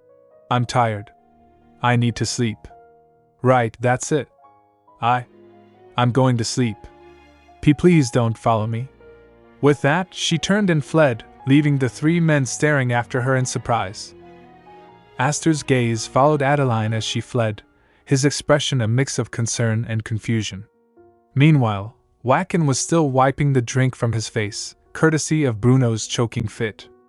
Aster's hands twisted in agitation as he turned to Wacken. "No way, did the captain suddenly do that to Adeline without any thought?" Wacken's eyes widened in understanding. Aster's teeth clenched. "Why else would Adeline be so angry? It must be because the captain suddenly tried something without even preparing the mood." Wacken's face contorted in realization. "Oh no," she said, "mating season." Aster's voice rose. "Wacken, no matter how impatient he was, he can't forget to be considerate towards the lady." Wacken asked. "Shall we apologize to her instead of the captain then?" But Bruno vetoed the idea. "No, that would make Adeline even more embarrassed," Aster insisted. "I think we need to talk to the captain. This can't be left unchecked." The three men exchanged knowing glances, aware that the situation required delicate handling. The night was dark, the moon shining bright in the sky. Adeline lay on her bed, lost in thought. "Seriously, what should I do now? How am I supposed to face them from now on? Should I just run away from the land of darkness?" Just then, a knock at the door broke the silence. Venzak stood outside, wearing a black overcoat, his voice low and hesitant. "Adeline, are you asleep? Adeline, please open the door." Adeline opened the door, her expression guarded. "Did you go out somewhere?" Venzak's reply was hesitant. "I had somewhere to go for a moment." He stepped into the room, his eyes fixed on Adeline. She turned back towards her bed, her voice neutral. "Are you angry?" Venzak's response was quick. "I'm not angry." But Adeline's words cut him off, her voice rising. "But you are! You started the kiss, you did it, and then started swearing." Venzak's apology was sincere, his voice soft. "Adeline, I wasn't trying to be rude to you. I'm sorry for kissing you of my own accord, and that swearing was directed at myself. The tension between them was palpable, the air thick with unspoken emotions. Venzak's voice was laced with vulnerability. Adeline, I still don't really understand human emotions. That's why I didn't even think that it would hurt your feelings. Adeline's gaze remained fixed on the window, her expression unreadable. Venzak's hand extended, producing a small box. I want to make you smile all the time, but I don't really know how to do that, and I don't really understand how to apologize to you in this situation either. He opened the box, revealing a stunning diamond ring. I'm just hoping that you'll like this. Adeline's eyes finally shifted, her gaze falling upon the ring. Venzak's words tumbled out, a mix of nervousness and sincerity. The seal of love, giving a ring to a loved one, has been a tradition for about 100 years to solidify the couple spending the rest of their lives together.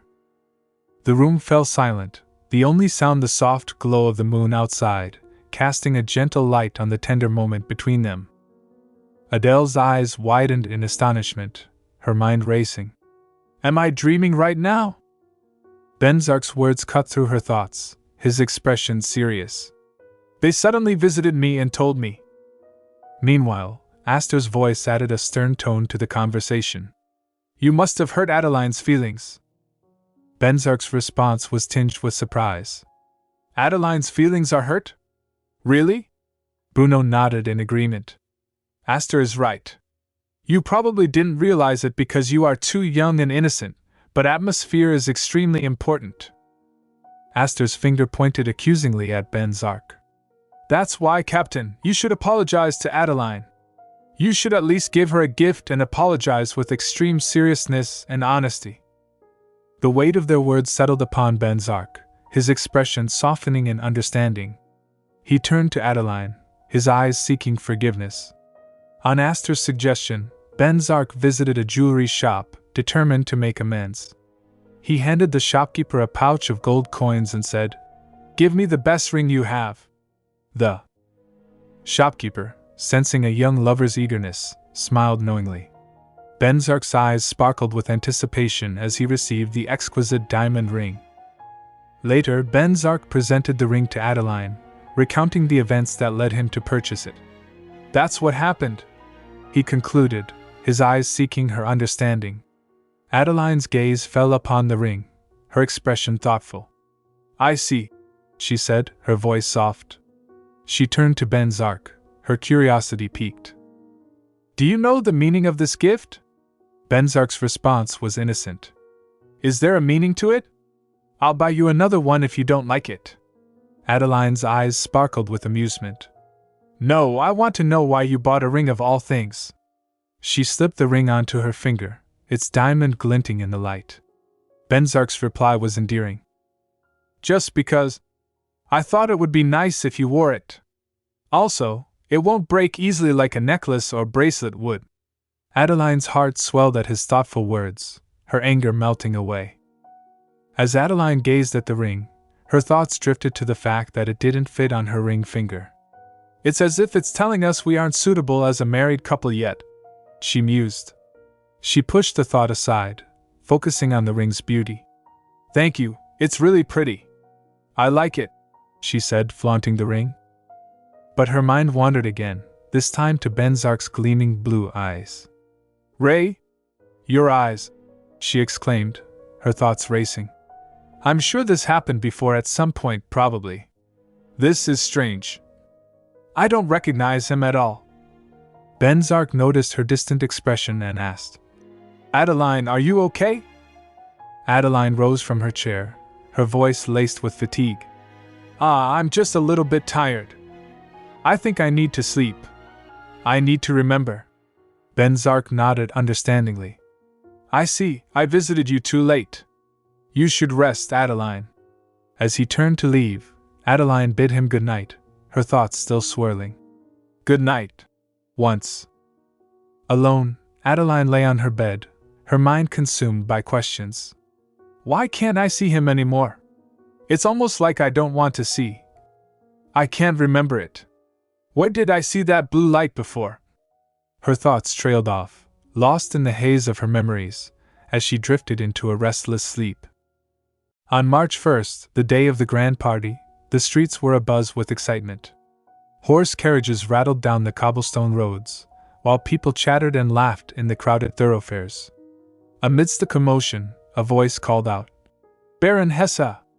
A tall, blonde-haired man turned, his piercing eyes locking onto the speaker. "Count Cora," he replied, his deep voice laced with a hint of sarcasm. Count Royal Cora, resplendent in his ornate attire, sneered at Baron Simon Hesse. "It's been a long time. How's life in the Middle Realm? Considering Baron is all you managed to become, you must have really mediocre skills." Baron Hesse's expression remained nonchalant, his arms crossed over his chest. "Shut up, Royal. Unlike you, I'm not interested in authority. Being a baron is perfect for me." Count Cora's lips curled into a sneer, his hands twisting in agitation. "You're only interested in having women, Hesse. Your reputation precedes you." The air was thick with tension as the two men engaged in their verbal sparring, their words dripping with underlying animosity.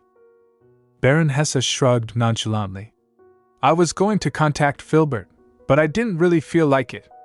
It doesn't look like he came here." Count Cora's eyes narrowed, his mind racing with possibilities. "Filbert, wasn't he extremely concerned about the Land of Darkness?" Baron Hesse's expression turned thoughtful. "I heard that they only sent invitation letters to nobles up to Count. What are they thinking?" He paused, his eyes locked onto the carriage passing by, where a lady with brown hair and a stunning red gown sat, captivating their attention. Both Baron Hesse and Count Cora's eyes turned red, their faces frozen in surprise. Count Cora's voice broke the spell, his words laced with confusion. "I don't understand why Filbert is paying attention to this place. There's no reason to pay attention at all if he's a human, and even if he's a deva, as long as the tree of life is out of the picture." A blindingly bright yellow light suddenly materialized before them, leaving everyone astonished. "Wow! Look at that! Kaya!" The crowd gasped in unison. Baron Hesse's eyes widened in disbelief. "Wow! Even a deva wouldn't be able to do this. The deva don't have enough divine power to cast magic like this." Count Cora's voice was laced with intrigue. "But what if they were a Dalat?" Baron Hesse scoffed at the idea. "I wonder." Liliane, the lady in the red gown, who had been quietly observing the scene, now listened intently to their conversation. Baron Hesse's gaze turned calculating. "I'll forgive you this time, so try seducing Duke Venzak." His fist clenched, a hint of a challenge in his voice. "If you manage to find out his secret, I'll set you free for a while." The air was electric with tension, the stakes high, as the lady's eyes locked onto Baron Hesse, her expression unreadable. The next day, Adeline's mind still lingered on the enigmatic encounter with Venzak. She pondered, "What was that blue light? My headache is gone, though. Now that I think about it, it was similar to Holy Sword Nikargraz's light." Her thoughts deepened, connections forming. If I remember correctly, Ray and Waken's aura blades were also blue. No way. Am I recognizing a Deva's divine power? Adeline stood before the mirror, her blue gown rustling as she moved. Her hair was elegantly side-braided, and her eyes shone with determination. She clenched her frock, her mind racing. If I find a red light among the invited nobles' eyes, that would mean that this ability is really capable of finding Deva and Azura.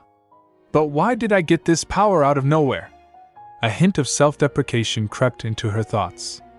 It can't be because I kissed Ray, right? I'm not a princess from a fairy tale, after all. With a resolute sigh, Adeline turned away from the mirror, ready to face the mysteries of the day ahead. Catherine announced her arrival with a curtsy. "Your Grace, I brought..." But her words faltered as she took in Adeline's stunning appearance. "Oh my! I really get surprised every time I see Your Grace's outrageous beauty.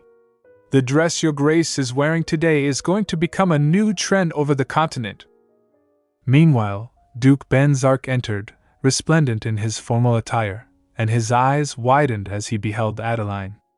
A soft blush crept up his cheeks, betraying his composure. The scene was set, Chameleon calendar 513th year, March 1st, 4 p.m., at the first party held in Duke Venzak's mansion.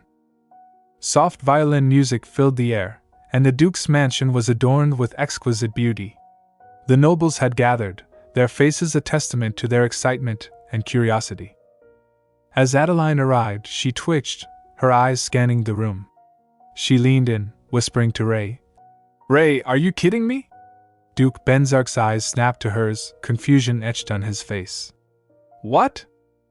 Adeline's smile was mischievous. "Wasn't there something I told you to do once the music started?" Venzak's thoughts raced, a dawning realization. "I knew it." An awkward silence hung between them, punctuated only by the gentle hum of conversation from the surrounding guests.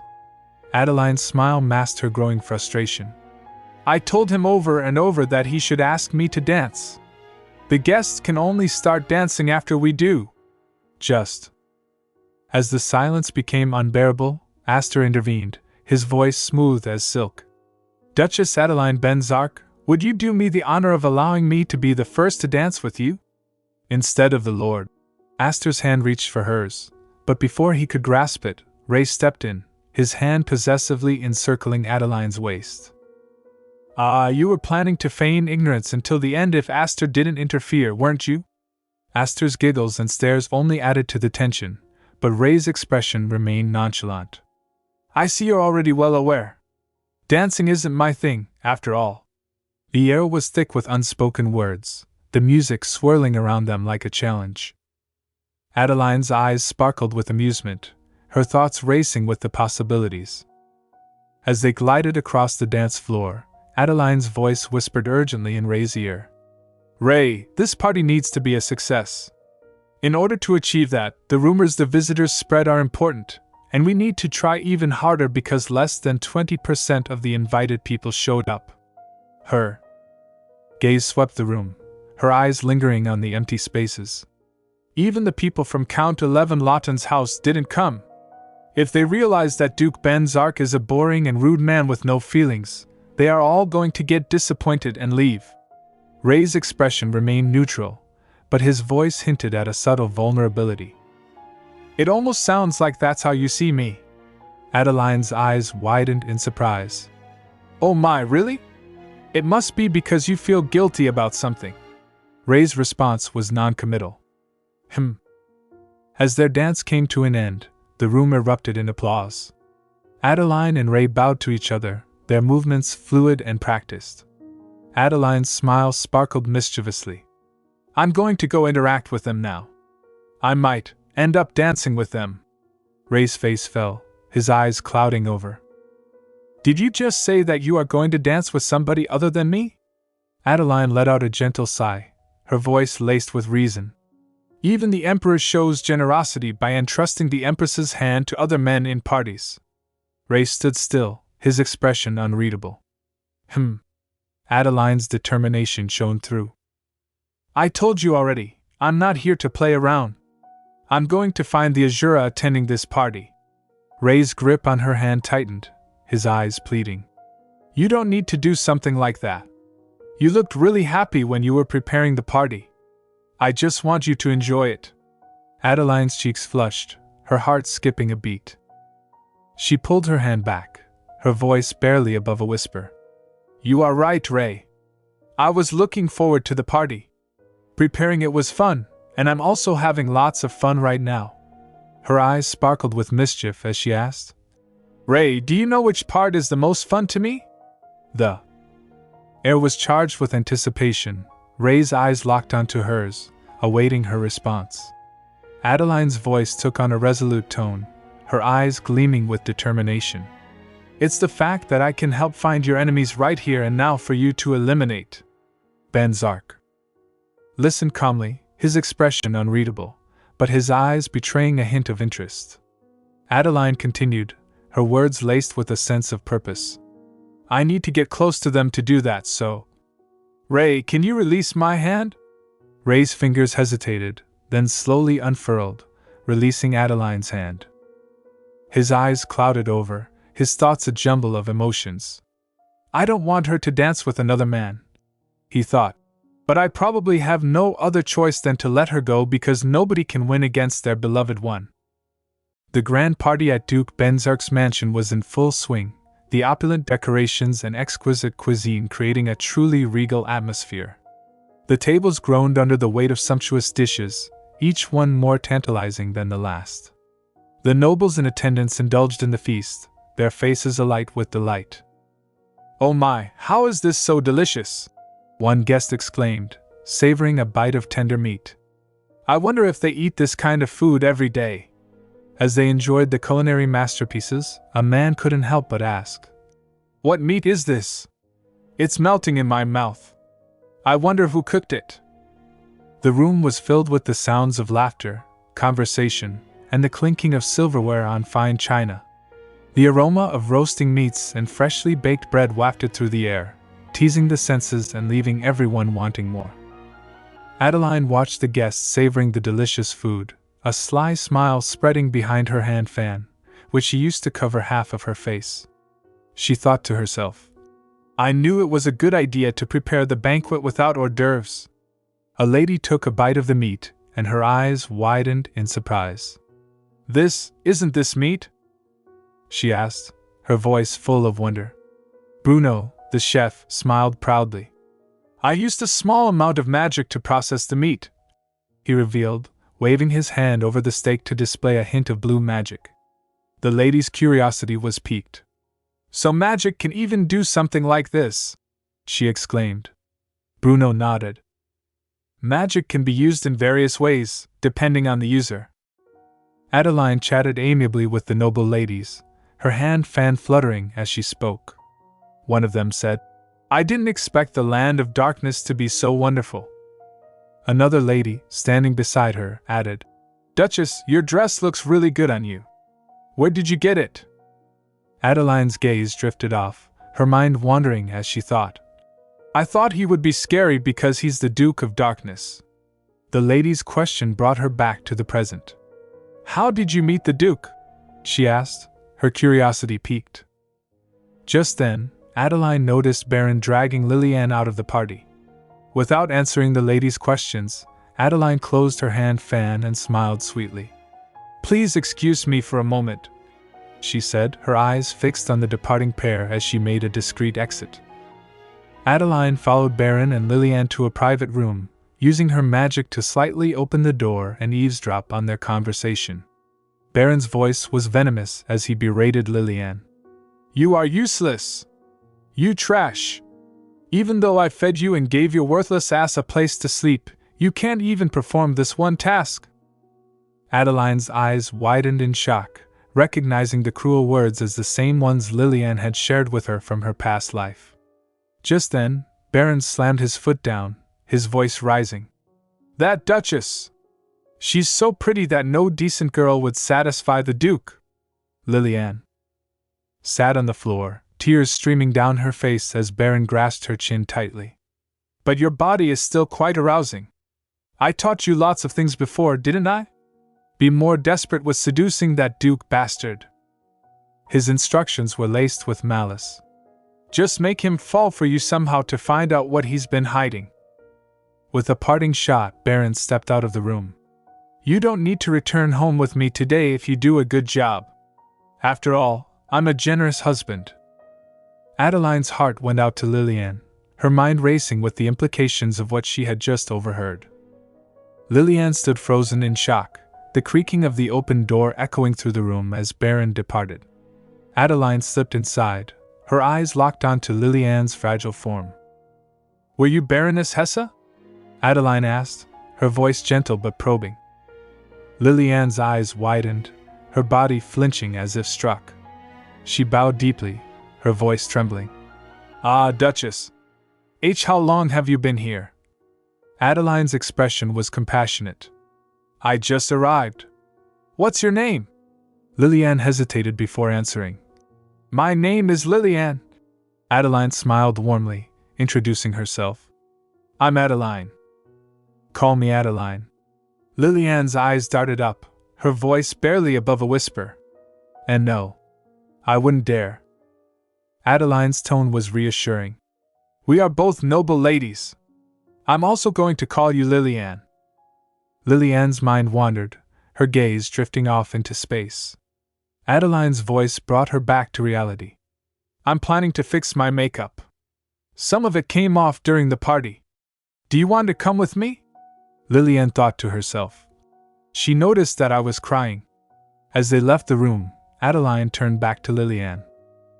A knight recently gave me some good cosmetics that he happened to acquire. I haven't tried them yet, but I'd like to see how good they are with you. Lillian was touched by Adeline's offer, her thoughts swirling with surprise. I thought every single high-ranking noble was arrogant and rude, yet she's treating me so kindly when nobody else cares about me. Adeline's kindness was a balm to Lillian's battered soul, and she found herself drawn to the Duchess's warmth and empathy. Lillian accepted Adeline's offer, her voice filled with gratitude. Yes, Lady Adeline. I also want to try those cosmetics. As they returned to the party, Adeline sat down, her mind whirling with thoughts. Lillian might have treated me like that in my previous life because I unconsciously looked down on her. I thought that Lillian might have a special emotion toward Ray after she suddenly came to us in the land of darkness. Her thoughts continued to unfold. If that's how Simon has been treating Lillian at home, what if Ray brought Lillian back after killing Simon? I'm sure she wanted a place to find peace of mind. It's just like how I've been living my new life. We wouldn't have misunderstood each other if we had a proper conversation back then. Adeline let out a sigh, her eyes gazing upward. Although that doesn't justify the fact that she bullied me. She steeled herself, thinking. No, this is a new opportunity, as long as I don't repeat the same mistake. Just then, Baron Simon Hesse appeared before her, his voice booming. Duchess. He introduced himself, his eyes gleaming with a mixture of curiosity and arrogance. I'm Baron Simon Hesse. Baron Simon Hesse added, his voice dripping with insincerity. I wanted to express my gratitude for remembering and inviting this lowly noble of the Mopar kingdom. Adeline's eyes narrowed, her tone laced with skepticism. Why aren't you saying your thanks to Duke Venzak instead? He offered a charming smile, his intentions unclear. I wanted to ask the beautiful lady for a dance as well. Adeline glared at him, her mind racing with suspicion. He's probing. Despite her reservations, Adeline accepted his offer, her voice measured. All right. I'll leave the lead to you for a song. As they danced, Adeline's thoughts turned to her discomfort. My feet are starting to hurt. She stifled a sigh. Baron Simon Hesse seized the opportunity to pry, his voice laced with curiosity. I've heard lots of rumors about Duke Venzak, but I never heard about his marriage, which is why I was surprised when I saw you, Duchess. His compliment was laced with an undercurrent of malice. Duchess, you are beautiful. Adeline's instincts screamed warning as his eyes turned red. Red light. So this really is an ability to distinguish Azura and Deva. Her mind racing, Adeline realized that Baron Simon Hesse's true nature was far more sinister than she had initially suspected. Baron Simon Hesse added, his voice laced with charm. Duchess, this dance must be uncomfortable for you. Adeline smiled graciously, her reply measured. No way. You are really good at dancing. Baron's eyes gleamed with pleasure. It must be because I'm dancing with a beautiful lady, he asked, his curiosity getting the better of him. By the way, Duchess, the path carved into the forest of darkness was marvelous. Was it done by magic? Adeline's response was enigmatic. It's a secret of our ducal house. It involves a little bit of magic but is mostly alchemy. Baron's astonishment was palpable. Alchemy? Was there an alchemist excellent enough to create something like that in the ducal house? Adeline's tone was playful, her eyes sparkling with amusement. It's true that there are barely any people with such ability, but do you think I'm lying right now, Sir Hesse? Baron's face reddened as he backpedaled. What? No, there's no way I would think that. I was just curious. I'd like to meet him if I could. Adeline's grin was mischievous as she leaned in, her voice barely above a whisper. Well, I'll introduce him to you if we get an opportunity. I'm looking forward to discussing alchemy with you. Baron's blush deepened as he laughed nervously. Yes, yes. I'll invite you in secret later. After the party ended, Adeline retreated to her room, removing her accessories with a sigh. I need some rest now. Gazing into the mirror, she reflected on the evening's events. I found two Azura during the party. Baron Simon Hesse and Count Royal Cora. Judging from the lights in their eyes and how they both appear to be about 20 years old, I didn't see any other colors, but the fact that I can pick out Deva and Azura means the one who sees the truth, Adeline Rotyn, will enlighten your eyes. Her thoughts turned inward, questioning her identity. What if I'm the one who sees the truth, just like Ray told me in my previous life? Bruno told me about it before. Humans consider us as gods, but we are actually nothing more than God's creations. Adeline's mind raced with the implications. The ability to distinguish race is an ability of a leader born with God's blessings. The demon king in the demonic realm, Delot in the heavenly realm, and the prophet in the human realm. But Helle Alton was already born as the prophet, the leader of the middle realm. Which means I must be a demon king? Her eyes widened, the truth slowly dawning on her. Adeline slammed her hands on the table, her thoughts racing with determination. No, I'm human.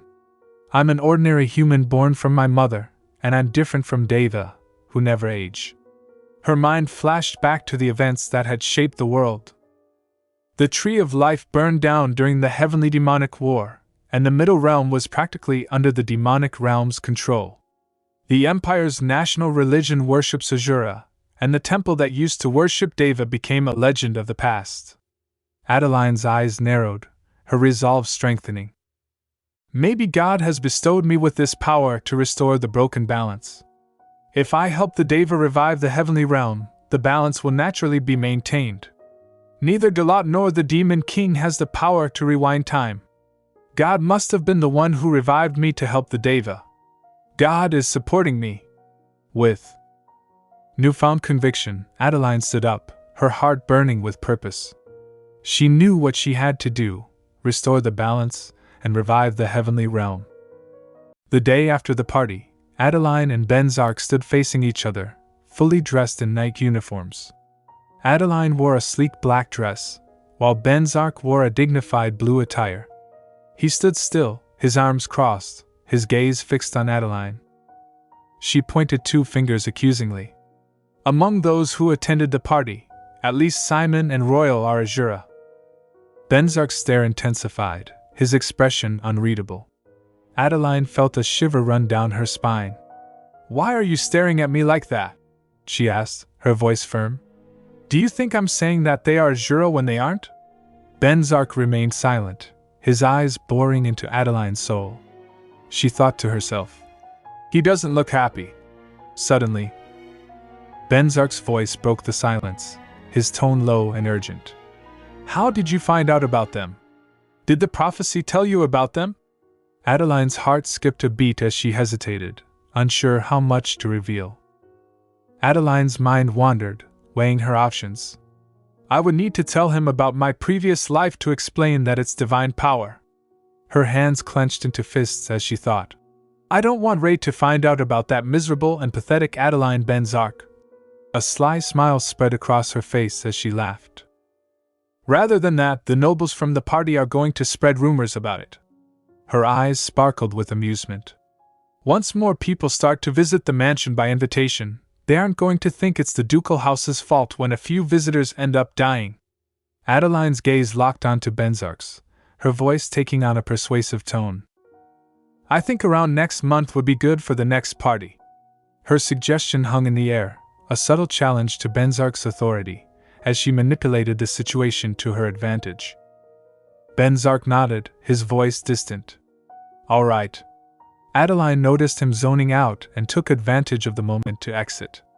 I don't think I can practice swordsmanship today. I'm too tired and need to rest. Venzak's response was automatic, All right, have a good rest. As Adeline left, her thoughts turned sinister. I pretended that I would just keep watching them for a while. I should get rid of one person soon. Her eyes narrowed, her mind already plotting the next move, as she disappeared from the room, leaving Venzak lost in thought. The night was shrouded in darkness, the only light coming from the bright moon. Lillian, clad in her sleep suit, faltered as she walked, her body bearing the scars of abuse. Suddenly, she sensed a presence and let out a blood-curdling scream. Adeline emerged from the shadows, her hand swiftly covering Lillian's mouth. She whispered urgently, her eyes locked on Lillian's. Lillian, I'm here because I need to discuss something with you. Can you keep quiet?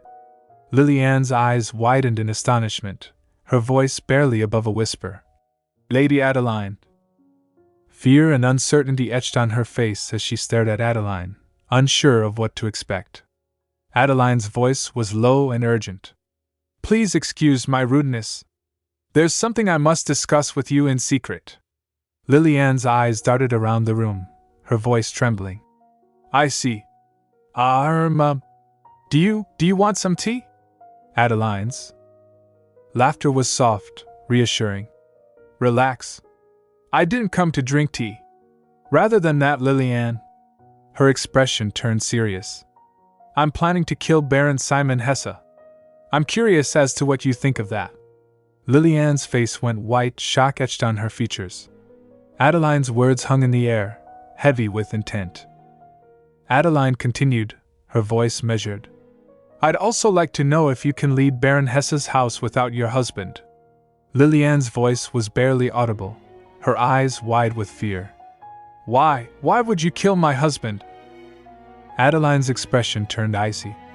I don't like him. I don't like men who walk all over women. She winked, a hint of mischief in her voice. I do have an additional reason, but I can't reveal it to you. What do you think? Can you do it? Lillian's thoughts flooded with memories of her miserable marriage. Every day since we got married, I've been wishing for his death every second of my life. She bent down, sobbing uncontrollably, her voice barely audible. Yes, I can do it. In her mind, she rejoiced. My nightly prayers have finally been answered. She agreed with Adeline, determination in her voice. I will do it. Adeline's eyes gleamed with satisfaction. I see. Tomorrow night, after the moon rises, tell Baron Hesse that you saw Duchess Venzak. Your husband won't return after that, and he will probably look different when you see him again. With a flicker of magic, Adeline returned to her room, unaware of Venzak's presence at the door. She thought to herself, it will be extremely helpful if Lillian inherits Baron Hesse's house and sides with Ray afterward. If I keep dragging people outside the land of darkness to Ray's side. As she turned, her eyes met Venzak's, and she froze, astonished. Did he see me? He must have seen me. What should I do? Why is he here at this hour? He should be sleeping now. Venzak's arms were crossed, his gaze fixed on Adeline. You can use teleport, he stated, his voice low. Adeline flinched, caught off guard. Yes, I can. Venzak turned to leave, his voice detached. I see, let's return now. Adeline hesitated, then asked, Are you not going to ask any questions? Without turning, Venzak replied, Do you want me to ask you a question? His voice softened slightly. I'm just worried that you might place yourself in danger. If you are going outside this late at night, then I'd at least like for you to tell me where you are going, Venzak said, his voice laced with concern. Adeline's thoughts swirled with emotions. He's pretending nothing happened and even worries about me. I want to just confess everything instead, but what if confessing makes me lose this power? She recalled a legend from the continent. A traveler encountered a man on the road. What is your wish? The man asked, and the traveler told him his wish. The man answered, It shall be granted, however, you have to promise me that you won't tell anyone what I gave you. Adeline's mind racing with the parallel. And so the traveler's wish was granted. However, he was so happy about it that he forgot the small promise with the man and bragged about it to lots of people. Like that, the thing the traveler had obtained disappeared as if he never got it to begin with. Her thoughts turned inward, questioning her own situation. What if I'm the traveler? What if I met a god before I died? Adeline's hand clenched into a fist as she thought. I can't remember anything about what happened before my death. The only thing I remember is Ray's sword stabbing my heart. If something like that happened and I'm just unable to remember it, then this power might disappear the moment I tell him about it. Her mind racing with the risk, she began to speak, her voice barely above a whisper. Ray, I want to grant your wish. Even though you stabbed me through the heart, I still love you. I'm living for your sake. Her eyes locked onto Venzak's, her voice taking on a desperate tone. I don't want to lose anything I've gained in this life. Venzak's gaze held hers, his expression unreadable. After a moment, he replied, his voice low and measured. All right. I see. In the Duke's mansion, a group of ladies gathered, buzzing with excitement about the recent party. One of them gushed. A marvelous road covered with a golden arch and jewels, and all sorts of rare and precious food I'd never eaten before. Another lady added. The Venzak couple was also really beautiful. Filbert, hovering at the edge of the conversation, rolled his eyes in disdain. He thought to himself, they're making such a fuss over a single party. How pathetic. It's not strange that he'd want to show off his wealth and authority since he just got the Duke's peerage. However, his thoughts turned serious as he considered the unusual events of the party. The problem is, the archway and road created in the land of darkness. The forest of darkness moved on its own to create a path when even the manifestations of Azura couldn't do anything about it. He recalled the letter from Baron Hessa. The Duchess. That girl was really awesome. I think she's interested in me. Filbert's expression turned skeptical. What a pathetic guy. Considering nobody's mentioning anything about Duke Venzak, I think it's okay to ignore him, but I have a bad feeling about this. He rubbed his temples, worried. I need to find a way to get Hela an invitation to the party. Adeline had told Lillian of her plan to kill her husband, Baron Simon. Now, on this dark night, Adeline prepared herself and slipped into the garden. Her thoughts drifted to Ray. He must be sleeping right now. The moon is going to rise soon. I can't delay any longer. With a swift motion, she cast a search magic, and letters began to appear before her, revealing the Baron's location. Unbeknownst to her, Venzak watched from the shadows, his eyes narrowed in contemplation. She can use teleport without even saying the activation word, he thought. Even though I'm a Dalat, I need to say the activation word to use it because my divine power is currently weak. Venzak's mind racing with the implications. The search magic she used for the siren, and the fact that she could distinguish between Deva and Azura, all lead to a single answer. Is Adeline Rotyn the Demon King after all?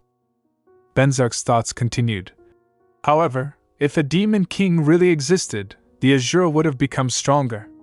If they had regained their original power, it wouldn't have been difficult for them to cross the forest of darkness. There would be no reason for them to look for an opportunity. He recalled the prophecy he had received. If that wasn't the Demon King's evil scheme, Adeline must be in existence that is helpful for me. Venzak questioned himself. Why do I keep trying to convince myself that Adeline isn't the Demon King?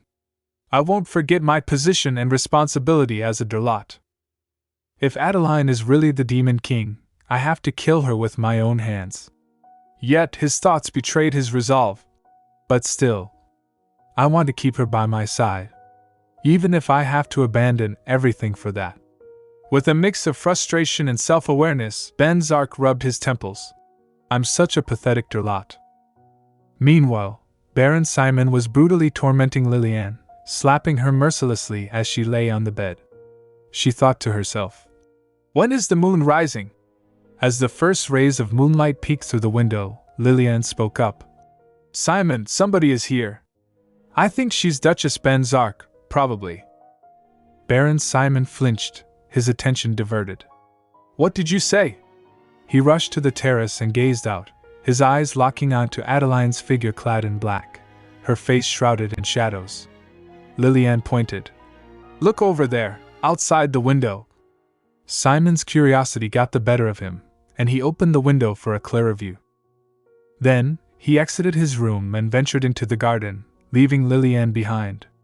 As the minutes ticked by, Simon failed to return, and Lillian slowly got up from her bed, a sense of trepidation building within her.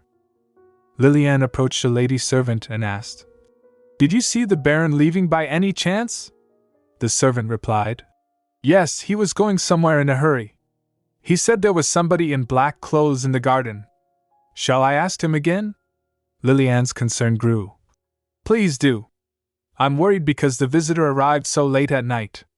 As she waited, her mind whispered, Am I really going to be released from this hell? Meanwhile, in the garden, Baron Simon arrived and bowed before Adeline, saying, How far are you going, Duchess?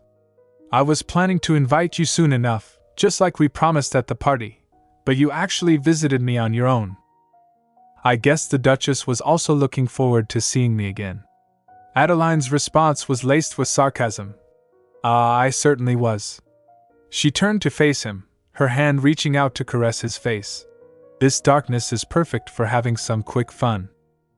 The air was thick with tension as Adeline's intentions became clear, and Baron Simon's fate hung in the balance. Simon's eyes widened in shock. Duchess! But before he could utter another word, Adeline's grip closed around his neck like a vice. Baron Simon screamed in agony as Adeline's magic took hold, his body frozen in place. Baron! Simon Hesse! She whispered, her voice dripping with malice. An Azura's manifestation is a lot weaker than I expected. Can you not even escape my grasp? As he struggled to break free, Simon's mind racing with panic, he thought. Mind magic! I didn't hear the activation word. When did she even use the magic? His hands flailed wildly, scratching against the tree trunk as he tried to resist, but Adeline's hold was unyielding. Meanwhile, Adeline's thoughts turned cold and calculating. I shouldn't be afraid of tainting my hands with blood. I'll make him imagine having spikes stabbing throughout his body so that his heart won't be able to withstand the illusory pain. Her grip tightened, and Simon's screams grew louder, his body trembling in torment. As Adeline's magic consumed Simon, she thought, Since, unlike you, I don't enjoy making others suffer, I'll finish you off quickly. However, I am not sure how painful it's going to be. I hope you will suffer at least as much pain as you put all those women through. With a final surge of magic, Simon's body crumpled to the ground, lifeless. Adeline stood over him, her expression unyielding. This is easier than I thought. Just. Then Venzak emerged from the shadows, his voice firm. I told you to tell me before you go somewhere. Adeline approached him, her hand reaching out to caress his face. Ray, do you want to stay with me tonight? Her eyes locked onto his, she revealed. I killed Baron Simon Hesse. Venzak's gaze narrowed. On your own? Adeline's response was simple, yet powerful. Yes, on my own. You must have also noticed, but I can use extremely powerful magic, Adeline said, her eyes locked on Venzak's. I only used my magic to kill Baron Hesse. I gave him an imaginary pain, and his heart exploded from it. She took a step closer, her voice filled with conviction. However, Ray, I'm going to use this power for your sake. You might be confused and find my actions suspicious, but I'm doing everything for you. Her gaze pleaded for understanding. That's why, Ray, please trust me. Venzak's eyes seemed lost in thought, and Adeline's concern grew. Are you hurt anywhere? But instead of answering, Venzak grasped her hand, bowed his head, and vowed. Adele, I am not going to suspect you, no matter what you do. Even if you end up driving a blade through my heart. Tears welled up in Adeline's eyes as she whispered. Ah, Ray. You also love me. Just like me, who still loves you after I died to your sword.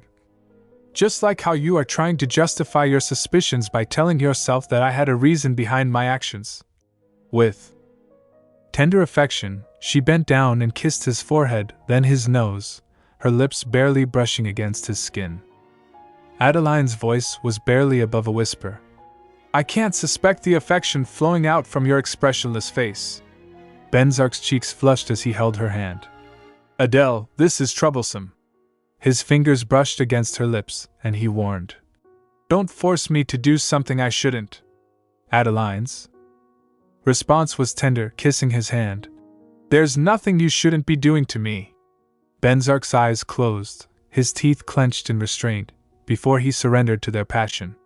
Their lips met in a fierce, tongue-to-tongue kiss, their mouths intertwined. After the kiss, Venzak's hands gently lifted Adeline's chin, his eyes locked on hers. Adele, I want to sleep next to you tonight. After the events at Baron Simon's, Adeline and Venzak returned to their mansion. Venzak's request to sleep together still lingered in the air. Adeline changed into a night suit, her mind racing as she lay on the bed. I must be insane, she thought, recalling their earlier conversation when she had provoked Venzak into kissing her. Embarrassment washed over her, and she blushed at the memory. How could I provoke him into kissing me like that? Her thoughts continued. If Ray looked at me indifferently after that, then I would have wanted to die again from embarrassment. Just then, Venzak's hand touched her shoulder. He leaned in close, whispering in her ear. Your heart is pounding. Adeline's pulse quickened as Venzak's hand enveloped hers, his body lying beside hers. The tension between them was palpable, and Adeline's heart raced with anticipation. Adeline's mind wandered. We really are laying in the same bed. He must actually be planning to sleep with me. Venzak's voice broke her thoughts, his face inches from hers. My heart is also pounding, Adele. Is this a dream, I wonder? Adeline's smile was hesitant.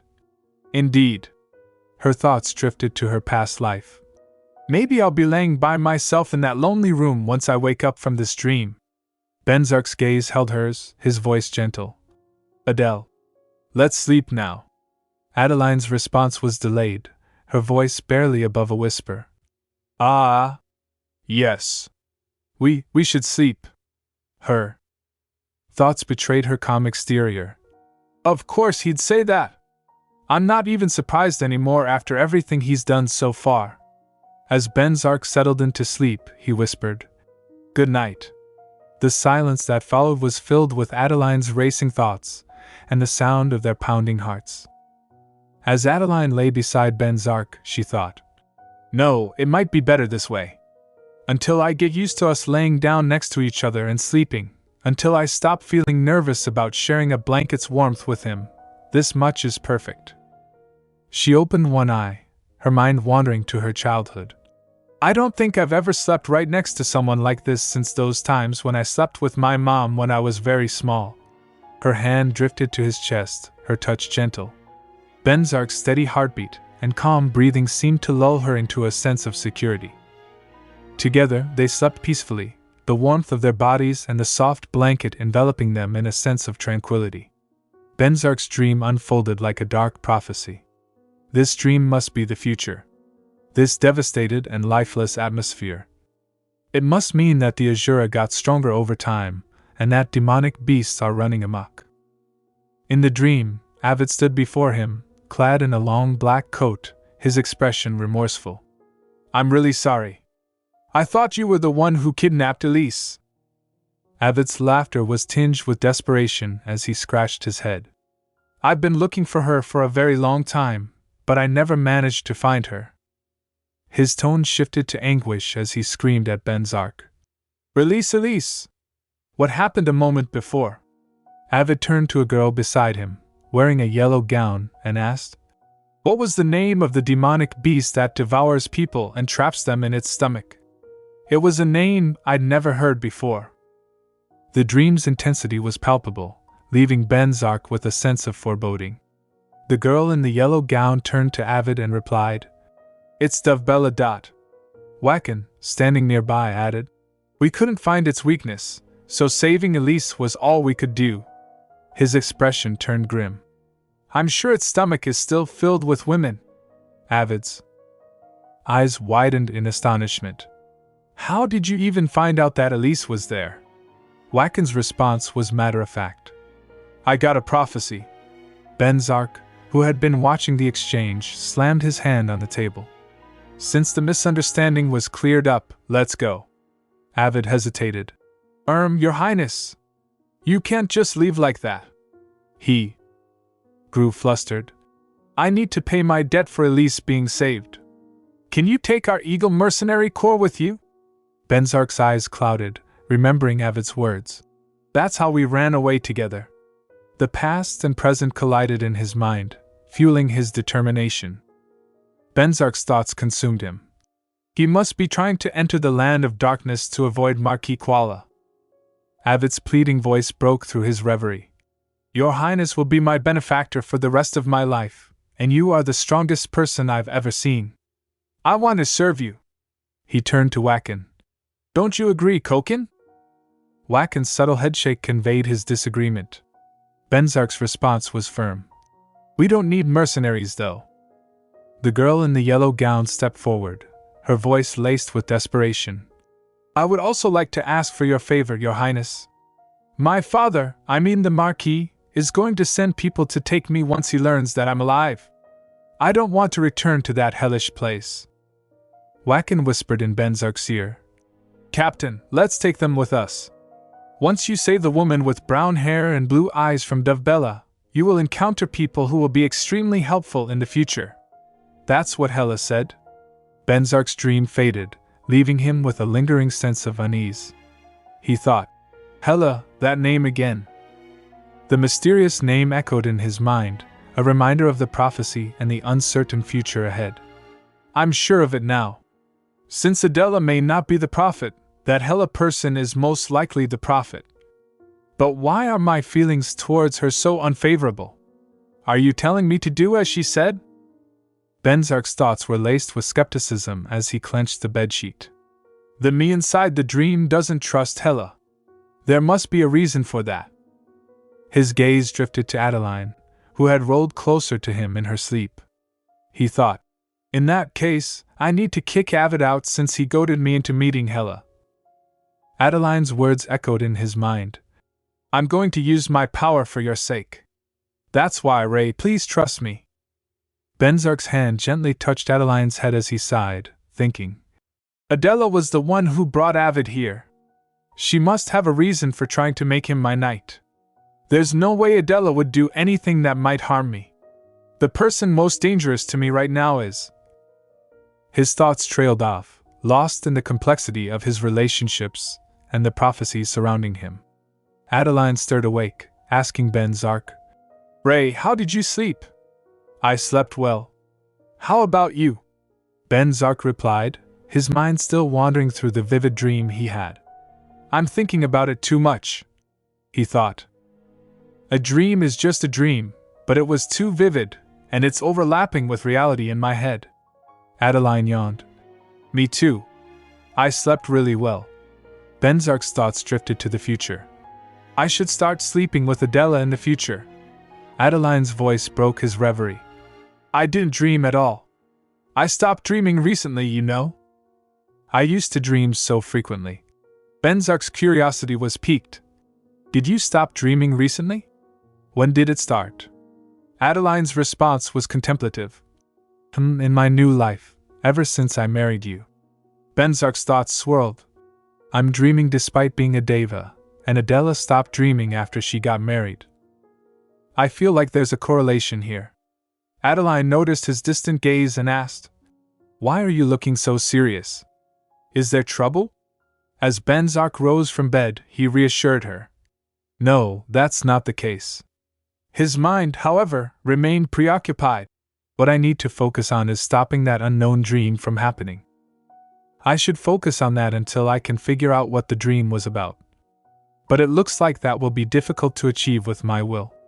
Determination etched on his face, Venzak steeled himself for the challenges ahead, his thoughts consumed by the mysterious dream and its potential implications. Venzak's hand clenched the bedsheet as he said, Adela, please refuse me in the future when I ask you to sleep with me. Adeline's eyes widened in shock. What? Why? Venzak's response came without him turning to face her. Because I realize that sleeping with you is too nice. Refuse me heartlessly. Adeline's laughter filled the air. I'll try. Her thoughts, however, betrayed her confusion. What is this guy talking about? Why would he want me to refuse him? She couldn't help but wonder what had brought on this sudden request. On the other hand, when morning arrived, guards from Baron Hesse's household came to visit. The guards reported the Baron's death and the Baroness's collapse. The guards mentioned that he clearly died from a heart attack. In the depressed atmosphere of the Baron household that just lost its master, Lillian thought, I don't need to suffer anymore. I'm free now. After Simon's funeral, Lillian inherited the title of Baron Hesse by the end of March. At the dining table, a girl urged Elise to eat. Eat your meal, Elise. Elise gazed at the food, her expression twisted in distress. Such a long time has passed, yet I'm still so afraid of my father. Simply looking at this food fills me with disgust. I smell a rotten stench and see wriggling maggots. The girl tried to reassure her. Even if you don't want to, you have to eat. It's not harmful at all. It just looks bad. It will be good nutrients once you swallow. Elise remembered the words. She said, I need to eat this to survive. With a sense of resignation, she forced herself to eat, thinking, is there any meaning to living like this? After the meal, Elise was returned to her jail cell. Her father's words echoed in her mind. Avid, choosing love was horrible. I'll release you once you become a good daughter. Tears streamed down Elise's face as she thought. I ended up getting trapped in Dove Bella's stomach while I was obediently heading to the Count's house. But even if I married the Count like my father wanted, I wouldn't have kept that promise. Her thoughts turned to her lover, Avid. Is he still alive? I might go insane at this rate.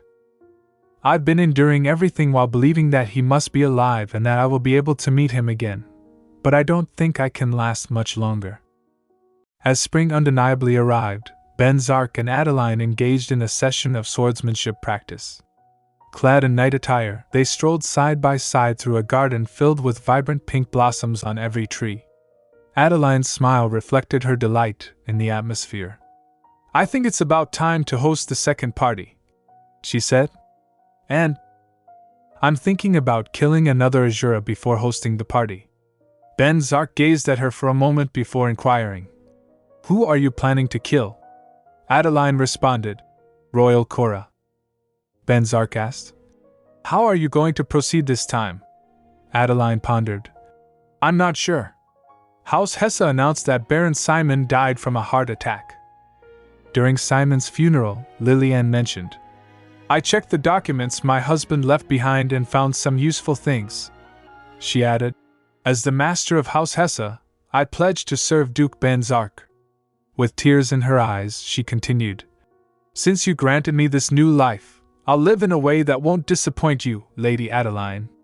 After a moment of contemplation, Adeline said, I think it would look suspicious if two people died of heart attacks after attending the party. Venzak added, if you need an excuse, death by falling from a horse would be suitable. He suggested. According to Waken's investigations, Royal Korra likes to ride horses and often takes rugged mountain paths. Adeline burst into laughter, saying, this is nice. Venzak asked in astonishment, what do you mean? Adeline replied, I love discussing things like this with you. Venzak expressed his concern. I still don't want you to be involved with dangerous matters. Lost in thought, he pondered. Even if Adela ends up being the Demon King, I will still trust her. I don't mind her betraying me. However, noticing his distraction, Adeline asked, you've been more motivated in teaching me swordsmanship recently. Isn't that because you want me to fight alongside you? Venzak struggled to find the right words. His inner thoughts revealed his true concerns. I'm worried about how my subordinates will react once they realize. If that ends up happening, I'm sure I will choose Adela. He finally spoke. I want you to be safe. Adeline turned back to face him, her gaze inquiring. Venzak's thoughts turned inward. I'll have to point my sword at my subordinates for Adela's sake. I just hope I won't have to do that. Gazing at the black tower before him, he said, I wish I could lock you inside that black tower. Adeline's voice trembled. Why? Tears welled up in her eyes as she pleaded. I don't want to be locked in. I don't like that black tower. She began to leave, saying, I'm not feeling too well today. I don't think I can practice. I'm sorry. Venzak was taken aback, trying to stop her. Adela, Aster, who had been listening from behind a nearby tree, stepped forward. You shouldn't tell a lady that you want to lock her in. I understand that you love Adeline so much, Captain, but what are you doing? Aster continued. You want to keep her to yourself and all that, but locking her in isn't something you should be recklessly saying. Venzak's irritation grew, his teeth clenched in anger, his face flushed red with rage. How did you realize that I love Adeline? He demanded. Aster thought to himself. Is he really the Horace I know? After taking a deep breath, he replied. By the way, what made you think I wouldn't realize it? I'm sure everybody has realized it by now. Aster advised. Anyway, you should apologize to Adeline right now, Captain. Tell her that it wasn't what you meant. Venzak thought. Love is really difficult. Aster's next comment only added to Venzak's frustration. Wacken should have been here to hear you. Adeline returned to the mansion, her mind consumed by thoughts of the Black Tower. I still haven't managed to get over the Black Tower, she reflected. I can clearly remember the days I spent there alone, and the humiliations I received from Lillian and Catherine every time they brought me my meals. She added, the Black Tower is proof that Ray threw me away in my previous life and chose Hela instead. Her hands clenched into fists as she thought. It's not too late. I need to destroy that tower. Meanwhile, a lady servant discreetly approached Adeline, saying, Your Grace, the master wants to see you. Adeline sighed and replied, Tell him that I'm feeling too sick to see him right now. In the hallway, Aster and Wacken engaged in a conversation about a unicorn. Wacken asked, astonished, A unicorn? I'm not sure. I don't think I've heard of anyone witnessing one recently. Aster explained, I want to give one to Adeline as a gift. She looks like she wants to fight alongside the captain. Having a unicorn will be useful for her. As they approached Venzak, Aster said, A unicorn protects its master. Wacken added, Oh no. Venzak turned to face them, and Aster asked, Captain, did you properly apologize? What perfect timing. I heard the story from AAS and was thinking about how pathetic you were. Venzak's mistake was still fresh in Aster's mind. How could you tell a lady that you want to lock her up? Venzak's fury was palpable. AAS, your lips are too loose. Aster inquired. Did you manage to cheer Adeline up? Venzak admitted defeat. No. She didn't even let me see her. Aster offered. I'll go check on her, Captain. He thought to himself. I don't think she should be that angry about that. Moreover, he mentioned that she looked afraid rather than angry. Aster arrived at Adeline's mansion, and the lady servant knocked on the door. Your Grace, Sir Aster is requesting an audience. Adeline thought. I shouldn't be ignoring AAS because of that. She replied. All right. Aster entered and took a seat. I just talked to Bruno about gifting a unicorn to you. Adeline expressed her concerns. But the unicorn is a precious holy beast. Is it really okay to give one to me? Aster reassured her. Of course, I can give you anything. I'll give it to you once I find it. He addressed her warmly. Adeline, I heard about the captain's insolence. He added, Don't hate the captain too much. It was nothing personal. As Adeline poured tea, she said, I know, Aster. I'm not angry at him. I'm just a bit flustered. Aster understood. That's understandable. Even though it wasn't his intention, he was pretty rude. He continued, I think you noticed it already, but the captain is rather inexperienced with emotions. However, he started to show new emotions once he met you. I'm really thankful to you because of that. Aster offered his insight. I think he was basically proposing to you when he said that he wanted to lock you up inside the Black Tower. Adeline inquired, how could that be a proposal? Aster began to explain. It's because that tower is dash. But before he could finish, someone knocked at the door. It was Maven, who announced, Aster, Adeline, Feather is about to give birth. Adeline asked, Who is Feather? Maven replied, She's a horse. A horse with black spots. I don't think you've seen her before. She hasn't been pulling any carriages due to her pregnancy. Adeline expressed her interest. I want to see her. Is it okay for me to visit her? Aster cautioned. It's not really a pretty sight. But Adeline was curious. I'm curious. I have never ridden a horse before, let alone seen one deliver a foal. I wasn't even allowed to leave the mansion in the Lawton household. Adeline went to witness the birth. Feather was whinnying in pain. As she approached, Venzak called out to her.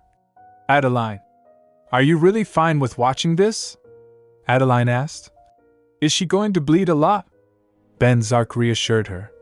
If there's an issue, Adeline grasped his hand tightly. The leg came out.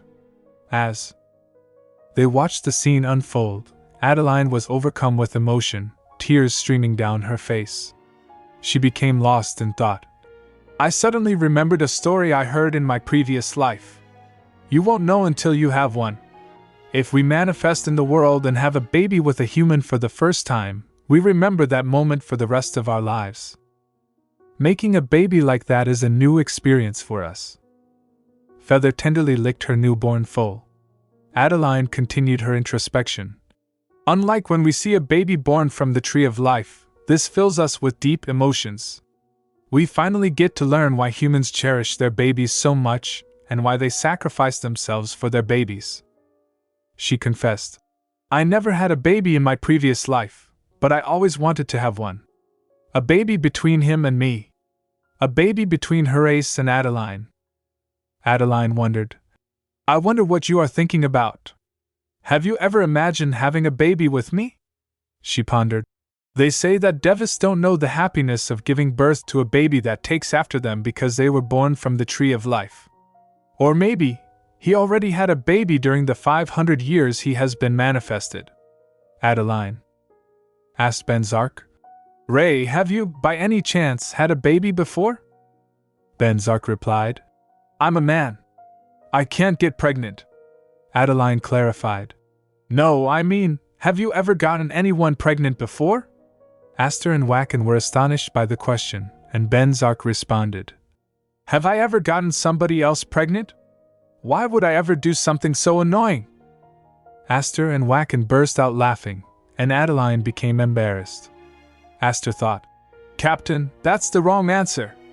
Adeline clenched her hand, thinking, I feel like an idiot. I would have realized it was impossible if I thought about it. Ray will return to the heavenly realm once it's restored. In that case, it might be better to not have a baby at all. That could be better than having them live without knowing their father's face or voice. Venzak began to leave, saying, Good job. We can go back. Adeline released his hand and started moving, saying, I have something to say while everyone's here. She turned and looked at him, announcing, In 4 days. I'm going to leave the domain and be gone for about a week. After witnessing the horse give birth, Adeline announced, I'm going to leave the domain and be gone for about a week. This statement left everyone in shock. Aster exclaimed, You can't, Adeline. Aster continued, I understand you, Adeline. It's true that what the captain said was thoughtless, but that's just because the captain is stupid. Adeline was taken aback. What? Aster begged. Adeline, what I'm saying is, you shouldn't divorce him, even though the captain is so stupid. Wacken chuckled. He does have a foolish side to him. While smiling, Whacken gestured towards Venzak and said, Adeline, even though you are capable enough to choose the man you want to go out with, our captain doesn't even have the ability to do that, so can you do a favor and stay with him? Adeline slid her hand away, saying, Hey, I'm not sure why we are suddenly talking about divorce. Adeline clarified, I just want to go out for a week because I have something to do outside. Venzak asked. Something to do? Adeline explained. Yes. I'm planning to kill an Azura that came to the party. Venzak and Aster flinched immediately. Aster said, Adeline, killing Azuras is our job. That's why I'm here, and the same goes for Whacken. Adeline replied, But it would be difficult for Whacken to fight Azura manifestations on his own. I don't want to stay in the mansion and do nothing while watching you run into danger. Venzak thought, Adeline, I understand you want to help us, but you can't do that. Your job is to tell us which one is an Azura, and that's it. Aster added, It won't be dangerous for us. Adeline murmured, I'm not sure about that. Adeline continued, Of course, I wasn't planning to leave on my own. Since we only need one Deva in the domain, I'd like 2 people to accompany me. Ray should stay here. Venzak asked hastily, Adele, do you not need me? Adeline crossed her arms and replied, Why would I? It would be annoying. Venzak wondered, Why is she angry? The way she said that. Adeline replied, I just copied how you usually speak. Aster nodded in agreement. The captain indeed speaks that way. Whacken burst out laughing. Yes, indeed. Venzak sighed and apologized. I apologize if I made any mistakes. Adeline thought to herself. But you didn't even realize the mistake you made. She accepted his apology. Fine, I accept your apology. Then let's have Ray and Bruno come with me on this journey so we can sightsee on the way. I'm sorry, AS. The day before departure, Adeline was fully dressed in white royal attire. Maven informed her. The next party will be hosted on the 10th of April. He asked her, Can you return by then? Adeline was holding some papers, seemingly preparing for her journey. Adeline handed the papers to Maven and said, Since the schedule shouldn't last longer than a week, and the party is more than half a month away, we should be back before then. Venzak, who was present alongside Aster, thought aloud. If Whacken ever tells you about finding something in the land of ice, you should check it out. And investigate Dovebella in detail. Aster flinched at the mention of Dovebella. Duvibella? Are you talking about that demonic beast? He thought to himself. If Elise is really inside Duvibella, then I need to find out how to save her. Venzak instructed Aster. Once you save the woman with brown hair and blue eyes from Duvibella, you will encounter people who will be extremely helpful in the future. Aster thought to himself. Hela must have told me how to get her out of Duvibella. Maybe I should try searching for her. Venzak, sitting on the sofa, turned to him and said, Yes, I'm contemplating something. There's an extremely useful human, but I don't really like her for some reason. Would you keep her by your side if you were me? Aster replied. Of course I would. I'd keep her by my side until I become sure why I dislike her, and if it's because she could be potentially harmful to me. I'd easily be able to eliminate her. Venzak glanced at him for a moment before saying, Yes, I want you to investigate someone while looking into Duvibella. She's a woman with orange hair named Hela Alton. Aster asked, Where did you meet her? Venzak replied, I'm not sure. I can't remember exactly. But I must have met her somewhere. Adeline ventured into the forest to search for Cora, where a waterfall cascaded. She said, They should be coming this way if they are riding horses, right? Whacken spotted some traces of hooves and confirmed. I can see the traces of hooves. Since they are pretty recent traces, then they must have used this path yesterday. Adeline pointed towards the waterfall and suggested, In that case, let's set up a tent in the forest behind the waterfall over there and wait for them. I think we'll have a good view from there. As she began to cast a spell, thinking, we can't really go all the way around to reach the other side. A powerful wind magic should allow us to reach that. Venzak suddenly grasped her from behind, saying, using a small amount of divine power to enhance the thighs is enough for this. Venzak advised, you don't need to use powerful magic in every situation. Adeline turned around and glanced at him, thinking, does he not want me to use powerful magic while Bruno is watching? She replied, don't worry, Ray. I'll behave so that, even if they learn about my power one day, your subordinates won't suspect me. Venzak clarified. My subordinates are different from me.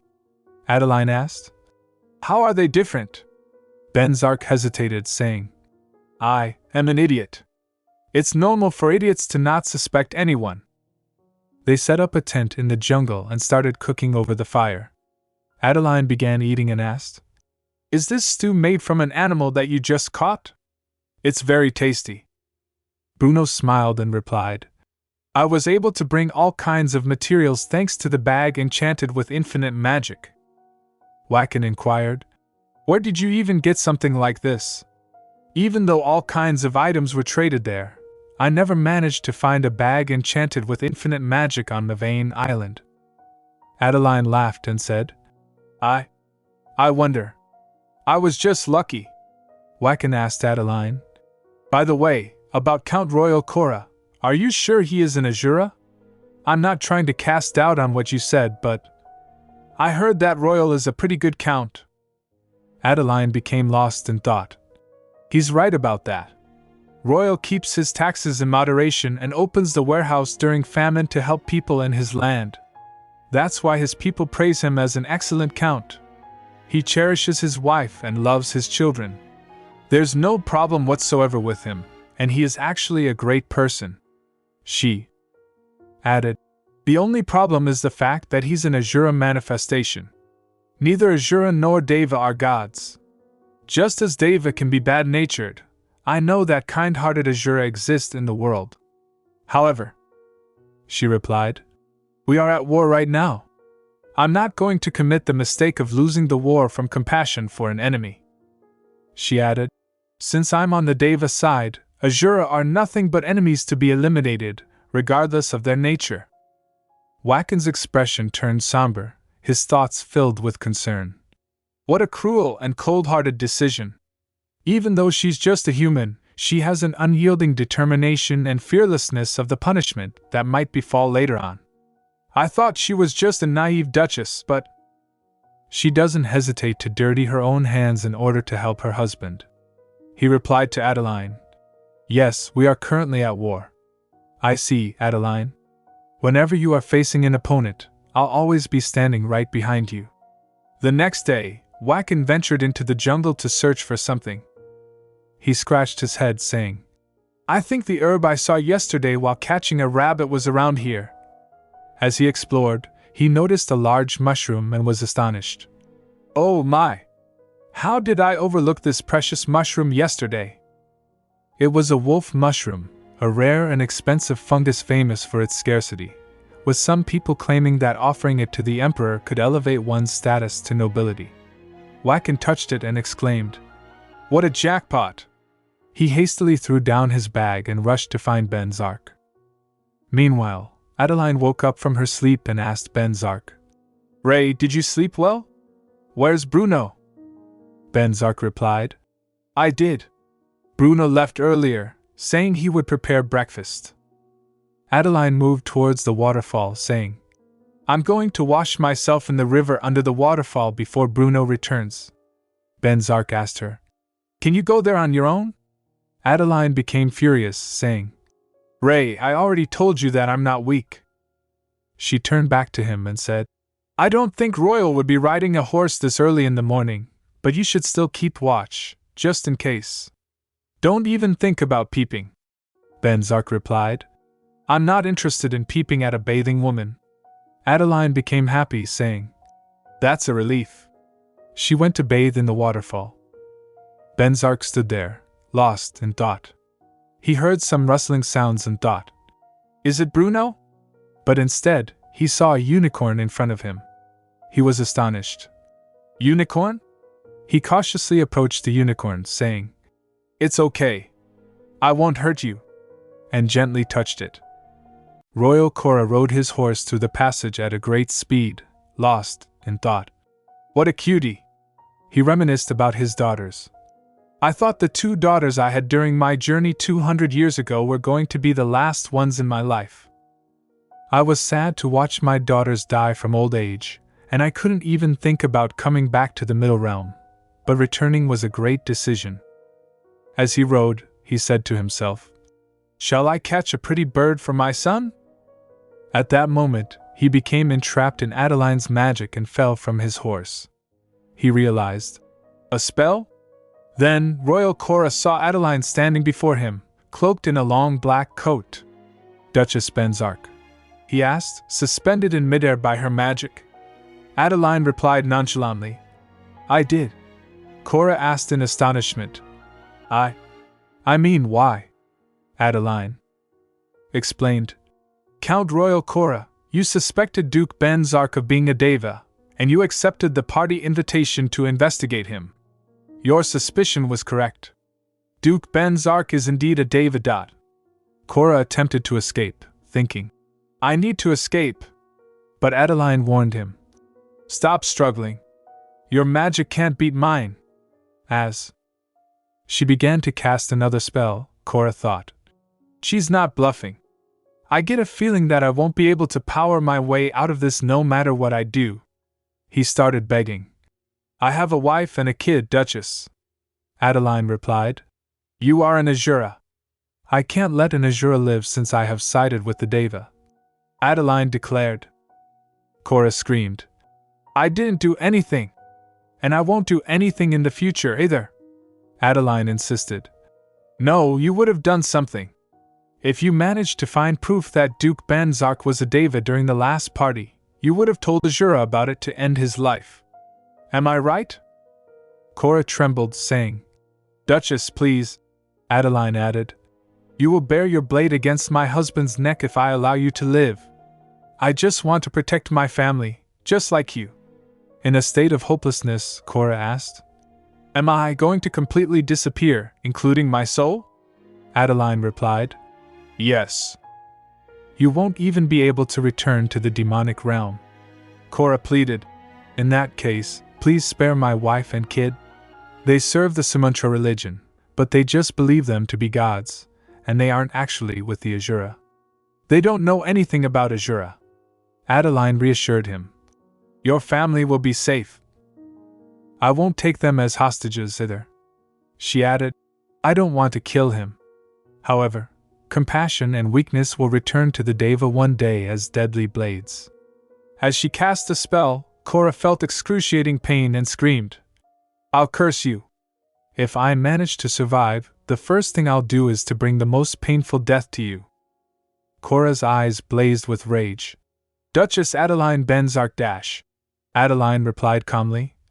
"So be it, Royal Korra. I'll send you off painlessly." After ensuring the horse's safety, Adeline thought, "Since I made the horse return, the people from Count Korra's house should come here to look for him.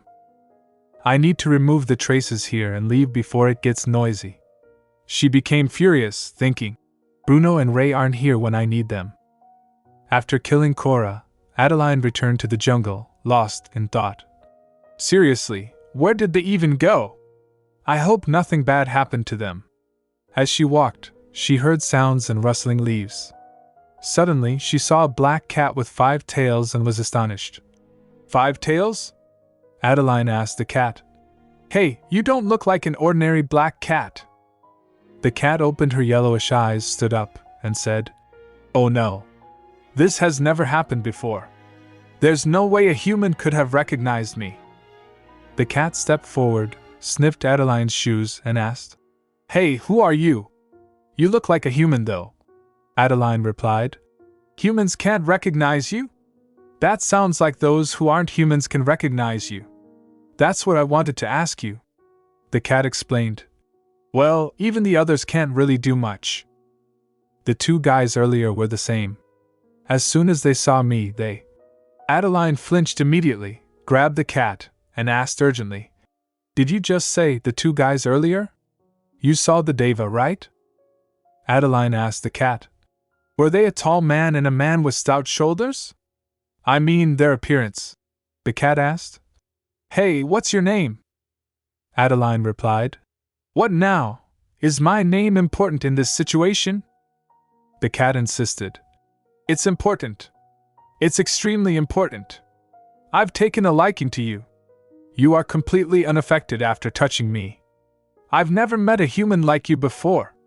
I like you a lot. That's why you should tell me your name already. Quick." Adeline lifted the cat again and said, "I'll tell you my name if you tell me yours first." "What's your name?" The cat replied. "My name is Dovebella. You can call me Dove." Adeline was astonished, recalling. "It's the name Ray mentioned before bringing Elise back. I had no idea what it was back then." When Venzak asked her, "Do you know about Dovebella?" Adeline's eyes widened, realizing the connection. But Adeline was perplexed, thinking, "Who? But Dovebella is a cat. How did it even manage to lock Elise up?" Dovebella insisted. "Tell me your name. Tell me your name." Adeline replied. My name. Adeline Rotyn. You can call me Adele." Dovebella exclaimed. "Adele, what a nice name. I've lived for an extremely long time, but it's my first time ever holding a conversation. It feels so mysterious." Adeline asked. "Are you a holy beast or a demonic beast?" Dovebella replied. "I wonder. Hey, is there anything you want?" Adeline said. It ignored my question again. "Something I want," Adeline said aloud. "The resurrection of the heavenly realm? The tree of life? A passage towards the demonic realm?" She added, "An extremely huge diamond?" Dovebella was astonished. "A diamond, huh?" She laughed and said, "Do I still look like a cat to you?" Adeline replied. "Yeah." Dovebella hugged Adeline and said, "I look so lovely for now, but I'm not actually a cat. I don't know if I'm a holy beast or a demonic beast either. Those who see me see what they desire most. If a cat isn't what you want, you must be an exception." She added, "When those people gleefully try to touch me, they are sent to the world they desire." Adeline rubbed her head and asked, "Where is that?" Dovebella replied, "I have no clue. What I know for sure is that they are inside my stomach, and they must be extremely happy. I feed on their pain as they go insane and die." Adeline concluded, "Which means you must be a demonic beast." As they walked, Dovebella pondered, I wonder. I feed on pain in the same way humans feed on pigs. However, I don't try to touch them as long as they don't try to touch me. People get greedy as soon as they see me and try to touch me. I was simply born this way." She asked Adeline, "Who's the bad one in that situation?" Adeline replied, "The people you've swallowed are important to me. Regardless of good and evil, I'll have to kill you in order to save my people." Dovebella said, "That's troublesome since I like you. I can't really spit people back out just because I want to." Adeline asked, "Then how can I save them?" While fluttering her tails, Dovebella explained, "Adele, those who have desires can't beat me. That's why I'm invincible. However, those who don't have any desire can find me when they enter my maw. You just need to find my true self and kill me. That will be your victory." Adeline asked, "But what will happen to you in that case?" Dovebella replied, "I'll die. Once I'm dead, the people inside me will be released." Dovebella added, "However, if they've already gone insane, they won't regain their sanity. That's why you should quickly find me before the people you hold so dear go insane." Adeline knelt down and asked, "Dove, you said you would die." Dovebella replied, "Are you worried about me when I'm an enemy? Even though I've swallowed the people important to you." Adeline clenched her hands and said, "Dove, I'm sorry. Please let me in." She added, "I'm going to kill you and save my important people." Dovebella smiled and said, "I really like you, Adele. I'll be praying for your success. Wacken arrived at the cliff where Royal Korra had died a few days prior, following Aster's instructions. He gazed out at the cliff and waterfall, thinking, "This should be where Royal used to ride his horse." He reflected on his reason for being there. "I came here after AAS asked me to go since they didn't return after half a month passed." Wacken recalled Maven's words. "She said she only needed 1 week. I think something bad must have happened," Aster added. "I heard the news about Count Royal Korra's death from falling off a cliff. They must have properly completed their mission." Aster asked Wacken, "Wacken, can you go there alone to investigate?" Wacken went to the location, lost in thought. The plan must have ended in success. Upon arrival, he noticed tents and thought, they must have waited for Royal while staying in that tent. However, why is the tent still there? He added, "I can't find any trace of assault here, yet they still didn't return. What is even going on here?" Meanwhile, Adeline was searching for Bruno and Ray. She arrived at a peculiar place where doors were everywhere. As Adeline searched, she thought, how many days have passed? There are dozens, or maybe hundreds or thousands of rooms. Ray, Bruno, and Elise should be in one of these rooms. She opened each door one after another, thinking, it's just like Dove said. She went insane after spending so long with the illusions. It's understandable, it feels so real, after all. Everything was an illusion. Adeline's determination and concern for her friends drove her to continue searching through the countless rooms, hoping to find them and escape the never-ending maze of illusions. Adeline's thoughts drifted back to her childhood, sitting in her mother's lap. She remembered her mother's gentle words. "Adeline, my baby. Mom just wishes for your happiness. I'll be by your side forever, my lovely daughter." Tears welled up in Adeline's eyes as she thought, I want to be with Mom forever. But you know, Mom, I need to go because there's someone I love. I'll just take it as how we would have lived if we kept living together. Mom, I love you. Thank you. And goodbye. Adeline continued running through the illusion, her determination fueled by her desire to escape. She thought, this is so unforgiving. It was so difficult to get out of there even though I realized it was an illusion. Hello? Adeline thought to herself. There must be dozens more people here. I need to save them in addition to Ray and Bruno before they go crazy. Those two should be able to hold on for a while since they are Deva, but I'm going to need to quickly find Dove and kill it. She opened the door and was astonished. Wow, how pretty! Before her stood a girl with sky blue hair and yellowish eyes. Adeline approached her calmly, saying, Don't be surprised. I won't harm you. My name is Adeline, Adeline Rotyn. I'm here to help you. The girl asked. Are you here to help me? Adeline replied. Yes. What is your name? The girl responded. My name is Riley. Adeline was shocked. Riley? Wait. Riley. Do you happen to know Bruno? Riley asked worriedly.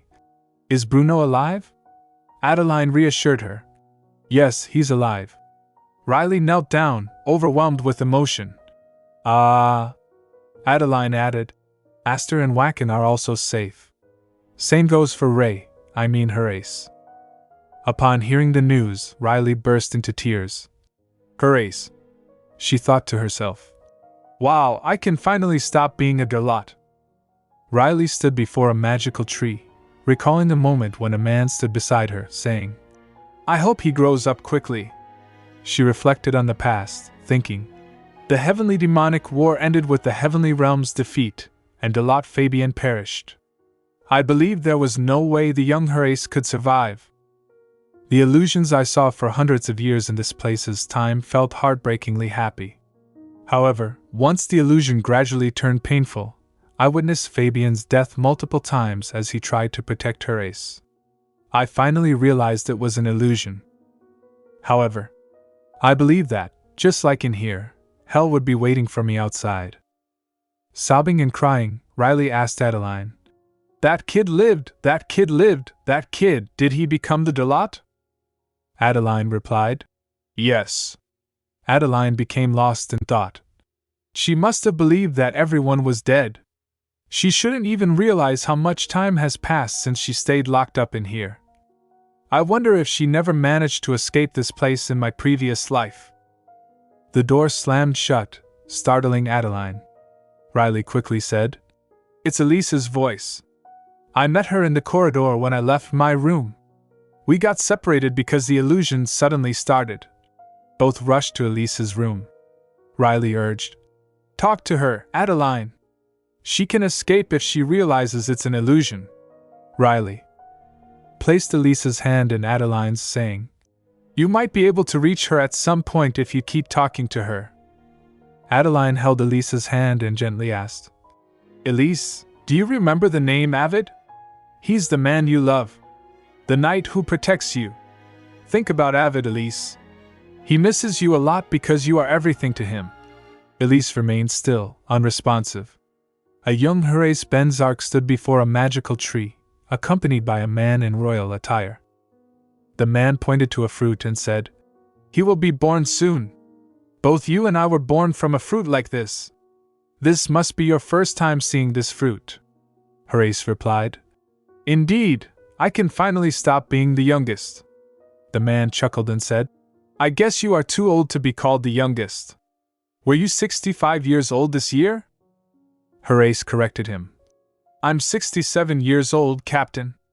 The man placed his hand on Harris' head, gently rubbing it as he said, Oh, I see. It's about time you went out on a journey. Horace nodded eagerly. Yes, I was planning a journey next week, actually. I want to try becoming the strongest archmage in the magic tower. He thought for a moment, then asked, Have I always been the talkative type? The man smiled. That sounds good. Still, I think it would be cooler to become a spells ward D rather than a magician. I think there was a time when I couldn't smile like that anymore. Horace replied. That sounds nice. I think using both magic and sword at the same time would look even more amazing. Even though the heavenly realm has always been peaceful. Horace went to the kitchen and called out to Bruno. Bruno. Bruno replied. Oh, Ray. Horace rushed over to him and asked, What are you making? Bruno answered, I was making some fried fish. Sit there and wait. Horace agreed. Yeah. While waiting for the food, Horace thought to himself, I already had lunch, but Bruno's dishes are always so delicious. It would be nice if she could eat with me. He suddenly wondered. She? Bruno served him the food, saying, Eat it before it gets cold. The crunchiness is important for a stir-fry. The fish looked appetizing, and while Horace enjoyed his meal, he mentioned, by the way, the captain told me to go with you on my journey. He recalled the captain's words. Wacken is such a troublemaker, and AAS has been on a journey recently. Bruno asked in astonishment. Huh? Me? Well, I would have liked to go on a journey with you, but... I'm sorry, Ray. My mind isn't ready yet. Horace continued eating his fish and inquired, What's the matter? Did you still not manage to forget that human woman? But it's been 40 years already.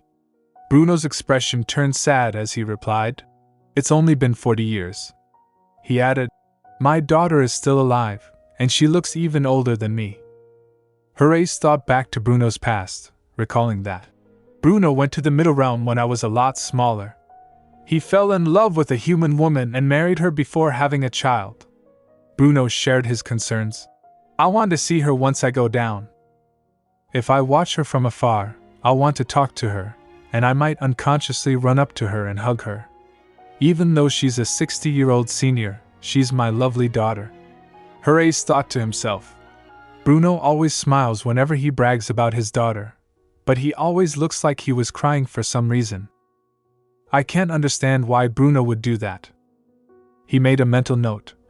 I'm going to do the paperwork to establish my identity as soon as I go to the Middle Realm and head to the Magic Tower to become the Archmage. With determination, he added, I'm not going to waste my time on something like love. In the hallucination, Adeline first rescued Riley and then approached Alice. She attempted to communicate with Alice, but Alice remained unresponsive. Alice lay in Adeline's lap for a while, before Riley, sitting beside them, inquired, "What do you think the Duvabella really is?" Adeline replied, "I'm not sure. It seems Duva itself doesn't know either." Riley pondered. "Such a strange creature, but it's clear it's no ordinary beast." Adeline concurred. "I agree. Although I haven't encountered many demon beasts or divine animals, I can confidently say that Duva operates on an entirely different level from them." Adeline continued, "It's as if dash." Meanwhile, Alice murmured, "Amen." She blinked and opened her eyes. Adeline rushed to her side and asked with concern, "Alice, are you all right? How do you feel?" Alice rose from Adeline's lap and asked, bewildered, Who are you?" Adeline replied politely, "My name is Adeline Rotyn. I'm here at Avid's request to save you." As soon as Alice heard Avid's name, she became dazed. Her eyes filled with tears, and she asked in disbelief, "Avid? He's alive." Adeline reassured her. "Yes. He's currently employed by my husband as a knight. He's the vice commander of the Legion of Eagles No, of the Manhwa Knight." Adeline grasped Alice's hand and said, "And he's still as in love with you as ever. Being reunited with you is his dearest wish. This isn't a hallucination, Alice. This is real." Riley added, "If you stay by Adeline's side, you won't see any more hallucinations. Among all the people who've tried to resist, you're the only one who managed to succeed.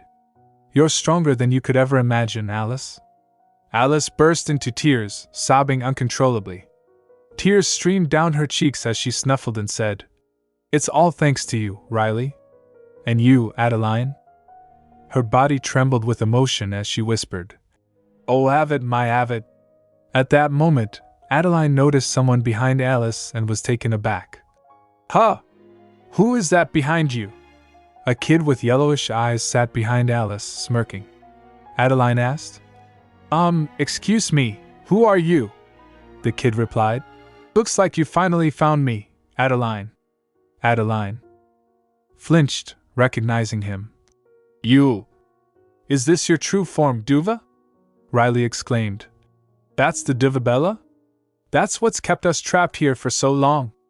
Riley unleashed a storm towards Duva, but it had no effect. Duva responded, "Sorry, Riley, but you can't kill me. Only Adeline can. She's the one who found me, after all." Adeline realized. "You showed yourself to me on purpose, didn't you?" "Why?" Duva stepped forward, explaining. "Because you've finally achieved your heart's desire. You wanted to find Alice. And now you have."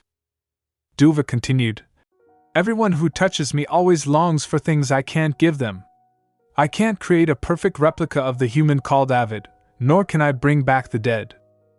He twirled his hands and smiled, saying, "There are some who have simple materialistic desires, such as jewels or gold, but those kinds of people are never satisfied, no matter how many riches they obtain. Their bottomless greed is what fuels their endless hallucinations." He winked and swished his hand, saying, "But you, Adeline, have gained the right to kill me. Just slice my throat, and it'll be all over." He added, "Once I die, everyone will be free, and you'll find yourself back in the woods where you first met me." Adeline asked sarcastically, "Well, isn't that convenient?" Duvabella replied, "It is. I'm a very convenient being, Adeline. I'm the dormant consciousness of the me you met outside. It likes you, so I like you too. Go on. Kill me. I promise I won't fight back." Adeline was torn, thinking, "It's just a child. A naive, innocent young child that doesn't know good from evil." Enraged, she swung her magic and said, "I said I'd kill you. And I will, Duva." Duvabella replied calmly, "Go ahead. Don't worry, I won't hold a grudge." Adeline slashed at the air with her sword, and it fell to the ground with a clatter. Then, she rushed to DONGHUA and hugged him tightly. DONGHUA was astonished. Adeline? She squeezed him and said, I can't do it. How could I? Everything that happened here was the result of everyone's own greed. You never asked for any of this to happen. DONGHUA stepped back from her, tears in his eyes, and said, Well, this isn't good. I'm supposed to serve only one master. He hugged her again and added, But it looks like I have another one now. With a blink of an eye, DONGHUA disappeared from the hallucination world and found himself in a house. He thought to himself, Where am I? No, wait. Who am I? DONGHUA wondered. Just then, the door started banging, and someone called out, Felix, are you up yet? Felix? You'd better not still be asleep. Raphael burst into the room, shouting, Get up! Now! The sun's been up for ages. As Felix sat on the bed, he thought to himself, Right. Felix is the name I took after coming to the Middle Realm and entering the Tower of Magic. Raphael continued to scream, I can't believe someone as lazy as you is the first apprentice of the great sage. Hurry up and get dressed. We have a mission to go on. Felix asked him, Can't you go by yourself? Raphael's fury intensified. What, so you can go gambling again? Felix, now wearing a shirt, replied calmly, Of course not. I'm just going to look around a little, maybe go to the market. Raphael's annoyance grew, and he screamed, Liar! Fine, whatever. Just don't stay out too late, all right? Felix replied calmly, Yes, mother. Raphael's face turned red with rage. Who are you calling mother? Felix started laughing to himself, thinking, Did I always laugh this much? It's not a bad feeling. He finished dressing and headed to the market, where he found a crowd gathered and chattering. They were surrounding a gambling table, accusing Adeline. You're cheating somehow, Adeline. I know it. Adeline slammed her hand on the table, defending herself. Don't blame your lack of skill on others. You'd be hard-pressed to find a more honest person than me. A man burst into laughter. Bahaha! You gonna play another round? Adeline began to leave the crowd, saying, No, I think I've won enough money for the day. Besides, I need to get home before my mother starts to wonder why my shopping trip is taking so long. As she exited, she encountered Felix, who looked astonished to see her. She said, Could you stop blocking the door? Felix moved aside, and Adeline went out. While walking, she felt someone was following her. She turned back and looked at him. Why are you following me? She asked. Felix stood still, and Adeline stepped forward, inquiring, I don't think I've seen you around here before. Are you the wizard who arrived yesterday? Actually, I've never seen a wizard before. She added, Now that I notice, you're pretty tall. And handsome, too. What's your name? Felix replied. Ray, short for Hyrith. At that moment, Felix thought to himself, Crap, I messed up. I should have said Felix. Adeline leaned in and said, Ray, huh? I'm Adeline. You can call me Adele. Felix became lost in thought. For some reason, I don't want to lie to her. Adeline asked him again. Now that we've properly introduced ourselves, let me ask you again, why are you following me? Felix replied, I didn't mean to. I just... Adeline prompted him. Just what? Just fell in love with me? Felix's thoughts flooded with memories. I knew what falling in love meant. I watched Bruno suffer for decades because of it. I promised myself that I'd never do something that would make me feel so much pain and sadness. Felix smiled, thinking, But now I realize that falling in love. He replied, Yes, and confessed his feelings. I can't take my eyes off you. I love you, Adele. He thought. Isn't something I could ever hope to control. Adeline chuckled and said, How bold. Unfortunately, I can't say I feel the same way. Not yet, at least. She added, I am a little interested in you, though, so how about we start by getting to know each other? They began dating and spending time together. Years passed, and one day, Adeline shared the news. "Ray, I think I'm pregnant with your child." In his hallucination, Venzak was pushing his daughter on a swing. She squealed with delight. "Higher, Daddy! Higher!" Venzak replied. "No, Julie. Your mother won't like it." Suddenly, he thought, "Who's Julie? Julie!" He began searching frantically, screaming, "Where are you, Julie?" Adeline, standing beside him, grew furious at his outburst. She glared at him and demanded, "So you were with another girl instead of me inside your hallucination, huh?" Wacken rustled through the leaves and found them in a jungle. He exclaimed, "Ha! There you are, Adeline!" "Wait." He spotted Riley, Alice, and Venzak and asked, "Is that Riley? Riley, is that really you? Am I seeing things?" Wacken turned to Adeline, demanding, "What exactly is going on here, Adeline? I've been searching the forest for hours." A black cat with 5 tails appeared, saying, "So you're back. How did you get out, Adeline?" Wacken was astonished, asking, "Did that cat just talk?" Adeline sat beside Dovebella, replying, "I don't know. You suddenly said you got another master, and the next thing I knew, I was here." Dovebella asked her, "I said that, huh?" Venzak realized his hallucination, thinking, "It was a hallucination. I was thinking about my daughter." Adeline rubbed the cat gently, saying, "It truly is good to see you again." Venzak looked at his hands, confused, and said, "Adele?" Adeline sighed, replying, "At least you seem to remember my name properly." So, who in the world was Julie?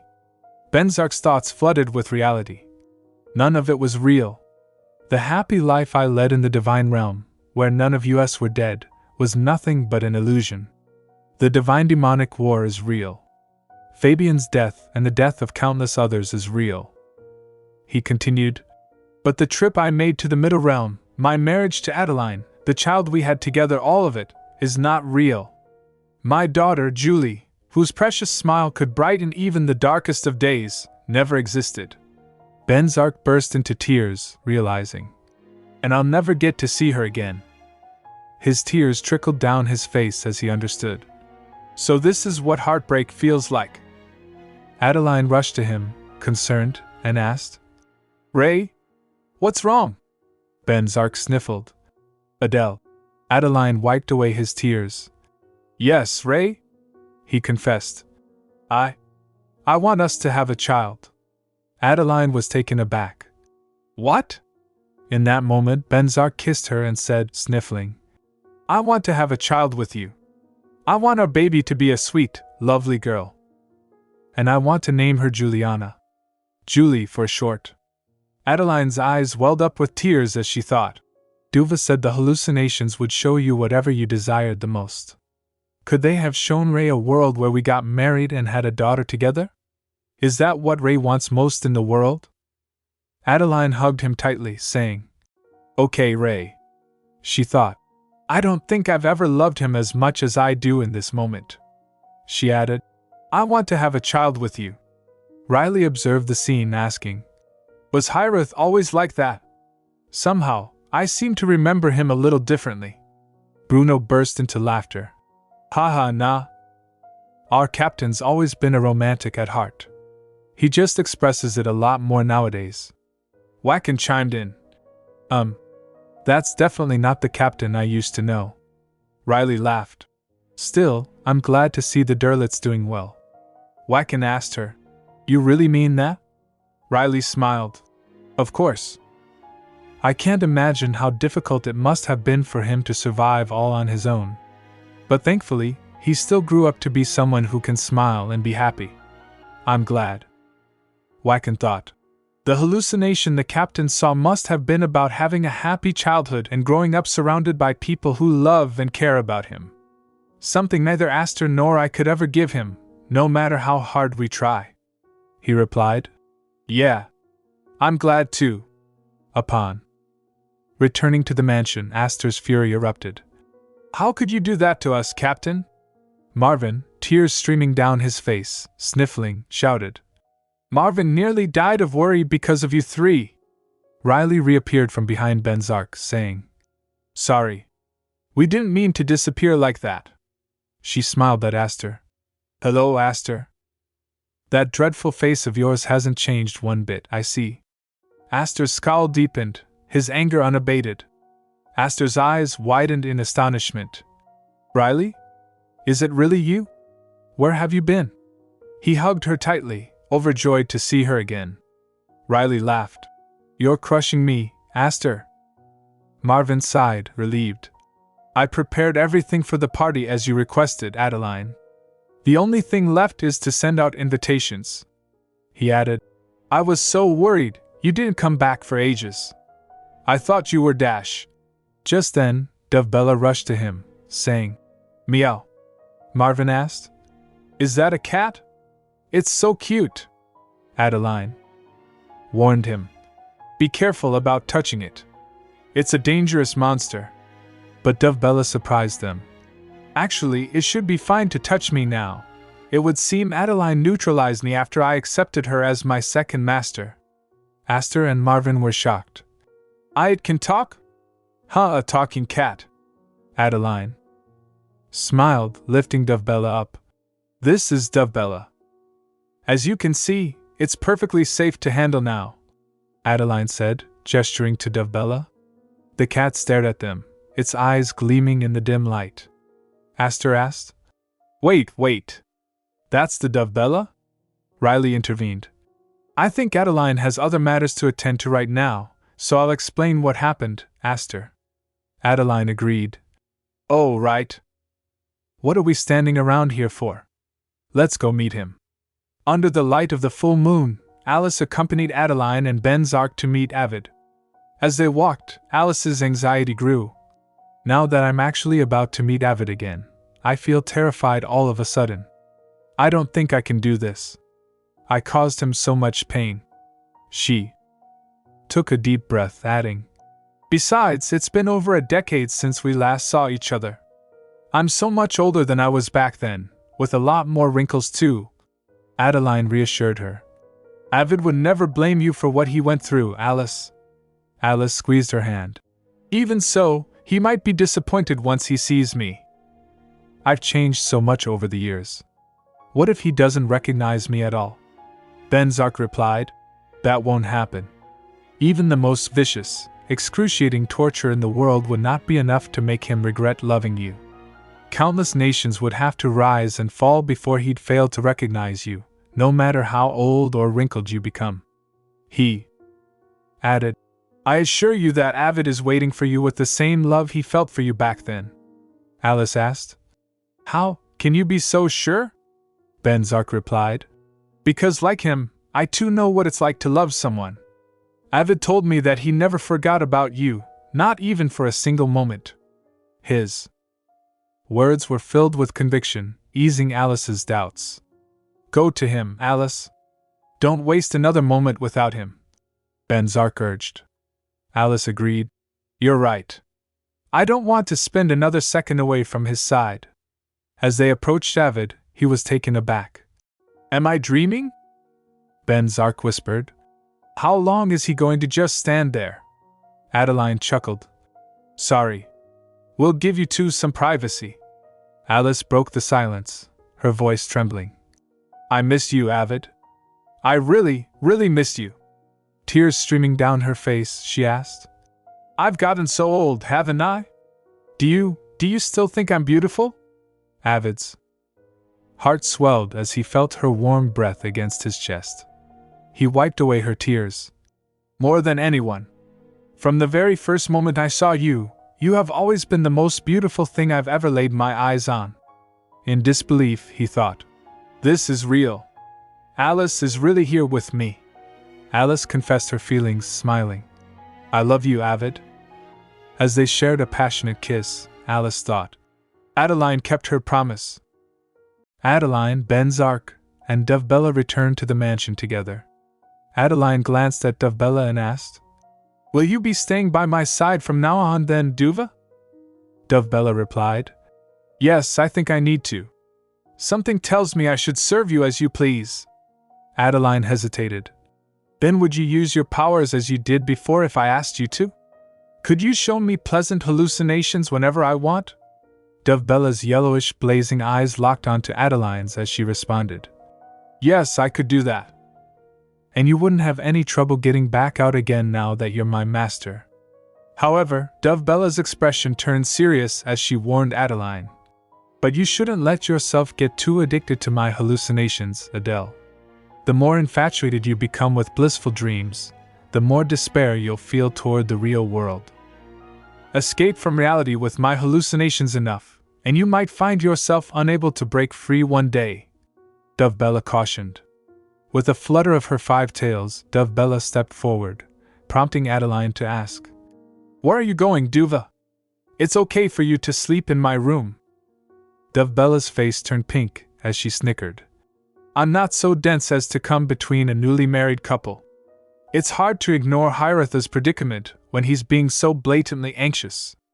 Benzak's face turned bright red at her teasing. Dovebella playfully rubbed her head against Benzak's leg, saying, You know, I think you're quite decent, Hierith. If Adele likes you, that's good enough for me. With a laugh, Dovebella vanished into the night, swishing away from the window with a magical flourish. Have a good time. I'll be off now. Adeline's scarf slipped off her shoulder as she pondered. Sometimes it feels like I'll never know what Duva really is. But I'm just relieved that such a dangerous creature likes me enough to do as I say. Benzak asked. How could it not? He wrapped his arms around her from behind, and Adeline's face turned pink. She asked, What in the world did you see in your hallucination, Ray? Benzak replied, Something wonderful. I experienced a life where I loved you to my heart's content. He gently turned her around, his eyes locking onto hers. I loved you long before I realized that what I was feeling was love. Before I had any idea what the word even meant. He continued, Even after I became aware of my feelings for you, I couldn't say anything about them for a long time. Because you might turn out to be the Demon King. Benzak's gaze held hers, his voice filled with conviction. But now I know what it is I want most in the world. Now I can finally tell you. I want you, Adele. Adeline's eyes welled up with tears as she became emotional. Benzak continued, I want us to become a real family. Tears trickled down Adeline's face as she hugged him. I feel the same way, Ray. I want you too. Let's become a real family. Together. Benzak's lips met hers in a gentle kiss. Adeline's thoughts drifted. I no longer care if I fall in love with him again, or if I lose my way to escape from all this. Benzak laid her down on the bed, the sheets creaking softly. He leaned in, removing his shirt, revealing his chest.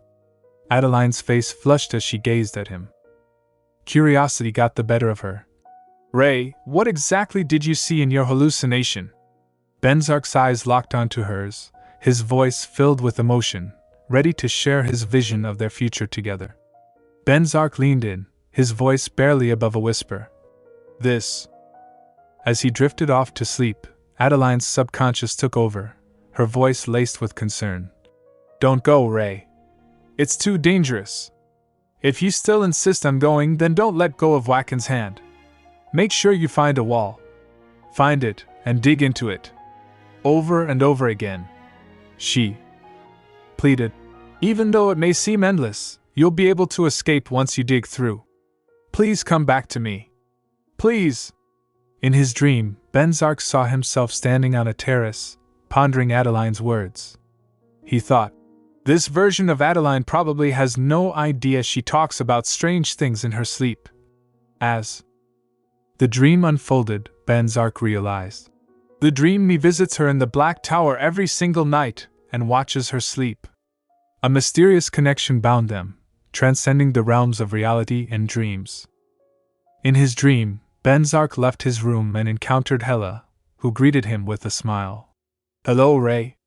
It looks like I'm not the only one who couldn't sleep. She wore a red night suit, her eyes sparkling in the dim light. I've been up the whole night too. Since we're both up, why don't we have a cup of warm tea together? Benzak declined. No, thanks, Hella teased. Cold as usual, I see. By the way, will the Duchess be accompanying us on our upcoming journey? Venzak replied. No. Dovebella is too dangerous. Hella placed a finger on her lips. I told you, there's really nothing to worry about. You'll rescue Alice without any trouble at all. Venzak retorted. Lies. His tone betrayed his skepticism, hinting at a deeper understanding of the situation. Venzak woke up with a start, his mind racing. The Dovebella was not as easy an opponent as Hella made it out to be. Being on guard wasn't enough to free you from the hallucinations. He thought further. Now I realize why the dream me disliked Hella so much. She may have been a true prophet, but she definitely wasn't on my side. If she was willing to tell a lie that could have easily gotten me killed, is it possible that she was working for the Sows? Lying in bed, Venzak's thoughts continued to unravel the mystery. That must have been why I put Adeline in the Black Tower. I realized Hella was an enemy, and wanted to protect Adeline from her. He gazed at Adeline, who was sleeping beside him, and wondered. But why did the dream me allow an enemy like that to stay by his side in the first place? To keep an eye on her? Venzak gently kissed Adeline's forehead, his thoughts still whirling. Adeline stirred awake and told Catherine, who was nearby. I should probably start getting ready. Catherine asked. Would you like me to help you bathe, Your Grace? Adeline declined. No, thank you. As she soaked in the hot bathtub filled with rose petals, Adeline let out a sigh. I'm so tired, she thought longingly. If only the party were tomorrow instead of today. Sliding deeper into the water, Adeline's mind wandered. I couldn't even manage to get some proper rest after all that traveling. I don't ever want to get out. I bet he has no idea how worn out I am right now. She continued. Doesn't he know that, unlike him, I'm a normal human with a limited amount of stamina? Perfectly fine. This is going to be one exhausting night. I hope I can get away with leaving the party early tonight. Adeline's thoughts reflected her fatigue and apprehension about the upcoming party. As the horse carriage rattled over the paths, a lady in a green gown sat inside, lost in thought. All everyone keeps talking about is Adeline this and Adeline that. Sure, she acted a little strange toward me that day Duke Venzak visited our mansion, but that was probably because she went temporarily insane from overwhelming fear. She continued, I can't believe Mother and Father would regret not going to the Venzak's last party so much after hearing all the rumors about it that they would cling to the chance to attend this one after receiving another invitation. If I were them, I'd be ashamed of myself for getting so excited over a party held by a girl like that. Her lady servant, riding alongside her, chimed in. Lady Adeline, I mean, Duchess Adeline must look so elegant. I can't wait to see her. The lady's expression turned irritated. Elegant? As if. Just because she's a duchess now doesn't change the fact that she's the daughter of a prostitute. The lady's servant corrected her. Chelsea wasn't a prostitute, my lady. She was a maid just like M-. The lady's scolding continued. Shut up, Elda. If you can't keep that mouth of yours shut for the rest of the trip, then I'll make you get out of the carriage and walk the rest of the way there. Elda flinched, and the lady smirked to herself. You may have become a duchess, but you'll always be beneath me, Adeline. Just where you belong. Upon arriving at the mansion, the lady was astonished by the decor. She couldn't believe her eyes. This can't be possible. A path framed by a golden arch, a breathtaking garden, and even a flawless ballroom. The other guests were equally impressed, and the lady's astonishment turned to jealousy. How could Adeline have all of this?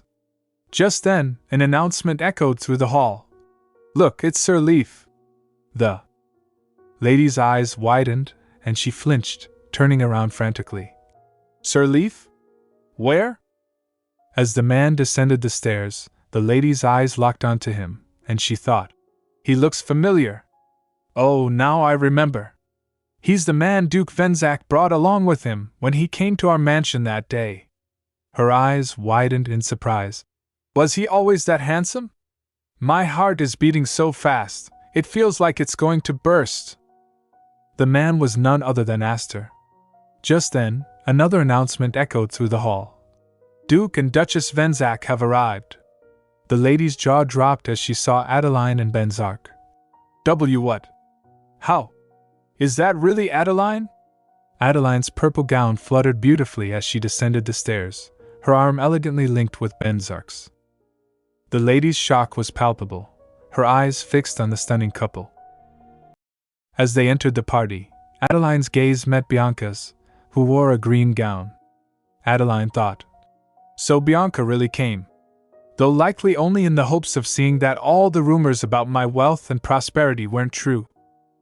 Adeline's eyes narrowed, her mind flashing back to past hurts.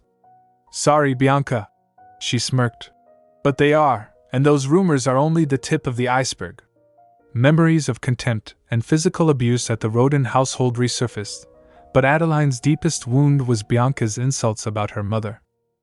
She would always jeeringly say that my mother ended up pregnant with me after throwing herself at Count Rotyn and seducing him. But that couldn't be further from the truth. Adeline's thoughts revealed a deep-seated resentment, her expression a mask of elegance and poise. Adeline's thoughts continued. Count Rotyn was the one who took her by force, even when she was already in a relationship with someone else. To her, I was nothing but an unwanted child. Yet she never treated me as one. She realized. I know now that the reason my mother sent me to the Rotyn household, even at the cost of making a spectacle of herself, was not because she was abandoning me, but because she wanted me to have a better life than she could ever give. In her own way, my mother was making the best choice she could have made for my future. Lost in thought, Adeline didn't notice Venzak's concern. Are you all right, Adele?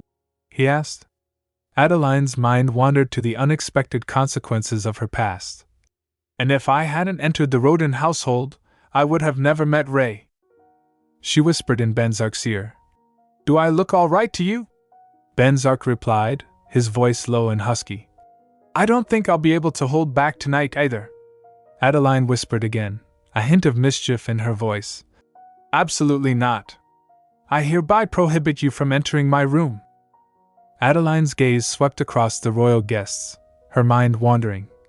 Though I can't help but wonder if Ray will return to the divine realm once it's been restored.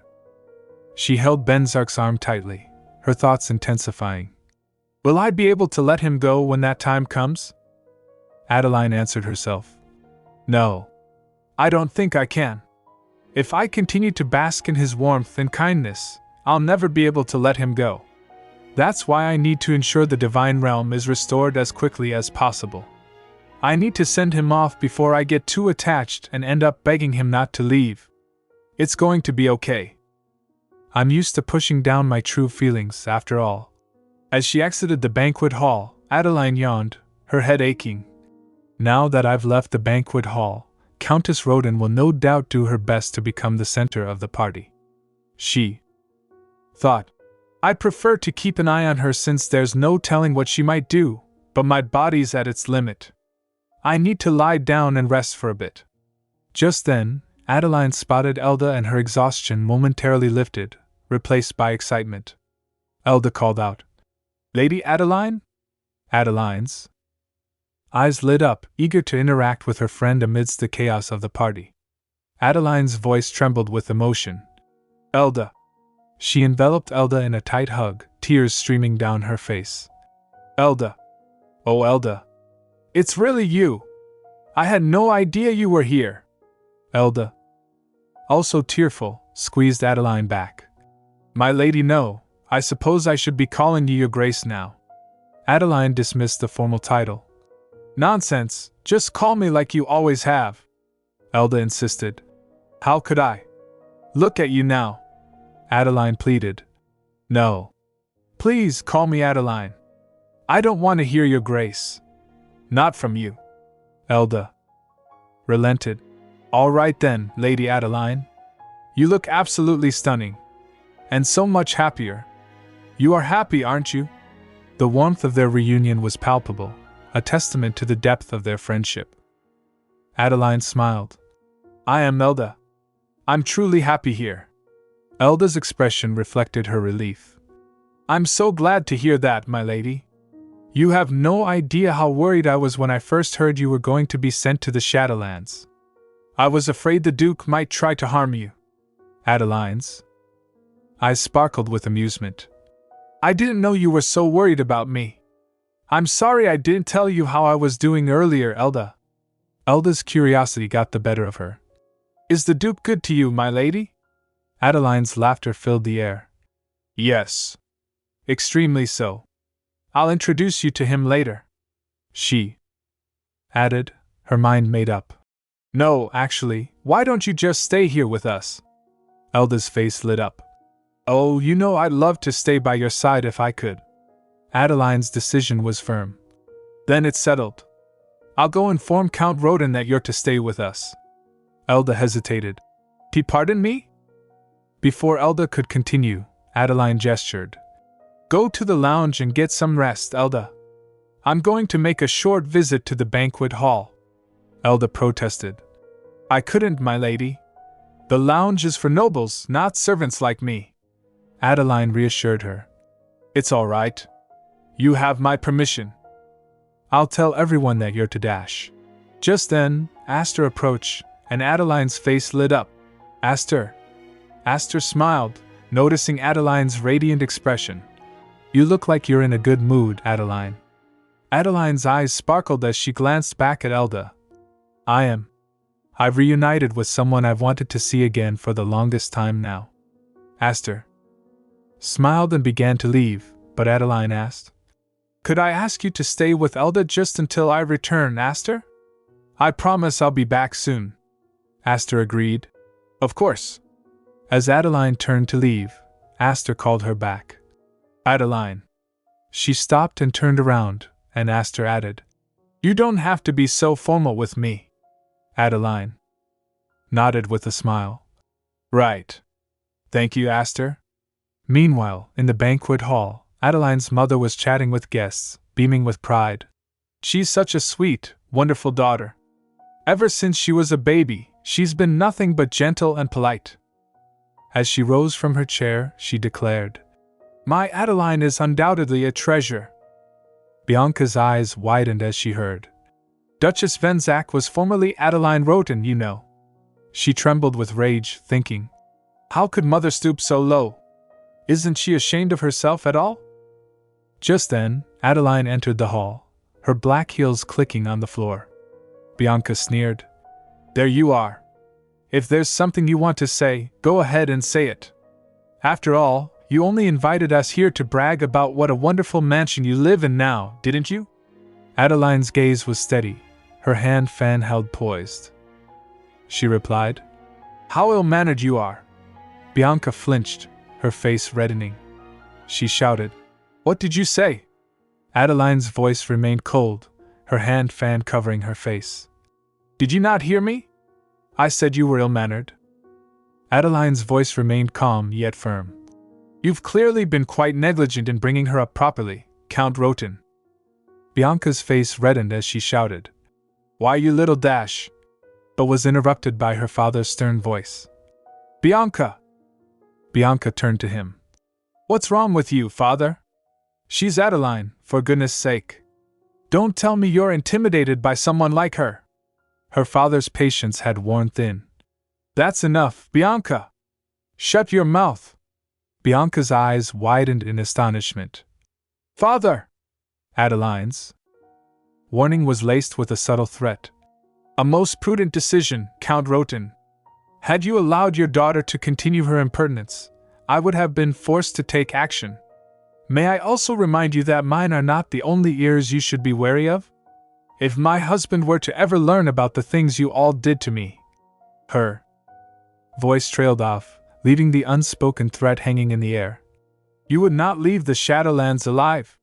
Bianca shivered, thinking, Damn it! Her gaze drifted to Venzak standing on the terrace, and she thought, I didn't want to believe it, but Adeline truly has become the mistress of the Shadowlands. Just look at Duke Venzak.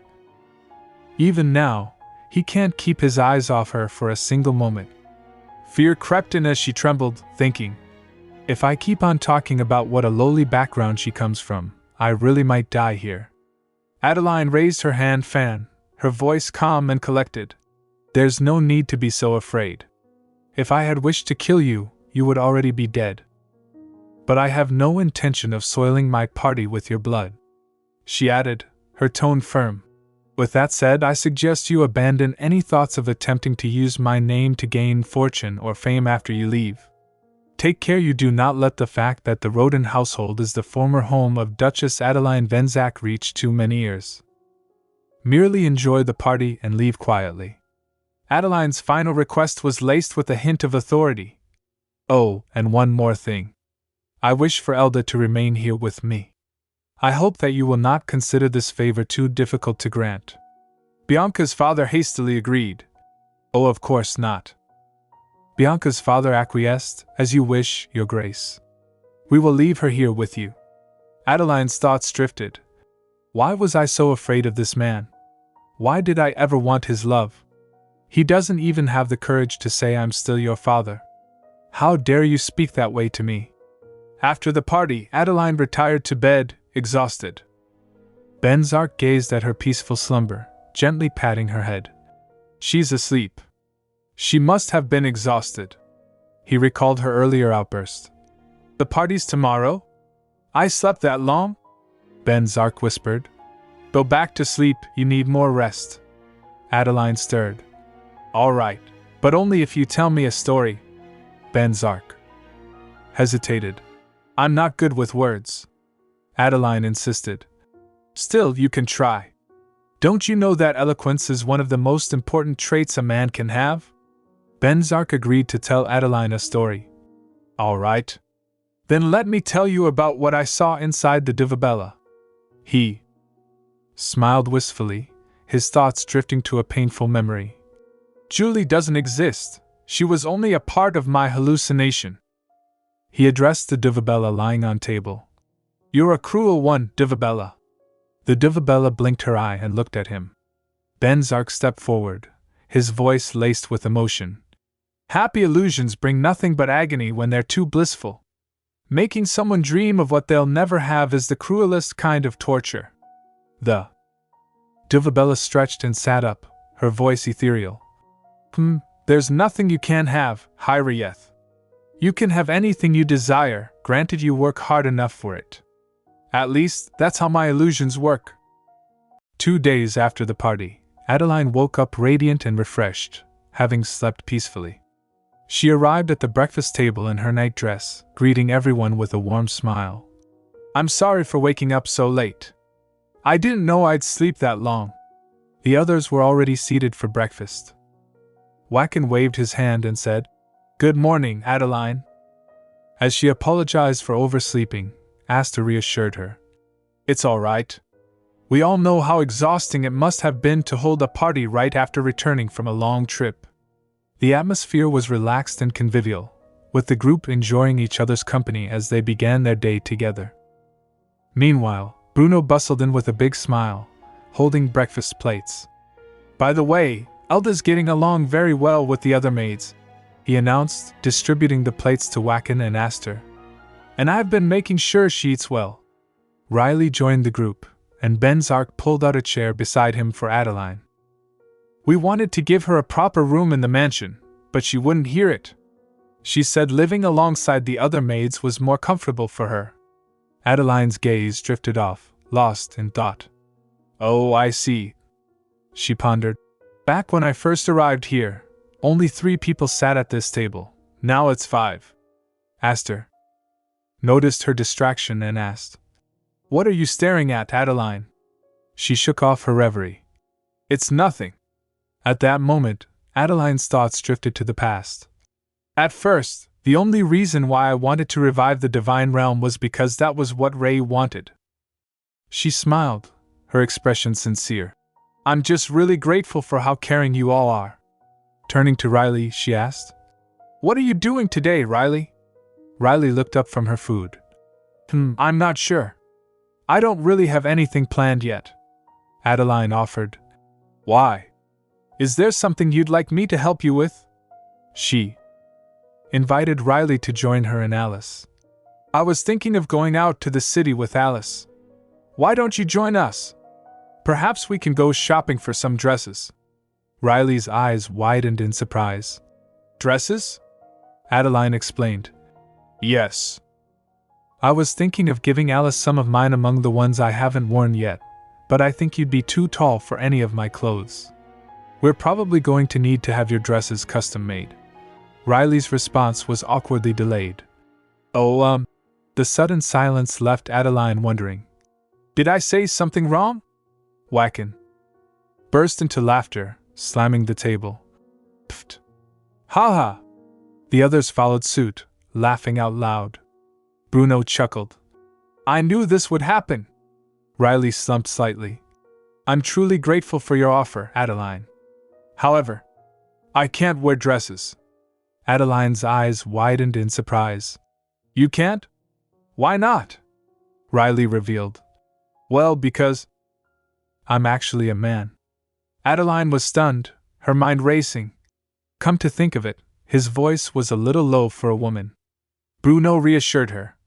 It's all right, Adeline. Anyone would make the same mistake. I mean, look at him. Riley playfully shouted. Shut up, Bruno. Bruno continued. There was even a guy who fell in love with Riley and kept following him around. Aster, still chuckling, asked. Oh, right. What was his name again? Light, right? Yeah, it was Light. Riley grew irritated with the teasing, but Adeline's embarrassment turned to apology. I'm so sorry, Riley. You're just so beautiful, I had no idea. Adeline scooted closer to Venzak, asking, Why didn't you tell me, Ray? Venzak replied, Because I had no idea you thought Riley was a woman. Adeline exclaimed, How could I not?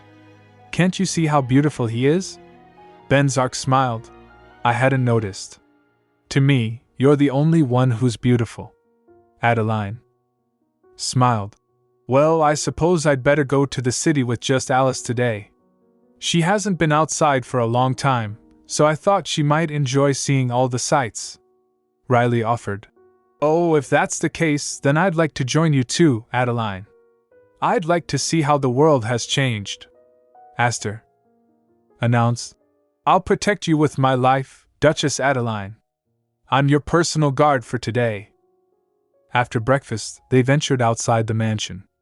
Adeline wore her blue overcoat, accompanied by Alice and Riley.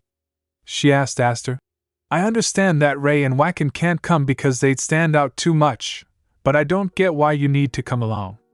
We have Riley with us. Aster replied. You can't rely on him to protect you, Adeline. He's way too weak for that. A strong gust of wind could probably blow him away. As he began to cast a spell, he inquired, By the way, where exactly are we going? Adeline responded, To Garmorneal. If we go to the Empire, we might run into someone who recognizes Alice. Aster continued his magic, saying, All right. This will take a little while then. Garmorneal requires multiple teleportations to get to. Adeline's thoughts drifted. I can't hide the fact that I can use powerful magic forever. It is unusual for a human to be able to wield such strong magic like I can, but it's not particularly suspicious. Adeline thought. At least it's more common than prophets. She considered revealing her secret. Maybe this is a good opportunity to tell everyone the truth. She patted Aster's shoulder. Let me do it, Aster. Aster was shocked. What? Adeline knelt down. It's all right. I'm perfectly capable of using teleportation. She cast the search magic, leaving Aster stunned. Teleportation is high-level magic that humans can't normally use. How is Adeline managing to do this? Is it one of her abilities as a prophet? But being a prophet doesn't automatically give you those skills. Riley noticed Aster's astonishment. Why are you so surprised? Aster replied. Why are you not? Adeline explained. It's natural that a human who can discern souls and rescue me from the DONGHUA would be able to do this much. DONGHUA told me I became its master. Ever since then, I've strangely felt like I'd be able to use magic if I tried. Aster responded. Oh, that's great, I guess. Adeline stood drenched in sweat, her secret revealed. Aster pondered. What exactly is the Duvabella? How could simply being its master give you such immense power? The distance from the estate to Garmorneal would have normally taken at least 4 teleportations.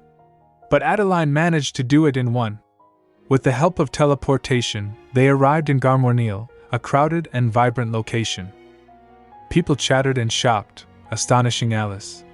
Look at all the people! I've never been anywhere so bright and bustling.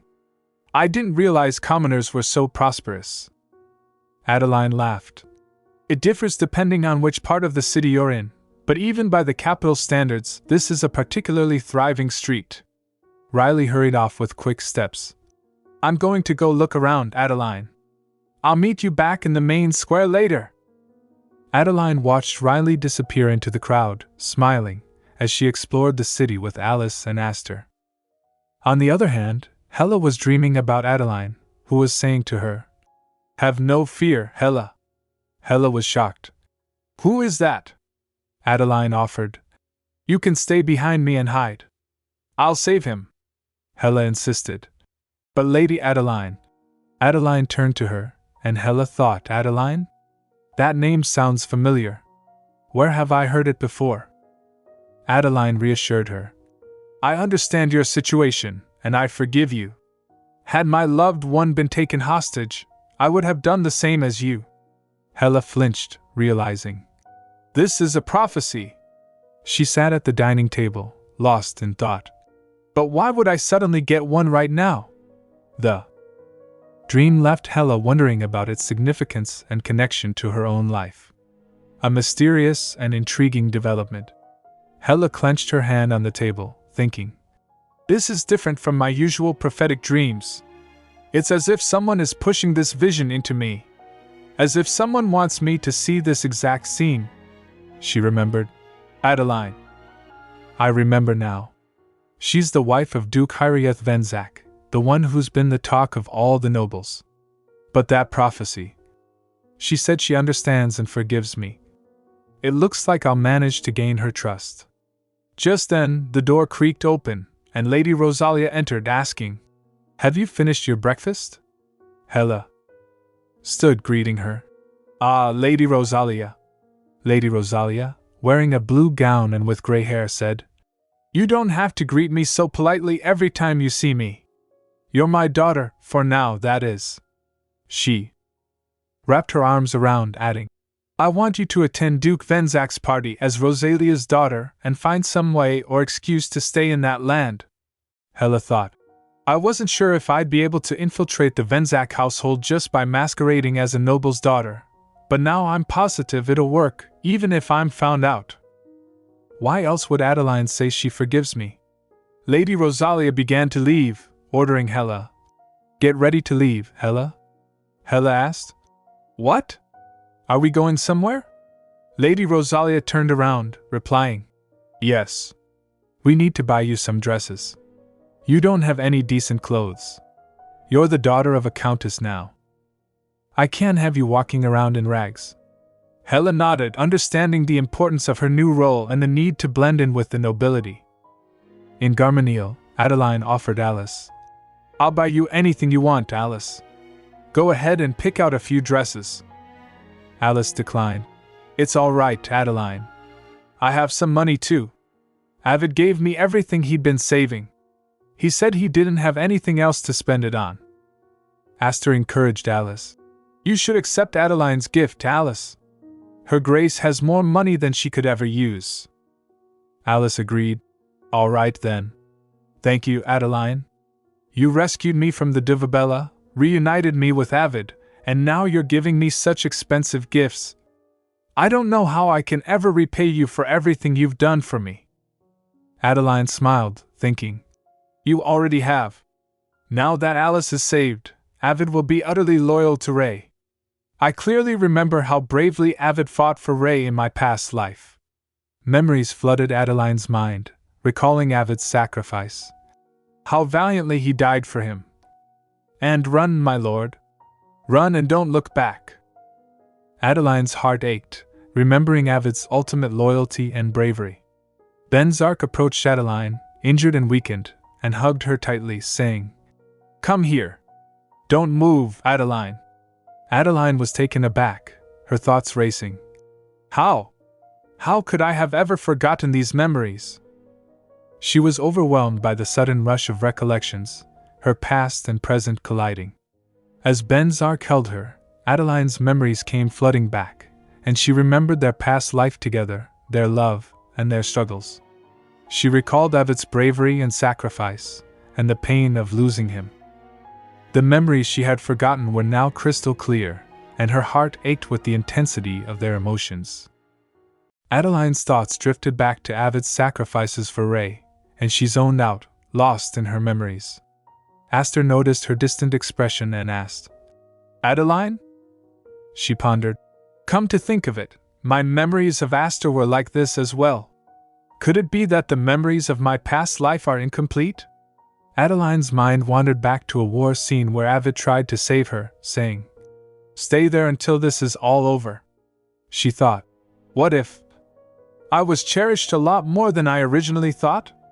Alice approached her, concerned. "Adeline, are you all right? You look a little pale." But Adeline didn't respond, too engrossed in her thoughts. She recalled Venzak's words. "I wish I could lock you up in that black tower forever." Adeline's eyes sparkled with curiosity as she uttered, "The Black Tower, what is it exactly?" Her thoughts trailed off, seeking answers to the mysteries of her past. Aster was astonished. "The Black Tower? Adeline, did you just have a vision?" Alice quickly excused herself. "I'll go outside and look at some dresses." Aster explained to Adeline.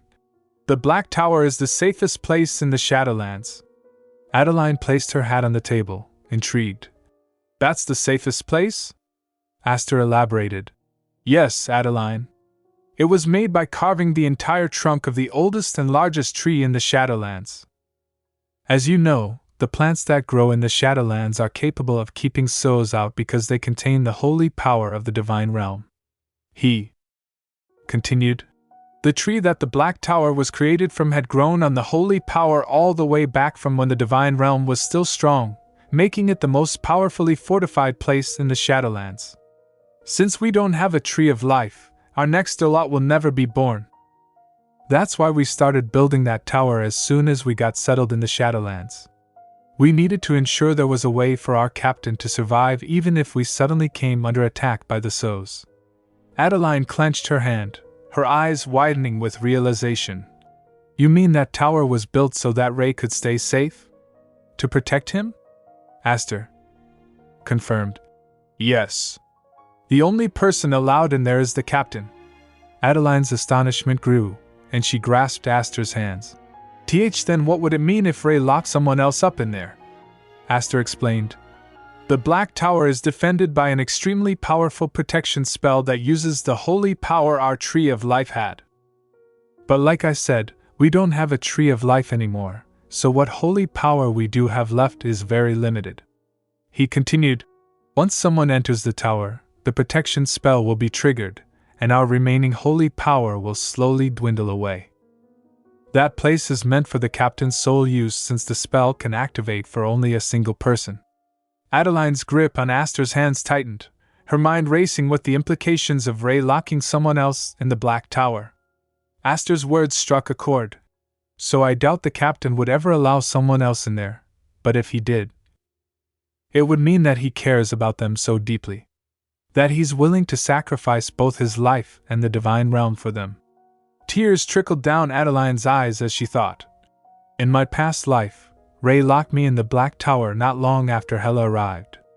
Aster consoled her. "Don't cry, Adeline. I'm sure that will never happen." Aster added, "If he ever does decide to lock someone up there, it would definitely be you. Remember what the captain said last time?" He paused, recalling Adeline's discomfort with such topics. "Oh, right. Sorry.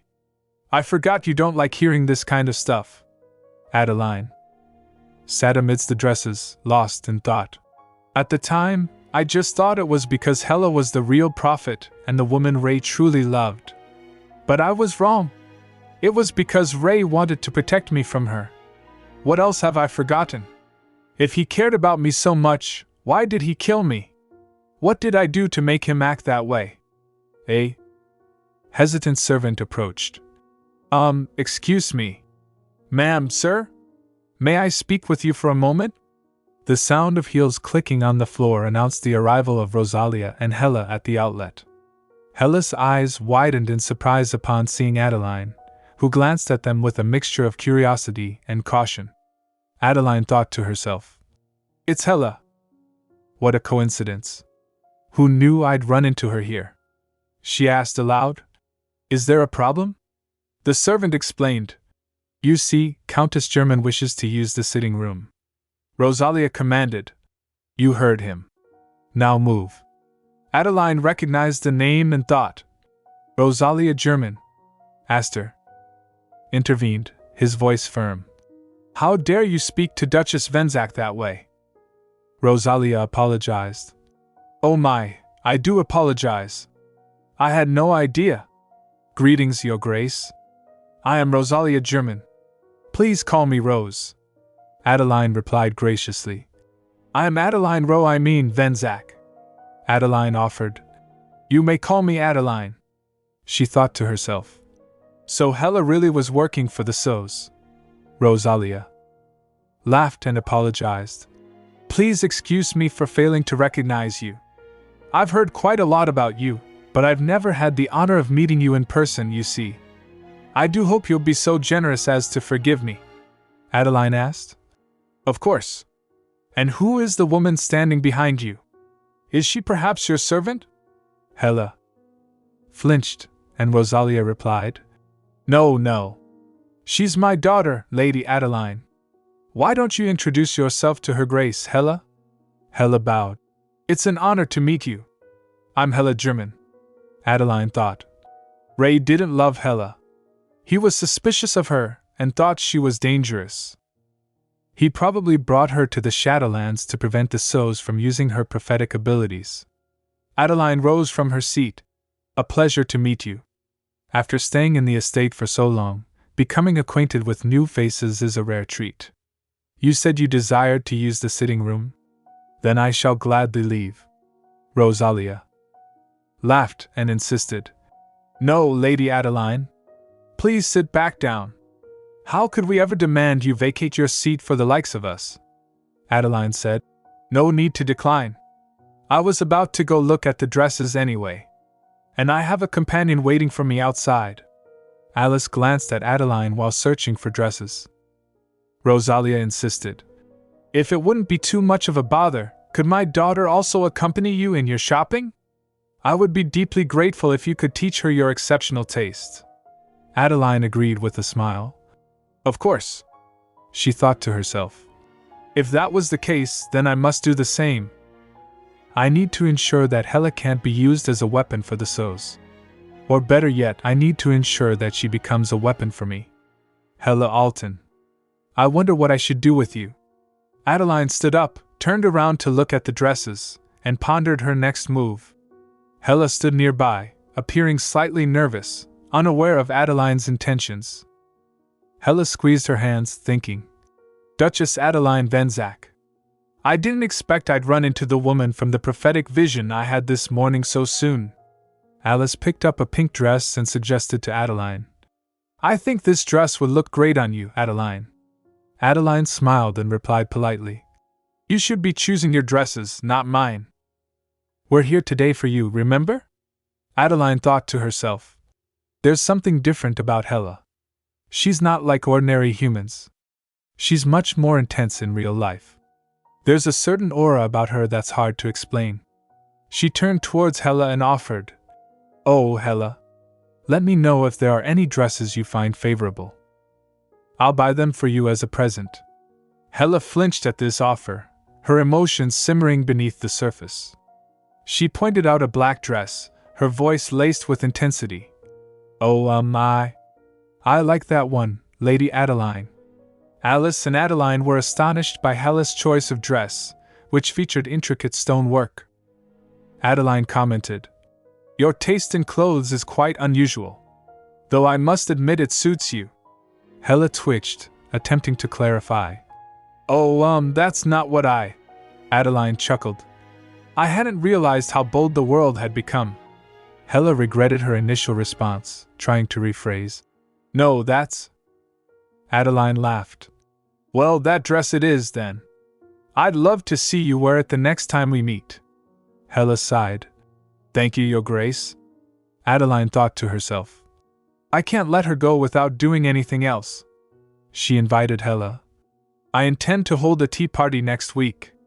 I would like you and the Countess to attend it. I'm sure it would be much more enjoyable if the two of you were among my guests. Hella flinched, caught off guard by the invitation. She replied, We would be honored, Lady Adeline. Adeline returned to the mansion and observed the knights' practice session. She thought to herself, The knights have gotten much better compared to when they first arrived here, but they're still incapable of using holy power. As she stood beside the wall, sewing, she pondered.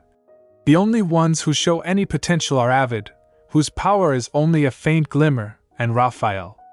She recalled Avid's past. Avid took in the man once known as Wolf Teeth and made him a member of the Legion of Eagles. He was talented as a fighter because he could use magic. Adeline reflected on his limitations. He used that as his power without restraint when he fought with the Sows in my past life, but his unhoned magic was no match for the incarnation of Sows. With a sense of determination, she thought, It's time to start training him. Meanwhile, Venzak approached Adeline and asked, Who were you staring at so intensely? Adeline was taken aback. Oh, Ray. Venzak gazed at her, and she thought, Was there truly never a time in my past life when you gazed at me and smiled like that? She asked. Do you love me, Ray? Venzak replied. Yes. I love you. Adeline inquired. Since when? He kissed her forehead and said, Since the moment I first saw you. Adeline asked. Really? Venzak confirmed. Really? She pressed on. Why? Venzak explained. Because your eyes, which were gazing straight at me, were the most beautiful things I'd ever seen. Adeline pondered. Then, what if I hadn't gazed at you? What if I had lowered my head and trembled in fear?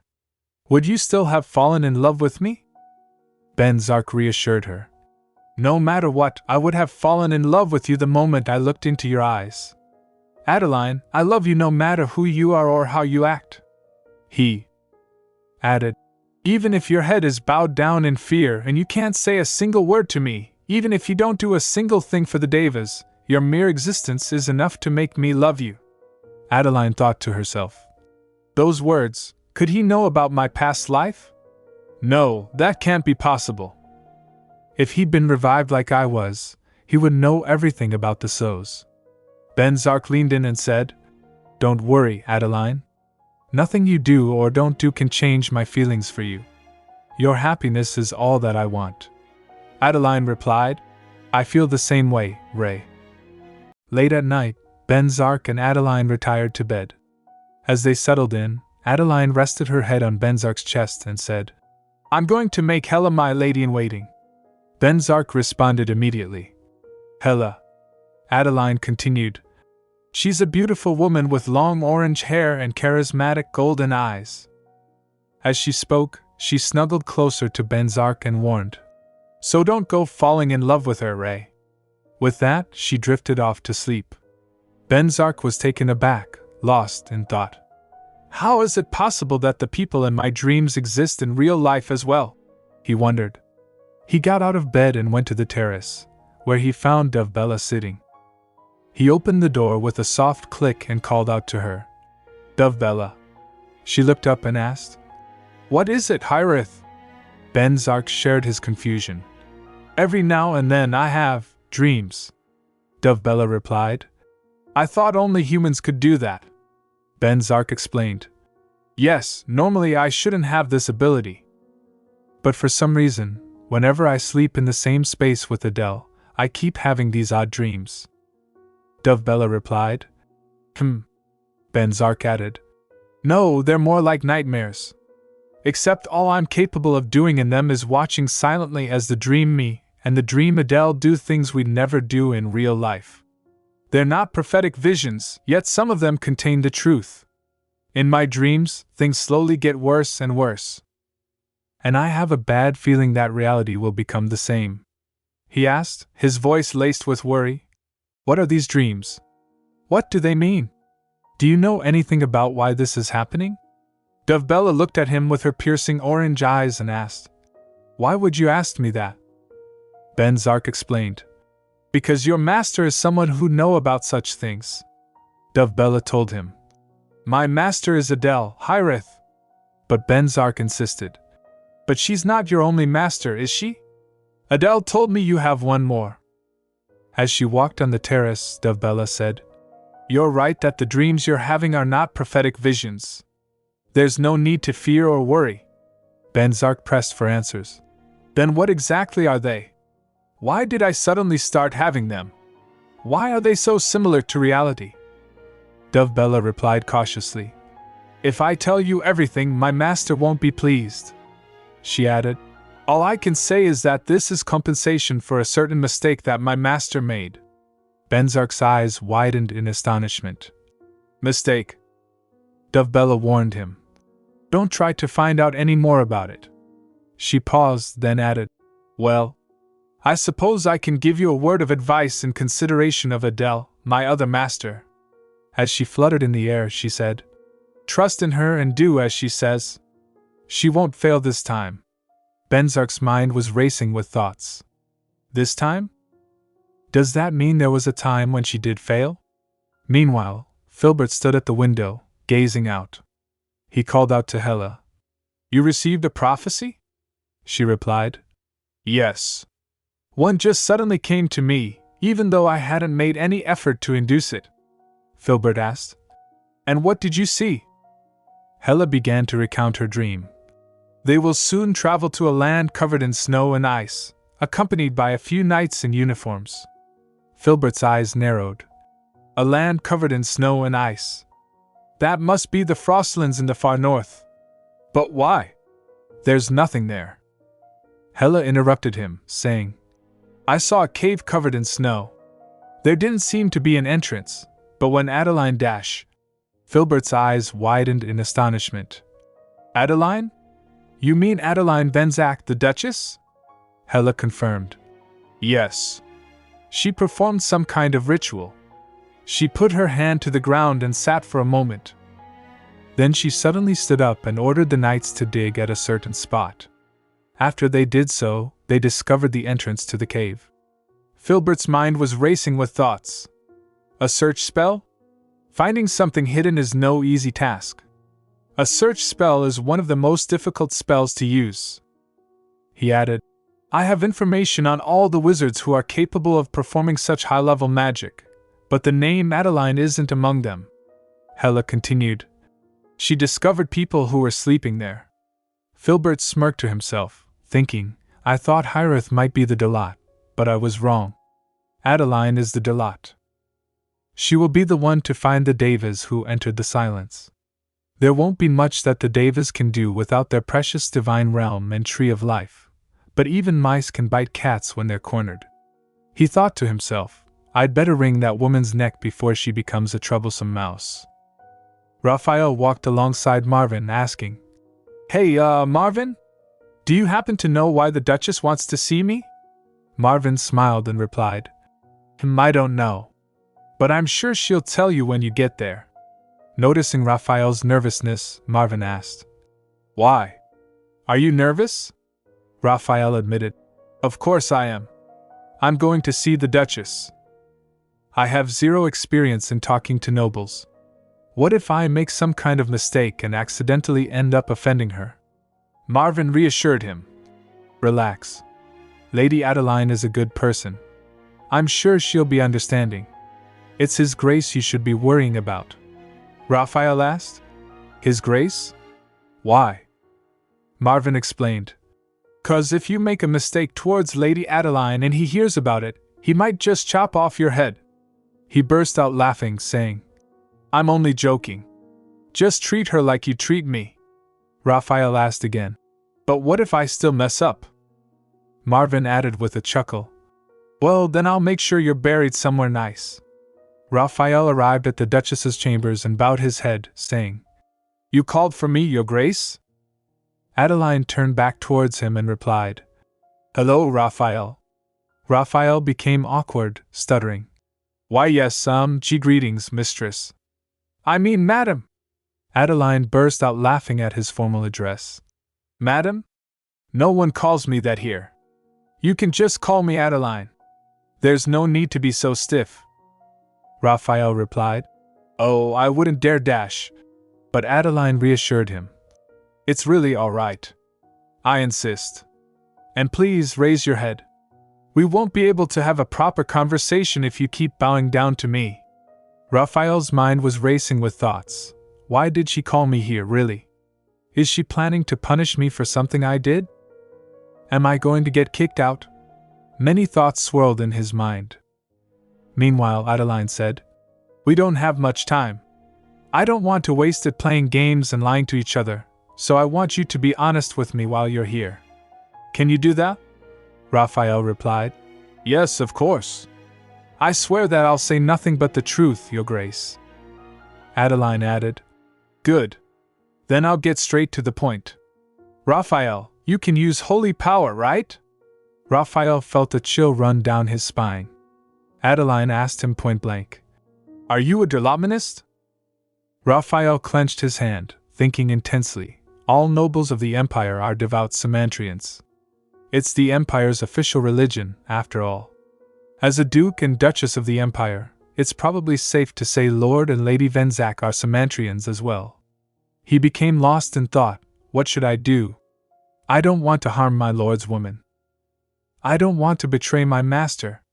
Adeline broke the silence, saying, Judging by your silence, my guess must be correct. Raphael flinched, caught off guard. Adeline began walking around the table, her words dripping with conviction. I was born into a family who had been priests of the Durlotman religion for generations. I heard Durlotmans have pallid, colorless wings and that every one of them is nothing but skin and bones. She asked Raphael pointedly, Why do you worship such creatures? Adeline's thoughts flashed back to her childhood, as I had some talent in magic. Using holy power came naturally to me ever since I was a mere child. She stood in front of Raphael, twisting her arms in a gesture of disdain. They don't do anything for us humans. They didn't even lift a finger when their own worshippers were massacred. Adeline thought to herself, but wizards who use holy power are accused of being heretics and soon vanish, never to be seen again. That's why I always made sure to keep my powers hidden, she said aloud. They might not even exist in Dash. But Raphael broke his silence, interrupting her. 2,300 years ago, a terrible plague that couldn't be cured swept through the land, and there was a severe famine, resulting in the deaths of countless people. In that time of need, it was the Durlotman who came down to our world and helped us. They saved the dying and made barren plants bear fruit. And many times after that, whenever people suffered from calamities that were beyond their strength to fix, it was the Durlotmans who gave us their aid. He added, It's a historical fact that not even Sumantrians can dispute. He continued, Just because they aren't here right now doesn't mean that we should lose faith in them. Raphael thought to himself, I may not look like it, but I'm a devout believer. I won't renounce my faith for anything. He closed his eyes, thinking anxiously. That being said, I really hope I don't end up dying for it. Adeline replied, All right, Raphael. Then, her expression changed, and she said, Starting today, I'll make you into the greatest wizard of your time. Raphael startled at her sudden declaration. In his dream, Venzak and his companions were in the midst of a war. Wachan called out to him. Captain? Venzak asked. What happened here? Sitting beside a tree, Wachan delivered the devastating news. Aster is dead. He added, I'm sorry, Captain. We failed. I'll hold them off somehow. You need to flee and stay safe. Venzak replied. No, I'm going to stay and fight Dash. But Wacken insisted. Please, Captain. The Duchess is being protected by the tower. You need to go to her. Take her and leave this place. Don't worry, I'll catch up as soon as I'm done here. Venzak thought to himself, he'll never be able to keep that promise. If I run away now, I'll never be able to see Wacken again. He said, Promise me you'll catch up. At that moment, he jolted awake from his sleep. He glanced over at Adeline, who was sleeping peacefully beside him. He grasped her hand and whispered, Adele. A few days later, Adeline was getting ready, wearing a stunning royal purple dress and her finest jewelry, standing in front of the mirror. Venzak sat on the bed beside her, watching her prepare. Adeline said, Hella and Rosalia will be here in about 2 hours. She added, As I said, I'm going to meet them alone. You're not allowed to come anywhere near them. And don't send someone to keep an eye on me, either. Venzak replied, All right. Adeline emphasized, I'm perfectly capable of handling this on my own. Do you understand? He recalled his conversation with Dovebella the previous night and replied, Yes, I understand. Adeline hesitated, then added, And one more thing, Ray. Venzak replied, Yes? She said, Promise me you won't fall in love with Hella. Venzak remembered that she had mentioned this to him the night before and burst out laughing. Adeline screamed at him, Stop laughing! I'm being serious. She's an extremely beautiful woman. Meanwhile, Rosalia and Hella arrived at the Venzak mansion. Rosalia stepped out of the carriage, wearing red heels and an elegant red dress, holding a red hand fan. She asked, Where is everyone? Hella added, Could it be that we were the only ones who were invited? Rosalia interrupted her, saying, Then the Duchess must be quite fond of you. She thought to herself, So Adeline Venzak is the Derlot, is she? She recalled Filbert's instructions. All I want you to do is observe and report back to me. Don't do anything rash. The divine realm may have fallen, but the Derlot is still the Derlot. We need to assess how much power the Devas have before we make a move. She indulged in her own thoughts. What a coward. Filbert is much too obsessed with playing it safe. As she crossed the bridge, she thought, This is one of the best chances to kill the Derlot that we'll ever get. Hella followed her, exclaiming, I've never been to such a beautiful place before. Rosalia thought to herself, He should know by now there's no chance the divine realm will ever regain its former glory. Perhaps I should kill the Derlot for him. That would certainly put his mind at ease. Just then, the sound of heels clicking on the floor echoed through the room. Adeline entered by opening the door. Rosalia saw her and thought, She's alone? I was planning to attack her immediately from the start, but I didn't think she'd make it this easy. She launched a magical attack towards Adeline, but Hella stood in the way, protecting her. The attack didn't harm Adeline, who said, My, Rosalia. I was not aware that you were of such an impatient nature. She stroked her hand across her face, adding, How unfortunate. I had wished to treat you to a delicious cup of tea before I killed you. Rosalia screamed in rage. Derlot! How is it that you can wield such an enormous amount of power? Your tree of life is long dead. Adeline replied. Derlot, you say? Indeed. How can I wield so much power so freely, I wonder? Rosalia began begging. Please! Spare me, Derlot! Show me mercy, and I vow to tell all the souls of your strength. I will make them tremble at the mere thought of attacking the Devas. I swear it. Spare me, I beg of you. Hella's eyes widened in astonishment. Adeline Venzak is the Derlot? Adeline told Rosalia. I'm afraid I can't do that, Rosalia. If I spare you, you'll let it be known that I am the Derlot and gather all the souls to attack my estate. Rosalia pleaded. And no! I will never do such a thing.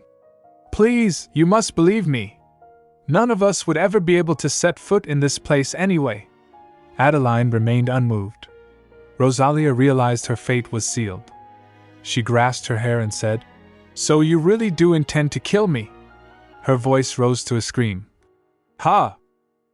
Do you think killing me will change anything? It doesn't matter whether you're the DONGHUA or not. You will be defeated once more, and the divine realm will be eradicated once and for all. Adeline asked. Will those be your last words? Rosalia tried to speak again. No, I'm Dash. But before she could finish, a massive magic wheel appeared beside Adeline. Rosalia's eyes welled up with tears, and she smiled in a mix of fear and repentance. Adeline said, Rosalia? She thought to herself, why does she look so happy all of a sudden? With a flick of her wrist, Adeline sent a fluttering splash of magic towards Rosalia, saying, Farewell, Rosalia. The attack struck Rosalia, and she crumpled to the ground, lifeless. Hella flinched, shocked by the sudden turn of events. Adeline told Hella, Hella Alton, you have no reason to fear me.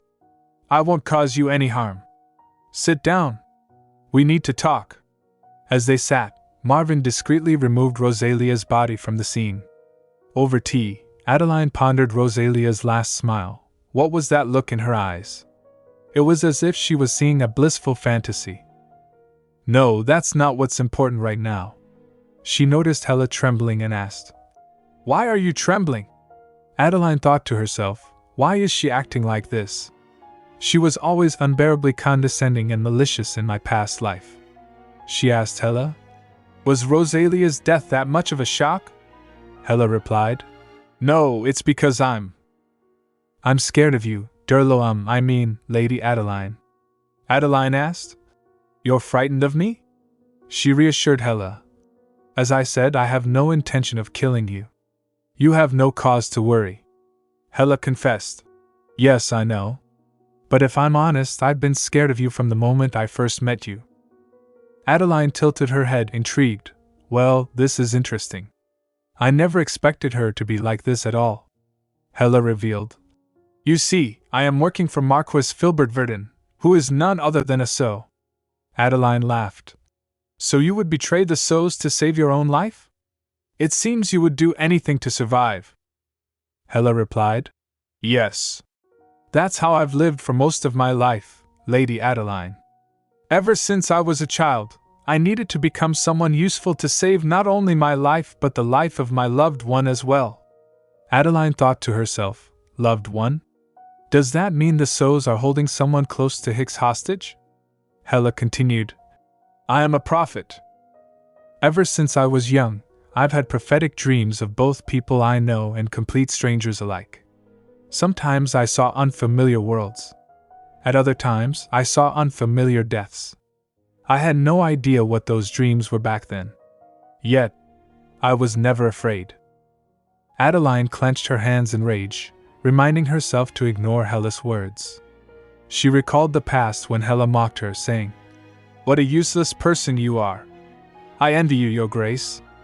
Who else but a duchess could be treated so well even when she's nothing but a waste of space? Don't tell me you're still hoping that His Grace will love you back someday. Unbelievable. How could anyone possibly be this foolish?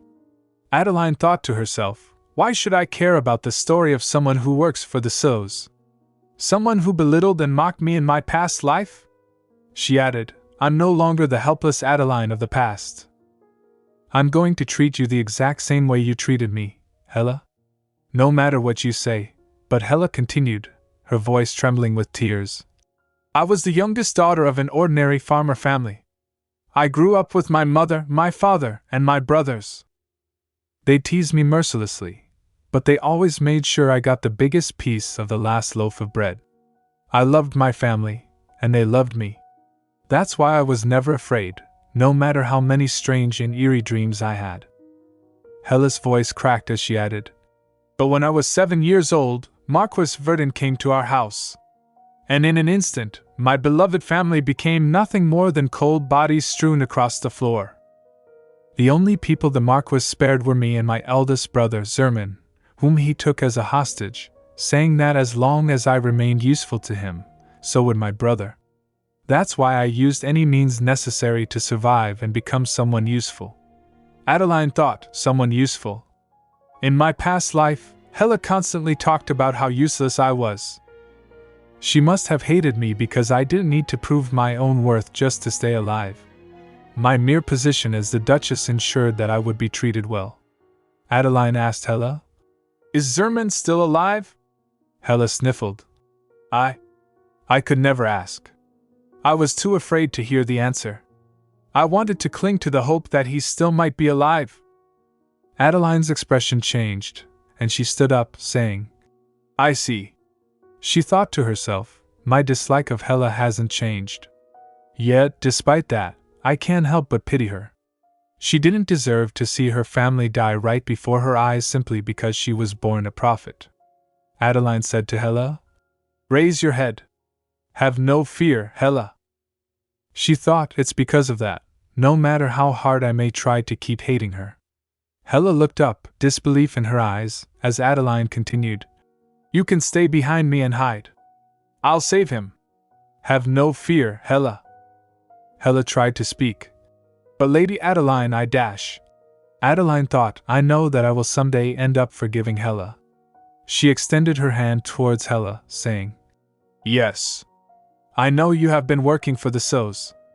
I understand your situation, and I forgive you. Adeline added, Had my loved one been taken as hostage, I would have done the same as you. She thought to herself, I've decided to live a new life, after all. Adeline strolled through garden to watch the horse riding, mesmerized by the horses galloping alongside their foals. A gentle breeze rustled her hair, carrying the sweet scent of blooming wildflowers.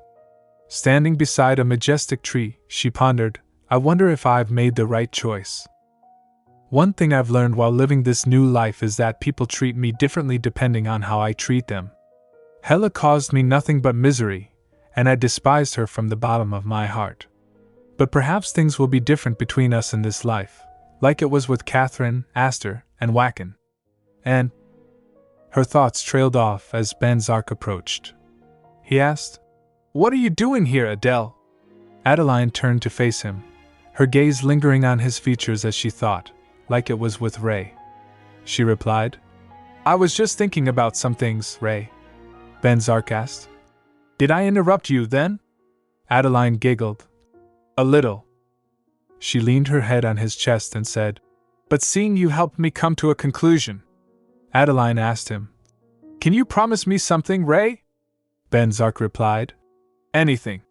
The air was filled with the sweet scent of blooming wildflowers, and leaves rustled in the gentle breeze. Adeline said, Don't send me to the Black Tower, no matter what happens. Venzak began to interrupt. But the Black Tower is Adeline added, I know. It's the safest place in the Shadowlands. And I know it's a place made for you, in case the worst ever comes to pass. But that's why, Ray. It's for you, not for me. Venzak called out. Adele. She continued, You're the one the Black Tower must protect. Venzak said, Don't you understand, Adele? Without you, there is no me. I can't live with you gone. Adeline's expression turned slightly annoyed. Quit being so stubborn. I can't live without you either, you know. Venzak replied gently. Of course you can. You're not weak like me. You'd be fine on your own. Adeline added, Weak? You do remember you're the Delatte, right? At the starry night, Hella stood at the terrace, lost in thought. Why did I say all of that to her? She gazed at the moon, pondering, even if Adeline is the Delatte, there's no way she'd be able to win against all of the Sows. I already learned all about the demonic realm, the divine realm, and the divine demonic war from Filbert. I know the divine realm lost and will probably lose again, yet I still ended up betraying the Marquis. Why? As she placed her hand on her mouth, she thought, why am I so sure that Adeline will easily win against Filbert? Why do I feel like she'll take care of all of my problems? Just then, Dovebella appeared on the terrace, startling Hella. Cat, she stammered. Dovebella replied immediately. No, I'm Duva. Hella's eyes widened in astonishment. It can speak? Noticing Dovebella's multiple tails, Hella asked. Why does this cat have so many tails? Dovebella corrected her again. Again, I'm not a cat. I'm Duva. Short for Dovebella. Hela thought. Dovebella? I've heard of it before. It's a monster that's supposed to appear in the form of whatever you desire the most. So why does it look like a cat? This isn't what I want the most. Hela stared at Dovebella, who said, I'm unable to use my powers at the moment, having gotten a second master. Though if she allows me to do so, I'll be able to show you what it is you desire most in the world. Hela asked, Who is your master? Dovebella replied, Adeline Rotyn. Hela flinched when Dove asked, You're afraid of her, aren't you? Hela replied, Aren't you? There's something odd about her. She asked, Is that the power of the Dalat? Are all leaders that scary? Dove said, You're a leader too, you know. Hela was taken aback. What? You're making fun of me. Dove clarified, Making fun of you? Of course not. I'm a very well-mannered cat. She continued, The leader of the divine realm is the Dalat. The leader of the demonic realm is the demon king. And the leader of the middle realm is the prophet. Hence, you are the leader of the middle realm, Hela. Though the prophet may no longer carry the faith of the humans it once had, a leader is a leader. Hela plopped into a chair, shocked. She tried to speak. I'm a leader? She asked. How can someone like me be a leader? I'm not strong. I couldn't even save my own brother. Dove told her. The duty of a leader is not to fight or see the future. It is to make the right choice. She added, The middle realm stands at a crossroads. So do the demonic realm and the divine realm. From now on, what's important is neither power nor the tree of life. It's choice. Everything is up to you. Only when you make the right choice will everything return to the right path. Hela asked, Then what is the right choice? Dove replied, That's for you to decide. I'm not the prophet, Hela. You are. I'm just a cute five-tailed cat. I mean, Dovebella. Venzak was having a dream. In his dream, Marquis Filbert was injured, clutching his chest and coughing as he said, Hireth Venzak. Venzak stood before him, holding a sword drenched in blood. He thought, another dream. It looks like I'm in the Emperor's throne room this time. But I don't understand what's happening. Why have I grasped his heart with magic and forced it to beat? Filbert's mouth was filled with blood as he spoke. Did you know that a new religion that worships angels has sprung up somewhere on this continent? He sat on an emperor chair, his words dripping with sarcasm. They describe angels as divine messengers from God with dazzling white wings and beautiful faces. The epitomes of virtue. Blood was scattered everywhere around him. He continued, Funny, isn't it? First, they called Davis Delatman, and now they're calling them angels. And we, the ones they called Samantra, are now demons, the enemies of the angels and the epitomes of evil. Filbert dropped his blood-filled hand onto the chair, his eyes fixed on Venzak with a piercing gaze. But look at us now. Would you truly call yourself, the one torturing me and forcing me to stay alive out of hatred, the epitome of virtue? He added, his voice laced with venom. A divine messenger from God. It's amusing that they'd cite that reason as proof of your goodness. Filbert's words dripped with venom. They would never doubt that God is full of benevolence and virtue. The Sos and Devas aren't absolute evil or absolute good. We're only creations, just like the humans themselves. Venzak stood still, his gaze fixed on Filbert, who continued, There's only one being who's the embodiment of evil in this world, the God who created us all. We're nothing but puppets in his twisted little game. All because we made one tiny little mistake. Filbert's voice rose in defiance. This is the end, Dalat. God has failed. The demon king shall be reborn. After all, we have the tree of life. But as for the remaining Devas... Ha! Venzak flinched at Filbert's words, his heart racing with anger. Filbert taunted him. Well, in any case, I'm not scared of anything. I already know my life has come to an end. But you must be terrified. After all, there is no one left beside you now. Venzak froze, his grip on his heart tightening in rage, as Filbert screamed in pain. The sound of the door opening broke the spell, and Hella entered, calling out, "Ray!" Venzak ignored her and stepped out, his mind reeling from the dream. He thought, he's completely insane. The image of dead bodies haunted him, and he uttered, "There is no one left." Venzak woke up with a start, drenched in sweat. He reassured himself, no, it was just a dream, damn it. I'll never let that happen in real life. It's like DONGHUA said. There's no need to fear or worry. So why can't I shake off this ominous feeling?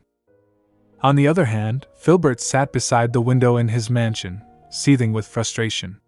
He slammed his hand on the chair, thinking, damn it, I haven't heard back from them in days. It can only mean one thing.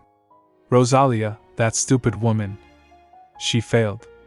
The souls born after the divine demonic war are all so short-sighted. Gazing outside the window, Filbert pondered, well, even without the Tree of Life, it stands to reason that Adeline would be able to take care of a few souls. Is she keeping Hella prisoner? Does she know she's a prophet? No, she wouldn't. It would be impossible for her to know unless Hella tells her herself. And a calculating human like Hella would never take the Davis side. Filbert's thoughts turned to his next move first. I need to persuade the Emperor. Though I don't know if I'll be able to get that lazy idiot to make a move. His eyes narrowed, plotting his next step in the shadows. Late at night, at the Venzak estate, Hella's mind was racing with thoughts after her conversation with Dove Bella. She entered the palace, clicking the door open, and sighed, thinking, I can't sleep. Maybe a walk will help me organize my thoughts. As she turned a corner, she was startled to see Venzak standing before her. She bowed, saying, Good evening, Your Grace. I am Hella Alton. Meanwhile, she thought, how could I have ever thought I'd be able to seduce him? Venzak's gaze pierced through her, his voice firm. I don't trust you, Hella. I don't know what Adele wants you for, but if you ever show your well-honed claws towards her, I'll kill you on the spot. Hella didn't expect this from him, thinking, he's even more terrifying than Filbert. After warning her, Venzak turned to leave. Hella tried to stop him. Your Grace, I. But he walked away. She thought, why? Is he so hostile against me? It's true that I've been following Filbert's orders up until now, but I no longer have any intention of working for him. How can he immediately decide I'm untrustworthy when we've never even spoken to each other? She added, what a rude jerk. Just you wait. I'll make you regret having treated me like this. At that moment, Lady Catherine arrived, noticing Hella's distress. Lady Hella? She asked, concern etched on her face. Hella turned back and asked, Yes, who are you? Catherine twisted her arms and replied, I'm Catherine, Lady Adeline's personal maid. I heard you'll be waiting on her alongside me from now on. Hella thought, why is she acting as if I've offended her? Is she worried that I might steal her position? How dare a maid like her act? No, in essence, I'm no different from her. I used to be nothing more than simply Hella.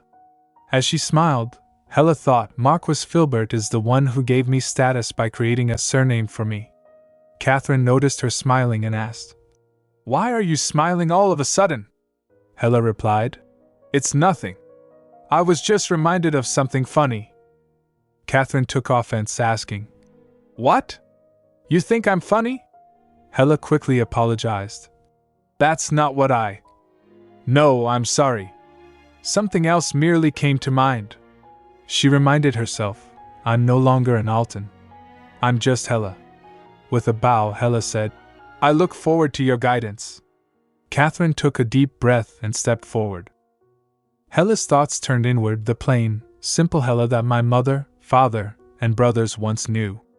A few days later, Hella wore a maid uniform as she followed Adeline across a bridge. Adeline, dressed in night attire, turned back and stared at her. Hella felt nervous. Adeline smiled and reassured her. You don't need to worry about Catherine, Hella. I assure you she will feel no petulance over the fact that I requested your presence alone. Hella replied, I know. It's just... She's the first friend I've ever made. Adeline's expression changed, and she turned back, thinking, friend? It's only been a few days since Hella came here, yet it seems like they're already close. Come to think of it, Catherine had been close with Hella in my past life as well. Adeline's thoughts turned inward. There's nothing I want more than to let go of the past and wipe the board clean, but it seems I still can't fully erase my dislike for her. Will there ever come a day when these dark emotions fade away forever? She asked Hella. Then what about me? Hella froze, unsure of how to respond. Adeline asked again. Do you also consider me as a friend? Hella hesitated. I am not sure I understand what you mean. Adeline interrupted. What a disappointing response. I must say, I'm a little hurt. Hella explained. I didn't mean it like that. It's only that I could never be so impertinent as to think of the Dot as my friend. Adeline said. Speaking of, how did the Sows find out about that? Hella replied. I'm not sure. I only discovered you were the Dot after Rosalia called you that. Adeline inquired. So you weren't aware of that detail before coming here? Hella replied. No. The Sows never told me much, only what I absolutely needed to know. She added. However, I did have a prophetic dream about you before I came here, and I told the Marquis about it. Perhaps that's why they knew you were the leader of the Davis. Adeline asked. What kind of prophecy was it? Hella hesitated, indulging in thoughts. Filbert wouldn't have stayed still after hearing that prophecy. If Lady Adeline goes to the Frostlands, she might die at his hands. She squeezed her hands and said, If I tell you about it, it could put you in danger, Lady Adeline. Adeline asked. Are you that concerned about my well-being? Hella replied. Of course. Adeline said. Would you still be even if I failed to save your brother? Hella flinched, thinking, living as Adeline's maid is much more comfortable than living as the noblewoman Hella Alton. I'm happier here. Back when I was in Filbert's clutches, Zerman was my only hope and my sole reason for living. Adeline added. Yes. Even if you failed to save him. Hella thought. Still, the thought often crossed my mind that Zerman had probably been killed soon after he was taken away, just like the rest of my family that day. Adeline asked her. Then, have you given up on rescuing Zerman, Hella? Hella replied immediately. No, it's not that. I only. Adeline reassured her. I'm not rebuking you. I'm saying that it's okay if you want to give up. You've done all you could. Leave your brother to me. If he's alive, I promise that I'll save him. She added, You needn't do anything but eat, sleep, breathe, and talk while you're here. It's okay. After hearing this, Hella burst into tears, clenching her hands and thinking, I miss Zerman so much. But the fear of being under Filbert's control again far outweighs my longing. I gave up on the only family I have left because I don't want to relinquish this comfortable life. How can she be so kind to someone so pathetic? Hella started sniffling, asking, Why? Why are you being so good to me? She asked Adeline. It may not have been voluntary, but I still worked for the Sows. I don't understand how you could treat someone like me with such kindness. Adeline replied, It's just that, there are some things that I want to change. And in order to do that, I first need to change myself. Hella said, I don't understand. Adeline added, If you want to thank me, then tell me about the prophecy you received. She extended her hand towards Hella. Hella stepped back, saying, But what if it puts you in danger? Adeline held her hand and gently patted her face, saying, Then no matter what happens, I will never be in danger. I will stay alive until the very end. Aster, listening to their conversation from beside a nearby tree, thought, What in the world did I just hear? Why does Adeline want to hear a prophecy from that Hella woman? Adeline is the prophet, isn't she? That's why I pressured Ray into bringing her to the Shadowlands. There is only one prophet in each era. That never changes. He added, But what Hella said about the Frostlands seemed to be a real prophecy. If she's the true prophet, then what is Adeline? She's far too strong to be an ordinary human. What if Adeline is actually an agent of the Sows? What if she pretended to be a prophet in order to infiltrate the Shadowlands and destroy us once and for all? The next day, Adeline sat on a bench in the garden of the mansion, lost in thought. Adeline sat on the bench, lost in thought. She pondered, Hella told me that in 3 months I'll find the Devas who are currently lying dormant. But there's no reason why I shouldn't go and look for them earlier than that. I want to surprise Ray. I want to see the look on his face when I return with his fellow Devas. She added, I wonder how long it'll take for me to get to the Frostlands. It's quite far, so it'll likely take at least 2 or 3 days, even with teleportation. Just then, Venzak approached her, saying, You look like you're enjoying yourself. Adeline asked, Is today's training session over, Ray? Venzak replied, Yes. Adeline stood up and asked, How was it? Did you see any changes? Venzak reported, Both Avid and Kokin can use holy power to a certain degree now. The others are slowly starting to feel their first stirrings of holy power within them as well. Raphael's performance was especially outstanding. He's definitely more powerful than Avid or Kokin. Adeline smiled, thinking that's impressive, considering I only taught him the basics. He must have really studied those books on magic I gave him. Venzak said. It's funny. Adeline asked. What is? He replied. Raphael. He was in my hallucination when I was in the Divabella. I had taken my first trip to the Middle Realm and entered the Tower of Magic to become a mage swordsman. Raphael was my friend in that tower.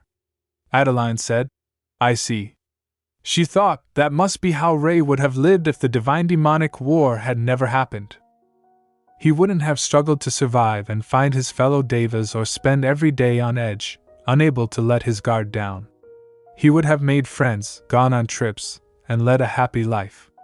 I want to make him smile, she said to Venzak. I'm planning to go on another journey tomorrow, Ray. Venzak asked. A journey? By yourself? Adeline replied. No. With Hella. Venzak's expression changed and he said, No. Adeline was shocked, asking, What? In the backyard garden of the Venzak mansion, Adeline informed Venzak of her decision to embark on a journey with Hella. However, Venzak promptly denied her request, saying, You can't go with her. Adeline was taken aback, asking, What? Why? Venzak clarified. I'm not saying you can't go. You can, just not with Hella. She isn't trustworthy. Adeline was perplexed, thinking, why is he acting so suspicious of her? They've hardly even spoken to each other. Hella hasn't done anything that would have aroused suspicion either. She asked Venzak for a reason. Why do you think that? He replied, I just don't like her.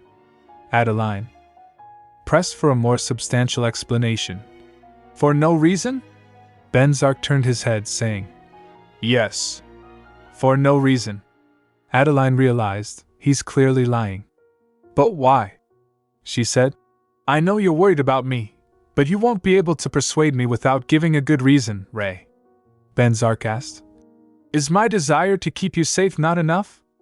Adeline smiled, tilting her head cutely. No, it's not enough. Venzak shared. Duva said I should have faith in you. Adeline's curiosity was piqued. It did? Venzak replied. Yes. It said that I should trust you no matter what you do. But I'm not sure if I should do that this time. Adeline asked. So you've lost your faith in me? Venzak quickly clarified.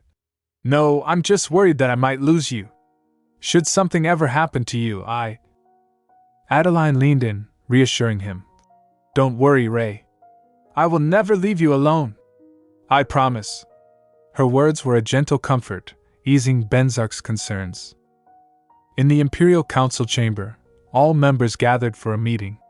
Filbert initiated the conversation, saying, Is this all you could gather?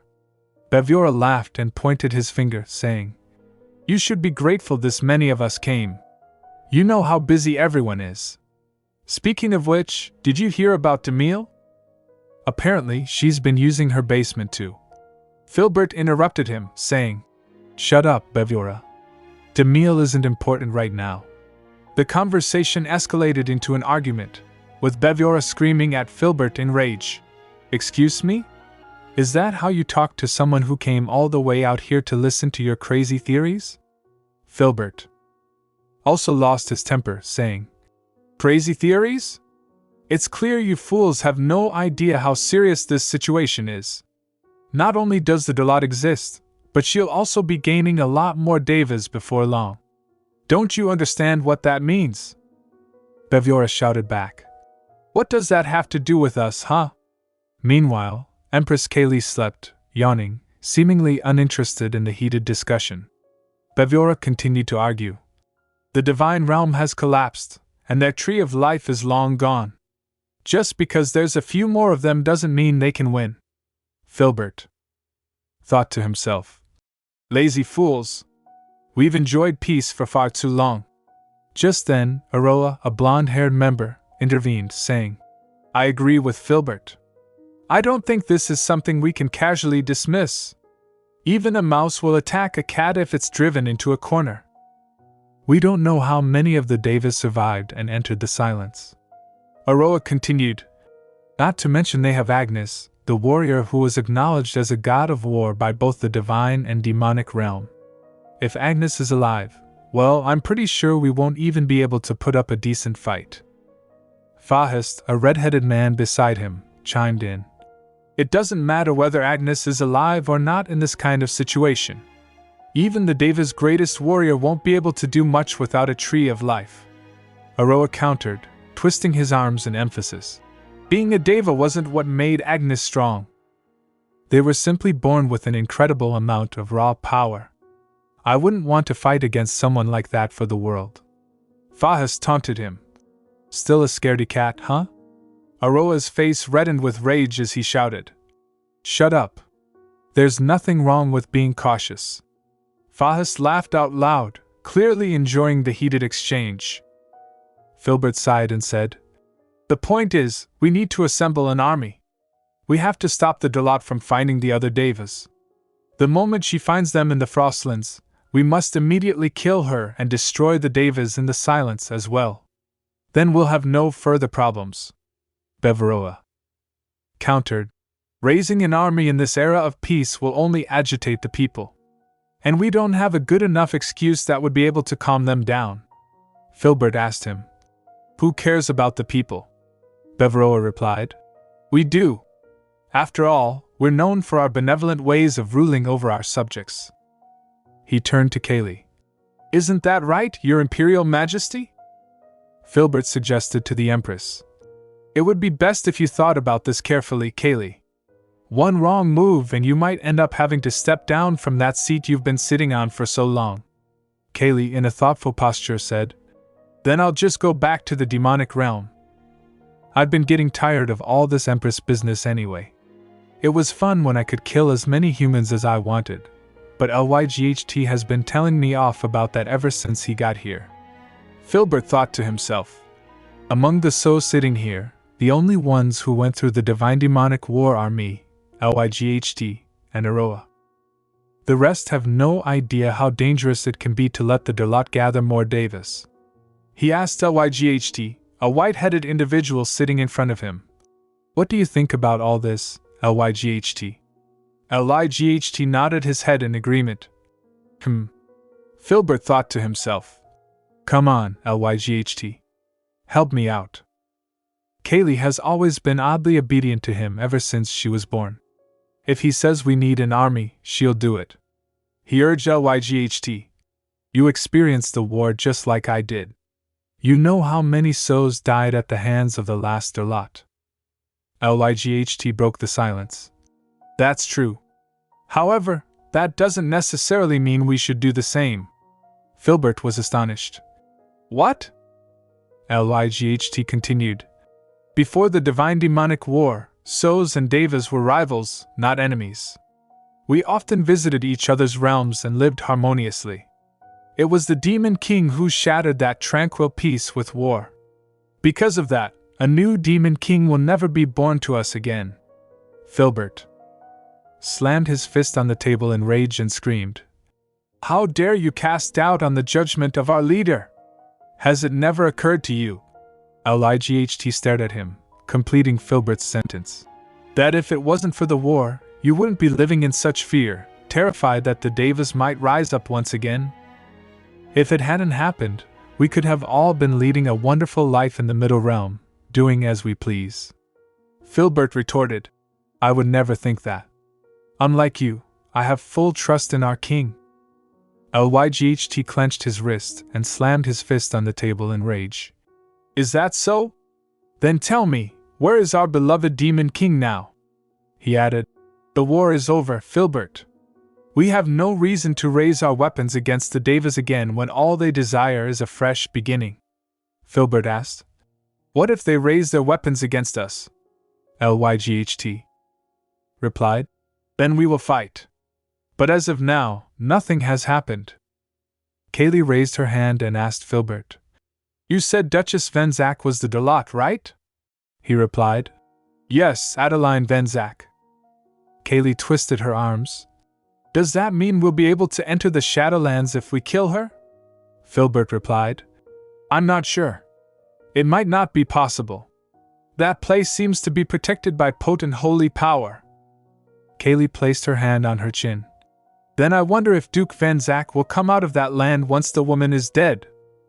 Filbert replied, "I'm not sure. But perhaps he'll accompany the Delatte on her upcoming expedition to the Frostlands." Kaylee thought for a while before saying, I want that man by my side." She fluttered her hand. "I will give you an army. Kill the others if you want, but bring Duke Venzak back to me alive." Meanwhile, Adeline prepared for her journey under the cover of night. She tiptoed past Benzak's sleeping form, thinking, "I hope the sedative I slipped him before bed is working properly." She kissed his forehead, thinking, "He agreed to let me go in the end, but he'd probably try to stop me again if he saw me actually leaving. I'd rather not go through that entire argument again. I'm sorry, Ray. I won't be returning home alone." As she reached the door, Hella stood waiting, clad in a long black overcoat. Adeline thought, "When I come back, it'll be with all of your former comrades." The two set off, discussing their plans. Adeline asked Hella, "We need to go to the city first and get some clothes. Is there anywhere we should avoid?" Hella replied, "We can't go to the Empire. Filbert's eyes will be everywhere there. Aside from there, I don't think it matters where we choose to go." Hella suggested, "Oh, how about we go to the kingdom of Mofar? There's a city called Cookies there. They sell a lot of items we'll need for traveling in the Frostlands since it's the closest city to that region." Adeline agreed. "All right. We'll go there then." As they walked, Adeline began searching through a spell. She became lost in thought. "I visited Cookies in my past life as well. Ray took me there when he was looking for a soul who he suspected was living in that city." She recalled her conversation with Venzak, who had yelled, "The Frostlands were much colder than the Shadowlands, so there's somewhere we need to go." Adeline remembered. "Ray gave me an overcoat to wear before we left." With the help of the search spell, they arrived at their destination, a large mansion shrouded in darkness on a moonlit night. Adeline thought, "I think the person he suspected was someone by the name of Count Juder." She turned to Hella and said, "Strange, isn't it? Why would someone keep bringing a worthless person along on their every journey? Surely they knew that person would be of no use." Hella offered a possible explanation. Perhaps they simply want that person to be there with them. To them, it doesn't matter whether they're useful or not. Their mere presence is enough. Adeline was taken aback. "Is that so?" She nodded. "I see." The two approached the mansion's gate, where Adeline told the guards, "I am Adeline, the younger sister of Baroness Lillian Hesse, and this is my maid. If you ask Lillian, I'm sure you'll be able to verify my identity immediately." The guards were uncertain, asking, "You're Baroness Hesse's sister?" "Really?" Adeline replied confidently. "Yes." "So would you please go tell her that Adeline is here?" She'll be outraged if she finds out that you've kept me out for so long on such a cold night." The guards rushed off to confirm her identity, and Adeline thought, "I wish I'd created a fake identity beforehand." Thank goodness the merchant company Lillian recently invested in became a huge success and made her famous. Still, they're bound to let me in after this. Lillian's clever. She'll know what to do. As she gazed up at the palace, Adeline thought, "It's strange, though. I don't remember this place being so heavily guarded." The guards returned, opening the door with a creak, and said, "The Duchess was furious. She ordered us to let you in immediately. We sincerely apologize for our impertinence. Please forgive us, my lady." Adeline dismissed their apology, asking, "Enough about that. Why is Coogies so heavily guarded now? Did something happen here? I thought this was a place where travelers could freely enter and leave." The guards replied, "It's because of all the disappearances that have been happening lately. You too should be careful as well." Adeline's thoughts turned to the mysterious disappearances. The city was eerily abandoned, devoid of any human presence. Hella commented, "Lady Adeline, there seems to be a rather strange air in this city." Adeline concurred. "I agree." Meanwhile, in the Venzak mansion, Dovbella's arrival roused Venzak from his slumber. He discovered Adeline's absence and realized she had left. He muttered, "Adeline slipped me a sedative." Dovbella replied, "Yes, which you are immune to." Venzak pondered, "How far am I supposed to trust her?" When Venzak awoke from the sedative, he discovered Adeline was nowhere to be found. Dovbella arrived, and he asked her, "How far am I supposed to trust her?" Dovbella replied, "Are you starting to doubt Adele?" Venzak explained, "I'm just worried she might be putting herself in danger. She shouldn't be trusting someone like Hella." Dovbella agreed. I see. Adele is much stronger than you think, Ray. If she loses to Hella, then it's doubtful you'll be able to win against her either."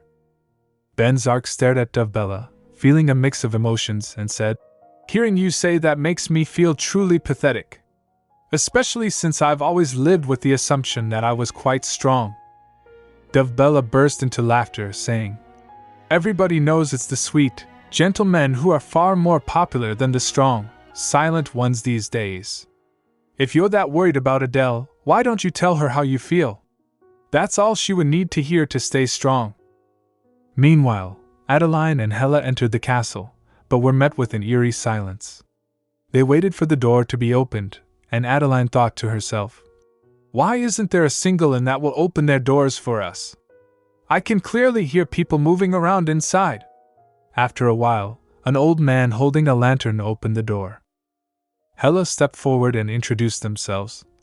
"Hello? I'm accompanying Lady Adeline, the younger sister of Baroness Lillian Hesse. We need a place to stay for the night. Could you let us in?" The old man asked with disbelief. "Lady Lillian's sister, you say? Is that really true?" Hella replied, "If you don't believe me, go ask the guards at the castle gate." The old man apologized and introduced himself as Zeke, saying, "I apologize for not opening the door more quickly. You can't be too careful in times like these." Hella asked curiously, "Times like these? What exactly has been happening in this city?" "The guard said something about disappearances earlier," Zeke replied. "Well, young women have been disappearing at an alarming rate for the past few months. There are very few young maidens left in town now." As they entered, Adeline asked, "For the past few months? Why hasn't the culprit been caught yet?" Zeke explained, "We've done everything we can. We set up a team of investigators, we sent word to the Empire and even got a famous gentleman to come and help, but no one's found out a thing. There are more guards here now than ever, yet the culprit somehow manages to keep stealing away young girls." As they followed Zeke upstairs, he mentioned, "The investigators say it might be the work of a dark wizard." Adeline asked, "Why not ask the Tower of Magic for help?" Zeke replied, "We tried, but they insisted there was no dark wizard among them and refused to help in the investigations." He showed them to their room, saying, "Here is your room, my ladies," he added. "And the Empire can't send us a wizard either, what with them being so rare and all." Adeline became lost in thought. If the guards haven't been able to catch this person, could they be a so? As they entered the room, Hella removed her overcoat and hung it on the wall. Adeline asked her, "Did you see anything about this incident in your dreams?" Hella replied, "No, not at all. But I can find out if you'd like me to. Though the means are a little distasteful, I can focus on a certain part of the future and see it if I use animal blood."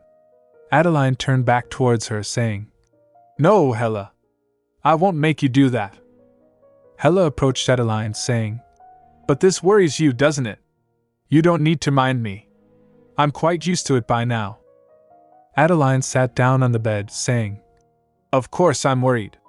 Which is exactly why I'm going to use my own powers to investigate. I won't force you to do anything you don't want to do." Hella looked at Adeline, tears welling up in her eyes, and said, "You're so kind, Lady Adeline. Anyone else would have just used someone like me." Adeline thought to herself, "I still can't quite believe how the proud, confident Hella has become so humble and timid." She asked Hella, "Your original plan was to infiltrate the Shadowlands and seduce my husband, wasn't it, Hella?" Hella flinched immediately, her voice trembling as she said, How did you know that's I?" She stammered, nervous, and said, "I am sorry, Lady Adeline. It's true. Filbert ordered me to do everything in my power to find out who Duke Venzak was, even if it meant seducing him. He suspected him of being the Dolot." Hella added, "But I swear that I never followed through on those orders, Lady Adeline. I don't have any kind of personal feelings toward Duke Venzak at all." She bowed before Adeline, saying, "I'm actually overjoyed I don't have to seduce that kind of man thanks to you." Adeline asked, "That kind of man?" Hella replied, "Yes. If I'm honest, I don't understand why you chose someone like him as your husband. He's just so, how should I put this, oh right." She thought for a moment before saying, "He's kind of an, oh."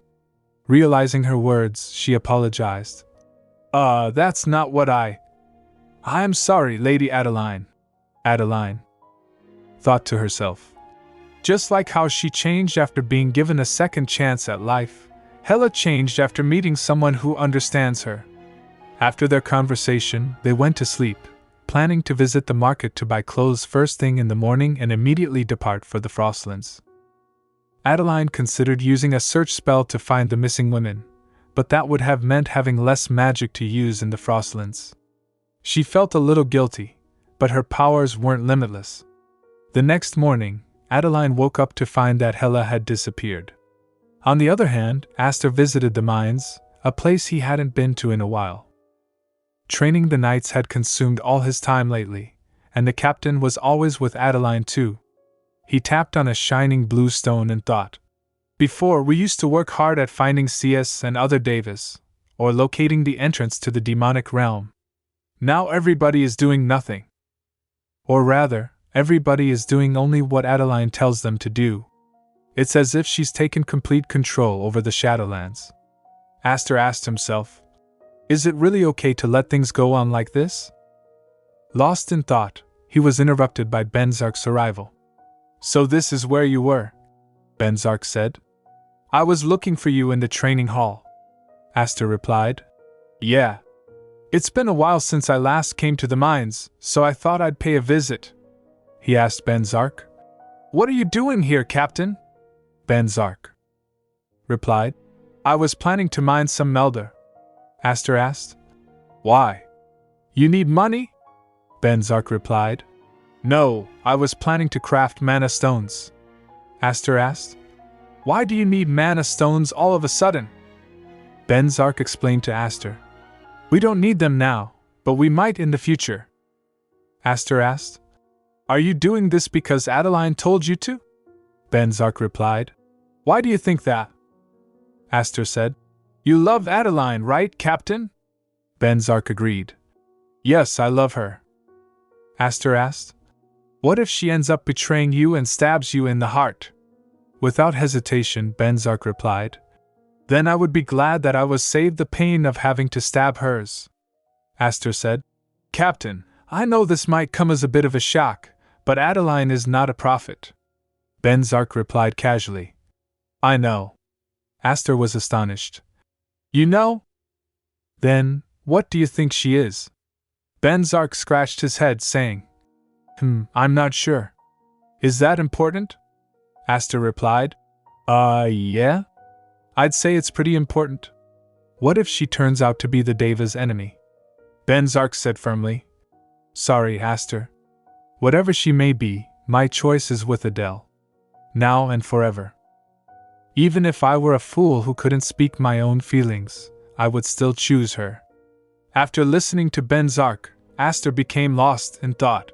The revival of the divine realm and Adeline Rotyn. Between those two choices, the captain chose. He started laughing, saying, All right then. Venzak asked, You're not upset? Aster took a deep breath and thought, maybe this is for the better. The divine realm is long gone. Instead of wasting our entire lives struggling to regain the glory of the past. He said, Upset? Why would I be upset? Venzak replied, Because I'm a pathetic man who's chosen Adeline over everything else. Aster patted Venzak's shoulder gently and thought, maybe we should focus on the here and now and support the decision of our current lot. He said to Venzak. The Devas love their leader. If you've chosen Adeline as the path to walk down, we'll follow you no matter where it leads us. He added, I won't bear any kind of grudge against Adeline. No matter what she does. The next day, Adeline visited the investigation officer and reported Hella's disappearance. The officer, Viscount Degis Goldran, commander of the Imperial Investigation Force and acting captain of Cookie City's investigation team, wore his knight attire and had blonde hair. He thought to himself, so this woman is Baroness Lillian Hesse's younger sister? I wasn't aware Count Milt had another daughter. That entire family died out long ago. He added, there's no doubt that she's indescribably beautiful. However, Adeline sat in front of Viscount Degis Goldran on a sofa, wearing a beautiful purple attire. She said, My maid has gone missing. I want you to find her. As she spoke, Goldran thought to himself, she's much too impertinent. He felt irritated and said, Might I remind you that I am Viscount Degis Goldran, Miss Adeline? Please address me as Sir Goldran when speaking to me. Adeline laughed and replied, Very well, Sir Goldran. Now, tell me how you plan to find my maid. Goldran's anger flared, and he screamed, You insolent little brat! I am an imperial knight, not some common servant you can order around. He quickly regained his composure, thinking, No, I need to control myself. A knight should never lose his temper with a lady. He replied kindly, I assure you that we will do our best to find your maid, Miss Adeline. However, as details of the investigation are confidential, I'm afraid there is little I can tell why. Adeline interrupted him, saying, Or perhaps there is little you can tell me because there is little you have accomplished. Goldran flinched, and Adeline added, If you know nothing, I'd prefer if you were honest and told me as such.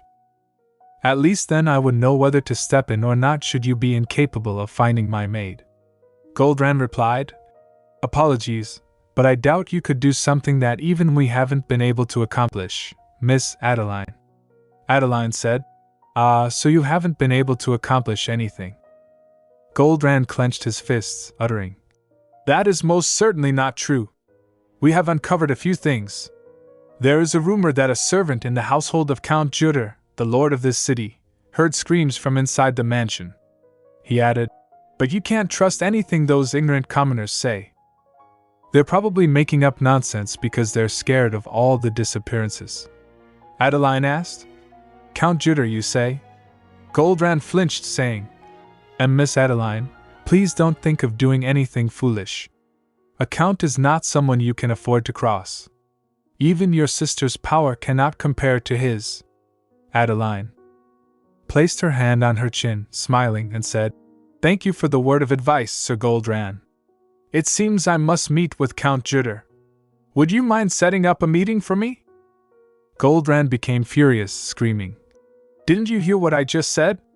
One wrong move, and we'll both end up losing our heads with a schnick-schnack." Adeline mocked him, saying, "Schnick-schnack? What a delightful expression! You certainly have a way with words, Sir Goldran." She added, "Since you have provided me with entertainment, I should also give you something in return.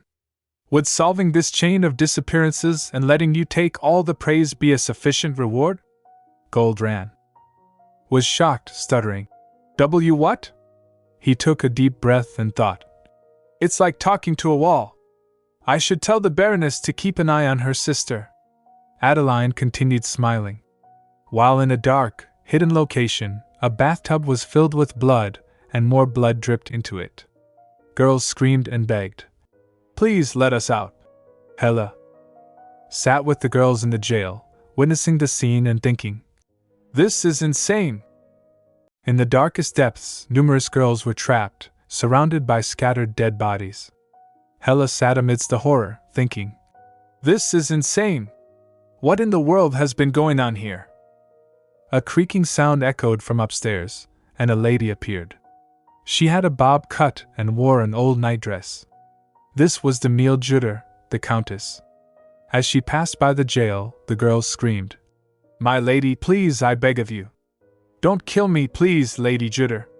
Please forgive me for whatever I've done."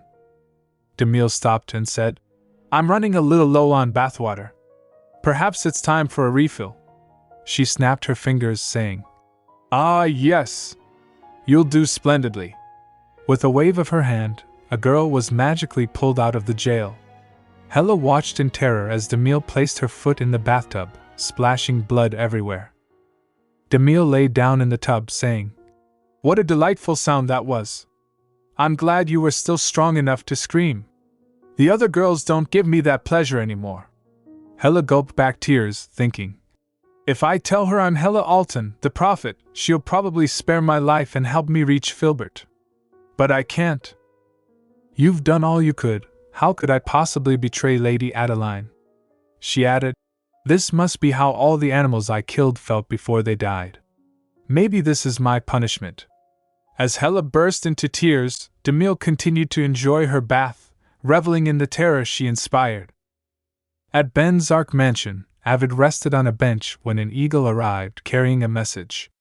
He rushed to Wacken, who was training knights, and called out, "Sir!" Avid approached him and said, "Lady Adeline seems to be in danger." He showed Wacken the letter, which read, "Became involved in recent disappearances after entering Cookie's Drace at dawn." Wacken flinched, crumpled the letter, and shouted, "Damn it! Notify the captain immediately! And tell him I've already left for Cookie's."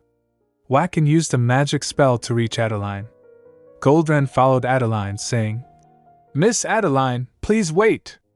But Adeline ignored him, and Goldran grew furious, thinking, "How is she not exhausted? She's a woman, for crying out loud. I need to stop her, but I can't catch up to her at all." At the gate, the guard stopped Adeline, saying, "Halt. State your name and business."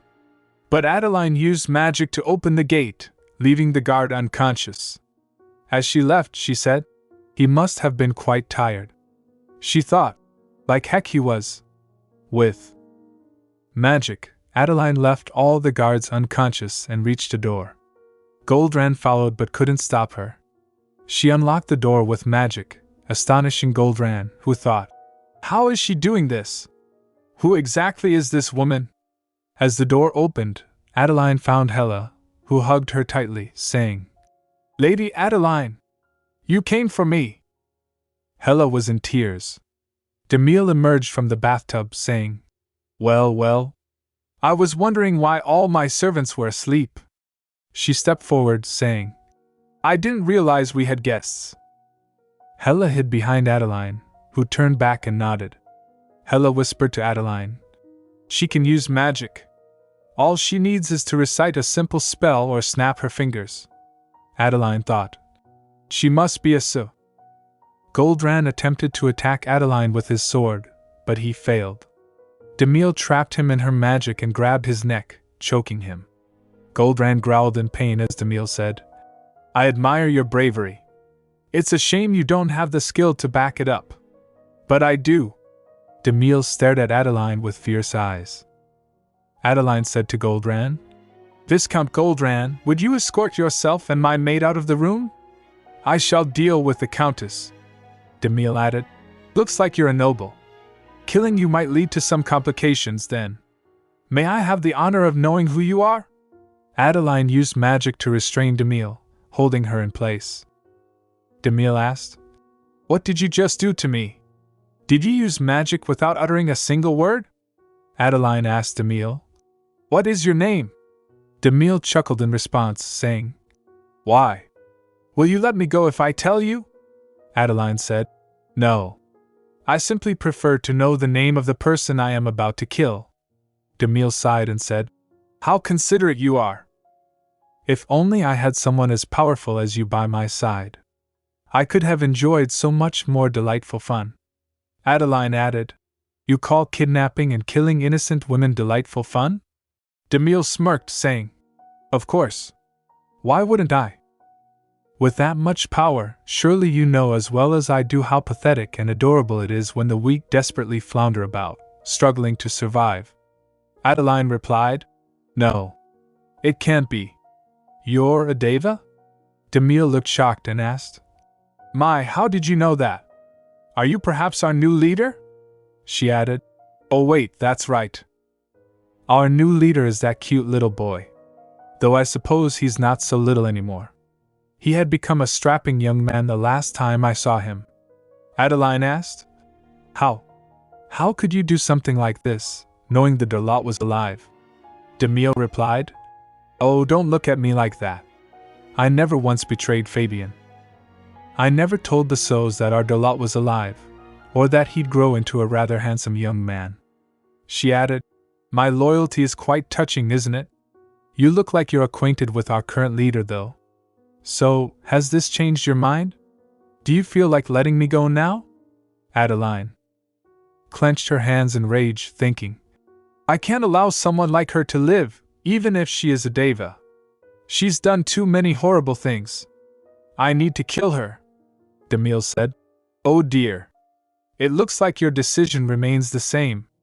Adeline used magic to grasp a spell and attacked, saying, Don't worry. I'll make sure your end is agonizing. Adeline attacked Demille with magic, pushing her back against the wall and leaving cracks in it. Demille burst into laughter, saying, Ha ha ha! As Adeline prepared to deliver the final blow, she asked, Do you have any last words for the dead? Demille replied, Any last words? Would you have any last words to say to an ant you crushed beneath your shoe? Adeline attacked Demille again with a magic ball, causing her to growl in pain. Just then, Wacken arrived, calling out, Adeline! Adeline was astonished, asking, Wacken? How did you get here? Wacken exclaimed, She's a Deva, Adeline!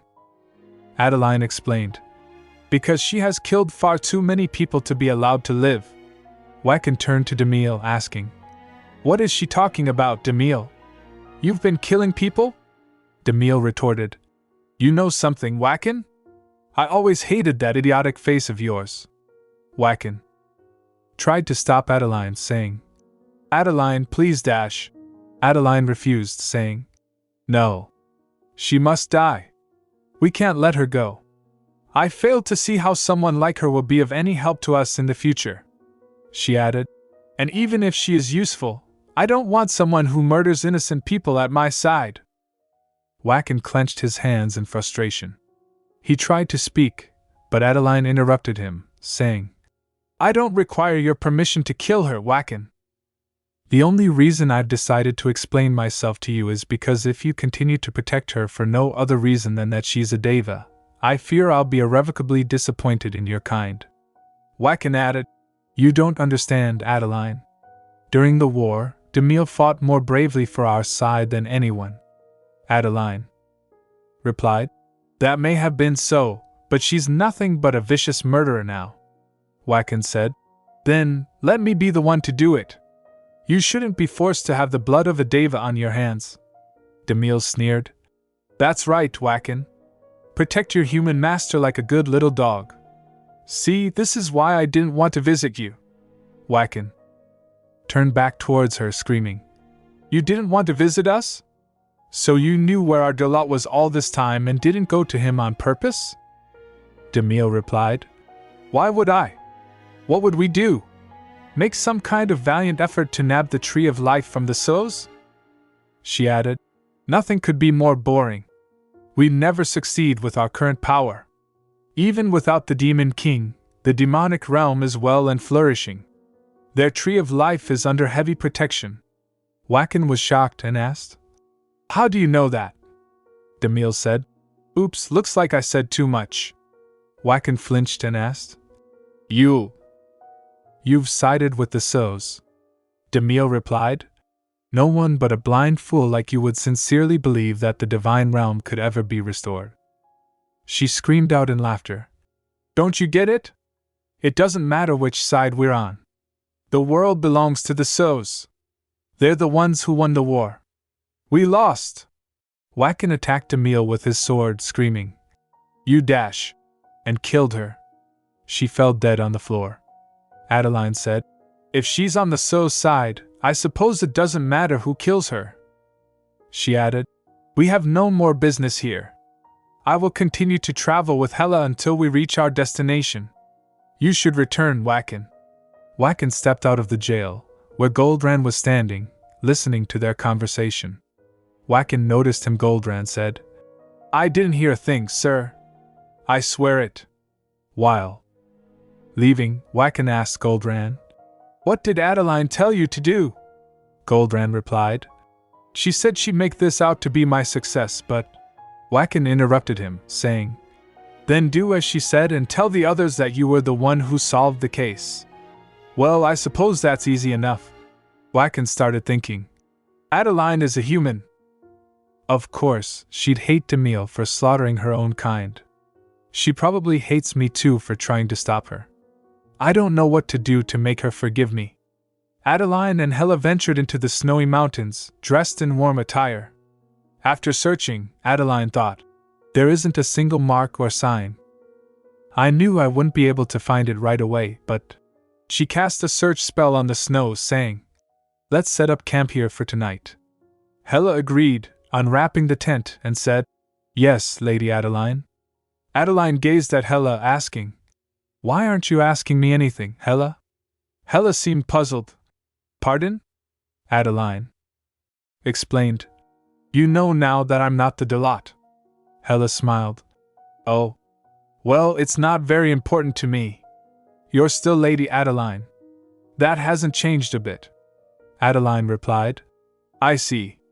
She knelt down, saying, What a cold land this is. Do you really think we'll find the sleeping devas in a place like this? Hela replied. Yes. At least, according to my vision.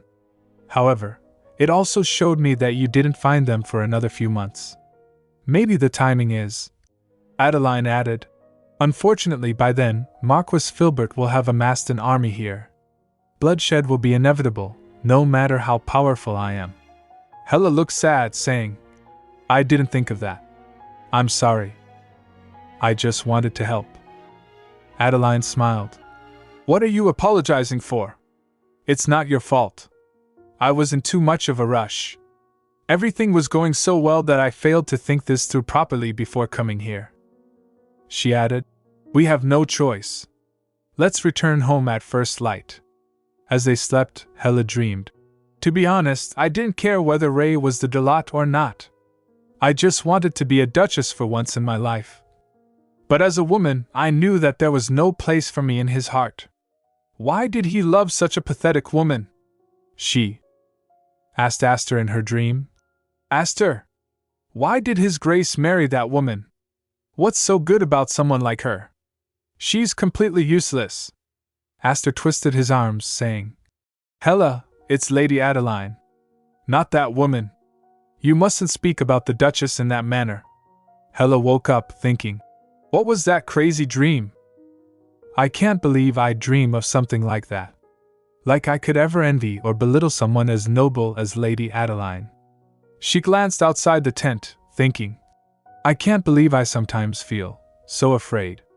She looked at Adeline sleeping and thought, she's always been nothing but considerate to me. She's the kindest person I've ever met. So why do I sometimes feel so afraid? While Adeline and Hella made their way back to the estate, Ray and Aster visited Baroness Lillian Hesse's office. She asked them, You possess that much Melda? She stood up from her chair, saying, The Tower of Magic has been purchasing Melda in large amounts lately. And I heard the Kingdom of Weston is planning to urbanize small country villages. They'll need Melda to construct buildings. I'll make contact with them as well. Venzak asked her, How much gold do you estimate we'll receive once you've sold all the Melda? She replied, It's hard to say for certain, considering the amount you're offering, but you'd probably be able to buy an entire city at the very least. Venzak said, I see. Then can you find us some plots of land where a city might be built? She asked him, Are you planning to erect a country? I thought the Shadowlands would be wide enough for anyone. It's a land not many can freely enter or leave. Venzak agreed. I suppose that's true. We'll need an army large enough that they'll be able to fight against the army of humans the Sows have. He thought to himself, Few would want to become a soldier of a country that doesn't even have a name. For now, I need to use money and wealth to gather as many people as possible. Aster. Liliana tapped on the table, saying, I don't know if that will be possible. But I can make sure that no rumors of Duke Venzak's involvement will ever spread. She added, Your city will be erected under the name of the Kalopa Merchants, a merchant group I recently purchased. Aster replied, Lillian, I appreciate your gesture, but that could put you in danger. We're not just planning to run a city. We're planning to train an army. Once our forces start to grow, every nearby country will have their eyes on you. If it weren't for Lady Adeline, I wouldn't even be alive right now. Lillian added, I'd put myself in danger 100 times over if it meant I could be of help to her. My life belongs to her. I know how urgent your request is. I promise this matter will receive my top priority. She added, All I ask is that you give me 2 months. Riley wandered through the bustling streets of Shadowlands, lost in thought. It's been almost 2 months since I've been in Shadowlands. Will the Divine Realm ever be able to reclaim its former glory while I'm alive? He took a deep breath, pondering. We lost the Divine Demonic War. How can everyone still be so hopeful? He thought to himself. Maybe it's because they're young. I guess I was already 700 years old when I first entered the Silence. He added, Perhaps it's okay for me to start doing what I want with my life now. As he crossed the market streets, he came across a helpless man growling in pain. Riley froze, then rushed to his side, asking, Are you all right? Please let me heal you. With a swift use of magic, Riley healed the man within seconds. Riley thought, I was wrong. Just as it's always been this. The man, startled, asked, Are you a god? Riley replied, No, I am a Delotman. Riley realized, Is what I want to do. The man looked shocked. Just then, a figure emerged from the crowd, wearing an overcoat that covered him fully. Lygh, he said. A Delotman? That's a name I haven't heard in a long time. Riley flinched, reminded of the past when Lygh had confessed his feelings to him, saying, I love you. Riley's face flushed with a deep blush. Lygh continued, I fell in love with you at first sight. I want to protect you forever. Riley clarified, I'm afraid there's been a misunderstanding. I'm a man. Lygh coughed slightly before responding. I don't care. I'm in love with your kind nature, not your gender. Riley was taken aback. He wore a temple dress and held a book, saying, I'm on a journey to heal the sick. I'll be traveling elsewhere tomorrow, so I'm afraid I can't give you an answer yet. This is all very sudden. Could you come see me again after daybreak? After the encounter, Riley visited Fabian the Delot, who wore a white knight uniform. Fabian warned, "He's a so. Some so's have malicious intents toward Davis. I won't forbid you to let him accompany you, but make sure he doesn't find out that you're a Deva." Riley agreed. "All right." As Light continued to express his feelings, Riley remained hesitant. Yet Light stayed by Riley's side even after his healing journey ended. He followed Riley to the temple where Riley lived and became a holy knight of the Delotman order, despite being a so. Riley flinched when Light said, "You seem to never grow old, Riley. And you don't seem to find it strange that I don't grow any older either." Light asked casually, "Are you a Deva?" Riley replied, "I didn't mean to deceive you. You know that Devas and Sos have an unspoken rule about ignoring each other's true identities while in the Middle Realm." As they sat together on a bench, Light asked, "Is Riley your real name?" Riley replied, "Yes. I didn't lie about that." Light stood up, saying, "I didn't lie about mine either. I couldn't tell you that I was a So, but I didn't deceive you on anything else." He began to leave, saying, "I'll see you in the passageway next time, then. Goodbye. I'll be waiting." Riley thought to himself. The passageway. A path connecting the divine realm and demonic realm, serving as a meeting area for Devas and Sos who formed friendships. But before they could meet again, the divine-demonic war occurred, and Light raised his sword against Riley. After that, Riley shut himself inside the divine realm, refusing to enter the passageway or middle realm again. Now Light returned, saying, "This may sound strange, but I've been constantly thinking about you. I'm sorry for what happened during the war. I had no other choice. Please forgive me." Riley turned away, saying, "I don't care about the past. If you're going to kill me, get it over with. I don't want to stand around talking about memories with you." Light replied, "No. I would never kill you. There's something I want to tell you, Riley. We know that Adeline is the Delot." Riley's eyes widened in shock, thinking, "Adeline? Why do they think that Adeline is the Delot? If that's the case, she's going to be in danger." Light continued, "I know it's far too late for these kinds of thoughts, but I've been thinking that the divine-demonic war was something that never should have happened. Not only has it destroyed the balance, but it caused our leader to disappear as well." He added, "We're uncertain if our previous leader is dead or in the silence, but the Tree of Life refuses to give us a new leader. I believe it's because we've angered God. We should have never gone to war against each other." Riley asked, "Why are you telling me all this?" Light replied, "There's a So called Filbert. He constantly worries about the revival of the divine realm. Now that he knows the Devas are hiding in the Shadowlands, he'll start another war soon." He added, "I don't want that. And I doubt you do either." Riley clenched his hands. That's Light interrupted him. "Riley, let's run away together." Riley was astonished. A breeze started blowing, causing leaves to flutter around. He replied, "No. I will never go with you." Light smiled and said, "All right. Your friends are coming. I hope I can see you again someday. And that when that day comes, you'll be smiling." He smiled and started leaving, saying, "Goodbye." Aster saw Riley and called out to him, "Riley!" Riley sat on the stairs, sniffling. He saw Aster standing in front of him and uttered, "Aster." Aster said, "I've been looking all over for you." "Wait, why are you crying?" Riley replied, "It's nothing. I just heard something sad while I was healing someone, that's all. There are so many sick and ailing people here." Riley started walking with Aster and Venzak. Venzak consoled him. "Don't cry, Riley. I'll build a hospital for you soon." Riley chuckled while crying. "Did you hear that, Captain Fabian? Your successor is such a kind-hearted person, just like you." On the other hand, Adeline sat in the lounge, sipping her tea, with Bruno and Hella standing nearby. Hella gazed at her and asked, "You seem lost in thought, Your Grace.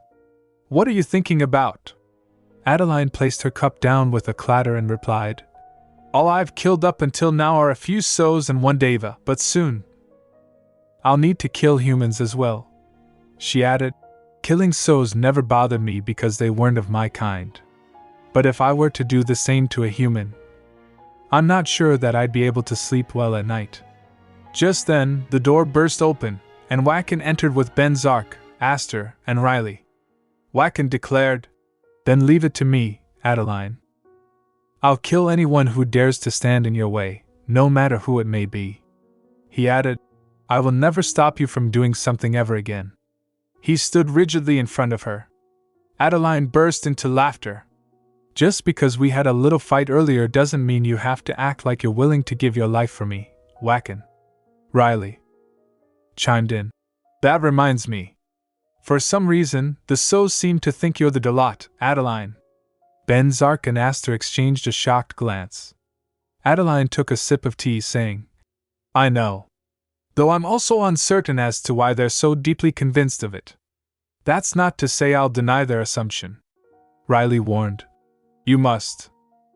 Otherwise, you'll be in danger." Venzak added, "Don't tell me. You're doing it to protect me." Adeline replied, "That's exactly right, Ray. Once they find out the Dolot is alive, they'll try to kill whoever they think it is, no matter the cost." Venzak clenched his fists in anger, interrupting her. "How pathetic do you intend to make me? I'm not so weak as to require your protection." Adeline replied, "It's not because I think you're weak, Ray." Adeline explained, "It's because if you die, that's it for the divine realm. You have to survive no matter what." Venzak asked, "Even if it means using you?" Adeline replied firmly, "Yes. Even if it means using me." Venzak turned around and began to leave, saying, "I'm going to the Empire and announce that I'm the Dolot. If they already know that the Dolot is alive, it doesn't matter whether I reveal my true identity or not." Adeline stood up, screaming, "Ray!" Venzak added, "I don't want you to say a single word about this matter. This is the one thing I can't let you have your way on." The room fell silent. Adeline thought to herself, "Is no one going to stop him? At this rate, they're all going to die again." She shouted at Venzak, "Why are you being so stubborn?" Venzak retorted, "Me? You're the one who's being stubborn right now." Adeline shouted back, "No, it's you. You know how strong I am. I can recognize Sows and fight against them. I'm your greatest weapon. You should be using me. That's the only reason you married me in the first place." Venzak looked astonished, taken aback by Adeline's words. Venzak and Adeline's argument escalated, with Adeline shouting, "That's the only reason you married me in the first place." Venzak looked astonished, staring at her before turning to leave. Adeline screamed out, "Please, Ray!" She turned to their companions, pleading, "Why won't any of you stop him?" Aster replied, "That was a little too harsh, Adeline." Adeline asked, "What? You'd do anything to protect the Dolot too, wouldn't you?" Aster said, "Yes, we'd do anything." Adeline's anger intensified. "Then why dash?" Aster interrupted her. "And we'd do anything to protect you too, Adeline." Adeline paused, taken aback by Aster's words. She didn't expect this. Aster asked, "Don't you get it?" Adeline burst into tears. Aster rushed to her side, saying, "Hey, Adeline? Please don't cry." Adeline replied, tears streaming down her face. "But we need to find a new tree of life. We need to restore the divine realm. We need to make sure that you and Ray have a home to go back to." Wacken said, "The only place the captain thinks of as his home is by your side, Adeline." The group erupted into laughter. Adeline asked, still tearful, "But if the divine realm is never restored, then what will happen to all of you?" Bruno replied, "Our place is by our Derlot's side. No matter what choice he makes, We'll follow him to the end. He added, if he has chosen you over the divine realm, then we choose you as well. Venzak returned to the mansion, entering his office to search for something in the drawers. He found blue stones stored inside. Dove noticed him rummaging and asked, Are you planning to die, Ray? What about Adele and the other Davis? Venzak slammed the drawer shut, replying, None of your business. Dove inquired, Why are you so upset? Think about it rationally, Hyrith.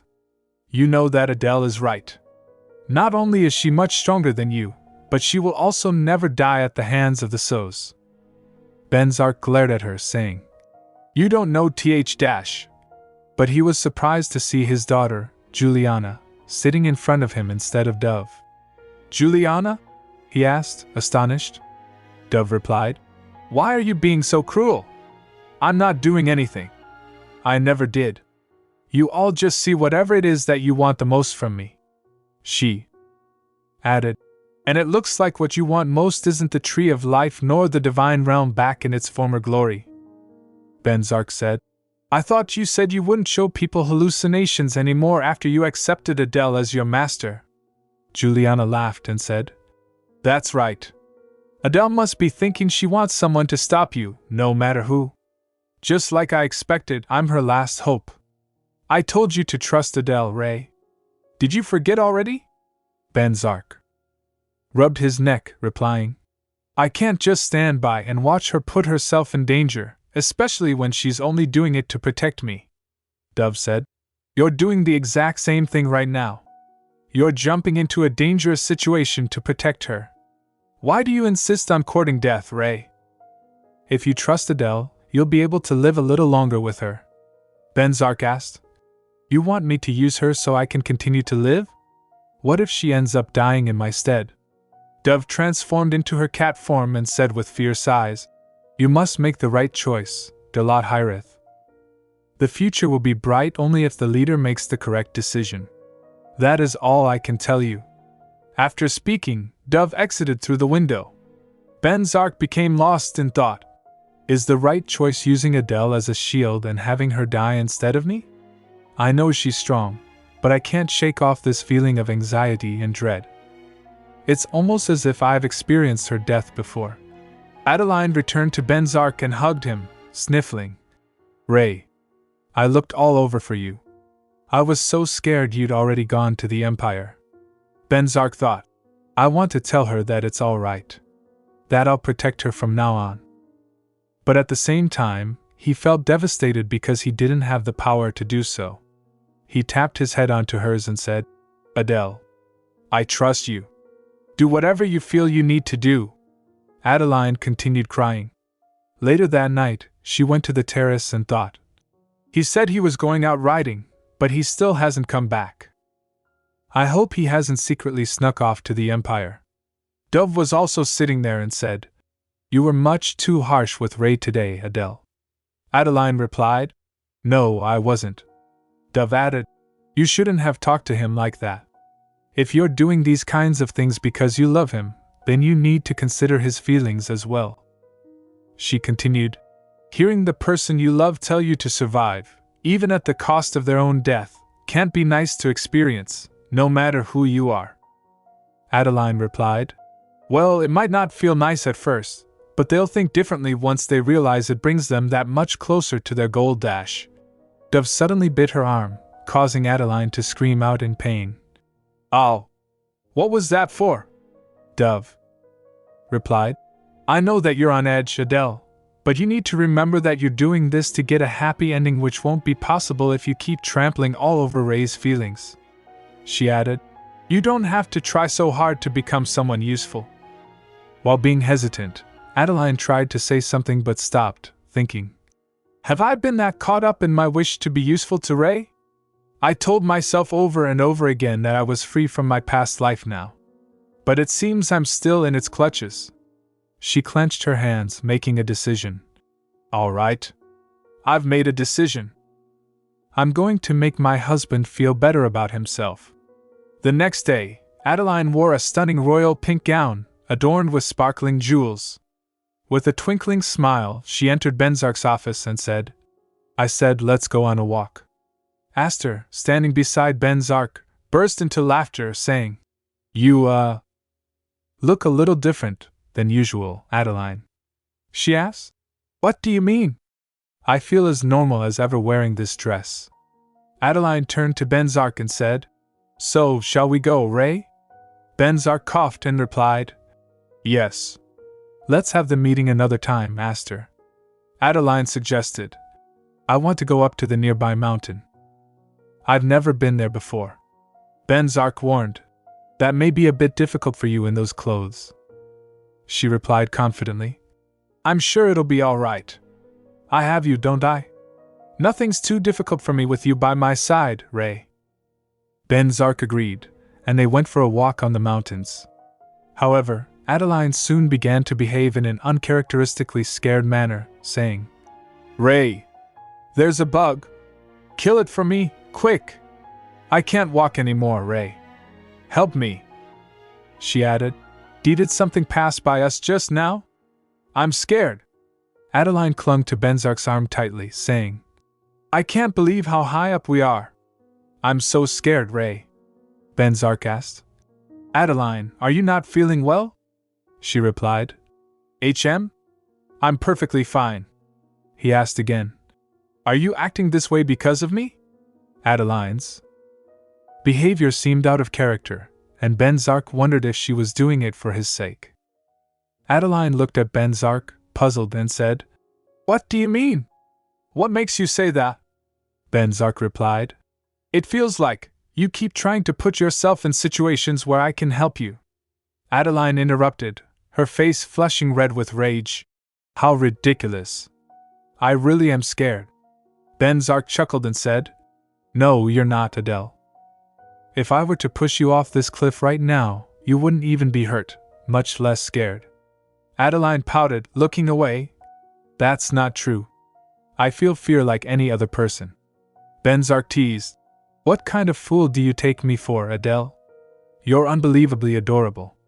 Adeline's face turned bright red as she said, "How am I adorable? I acted like a complete fool for hours." Venzak gently touched her face. "If this is about yesterday, I'm fine. Really. You don't have to go out of your way to restore my pride." Adeline whispered, "Liar." Venzak confessed, "Knowing that I don't have the power to protect you is torture. Sometimes I even wish that I'd never gotten you mixed up in this mess in the first place. But even if I could somehow turn back time to the day I first met you, I know I'd fall in love with you again. I'd ask you to stay with me, even knowing how it would end." Adeline asked, her voice barely audible, "I'm pathetic, aren't I?" Venzak drew closer, his voice filled with emotion. "No, you're not." Their lips met in a passionate kiss. Adeline thought, "Because that's just how I was. Even when I thought you didn't love me, even when I thought you had murdered me, I still ended up falling in love with you again." Venzak gently tugged open Adeline's blouse strings, prompting her to ask, "Ray, what are you doing? You do know that we're outside, right?" He replied with a smile, "I know. Apparently, dresses are much harder to take off than the clothes you normally prefer." Adeline tried to stop him, her voice trembling. "Ray?" Venzak whispered, "Push me away if you don't want this. You're much stronger than I am." Later, they found themselves in a cozy bed, Adeline wearing a sleeveless nightdress, and Venzak busy closing his shirt buttons. Adeline laughed. "I feel like we were in the middle of a pretty serious conversation." Venzak smiled mischievously. "You were so adorable, I couldn't help myself." "It's your fault?" Adeline asked, her voice laced with cuteness. "Oh, so everything's my fault again?" Venzak replied. "You can do whatever you want. I promise I won't stop you. But please, Adele, tell me about your plans from now on. I have a dream." Adeline added, "I know. You want to restore the divine realm. It's to get rid of every single one of those trees." Venzak shared his dream.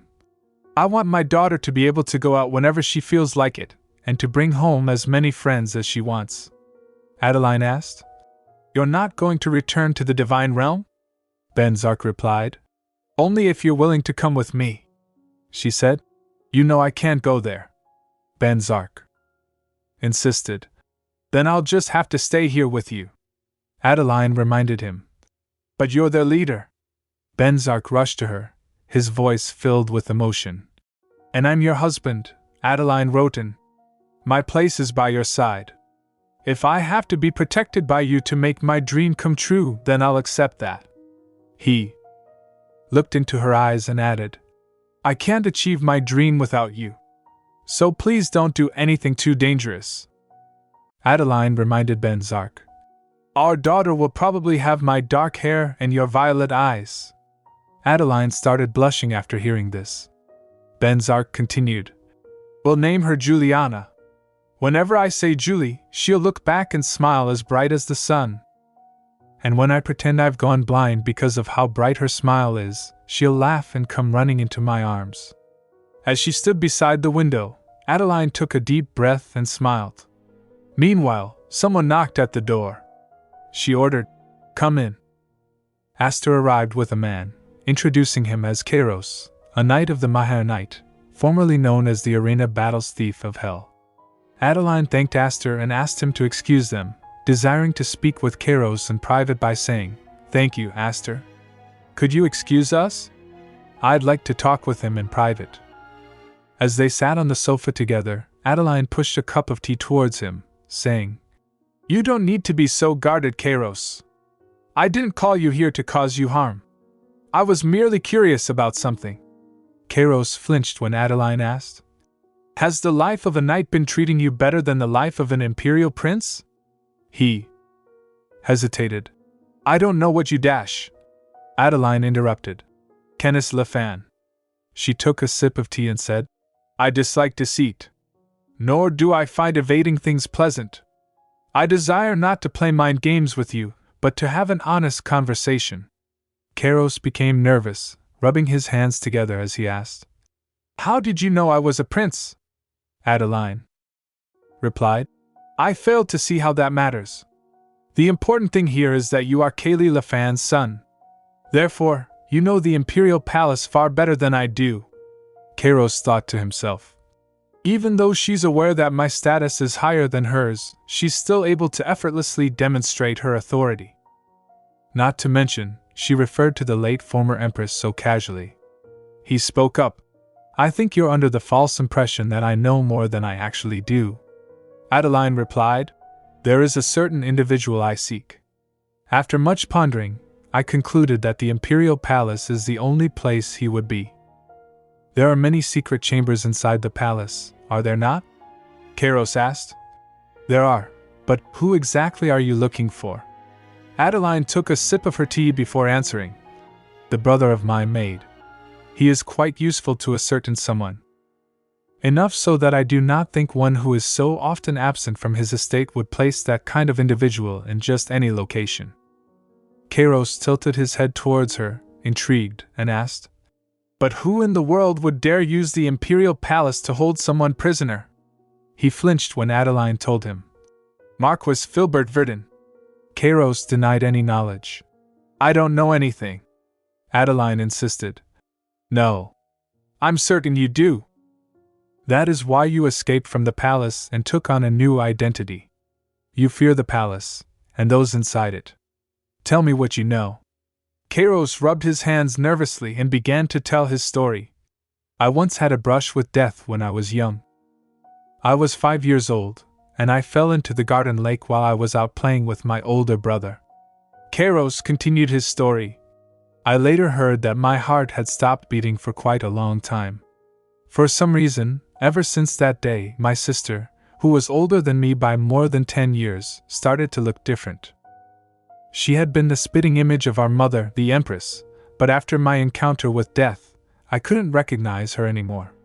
The older I grew, the more afraid I became of my sister. He paused, lost in thought, remembering a specific day when he was 13 years old. He had been excited to hear that Filbert would be staying with them for a few days and was looking forward to learning new sword techniques and hearing stories. However, his excitement was short-lived. He sneakily peeked into Filbert's room and overheard a conversation between Filbert and his mother. Filbert was saying, "Isn't it about time you went back?" His mother replied, "I knew it. He's still awake." Filbert added, "Surely you've had enough fun." His mother started laughing and said, "What about you? You made a switch too, didn't you? Why should I be the only one to go back?" Kairos was confused and thought, "Why is Mother in Filbert's room at this hour?" Filbert replied to his mother, "Because all you do here is loaf around and torture humans whenever you get bored. Why would you do something so pointless?" Kairos felt chills run down his spine as he listened to their conversation. He thought, "What is she saying? This isn't like Mother at all." Filbert asked his mother, "What next then? Do you intend to stay here and perform another switch?" She replied, "Of course. Why do you think I brought up Serenity like that? She's fully mature now. I'll likely make the switch in the next month or so." Filbert asked her, "Didn't Kenneth mention once that Serenity looked different somehow?" She replied, "Oh, right. I almost forgot about that. I'll dispose of him as soon as I switch to her." Kairos started trembling, shocked by their conversation. Filbert asked his mother, "He's still your own flesh and blood. Don't you feel any affection at all for him?" She replied, "I may have given birth to him, but he's still only a human. Why would I feel any affection for one of those pathetic creatures?" Kairos was horrified by what he had heard. He thought to himself, "They're not human. If they find out I'm here, they might kill me." Kairos recounted this story to Adeline, his voice shaking. "That night, I realized that I had been afraid of the wrong person the entire time. It was my mother I should have been wary of, not my sister. At the time, I couldn't fully comprehend what I had overheard that night, but a month later, my sister died." He continued, "Yet it was my mother whom everyone seemed to think had passed away. My mother once again became the Empress, only this time as Serenity, my sister. I knew I'd soon be the next target, so I changed my name and ran away. I'm nothing but a fugitive, Your Grace. I have nothing to do with the Imperial Palace now, nor do I have any idea of its affairs." Adeline said, "You still have knowledge of where the secret chambers lie." Kairos added, "But the things inside the palace, they aren't human." Adeline asked him, "Allow me to tell you an interesting fact, Kairos." He replied, "Yes?" She conjured a magic ball in front of him, saying, "You are correct. They are indeed dangerous, inhuman creatures. The power they wield is formidable magic. But haven't you wondered why their spell to change appearances failed to deceive you and how you managed to hear that night's conversation so effortlessly?" She threw the fireball towards him, but it didn't affect him. Adeline asked, "That did not burn, correct?" Kairos replied, "Huh! You're right. It didn't." Adeline told him, "You don't need to fear them, Kairos. It appears you are immune to magic. What His Grace is attempting to fight against isn't human, but he refuses to listen to me. Please, Your Grace, you have to stop him." She reminisced about her past life.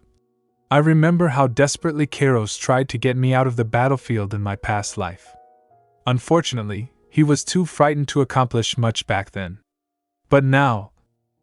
After thinking for a while, she started smiling. "Their power is merely magic. The magic of the Scimitars, to be exact." Kairos asked curiously, "Are you telling me that His Grace is planning to oppose the incarnations of the Scimitars?" Adeline replied, "Indeed." He asked, "And His Grace can use the same kind of magic as them?" She said, "Very much so." Adeline stared at him and said, "Think of this as one large arena. You've simply been chosen to fight against a contestant who can wield magic. Does the idea of fighting in the arena frighten you, Kairos?"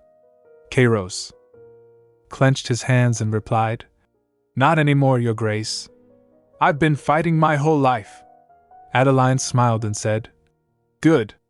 Now then, Kairos, tell me where the secret chambers within the palace lie." After visiting Adeline, Kairos returned to his night chamber, where he sat beside Raphael, who was busy polishing his sword. Kairos thought to himself, "The magic of the Scimitars." He glared at Raphael and asked, "Raphael, you said before that you won against me in the arena thanks to magic, right?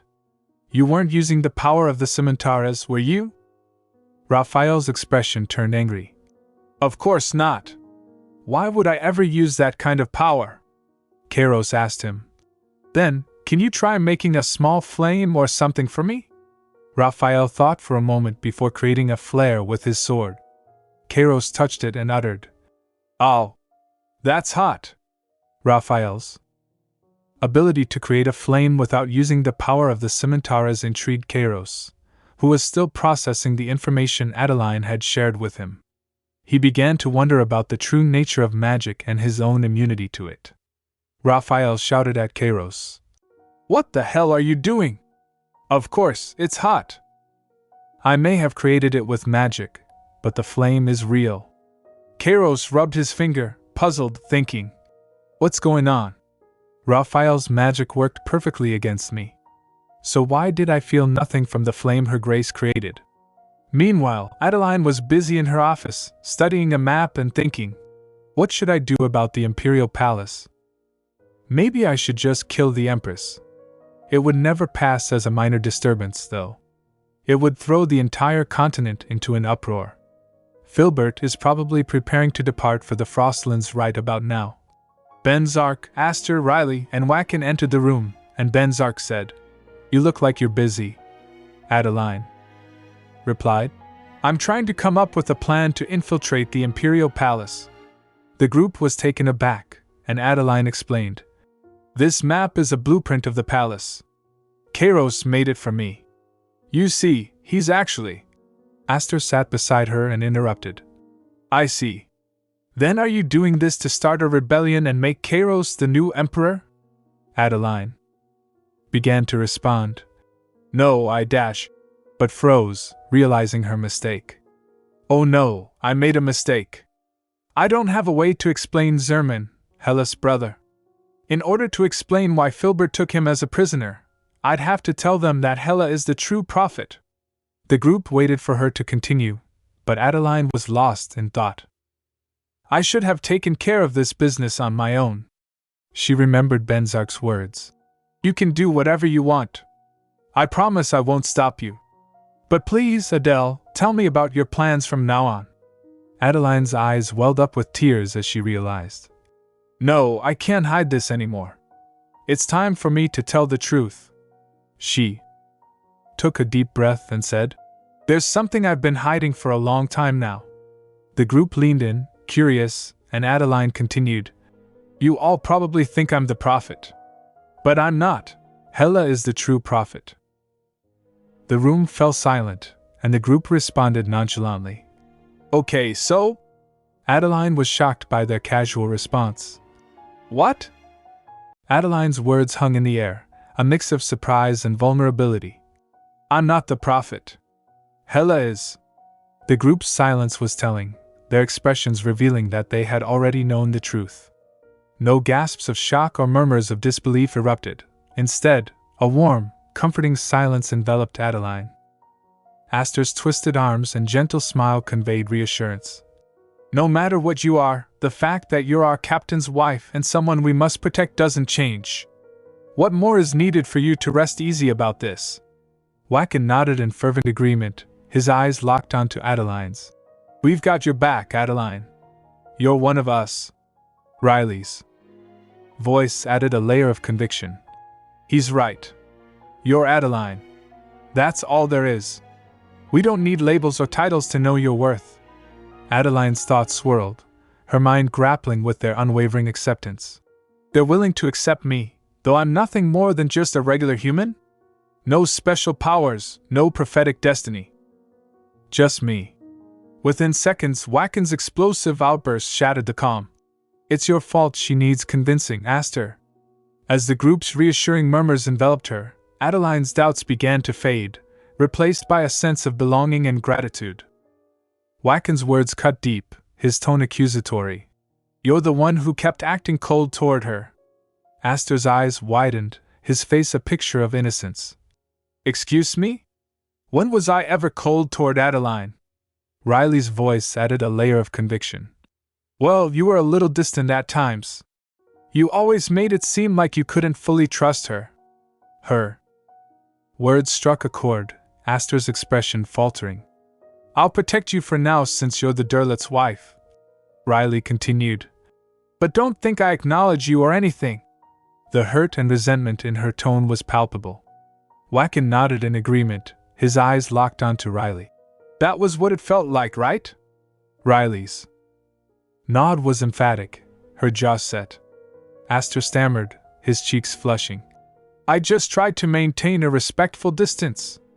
It was all for the captain. Waken's curiosity piqued. What do you mean? Astor hesitated, his voice barely above a whisper.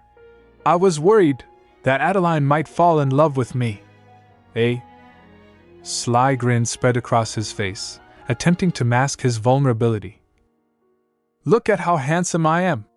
If I had constantly wagged my tail in front of Adeline like Waken or affectionately promised to make delicious food every 20 times I saw her like Bruno, she would have had no choice but to fall in love with me. Riley's disgust was immediate, her face scrunched. Blurg. Adeline, would you mind if I left now? I'm afraid I'm too disgusted to be in the same room with Astor. Waken echoed Riley's sentiment, his expression mirroring hers. I feel the same. Astor protested, his sincerity evident. Hey, I was being sincere. I truly was acting with the captain and Adeline's best interests at heart. Adeline's gentle smile soothed the tension, her voice warm. Thank you, everyone. Things may get a bit chaotic, but with your help, I think we might just be able to pull this off. Her determination solidified, her eyes sparkling. We'll carry out my plan in 1 week. First, we must. The group's resolve hardened, united behind Adeline's leadership. Within the opulent Filbert mansion, Zenga Swinst, commander of the 2nd unit of the Imperial Knights, engaged in intense sword practice. His movements fluid and precise, his focus unwavering. On the terrace, Filbert observed Zenga's skills with a critical eye, his mind elsewhere. A gentle breeze rustled the leaves as Emperor Kaylee approached, her presence announced by the soft whisper of her gown. Still anxious? Kaylee asked, her voice laced with amusement. Filbert turned, his expression shifting to one of deference. Your Majesty. Kaylee's smile hinted at mischief. I love meeting you in front of other people. It makes you act so polite to me. Her teasing tone grated on Filbert's nerves. He hid his annoyance behind a mask of courtesy. What are you so worried about, Filbert? Kaylee inquired, her gaze drifting to Zenga's practice. My soldiers are incredibly strong. Filbert's thoughts betrayed his polished exterior. If I'd known this was the kind of lazy fool who would sit on the throne, I'd have become the emperor instead. He sighed, his expression measured. You don't know what the enemy is capable of, Kaylee. You haven't experienced the divine demonic war. His gaze bore into the distance, memories of battle-scarred landscapes and blood-soaked skies flashing before his eyes. Ha! There's somewhere I need to be for a while. Don't burn down the palace while I'm gone, all right? Kaylee's curiosity piqued. Where are you going? Are you thinking of infiltrating the Shadowlands all on your own or something? Filbert's response was low and deliberate. There's a certain woman I need to bring back. A wizard. The air thickened with tension as Kaylee's gaze lingered on Filbert, her thoughts hidden behind a serene smile. Zerman lay in the musty room, moonlight scattering through the grimy window like skeletal fingers. The air reeked of dampness and decay. Filbert's words echoed in his mind. You need to stay here for the time being. Someone might come looking for you. Zerman's thoughts wandered. Who could possibly be looking for me that I'd have to stay in a musty room like this for? Come to think of it, I feel like I used to live in a place like this before. Memories teased at the edges of his mind, but he couldn't grasp them. For some reason, my memories become blurry past a certain point. Probably ever since I gained this uncannily strong power. A sudden flash of blue light illuminated the room, making Zerman flinch. A spell materialized before him, and a figure emerged from the shadows. "Who's there?" Zerman demanded, his voice trembling. Adeline stepped forward, her coat fluttering like a dark wing. "So this is where you were, Zerman. I am Adeline Rotyn." Zerman's eyes widened as he took in Adeline's features. For an instant, he saw his baby sister Hella's face superimposed over Adeline's. He flinched, his heart racing. Adeline raised her hand, her voice soothing. "I assume you have many questions for me, but for now you must sleep." Zerman's mind reeled. If she's taking me to where Hella is, I should be overjoyed. So why do I feel so afraid? For some reason, I feel like following her will only put Hella in danger. Filbert's words resurfaced. "If someone comes looking for you and mentions Hella's name, go with them obediently." Zerman's thoughts swirled. What is Filbert planning? A shiver ran down his spine as Adeline's eyes seemed to bore into his very soul. Was he walking into a trap, or was Adeline genuinely there to help? The uncertainty gnawed at Zerman's resolve, leaving him torn between hope and fear. Adeline's plan was set in motion. The secret chambers Kairos told her about totaled 8 locations. The Devas and Adele would utilize portals to split up and search the rooms, racing against time to find and rescue Zerman. The secret chambers are scattered, and some are protected by demon beasts. Adeline warned her companions. "Please be careful, everyone." Adeline was the first to find Zerman, but elsewhere, one of the Devas stumbled upon an unexpected challenge. Waken's laughter echoed through the chamber, his eyes shining with amusement. A Cerberus? Of all things. Before him stood the legendary 3-headed beast, its growl low and menacing. Waken drew his sword, the blade shimmering with blue magic. "I didn't think I'd end up running into you here." With a swift swing, Waken unleashed a blast of magical energy. The Cerberus retaliated, its mouth unleashing a pink flare that exploded into blazing rings. In the chaos, the beast transformed into a sleek black cat. Waken's eyes widened in shock. "Dovebella?" Dovebella's voice dripped with indignation. "How could she have done this to me? Adele is so mean." Waken's confusion deepened. "What are you talking about, Dove?" Dovebella muttered. "I was waiting for her to invite me along to infiltrate the Imperial Palace, yet she didn't so much as mention a single word of it to me. In the end, she left me behind." Waken scratched his head. "Where did Cerberus go?" Dovebella's response was nonchalant. "Why, it's probably in my stomach, chewing on a delicious bone or something." Waken's thoughts whirled. "I thought there might be something important in here since it was being guarded by Cerberus, but maybe it was just being kept here as a pet." Dovebella urged. "Everyone will be worried if we're late. Let's go back for now." Waken scanned the area, his gaze lingering on the empty room. Had they missed something? With a final glance, Waken followed Dovebella, the mystery of the secret chamber lingering in his mind. Adeline guided Zerman through the Shadowlands, his exhausted form stumbling beside her. Venzak and their companions waited, relieved smiles etched on their faces. As Zerman collapsed onto a nearby bed, Adeline gently draped a blanket over him. "We should keep him in the annex and take care of him for the time being." With Zerman secure, the group began their departure, leaving the secret chamber behind. In the end, Zerman was rescued without trouble. A creaking door shattered the silence, and Zerman's eyes snapped open. He took in his surroundings, awe sparking within. "So this is the Shadowlands. Amazing." His gaze lingered on Adeline's retreating figure. "She managed to make my spirit sleep as well. She's incredibly powerful. No wonder Filbert seemed so tense." A hint of smirk played on Zerman's lips. "Even though I'm only here as an incarnation, I can't believe I was overcome by a simple sleep spell." Memories of his past life resurfaced. Vebero, the hero of the demonic realm, who broke the wings of Fabian, the former Delot, and decapitated him. This is going to be fun. Meanwhile, in a distant chamber, Hela's peaceful slumber was shattered by a haunting dream. Her brother Zerman's image seared itself into her mind, his eyes blazing with an otherworldly intensity as he attacked an unseen foe. Hela's eyes snapped open, her heart racing. A prophetic dream. No! No! That was the worst dream I could have had. Panic set in. What should I do? I need to tell Lady Adeline.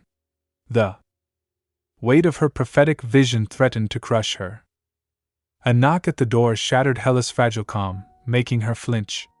Adeline entered, her features soft in the dim light. Are you sleeping, Hela? I'm sorry if I woke you up. I know it's still the middle of the night. Hela's voice trembled. It's all right, Lady Adeline. Adeline's gentle smile put Hela at ease as she took her hand. I'd like you to come with me somewhere. There's someone I want to show you. I could bring you to him tomorrow, but I thought you might not want to spend another second being apart. Hela's heart skipped a beat, anticipation and fear warring within. Adeline led her to a nearby room, the door creaking open to reveal a familiar figure. Zerman. He lay peacefully, his chest rising and falling with each breath. Hela's eyes widened, astonishment and disbelief etched on her face. Zerman. Adeline's voice was barely above a whisper. Would you like to stay here with him, Hela? Hela's response was barely audible. No. I'd like to return to my room. As she turned to leave, tears trembled on her lashes, threatening to spill. Adeline's concerned gaze followed her. In the corridor, Hela's composure crumbled. She grasped Adeline's arm, her voice shaking. Oh, Lady Adeline, there's something I need to tell you.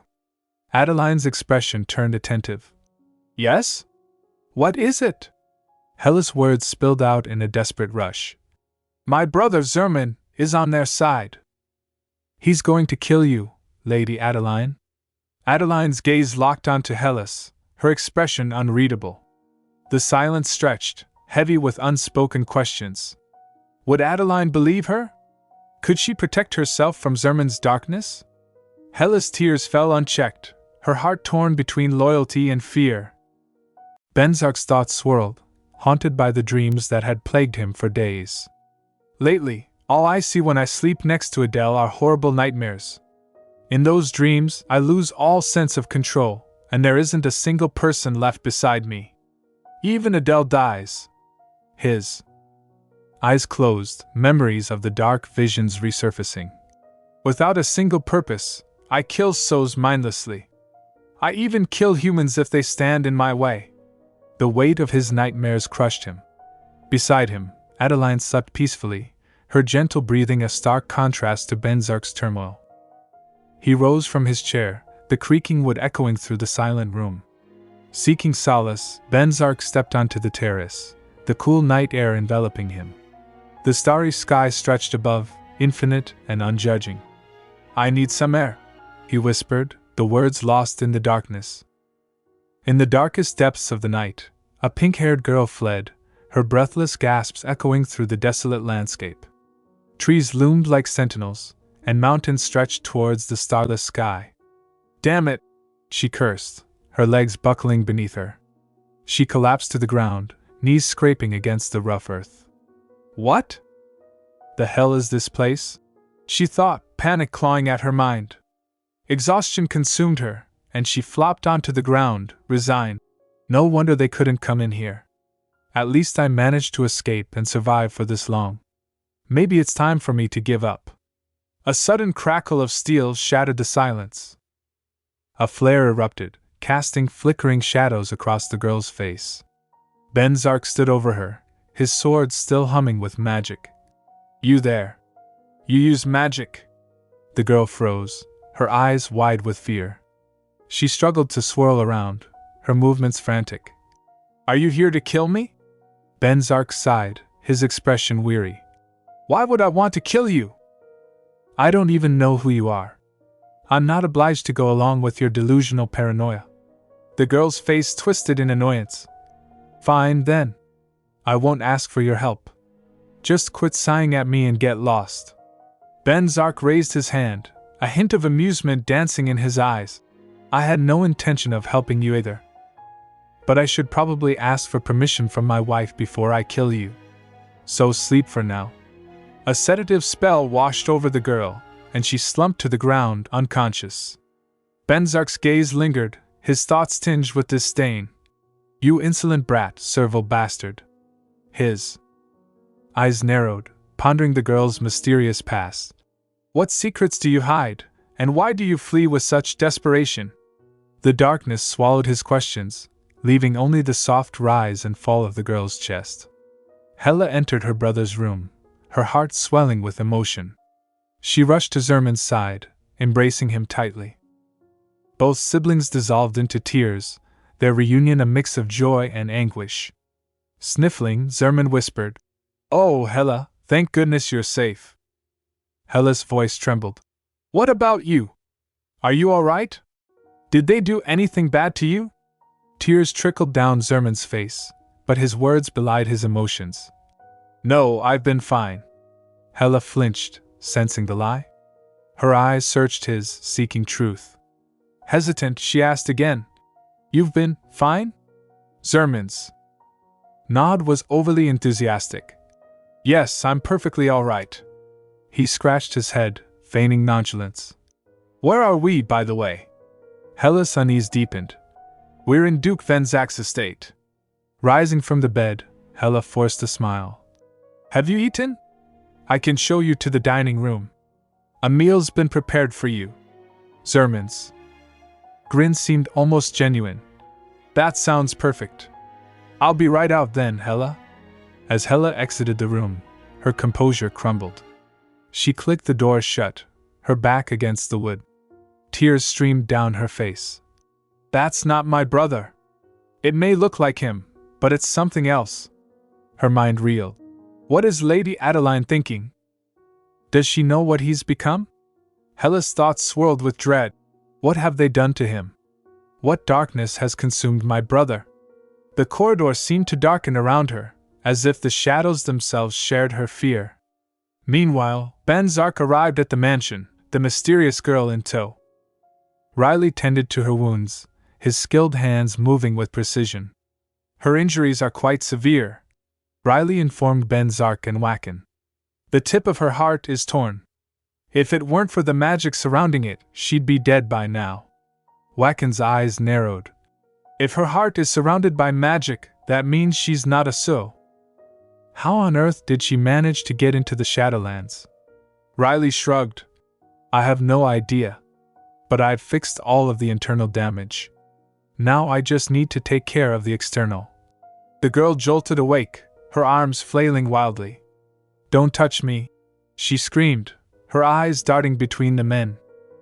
She attempted to conjure magic, but her hands remained still, her face contorted in frustration. "Why can't I use my magic?" she thought, panic rising. Just then, Adeline arrived with a swirl of magic, her presence commanding attention. The girl's gaze locked onto Adeline, desperation pouring from her. "Please! You've got to help me! Please don't give me over to these men!" Tears streamed down her cheeks, her voice cracking. Adeline's expression faltered, concern etched on her face. "You're a wizard from the Tower of Magic?" Adeline asked. The girl's nod was fervent. "I may not look like it, but I'm actually one of the top wizards there. But for some reason, I can't feel any magical energy to use here." Wacken scratched his head. "Then were you the one doing that magic earlier?" The girl's glare silenced him. "Shut up. I wasn't talking to you." Her fierce demeanor belied her fragile state, sparking curiosity within the group. Who was this mysterious wizard, and what secrets did she hide? Wacken flinched, taken aback by the girl's words. Riley, however, smiled warmly as he grasped her hands. "There, you're all healed." The girl's gratitude shone brightly. "Thank you so much. Even among priests, there are very few who'd be able to perform healing as well as you. On top of that, I've never met a more beaut." Riley interrupted with a chuckle. "Wait.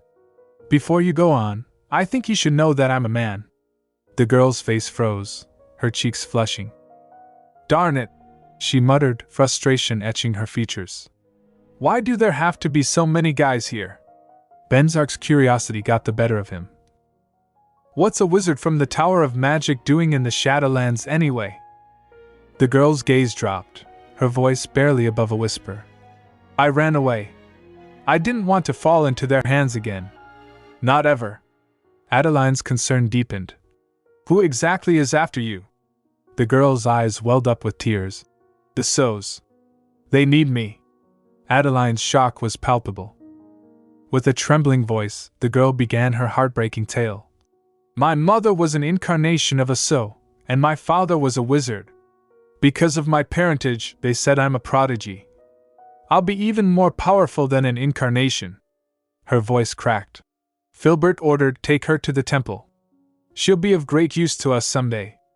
Memories of the temple's horrors resurfaced. My life at the temple was horrible. Yet no matter how many awful things they did to me, I didn't have the power to escape. Determination flared within her. "That's why I learned to use magic and how to fight. When I was 14, I killed my mother, escaped from the temple, and fled to the Tower of Magic." Desperation crept into her voice. "I thought I'd be safe from them there, since the Tower of Magic doesn't let just anyone inside." Her eyes dropped, shame and fear entwining. "But a few days ago, Filbert found me. I realized then that the Tower of Magic wasn't safe either." She recounted her daring escape. "I attacked him with every spell I could think of and ran away once more." Exhaustion claimed her, and she slumped forward. Please let me stay here. Please teach me how to use holy power." Venzak's curiosity piqued. "Holy power? Why do you want to learn that?" Her response was a fierce shout. "So I can kill Marquis Filbert," Venzak pointed out. "Your magic would be enough for that task." The girl's grip on her clothes tightened, her voice trembling. "I don't want to use magic ever again. I don't want to use the same power as them." Determination burned within her. "I'm going to change. I'm going to become strong and kill Filbert. No, I'll kill all those damn bastards." Zerman prowled the mansion's corridors, his thoughts simmering with calculation. "From what I saw over these past few days, the Knights of the Davis seem stronger than I expected. The Maher Knight. I can't believe every single one of them are mage swordsmen." Intrigue mingled with concern. "Where did the Davis find such talents? I don't think I can afford to wait and watch any longer." Resolve hardened his features. "I'll kill their Delot tonight." Zerman's hand closed around the hilt of his sword, its weight a reassuring presence. As he navigated the darkened halls, his mind spun with strategy. "Even if I kill all the Davis, I don't think I'd be able to make it out of this land. I need someone to pin the murder on." A name materialized in his thoughts. "I'll kill their Delot tonight. Hella's my only choice." A cold smile spread across his face. "All right then. I'll kill Hella first, then make it look like she's the culprit." Distrust fueled his reasoning. "I could take her with me after I kill the Delot, but she's already betrayed us once. Who's to say she won't do it again?" Recollection served him. "She told me that the Delot, Adeline, sleeps in the adjoining room. That'll make this so much easier." Zerman slipped into Hella's room, the silence oppressive. With calculated precision, he plunged his sword into the bed, the sound muffled by the mattress. The darkness seemed to swallow the faint creak of the sword, leaving only the soft rise. Hella and Adeline waited anxiously, their eyes locked on the door separating them from Zerman's deadly intentions. Adeline's voice barely rose above a whisper. "He's there." Hella's nervousness spiked. "He's really gone to my room?" Her fingers intertwined, fidgeting with unease. Adeline's expression remained calm. "Zerman knows you betrayed the Sows. He'll most certainly try to kill you." Hella's thoughts drifted to her brother, her heart heavy with sorrow. She bit her nails, anxiety eating away at her. Meanwhile, in Hella's room, Zerman committed to his dark plan. With a swift stroke, he plunged his sword into the bed. A blue magic light erupted, illuminating the room. Venzak emerged from the shadows, a knowing glint in his eye. Zerman's shock was palpable. Duke Venzak? Venzak's smile hinted at satisfaction. So you were the Dalot, huh? With a flick of his wrist, Venzak unleashed a magical assault. Zerman scrambled to defend himself, but Venzak's power overwhelmed him. A spectral hand closed around Zerman's heart, ripping it from his chest. Zerman's scream echoed through the room. Trying to undo my incarnation, are you? Defiance burned within him. Even if you rip out my soul right now, you'll only be returning me to the demonic realm. Do you really think you can win against us with your pathetic forces? Venzak's gaze remained steady. I guess I'll have to find out. With a burst of magical energy, Venzak shattered Zerman's soul, freeing it from his mortal coil. Zerman's lifeless body crumpled to the floor. The silence that followed was oppressive, punctuated only by Hela's muffled sobbing. But Hela's heart mourned the loss of her brother, and the darkness that had consumed him. Venzak emerged from the room, his expression somber. You may go in now, Hela. Hela's door swung open, and she rushed to her brother's side. Zerman! She screamed, collapsing beside him.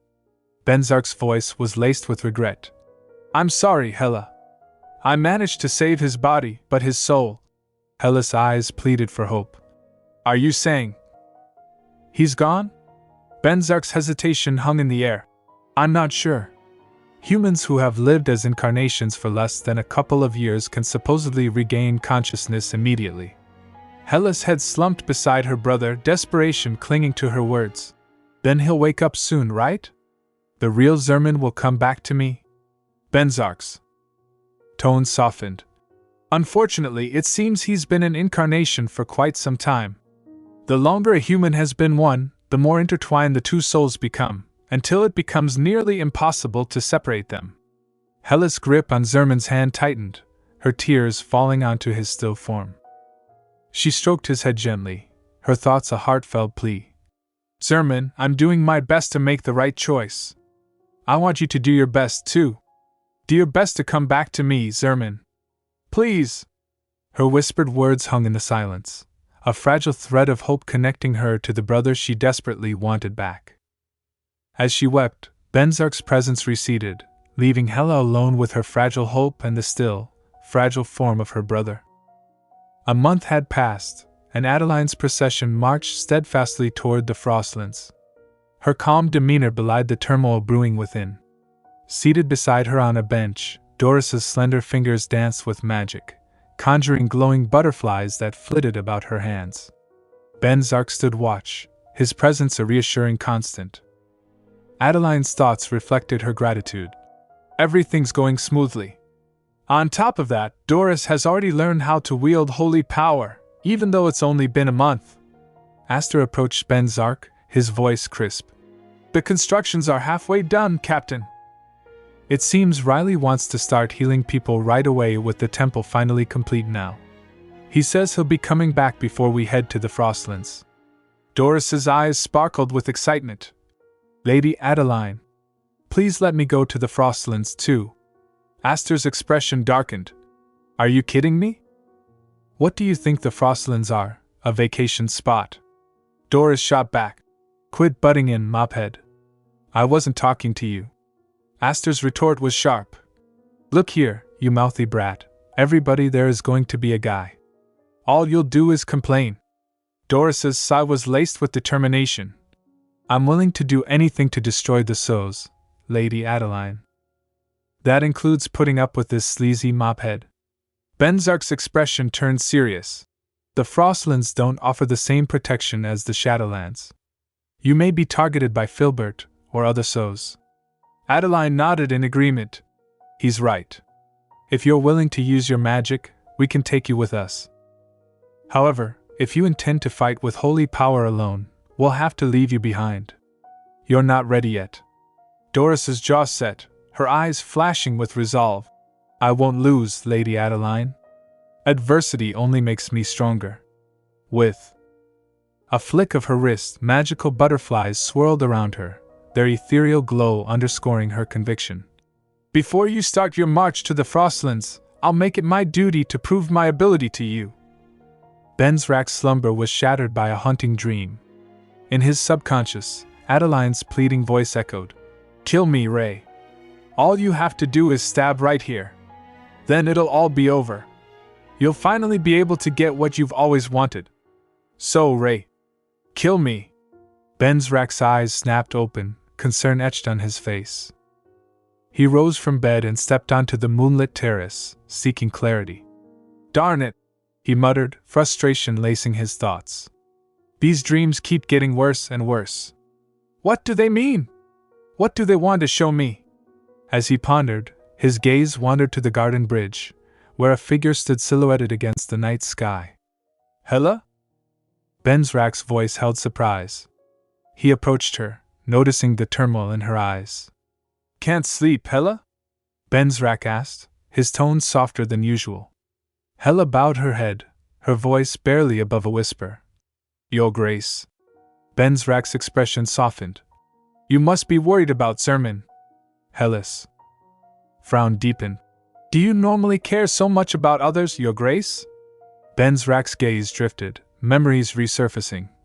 "I saw an illusion while I was in the Divumbella. Perhaps I've changed a bit ever since." Hella's curiosity overrode her hesitation. "An illusion?"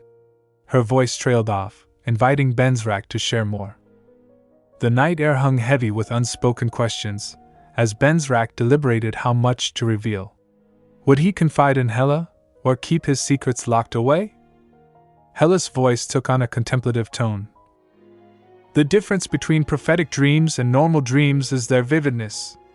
While ordinary dreams normally fade away once I wake up, prophetic dreams remain clearly in my memory." She paused, her thoughts gathering. "But when I went to the Frostlands with Lady Adeline, I had a strange dream that was neither ordinary nor prophetic. It felt as if I had experienced the events of that dream in real life. Ever since then, I've been having trouble falling asleep." Concern etched her features. "What happened in my dreams couldn't be possible, and yet it felt so real. That's why there's something I've been wanting to ask you." Hella's gaze locked onto Venzak's. "You sleep together with Lady Adeline every night, correct? Have you ever had these kinds of dreams as well?" Venzak's expression turned somber. "Yes." His voice dropped to a whisper. "I even had a dream where I killed you. You were smiling, even though you knew you were about to die at my hands." A shiver ran down Hella's spine. Venzak's eyes narrowed. "Sleeping in the same space as Lady Adeline must be what's causing these dreams, right?" Hella's nod was thoughtful. "It seems so. However, Elda told me she'd slept in the same room with Adeline multiple times before coming here, yet she never experienced any kind of strange dreams." Her eyes sparkled with insight. "After thinking about it, I've come up with a theory. Perhaps leaders are the only ones who have these dreams. Divumbella told me that as a leader, I had to make the right choice." Her voice barely rose above a whisper. "In my dreams, I was jealous of Lady Adeline and treated her with scorn. But now, I'm living a completely different life." Venzak's thoughts returned to his haunting dream. Adeline's words still echo in my mind. "Kill me, Ray." Hella's gaze met his. Perhaps these dreams are giving us the chance to make the right decision. The night air hung heavy with the weight of their shared secrets, as they pondered the mysterious dreams that bound them together. Adeline's slumber was a canvas for the mystical realm. In her dream, she stood before a majestic tree, its branches heavy with glowing blue apples. Curiosity guided her hand, plucking the ripest fruit. "I wonder what this tastes like," she mused, biting into the apple's crisp flesh. Suddenly, Dove materialized beside her, taking the form of a serene human. "It's been a while since you last dreamed, Adele," Dove said, eyes shining with ancient wisdom. "Make sure you don't lose." Dove's lips brushed against Adeline's forehead, a gentle kiss imbuing her with reassurance. "Don't worry. I'll help you." With a swift motion, Dove vanished, leaving Adeline alone amidst the dreamscapes. Late at night, Adeline's eyes snapped open, her gaze transformed. The soft moonlight dancing across her face highlighted the dark red hue of her eyes. The Demon King stirred within her, awakened by Dove's whispered promise. As consciousness reclaimed her, Adeline's thoughts swirled with the dream's symbolism. What secrets had Dove revealed? And what lay hidden within the blue apple's mystical taste? The shadows surrounding her seemed to pulse, alive with anticipation. The Demon King's presence grew, forged from the darkness within. The mountains trembled as a majestic red dragon burst forth, its thunderous roar shattering the landscape. Dove, unfazed, stood before the behemoth in his human form. "Can't you become a little smaller?" Dove requested, his tone laced with amusement. "The way you make the mountains shake is probably terrifying the poor people who live nearby." The dragon's gaze narrowed, its voice like crackling flames. "Why have you come?" Dove's expression turned serious.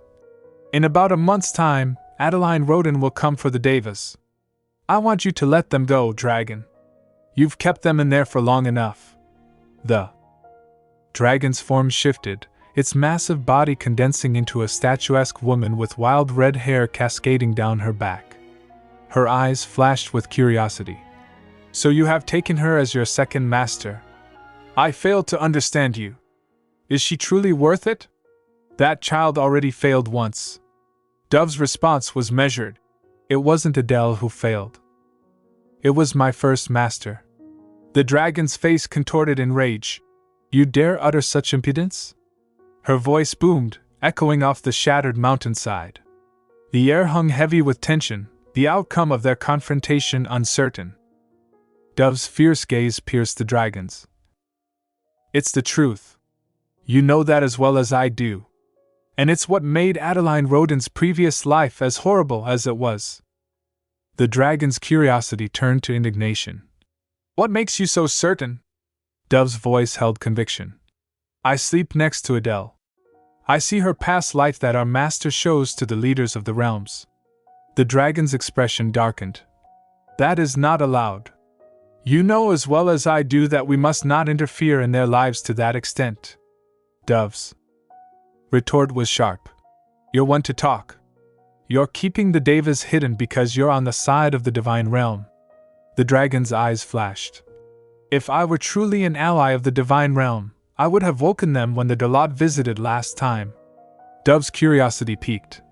"Then why have you kept them hidden?" The dragon's voice dripped with defiance. "Because it is our master's will, and my master is the only one I serve. Unlike you, I do not wag my tail to anyone I come across." The fate of Adeline, the Devas, and the realms hung precariously in the balance. The earth trembled as rocks rumbled brightly, signaling a profound shift. The dragon's voice carried a hint of resignation. "The Demon King has awakened. It seems the plan shall fail once again." Dove's astonishment was palpable. "What? But why so soon?" The dragon's form began to shift, yellow magic swirling around him. "Many things changed after time was turned back. This is no doubt one of them." His gaze locked onto Dove. "I will not release the Devas, Divumbella." Dove's rage erupted. "Adeline is a victim." The dragon's massive form reappeared, wings unfurling as he spoke. "I, too, lament that child's tragic fate. But it is not my place to change it." His wings beat the air, generating powerful gusts. "It appears the Middle Realm will soon come to an end as well." With a final glance at Dove, the dragon vanished into the distance, leaving shattered mountains in his wake. His parting thought echoed through the desolate landscape. "I wonder if time shall be turned back once more. I hope not.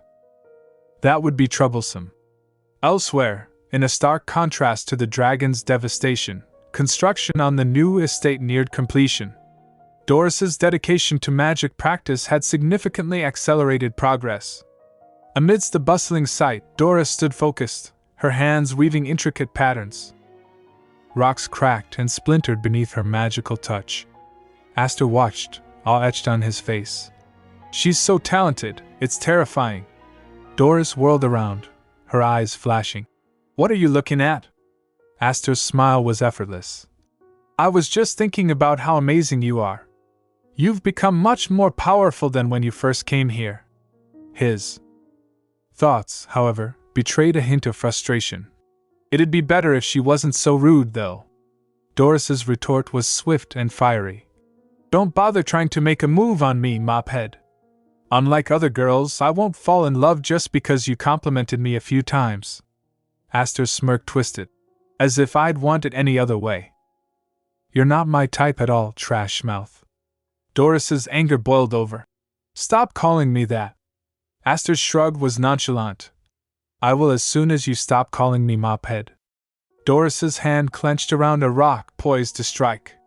Just as tensions escalated, Riley's timely arrival defused the situation. Doris, he called, his voice calm and gentle. Doris's grip on the rock relaxed, her breathing slowing.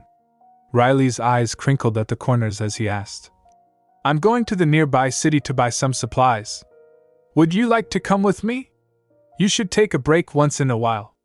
Doris hesitated, her expression softening. I'd rather not walk around with a guy. Riley's smile remained unwavering. Then, is there anything you want me to buy while I'm out? Doris's thoughts turned inward. I guess it'd be nice if I could have another set of clothes to change into. Riley nodded. All right. I'll look around for something lovely. Doris swiftly corrected him. It doesn't have to be lovely. As Riley departed, Doris's gaze wandered to the rebuilt city, its revitalization a testament to their collective efforts. Within the castle walls, shops, residences, and a central temple thrived. Yet, just when everything seemed to be proceeding perfectly, the shadows whispered secrets, hinting at the turmoil brewing beneath the surface. The fragile peace hung in the balance, awaiting the next challenge. Within Filbert's mansion, a sudden voice shattered the silence. Filbert! He jolted awake, eyes snapping open. A majestic figure stood at his door, her presence commanding attention.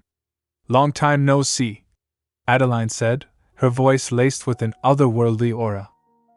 Filbert's astonishment was palpable. Your Majesty? He stumbled backward, his gaze locked on Adeline's transformed demeanor. Adeline Rotyn was the Demon King?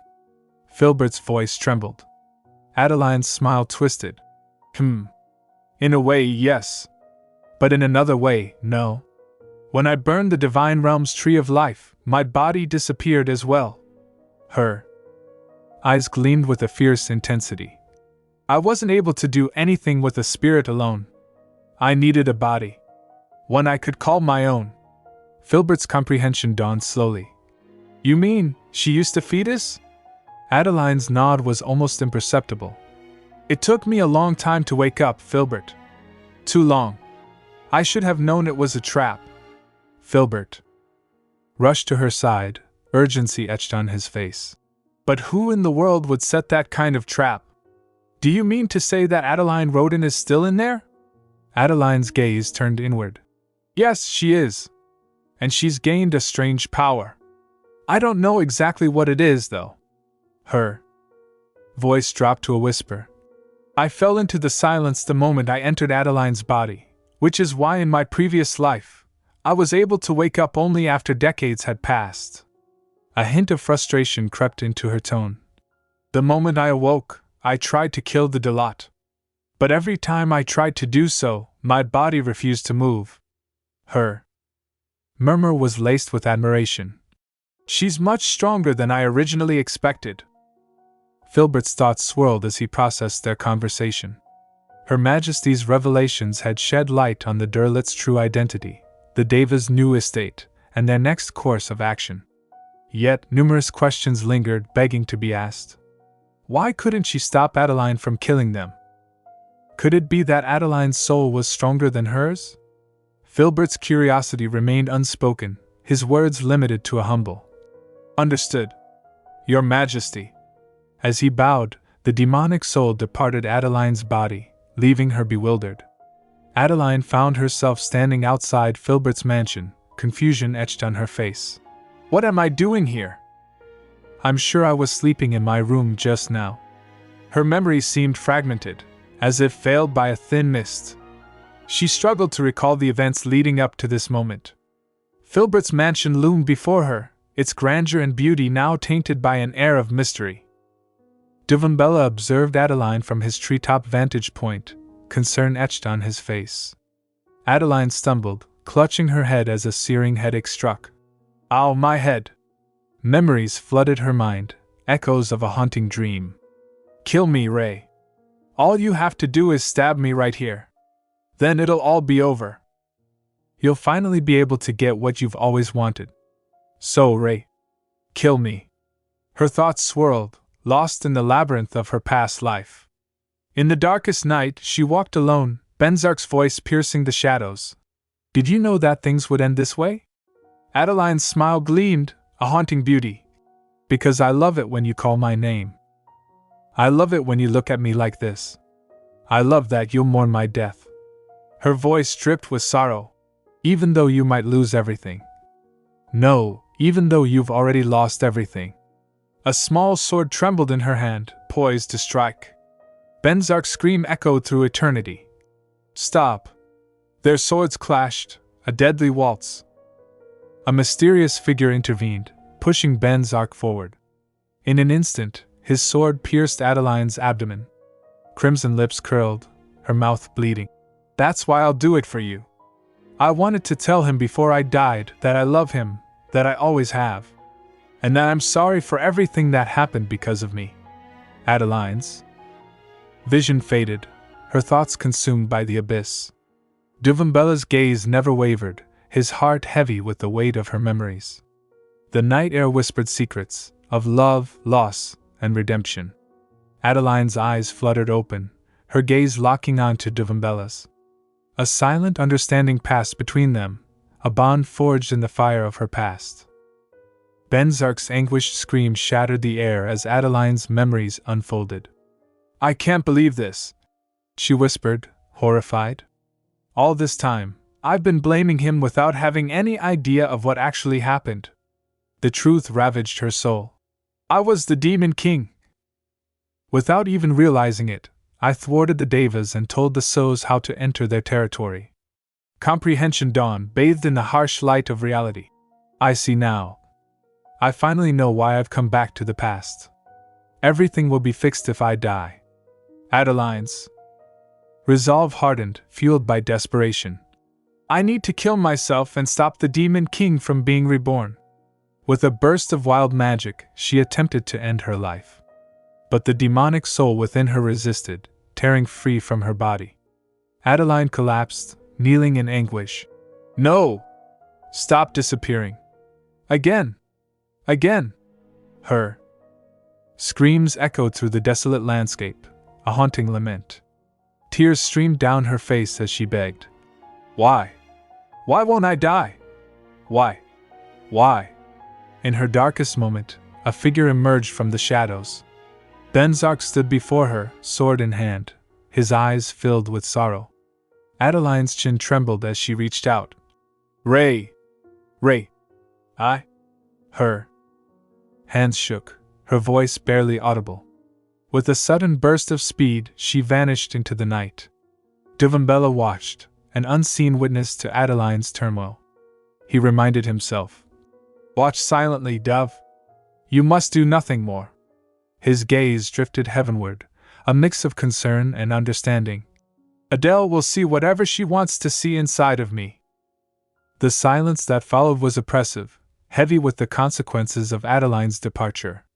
Duvumbella's eyes remained fixed on the horizon, his thoughts shrouded in mystery, awaiting the uncertain fate of the realms. Within Empress Kaylee's opulent office, the committee members gathered, their faces tense with anticipation. Filbert stood alongside Beveroa, Aroa, and Lyght before the Empress's imposing chair. Kaylee's piercing gaze commanded attention as Filbert declared, "The Demon King has awoken." Aroa's inquiry was instant. Where has she been this whole time, then? Shouldn't she be here with us right now? Filbert's hesitation was palpable. There are certain circumstances. Kaylee's smirk hinted at skepticism. How do we know you're not lying? The room fell silent, shocked by the Empress's blunt accusation. Filbert's clenched hands betrayed his growing unease. The Demon King is currently in the Shadowlands. She is using the body of Adeline Rotyn, the wife of horrid Venzak, and has successfully infiltrated the Davis hideout. Aroa's curiosity deepened. I thought you said Adeline Rotyn was the Dolot. And now she's supposed to be our king? The room hung in suspense, awaiting Filbert's next revelation. Filbert's voice laced with conviction. I was wrong. Horrid Venzak was the Dolot. LYGHT's skepticism deepened. It's starting to feel like you're just making things up. Filbert's eyes flashed. Why would I lie about the Demon King's awakening? LYGHT's jaw clenched. Because you're terrified of the Dolot and the Davis, and you want us to help you crush them before they do anything. Filbert's thoughts seethed with frustration. These fools! They still think they can afford to be peaceful. They have no idea what's at stake. With renewed determination, Filbert stepped forward. The Demon King informed me that the Dolot plans to build a new estate. They intend to gather humans and create an army. Our orders are to destroy that land before it can happen. His gaze locked onto Kaylee. She wants us to take care of this as discreetly as possible. Filbert's fist slammed onto the table. Hela has betrayed us. She now works for the Davis. If she has a prophecy about our attack, the battle will be difficult for us. Urgency drove his words. Which is why I plan to attack the Davis' new estate before dawn tomorrow.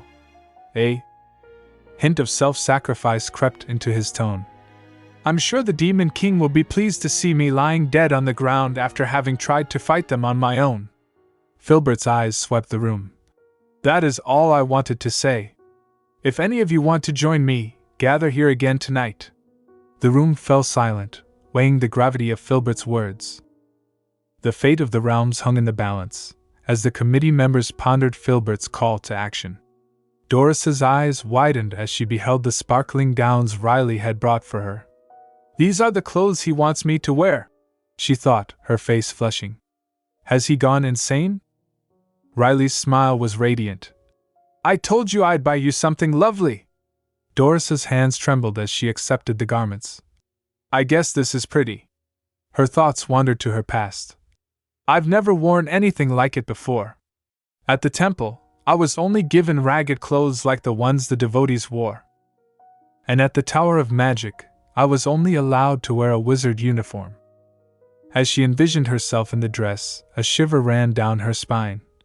Now I'm wearing a dress that's... Her reverie was shattered by a sudden blaze, engulfing the building. Doris's instincts kicked in. This aura! With unbridled ferocity, she unleashed her full power, countering the attack. Aster and Riley arrived, their faces etched with concern. Aster's inquiry was interrupted by his own surprise. Trash mouth! Are you all redash? His gaze fell upon Doris's elegant attire. Oh hey, nice outfit! The air was charged with tension, the aftermath of the attack lingering.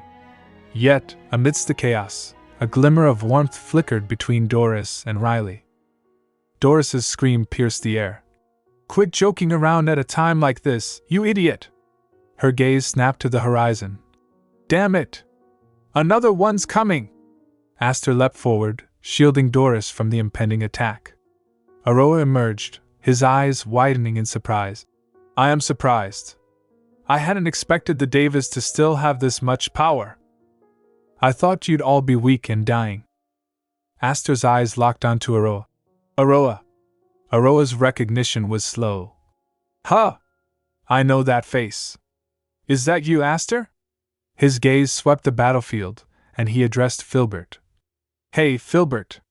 Aster and Doris are here together. Filbert's astonishment was palpable. Aster? So he was alive. I thought the Dolot would be here as well, but it doesn't look like it. His tone dripped with malice. So, Doris, you've finally found a knight to protect you after all that running away, have you? I'll make sure I kill you with my own 2 hands. Doris's retort was venomous. That crazy bastard. Aroa unleashed another blaze, his thoughts racing. Well, this is pretty bad. Meanwhile, Hela jolted awake, her heart racing. A prophetic dream! She burst into Benzak's office. Aster! Riley! Her urgency was infectious. The new estate is being attacked right now. Riley, Aster, and Doris are fighting to protect the estate. On the battlefield, Doris's strength waned. I'm running out of holy power. Her jaw clenched. I could do more if I used magic. But before she could act, a sudden attack sent her stumbling. Doris's scream echoed through the chaos. Aster! Aster's command cut through the din. I told you, don't stand there getting all teary-eyed. Run! But Doris remained frozen, her eyes locked on Aster. Aster's urgency turned to desperation. I told you to run, trash mouth! His words were cut short by a piercing stab to his abdomen. Doris's anguish fueled her rage as she launched a fierce counterattack. Venzak arrived, sweeping Aster and Doris to safety. Doris's tears flowed freely as Venzak offered words of comfort. You did well, Doris. Her voice trembled. Aster. Venzak's gaze softened. He'll be okay, Doris. Meanwhile, Riley's strength waned. I can't do more than defend myself. If I use up all my strength, I won't be able to heal anyone. A wry smile twisted his lips. It's funny. I'm failing to protect myself, yet I'm worried about whether I'll be able to heal others. His thoughts turned to his comrades. I can't hold out any longer, Captain. I'm sorry I couldn't be of more help.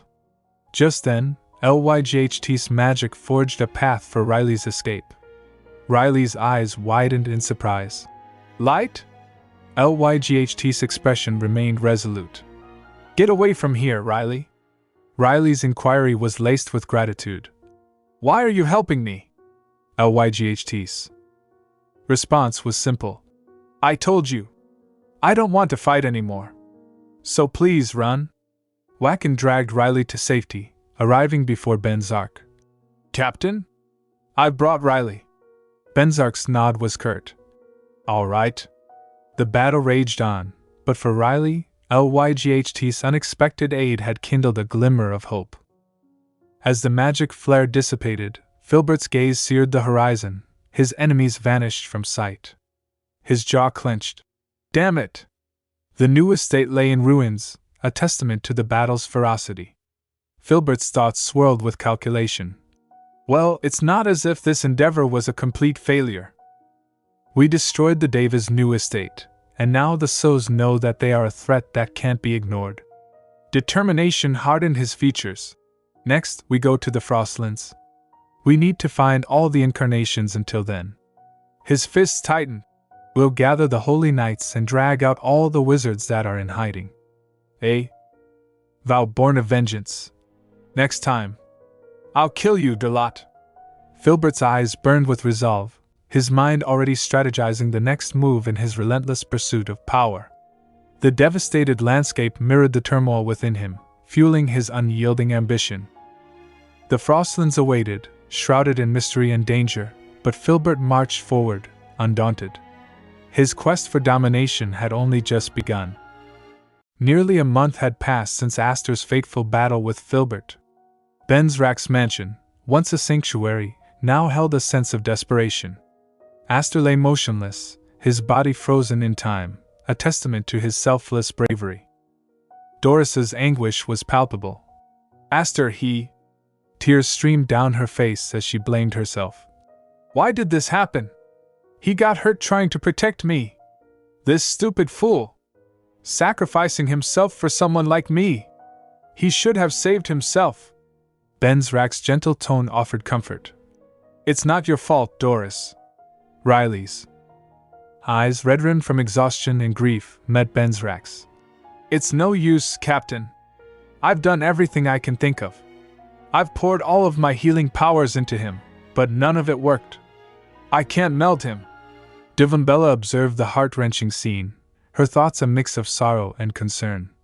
It's so painful. I wish I could talk to Adele about this. But even she's gone. Her mind wandered to Adele's uncertain fate. Is Adele safe? Is she ever going to come back? The room was heavy with the weight of helplessness, as if time itself had stopped alongside Aster. But for now, Aster's fate remained shrouded in uncertainty. Venzak's contemplative gaze lingered on the map scattered across his desk. A soft knock preceded Hella's entrance. "Your Grace, we need to depart to the Frostlands now." Her urgency was palpable. "I knew about Adele's plan. We were scheduled to leave for the Frostlands around this time. Which means it's also been nearly a month since Adele disappeared." Venzak's arm rested on the wall, his fingers drumming a slow rhythm. "If we go there, will we find Adele?" Hella's conviction was rooted in her prophetic dream. "Yes. At least, according to my vision." Venzak's resolve solidified. "All right." Meanwhile, Adeline's subconscious mind conjured visions of her past life. "I want to see how it all ends," she whispered to herself. "I want to see the Ray who has to go on after my life ends." In her hallucination, she stood in a familiar yet distant landscape, calling out, "Ray, I'm here." Venzak's anguished face contorted as he cradled her lifeless body. "Adeline." Adeline's tears flowed freely as she beheld the heart-wrenching scene. "In my past life, I realized far too late that I was the Demon King." Her scream echoed through the desolate landscape. "I'm here, Ray. Please." Her thoughts swirled with regret. But Ray had already known. He knew the Demon King lived inside me. He knew I was the reason the Davis kept losing. And yet, even after everyone was gone, he still didn't kill me. A mix of sorrow and gratitude. That's why when he let down his guard, I grabbed his wrist and had him stab me in the heart. Her hope had been, I hoped that by dying, I could undo some of the damage I had done to him. As golden blood flowed from her wound, Adeline's astonishment grew. "What's this? Why is my blood golden?" Her flinch betrayed her shock. Her thoughts darkened. However, after that, Ray went to kill everyone. Her desperate plea echoed through the void. "Ray! Please! Please stop!" Adeline's scream echoed through the desolate landscape. "You still have people who will fight for you. You still have the Davis who entered the silence. Find them, and then you'll be able to." But Venzak's sword sliced through the air, silencing her plea. Ray's rampage unfolded before her eyes, a gruesome tapestry of destruction. Tears streamed down her face as she beheld the devastation. Ray brought down destruction and ruin upon the Middle Realm. Wherever he went, he left behind countless bodies of human soldiers and kingless souls alike scattered on the ground. Her gaze upon the massacre filled her with despair. As I gazed upon his handiwork, I thought that even hell couldn't be worse than this. Overwhelmed, she collapsed to her knees, screaming, "I can't take it anymore, Duva! Let me out! Please, just let me out!" Behind her, Agner the dragon observed the scene with a mix of fascination and horror. "So this is what happened after I died. Looks like the Dalot can be pretty terrifying." Her curiosity piqued. "How is he managing to wield that much power? The Davis don't even have a tree of life." Agner's rage simmered. "Damn it! This is all because of Adeline, this annoying woman. Her spirit is causing mine to be affected by her emotions." Determined, Agner rushed towards Adeline. "I need to push her spirit out so I can." But before she reached Adeline, a young girl grasped Agner's scales. Agner flinched, shoving the child away. "What the heck is this? Go away!" The girl's innocent gaze met Agner's scowl. In an instant, Adeline vanished, leaving Agner staring at empty space. As Hella strolled through the mansion's corridors, her thoughts swirled with uncertainty. I had never expected Lady Adeline to go inside Duva. What if Duva is a variable I didn't consider? What if the prophecy fails to come true? What if Lady Adeline doesn't make it to the Frostlands? What will happen then? Her contemplation was interrupted by Duva, who sauntered into view in his feline form. Hella's inquiry was laced with concern. "Duva? Where were you?" Suddenly, Adeline materialized beside Duva, leaving Hella astonished. "Lady Adeline?" Duva stood sentinel beside Adeline, his eyes gleaming in the dim light. Adeline's gaze met Hella's. "How long has it been since I disappeared, Hella?" Hella's hesitation was brief. "It's been a month, Lady Adeline." Adeline's next question hung in the air. "Where's Ray?" Hella's response was tinged with trepidation. "He left for the Frostlands 4 days ago." Adeline turned to depart, her words barely above a whisper. "I see. Then I'll—" But Hella's urgent tone stopped her. "Aster is frozen!" Adeline's eyes widened, shock etched on her face. "What?" Memories of her time within DONGHUA flooded her mind. "In the illusion I saw inside DONGHUA, Ray combed the entire Frostlands from the southern end to the northern end, searching for the entrance to the demonic realm." Her thoughts recoiled in horror. "I watched as his search caused 3/4 of the continent to run red with rivers of blood." A shiver ran down her spine. "Yet I watched as Ray, too, was stabbed and cut over and over again by the swords of others." Her voice barely escaped her lips. "I watched as he died." The weight of her vision threatened to consume her. Venzak's tears fell like autumn rain as he whispered Adeline's name. "Adeline." Her resolve hardened. "I can't let that happen again." With a swift motion, her hand wove an intricate pattern, unleashing a surge of magic. In the Frostlands, Venzak stood resplendent in his knight's white attire, the snowy mountains stretching before him like an unforgiving canvas. He turned, his gaze meeting Doris's determined eyes. "I didn't expect you to follow me here, Doris." Doris's defiance was palpable. "You're not the Dolot for nothing, are you? I can't believe you managed to open a teleportation portal big enough to transport all those people." Her exhaustion was evident. "And thanks to that, I've worn myself out." "It's pathetic." Venzak's reassurance was gentle.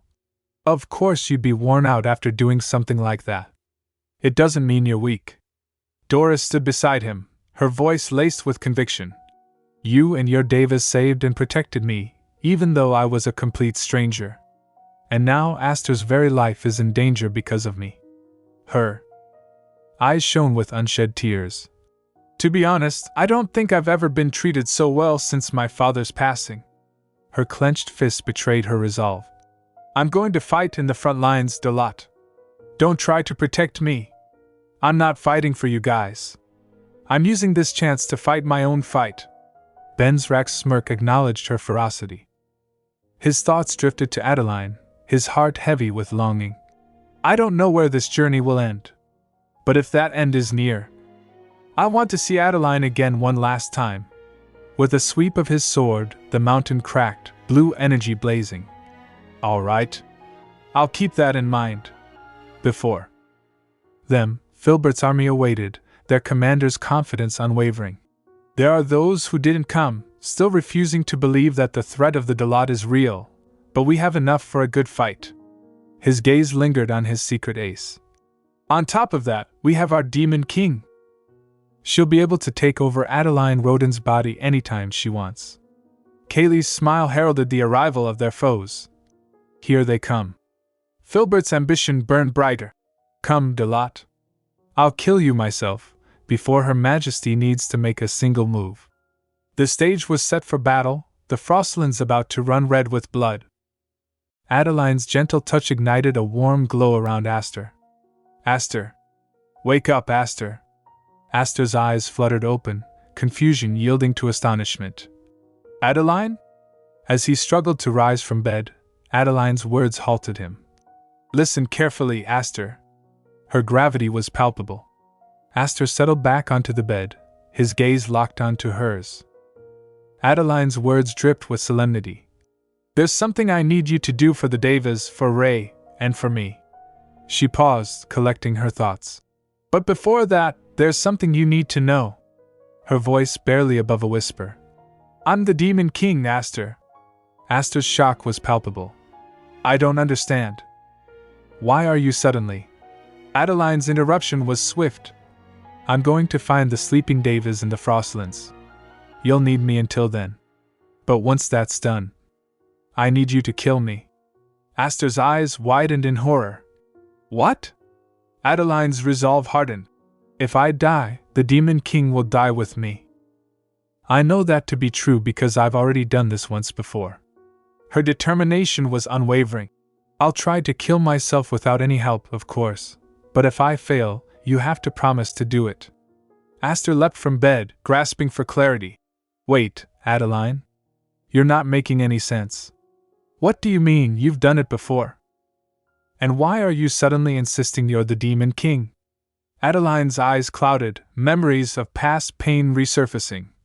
I know this might be hard to believe, but this isn't my first life. Her clenched fists betrayed her turmoil.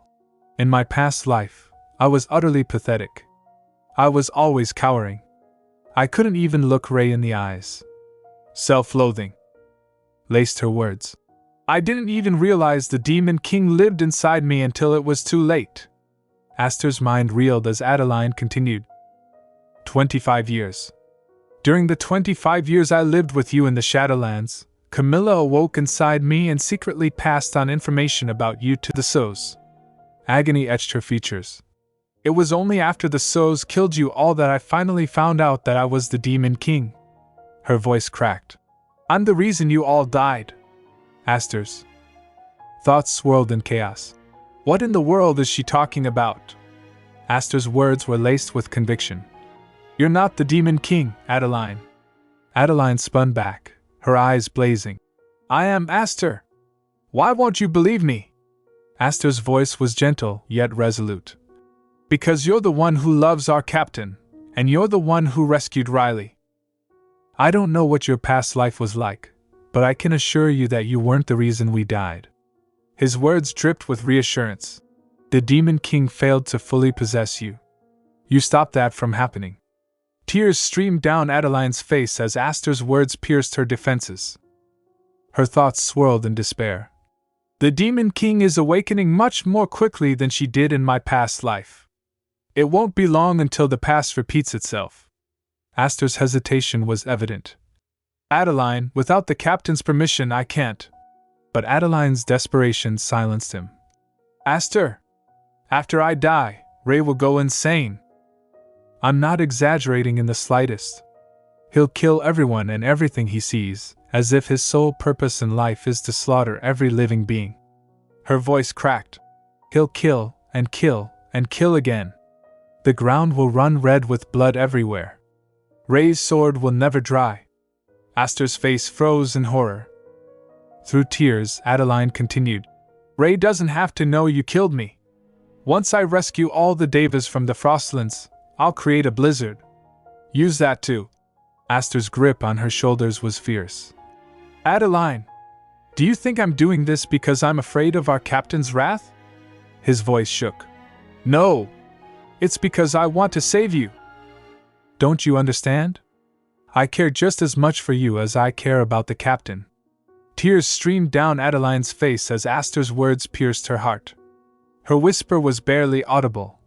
But you're the only one I can ask to do this. Aster's promise was laced with anguish. All right, Adeline Rotyn. I promise to kill you. The weight of his vow hung in the air, a solemn pact sealed between them. In the Frostland, Venzak's companions clashed with Filbert's army, the air echoing with the clang of steel. Filbert's eyes narrowed as he beheld the crackling blue blaze. Come! A torrent of azure flames engulfed his army, their screams rippling through the chaos. What the hell is this? Run! Doris danced amidst the inferno, her movements fluid and deadly. Water! We need water! Kaylee's smile was a cold, calculated thing. We should go too. But before she could move, a blaze licked at her defenses. She spun, shielding herself. There's no strength behind your attack at all. Wacken's fury unleashed a fresh wave of flames, his sword slicing through the air. Kaylee's rage boiled over. How dare you! I'll kill you! Meanwhile, Aster and Adeline ventured into the forest of darkness, the shadows swallowing them whole. Adeline knelt, her fingers tracing intricate patterns on the ground as she cast a search spell. But the magic faltered, yielding nothing. Undeterred, she rose. I'll try one more time. Aster watched, concern etched on his face. As Adeline struggled, he thought, Adeline. She's just a human. If the Demon King wasn't living inside her, she would have led a normal life. Why is she fighting so fiercely for us? Adeline stood, her eyes locked on some unseen point. Aster flinched, sensing a sudden shift in her demeanor. Her gaze pierced the sky, her voice a thunderclap. Who are you? Aster's hand instinctively went to his sword. Adeline? What are you? But Adeline's urgency cut him off. I don't have time for this. Answer me now. Aster's confusion deepened. Adeline? His eyes searched hers, seeking clarity in the swirling vortex of her emotions. Adeline's voice cracked with desperation. If you continue to refuse, I will attack you. And I promise it'll hurt. The earth trembled, as if responding to her anguish. A fierce dragon eye materialized in the sky, its gaze piercing the darkness. The eye of a dragon. The dragon's human form emerged, her voice laced with warning. How did you find me? Adeline's urgency bordered on hysteria. As I said, I don't have time for this. Give me the devas. The dragon's refusal was steadfast. It is not time yet. Adeline's insistence grew. No. It is time. The dragon's tone remained unyielding. I assure you it is not. Adeline's frustration boiled over. Who decides that? The dragon's response was simple. My master. Adeline's scream shredded the air. Who is your master? Did they predict all of this would happen? Or did they manipulate fate to make things end up this way? Her rage and despair entwined. If so, then I will kill your master and make the right time now. The dragon's glare was icy. Adeline Rotyn. But Adeline wouldn't be silenced. All I wanted was to be an ordinary human. Tears streamed down her face as she poured out her heart. Just an ordinary human who met Ray and fell in love with him. I wanted to live an ordinary life. I wanted to have children. I wanted to grow old. Her voice cracked. I wanted to live to a ripe old age and die peacefully in my sleep with my hair turned gray and my face covered in wrinkles. Aster's eyes closed, his face a mask of pain. Adeline's words became a pleading cry. If everything is happening because of your master, if that's the reason why I have to die, then... Her teary eyes locked onto the dragon. Isn't that a little unfair for me? All I wanted was to be happy. The dragon's expression remained impassive, but a hint of sorrow flickered in her eyes. The weight of Adeline's sorrow hung in the air, a poignant reminder of the cruel fate that had been ordained for her. Adeline's desperate screams pierced the air, her pleas for life shredding the dragon's reserve. The dragon's thoughts swirled with turmoil. What should I do about this child? Master ordered me to let the devas go when the right time came. Her memories replayed. I was aware that the Dalat and his companions were searching for the sleeping devas in the Frostlands, but as it did not seem to be the right time my master had spoken of, I chose not to relinquish them. A pang of affection struck her. The way humans clumsily endeavor to live their short lives to the full has always been something I found to be quite charming. Adeline's sobs continued, her words a heartbreaking refrain. All I wanted was to be happy. The dragon's resolve crumbled, her thoughts laced with defiance. That is why I'm so fond of their kind. Accept my deepest apologies, master. For I have become terribly consumed by pity and love for this dear child. With a wave of her hand, the dragon transported Adeline and Aster to a hallucination world. The scenery shifted, revealing a serene forest, golden apples hanging like ripe promises. The dragon's thoughts whispered, that I have come to wish for this to be the right time. This is all I can do, Adeline Rotyn. A swirl of smoke coalesced before them. Adeline's chin lifted, her eyes narrowing. 25 in total. Her gaze locked onto the emerging figures, her heart racing with anticipation. The hallucination world held its breath, awaiting Adeline's next move. Adeline dropped to the ground, her voice urgent. Wake them up for me, Aster. I need to head over there. Aster called out, concern etched in his voice. Adeline. But she was already sprinting forward, her feet pounding the earth. Her thoughts raced. If there are more sleeping devas, I need to find them. Adeline halted, her gaze fixed on the horizon. Now it's my turn. Meanwhile, Kaylee clashed with Wacken, their swords locked in a deadly dance.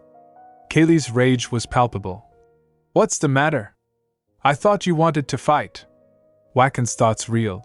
She's completely insane. Venzak intervened, protecting Wacken. Wacken, he called, his sword flashing in the light. Kaylee's eyes narrowed. Who are you? Her gaze locked onto Venzak, recognition dawning. Don't tell me you're Duke Venza. Venzak's magic ensnared her, grasping her neck and lifting her into the air. Kaylee's growl was laced with pain. She knelt, her head slumping in submission before Venzak. Riley floated nearby, suspended in midair. Venzak's voice rang out. Riley. She dropped to the ground, her eyes locking onto Venzak. Filbert's army closed in, their swords raised. Venzak charged forward, his sword clashing with the enemy. A blow struck him, sending him stumbling back. He coughed, his lungs burning. Filbert's grip tightened around Doris's neck, his voice dripping with contempt. Did you really think you could win against me? He sneered. No matter how strong you may be, you're nothing but a human. His gaze shifted to Wacken, injured and helpless, with Riley sitting beside him. Look at your allies, Doris. Look how you've chosen the wrong side. Filbert's words twisted the knife. Even if you were to kill me right here and now, I could just come back to this exact same place again in a few years. His eyes locked onto Venzak, staggering and wounded. But the Devas? They're over. Doris's struggles intensified as Filbert's grip constricted. Now watch closely as I kill your captain. Her scream was raw despair. No! Don't!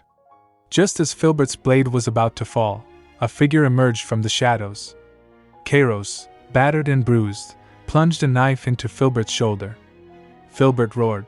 How pathetic! Tears streamed down Doris's face as she thought. I wanted so much to kill him with my own hands. Filbert's grip relaxed, his attention diverted by the sudden blizzard. Where did this blizzard come from all of a sudden? In the distance, Adeline stood tall, her feet crunching into the snowy mountainside. The demonic soul stirred within her, its presence igniting an aura of power. Filbert's eyes widened as he turned to face her. Your Majesty? The title hung in the air, heavy with foreboding. Adeline's transformation was palpable, her essence now intertwined with the demonic force. The storm raged on, a fitting backdrop for the battle to come. Adeline descended upon Filbert, her movements swift and deadly. Her blade swooshed, grazing his neck. Venzak, injured and weakened, gazed up at her, his vision blurring. Adeline! He collapsed, his body surrendering to exhaustion. Adeline's eyes locked onto Filbert, her voice icy. Yes. It's me, Filbert. Filbert coughed, his lungs struggling for air. Adeline's gaze lingered on him. That was close. Filbert's curiosity got the better of him. What do you mean by that? And why did you suddenly stop me, Your Majesty? Adeline's expression turned grave. The war is over. End this now. Filbert's eyes widened in shock. What? Adeline's words dripped with an otherworldly authority. I have seen the future, Filbert. If this war continues, the demonic realm will fall. Her thoughts whispered secrets. I couldn't get a clear look because I had to play with that thing, but I saw enough to realize that in Adeline's past life, the Dalat laid waste to the entire Middle Realm. Her voice commanded attention. It's been 500 years since the war ended. We've all enjoyed our victory long enough. Adeline's decree was absolute. It's time to stop. Filbert hesitated, his eyes darting toward Venzak's army. But Your Majesty, we're so close to winning. Adeline's rage erupted, her voice thundering. I am the Demon King! How dare a pathetic wretch like you attempt to disobey my orders? Her warning hung in the air. If anything happens to either Adeline or the Dalat, the demonic realm will be destroyed. Her command echoed across the battlefield. Listen to me, you fools. The war is over. The weight of her words settled, a palpable force that demanded obedience. Filbert stumbled, shock etched on his face. Adeline's voice rang out, a commanding force. Go back to the demonic realm, all of you! Now! As the demonic soul departed her body, Adeline's legs buckled. She crumpled to the ground, her world fading to black. When she came to, Adeline's confusion was palpable. Huh! When did I pass out? I don't have time to be lying around. She scrambled to her feet, urgency driving her. I need to go. Adeline's thoughts swirled with worry. Everyone's safe, right? I'm sure they are. We have so many more allies now. Determination fueled her steps as she ran. It's all going to be okay. You'll be able to find another tree of life, too. Don't worry, everyone. I'll stop the Demon King. I'll take her with me and end things once and for all. Tears welled in her eyes. So please, Ray. Even after I'm gone, be well. Her feet crunched through the snow, and then she saw them, her friends, alive and unharmed. Relief washed over her. Everyone's alive. All safe and sound. Adeline's voice called out, trembling with emotion. Aster. Aster spun around, his eyes locking onto hers. Adeline? Adeline's smile was a fragile thing. I'm sorry for earlier. I shouldn't have asked you to do something like that. Aster's mind reeled, recalling her words. I need you to kill me. His face paled. What? He approached her, trembling. Adeline? Please think about this before. His voice cracked, fear for her safety etched on his face. Adeline's expression softened, her eyes filled with a deep sorrow. Aster, please. Her voice whispered secrets, her heart heavy with the weight of her decision. Adeline's voice cut through Aster's pleas. I think the Forest of Darkness would be a good place. Her hands began to weave an intricate spell, a blazing attack forming into a magical ball. Aster's eyes widened in horror. What? Adeline's determination was unwavering. That's where I want to be buried. Who knows? If something comes after death, perhaps I'll be able to protect you from there, even after I'm gone. Aster's scream was raw despair. No. Stop, Adeline. He grasped for her, his hands shaking. Please stop your spell. Adeline's grip on the small sword tightened, her voice resolute. I'm sorry, Aster. You can't change my mind. With a quiet prayer, she pressed the blade to her chest. Please, God. Let me die. Let me be able to protect them. The dragon watched, stunned. What is she doing? No matter. With a flick of her wrist, a blaze of magic erupted, fueling Adeline's spell. Aster seized the moment, his eyes brimming with tears. This is my chance. Her spell's weakened. I need to get to her. He rushed forward, his heart racing. Adeline's body crumpled, her form collapsing to the ground unconscious. Aster's scream shattered the air. Adeline. His tears fell onto her still form, his voice cracking. Adeline, no. Don't leave me. The silence was oppressive, heavy with the weight of Adeline's sacrifice. Aster's world had shattered, his heart forever scarred. Aster sprinted towards Adeline, his eyes welling up with tears as she slumped to the ground unconscious. Agnes's hesitant voice pierced the air. She's on our side, isn't she? Her words tumbled out in a rush. She suddenly stabbed herself in the chest, so I shot a blast of air at her to make her miss. We should keep her alive, right? Aster's face contorted in shock, his voice cracking. What? He stared at Adeline's bent sword, his mind reeling with the implications. Riley! He screamed, desperation clawing at his throat. Bring Riley here this instant! Agnes hastened to obey, her footsteps fading into the distance as she rushed to fetch Riley. Aster's thoughts pleaded with the universe. Please, Adeline. We can't lose you like this. Not now, not ever. His gaze dropped to Adeline's wound, and his eyes widened in awe. Her blood is turning gold. Is this the tree of life? Hope flickered to life within him. Agnes returned with Riley, who bowed her head and laid gentle hands on Adeline. A soft, golden magic flowed from Riley's fingers, enveloping Adeline in its warmth. Agnes watched, mesmerized by the scene unfolding before her. Riley's tears fell onto Adeline's face, her thoughts a desperate prayer. Everyone's praying desperately for her to wake up. Please, Adeline, come back to us. Agnes's own heart swelled with hope. Even I'm starting to hope she will. Venzak approached, his footsteps crunching through the snow like a death knell. Agnes rushed to his side, her voice trembling. Captain? It's been so long, Captain! But Venzak's gaze bypassed Agnes, locking onto Adeline with an intensity that bordered on reverence. Agnes's words spilled out, barely above a whisper. You won't believe this. A tree of life suddenly appeared right Captain? Venzak's silence was palpable, his focus solely on Adeline as he drew nearer. The air was heavy with anticipation, the outcome hanging precariously in the balance.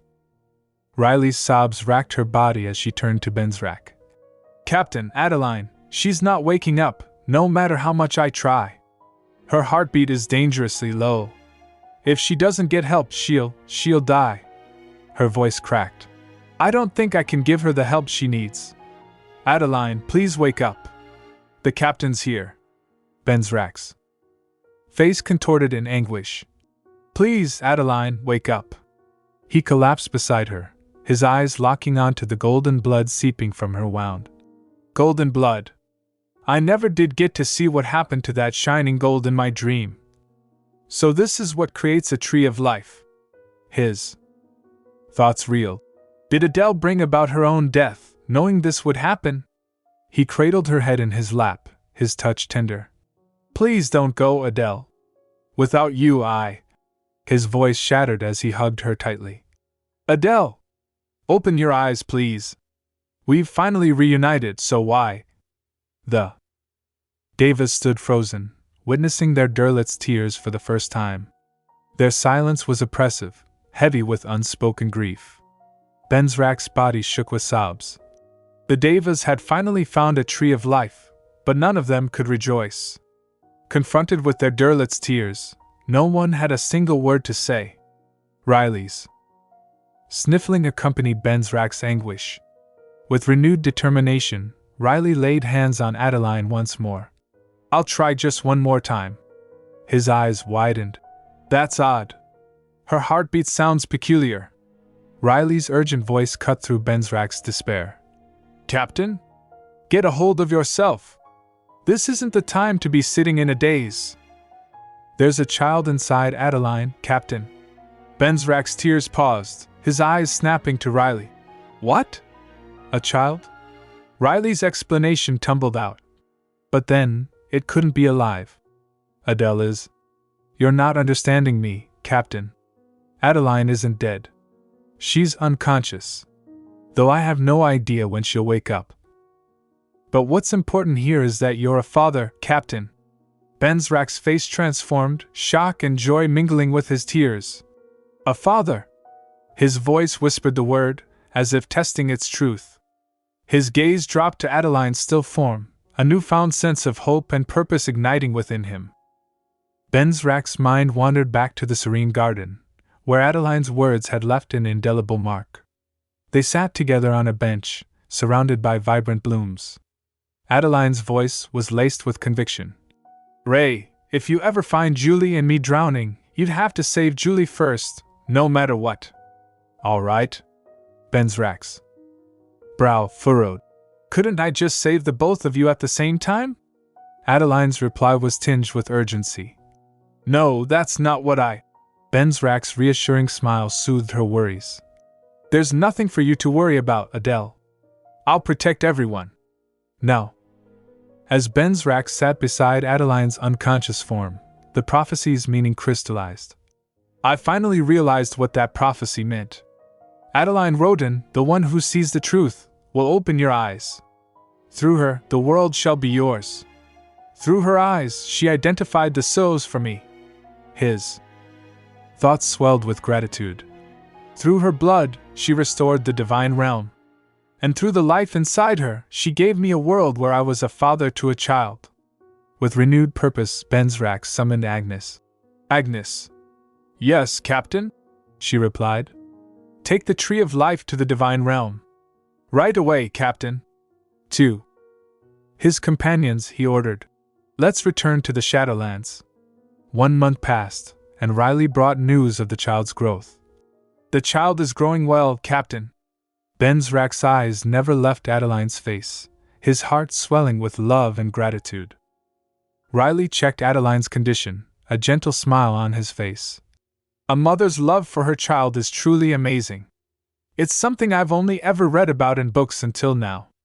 The room was bathed in warm light, filled with the promise of new life and renewed hope. Venzak bid Riley farewell, his voice low and gentle. Well, I'm off. I'll give you two some privacy. He turned back to Adeline, his fingers intertwining with hers. His touch was tender, his thoughts aching with longing. Even though I can hold your hand and gaze upon your face, I still miss you so much. A soft kiss grazed her nose, a whispered promise. I'll come again soon, Adele. In his office, Venzak gathered his companions, his expression solemn. I called each of you here to make an announcement. I want you all to return to the divine realm. Aster, Wacken, Bruno, Riley, and Dora stood before him, united in their resolve. Their collective response was immediate. No. Venzak's eyebrows rose. Are you refusing to obey the Derlit's orders? Aster's grin was mischievous. Come on, Captain. This is my chance to be Uncle Aster. I'm going to stay here until Julie dies of old age. Wacken's eyes sparkled. Me too. I'm going to teach her how to use a sword, so she won't have to take nonsense from anyone. Doris chuckled. Yeah, I really doubt she'll need that. Bruno's arms crossed, his expression determined. I feel the same. I want to cook delicious food for your child, Captain. Riley's voice was laced with concern. And what if she gets sick? You'll regret having sent me back, won't you? Their voices rose, a chorus of devotion. We're going to keep staying by your side, no matter what. Venzak's face softened, his eyes shining with gratitude. Thank you, everyone. His voice cracked, emotion overwhelming him. In this moment, he knew he wasn't alone. His companions, his family, stood with him, united in their loyalty and love. Adeline drifted, weightless and free, in the darkness of her unconscious mind. I hadn't realized that death could feel this comfortable, she thought, her mental voice tinged with wonder. It looks like I had nothing to be afraid of. How long will I drift around in the darkness? Will it ever stop? Or will I keep floating like this forever? A gentle whisper echoed through her mind. It's time for you to wake up now, Adeline. A figure materialized before her, familiar yet unexpected. Dove? Adeline asked, her voice hesitant. The man's fierce eyes sparkled. No. I'm Dove's original master. His voice was low and mysterious. I couldn't appear in my true form in front of you, so I changed into something you'd be familiar with. Adeline's curiosity piqued. Oh. Dove's master approached her, his gaze piercing. Adeline, do you harbor no feelings of resentment toward me? Adeline's eyes widened. What? She stood, her movements fluid. Well, I suppose I did at first. But not anymore. Dove's master leaned in, intrigued. May I ask why? Adeline's cheeks flushed pink. Because I got to find out that Ray loved me. The darkness around her began to dissipate, a warm light seeping into her consciousness. As they strolled together, Dove's master inquired, Is there anything you desire to know, Adeline? Adeline's curiosity was piqued. I'm curious about how everyone is doing. Dove's master nodded. The Demon King declared that the war was over and returned to the demonic realm. Adeline's eyes widened. Just like that? Why? They stepped onto a tranquil plateau, surrounded by ethereal beauty. Dove began to explain. It seemed she came to a misunderstanding when you viewed the events after your death in your past life inside Dove. His voice was laced with empathy. She was distracted in the middle, unable to grasp the full story. Adeline listened intently as Dove continued. The continent was in a period of confusion for a while, having lost most of its powerful figures. But things have begun to settle down, following Cairo's ascension to the throne as emperor. A hint of amusement danced in Dove's eyes. Due to the anticlimactic conclusion of the war, a few souls refused to accept that the battle had ended. Lord Horrid went to the demonic realm and entered into a peace treaty with them, though his negotiations consisted more of threats than persuasions. A warm smile spread across Adeline's face at the next words. Zerman woke up as well. Dove's tone softened. He remembered everything he had done while under the soul's control. He was racked by guilt and shed endless tears. Yet, despite the pain, a sense of redemption shone through. Adeline's heart swelled with joy. Really? Dove nodded. Yes. He's finding peace, slowly. Adeline's smile broadened. I'm so glad to hear that. I truly am. Dove's gaze turned introspective. Adeline Rotyn, isn't there anything you'd like to know about your own life? His words hung in the air, heavy with significance. Why you were given a second chance at life, for instance.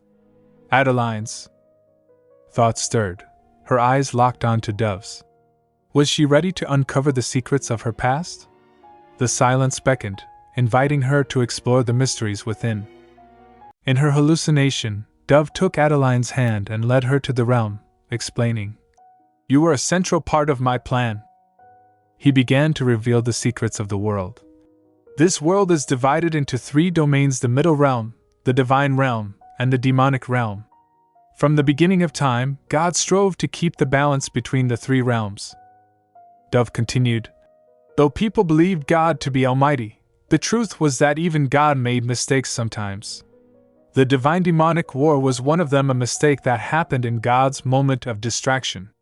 He revealed the consequences of God's mistake. After much consideration, God decided to punish the demon king for initiating the conflict. God burned her body to ashes, leaving her soul to wander alone in the darkness, and decreed that only when a new tree of life appeared would she be able to regain her form once more. Dove added, However, there were some rules that even God could not break. God could not restore the tree of life with just a snap of their fingers. They needed to follow the proper order of doing things. Dove continued, So one day, when God saw a pregnant woman, they bestowed the seed of life upon that child, along with their divine blessing. He explained, When the child who bore the seed of life grew old and eventually breathed her last, the tree of life would sprout from where she had fallen, which God would then give back to the divine realm. Dove added, To ensure the return of the tree of life, God bestowed a prophecy upon Horrid. Unfortunately, however, God could not anticipate the full aftermath of this action. He revealed the unexpected turn of events. Horrid's decision to make the chosen child become Adeline Venzak, instead of Adeline Rotyn, began to create fractures in God's plan. Dove continued, Having received God's divine blessing, the child gave off an immense aura of dazzling light, leading the demon king to target the child as a body for her to inhabit. He explained, As the child's soul was stronger than the demon king had expected, she failed to possess her completely. Still, it was enough to make Adeline Rotyn's first life come to a tragic end. Dove shared God's response. God was enveloped in despair over the crushing guilt they felt toward Adeline, and after much contemplation, they decided to turn back time for her. He added, But even that had to be done in secret. I couldn't implement everything that I'd thought of, so I focused on just getting 2 things done. Dove listed the 2 objectives. 1, for you to have the same massive amount of magical power that you had in the last moments of your previous life, and 2, for the leaders of each realm to have dreams about your past life whenever they slept in the same room with you. He specified the leaders. The leaders I'm referring to are the Demon King, the Dalat, and the prophet. Adeline's eyes widened in shock. They all saw my past life? Her mind reeled, memories long buried resurfacing. Dove's master sighed. I didn't think you'd marry Hyrith again, though. A hint of amusement danced in his eyes. The order got mixed up, but in the end, the tree of life managed to sprout from the blood you shed. Adeline's laughter erupted, a joyful sound. The divine realm will be restored then. I'm so glad. Tears of relief mingled with her smile. Dove's expression turned somber. I'm sorry, Adeline Rotyn. My mistake caused you to lead a life full of suffering. Adeline's gaze met his, her voice firm. You don't need to apologize. Her thoughts overflowed with gratitude. I always thought my past life was miserable. But now I realize it was filled with so much love. Memories of her companions, of Hyrith, flooded her mind. Despite knowing I was the Demon King, everyone still tried to protect me. Dove's smile softened. Regardless, that's why I've decided to compensate you for using your soul. He paused, his eyes sparkling. I'll give you 2 options. Choose whichever you'd like. Adeline leaned in, anticipation building. Option number 1, I can make you into a deva. Her heart skipped a beat. You'll be able to live with your love for centuries in the divine realm. Dove's voice took on a gentle tone. Or option number 2, I'll send you back to your original body. Adeline's breath caught. That way, you'll be able to keep your child. Her eyes widened, astonishment written across her face. My child? What do you mean? Dove's smile grew. You're pregnant, Adeline. Joy and wonder radiated from his words. If you choose the second option, you'll be able to start a family with an adorable little child. Adeline's heart swelled, her thoughts racing. A child. Raised child. Their future together. The choices before her seemed impossible to make. Which path would she choose? Adeline's emotions overflowed, tears streaming down her face. Dove's final words echoed in her mind. Well, I hope you like my present. When you open your eyes once more, you'll be back in the reality of your choice. And with that, Dove vanished. Adeline's soul returned to her body, her consciousness stirring. As she lay in bed, disbelief washed over her. Huh! Am I really back? Her gaze drifted to the figure beside her. Venzak stood watch, his face etched with concern. Adeline's heart swelled. Ray, it's true. I really am back. Weakness enveloped her, her body frail from prolonged slumber. Only I've been lying here for so long that I don't have the strength to get up. Venzak's voice, gentle as a whisper, called out. Adele. Adeline's eyelids fluttered closed, her thoughts racing. Hold on. Why am I hiding the fact that I'm awake? Venzak's words painted vivid pictures in her mind. Marvin burst into tears today because of how much he missed you. Seeing the way he cried for you was heartbreaking. Adeline's heart ached. Oh, Marvin! A smile spread across her face. Also, there are rumors that Aster and Doris are getting along strangely well these days. Aster denies everything, of course. Her thoughts squealed with delight. Oh my goodness! They're together now? Venzak's voice, laced with amusement, continued. I think he's the reason Doris has become much more docile lately. She speaks politely and doesn't curse anymore. Well, to Aster, at least. Adeline's joy grew. Zerman left the Shadowlands, but he's doing well. Hela became a bit depressed after his departure, but thankfully, Wacken took good care of her. Each word reassured her. Riley seems to be doing great at the temple. He'll come here soon to take a look at you. Venzak's gaze lingered on her. I thought everyone would leave. But it sounds like they all stayed. Adeline's gaze locked onto Venzak, his face turned away from hers. He sat beside her on the bed, his voice filled with longing. I heard Agnes is going to make a trip to the Middle Realm in a few months. I'll introduce you two to each other when she comes. She was really curious about you. Venzak turned towards her, his eyes searching. Adele. Adeline's eyelids fluttered closed, her heart racing. I keep missing my chance to wake up. Venzak's hand enveloped hers, his touch warm and gentle. With every day that passes, I miss you more and more. His voice cracked. If only we could watch our child grow up together. If only a miracle would happen. Tears streamed down his face, a single drop falling onto her hand. Adeline's eyes welled up with tears. Oh, Ray. Has he been visiting me every day like this? Venzak stood, his words laced with desperation. Come to think of it, Bruno told me that children often go through a rebellious phase when they're growing up. If that happens, who should I ask for advice? Aster? Bruno? Riley? Wacken? He chuckled, a sob catching in his throat. Well, maybe not Wacken. He's a bit of an idiot, after all. Venzak's eyes sparkled with unshed tears. Strange. I could have sworn. Adeline's sweat-beaded brow testified to her inner turmoil. That was close. Venzak's voice, a whispered prayer. Anyway, I wish I could hold our child's hand with you and walk in the garden. That would be nice. We could go on a hike, look at the flowers. Adeline's reply, barely above a whisper. Yes. We could go on a hike and look at. Venzak's head jerked up, his eyes locking onto hers. Shock and joy warred on his face. Adele? Adeline rose from the bed, her smile radiant. I want to hold our child's hand with you too. Tears of joy streamed down Venzak's face. He rushed to her, embracing her tightly. Adele.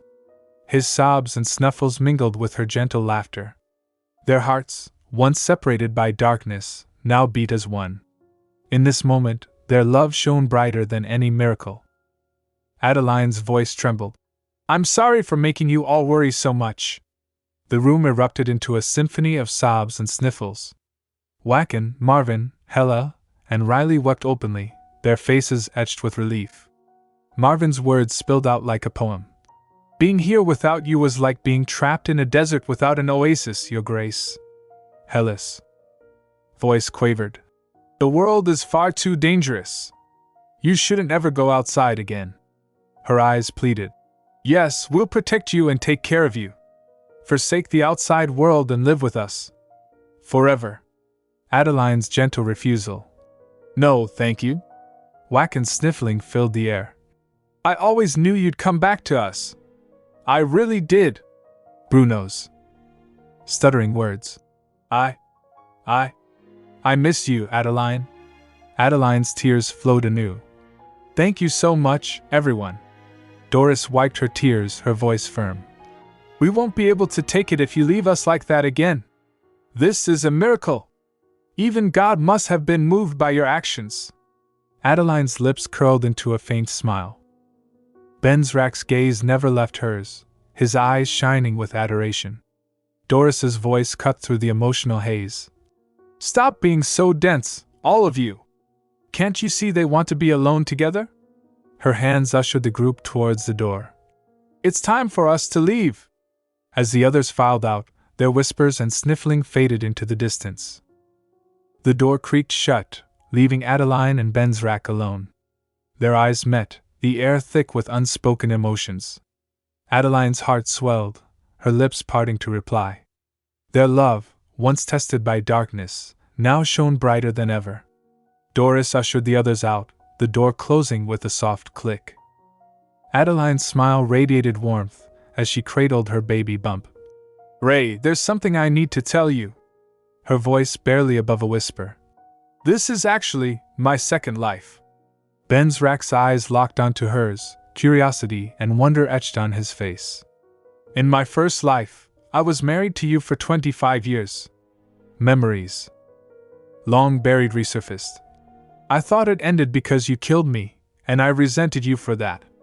Her gaze never left his. All those dreams you had when you slept in the same room as me were scenes from my past life. A hint of vulnerability crept into her voice. But it seems going back in time damaged a few of my memories. Her words spilled out like a confession. I was wrong about how I died. Before I realized that, I wanted to hate you at first. Her voice softened. I really did. But I never could. A gentle smile played on her lips. I'm curious, what did you think of the dream version of you? Venzak's chuckle held a hint of self-deprecation. He frustrated me. He was so in love, and yet he had no idea of his own feelings. His eyes turned serious. I couldn't be more grateful that you managed to love such a pathetic man once more. He took a deep breath. There's so much I owe you. Adeline's voice whispered his name. Ray Venzak. Knelt before her, his hands enveloping hers. You died not once, but twice for me. His voice trembled. I'm never going to let go of your hand again. Vow-like, he promised. I'll protect you no matter what happens. Adeline's response echoed his devotion. I promise I'll be with you forever, too. Their child, a symbol of their love, stirred within her. And so will our child. Venzak's whisper filled the space between them. I love you, Adele. Adeline's reply sealed their fate. I love you too. Their lips met in a passionate kiss, years of longing and heartache dissolving. For Adeline, the darkness had finally receded. She had found her haven, her home. A place where her story of heartache and sadness was over. All that awaited her now was a happy ending. And so, Adeline's darkest night ended with a new dawn. The warm sunlight streaming through the windows illuminated the joyful gathering around the dining table. Adeline, radiant in her orange maternity gown, cradled her baby bump with a gentle hand. As they sipped their tea together, Venzak, Aster, Wacken, and Bruno surrounded her with loving smiles. Adeline's wistful sigh escaped. I kind of want to eat orange sherbet. Wacken, ever the attentive companion, jolted up from his seat. I'll be right back, Adeline. With a flourish of magic, he vanished, leaving behind a whisper of promise. Adeline's cheeks flushed. Oh, I was just thinking out loud. Aster's reassuring smile. If there's anything you want, feel free to tell us anytime. His eyes shone with gratitude. All of this is nothing compared to what you did for us. Bruno, sitting beside him, twisted his arms in a gesture of sincerity. He's right, Adeline. You laid down your life for us. His voice trembled. We'd happily do whatever we can to repay that debt. The group's laughter and chatter filled the air, a symphony of joy and belonging. In this moment, Adeline knew she had found her true home, surrounded by love, acceptance, and orange sherbet. Adeline rose from her chair, a hint of amusement dancing on her lips. You're all being ridiculous. I'm going back to my room. Venzak's swift response. Wait for me. Adeline's gentle refusal. No, you stay here and chat. As she departed, Aster remained engrossed in his tea, oblivious to the impending storm. Bruno's innocent query. By the way, Aster, what's going on between you and Doris? Aster's tea-spewing reaction. Pfft. He coughed, his face reddening. What are you suddenly bringing her up for? Bruno's curiosity. Because I'm curious. And I bet everyone else is, too. The room's murmurs and chuckles underscored the group's interest. Aster wiped his face, his composure regained. Look, it's not what you think. A hint of defensiveness crept into his voice. I knew about the rumors, but I didn't think they were this bad. Bruno's teasing tone. But people saw you and Doris walking together, holding hands. Aster's explanation. I was just making sure she didn't fall. His gaze drifted, memories of Doris's struggles resurfacing. The after-effects of the battle make her stumble sometimes. Venzak's knowing glance. She seems to view you as more than a friend, though. Aster's thoughts swirled, his expression introspective. It's not that I haven't noticed her feelings. A fleeting image of a lady's tear-stained face crossed his mind. Aster. His mask of indifference firmly in place, Aster stood. Anyway, there's nothing going on between me and Doris. His voice brooked no argument. And there never will be. The room fell silent, Aster's words hanging like a challenge. Had he convinced them, or himself? In a distant corner of the realm, Agnes sat lost in thought, her night attire a testament to her unwavering dedication. Her sword lay across her lap, a symbol of her unyielding protector instincts. Memories of Frostland swirled in her mind. Adeline Rotyn. She was an impressive woman. A pang of envy struck Agnes's heart. It's not fair. I've never gone on a trip to the Middle Realm in my entire life. Why am I the only one who's not allowed to go? A soft voice interrupted her reverie. Hyreth is married? And to a human? Brittany, a young deva with piercing green eyes, stood before Agnes. Her olive green dress fluttered in the gentle breeze. Agnes sighed. He's the Delot now. You need to call him by his proper title. Brittany's outrage. But I'm his older sister. Agnes's mental clarification. All devas are technically born from the same tree, though. Brittany's face reddened. How dare he get married without my permission? I refuse to accept this marriage. Agnes's unease grew. There's no way I'm letting her go down there. Not when I know the kind of fuss she'll kick up. Brittany's defiance. Who gave you the right to stop me anyway? You're not even the Delot. Agnes's stern glare made Brittany flinch. Why are you looking at me like that? Agnes's firm response. The captain asked me to take care of the divine realm in his absence.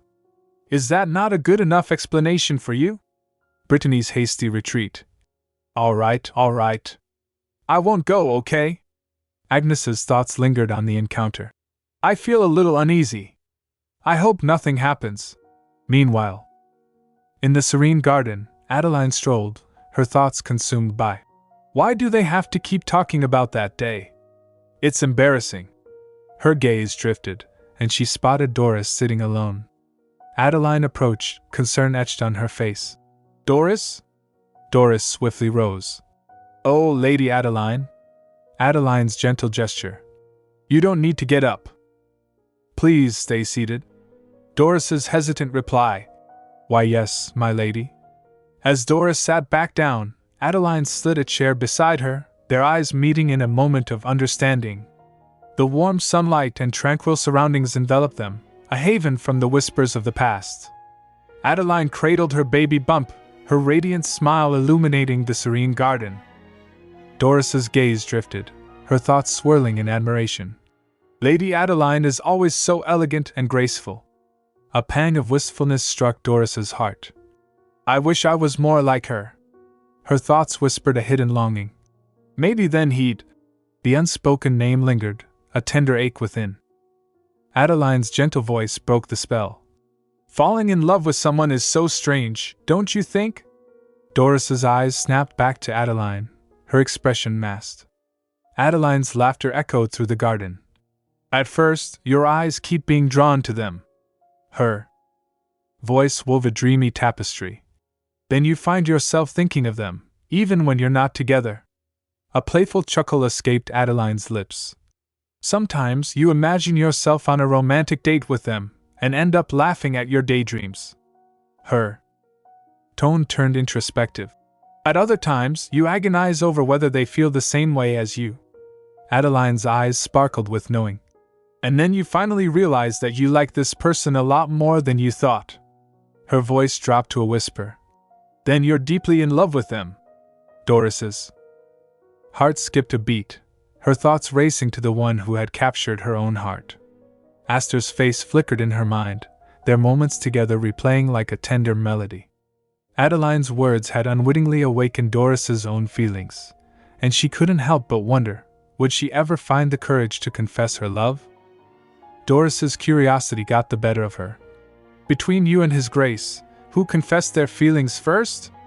Adeline's thoughtful smile. I don't know. She turned the question back on Doris. Does it matter who confesses first? What matters is that the two of you feel the same way. Doris's genuine interest.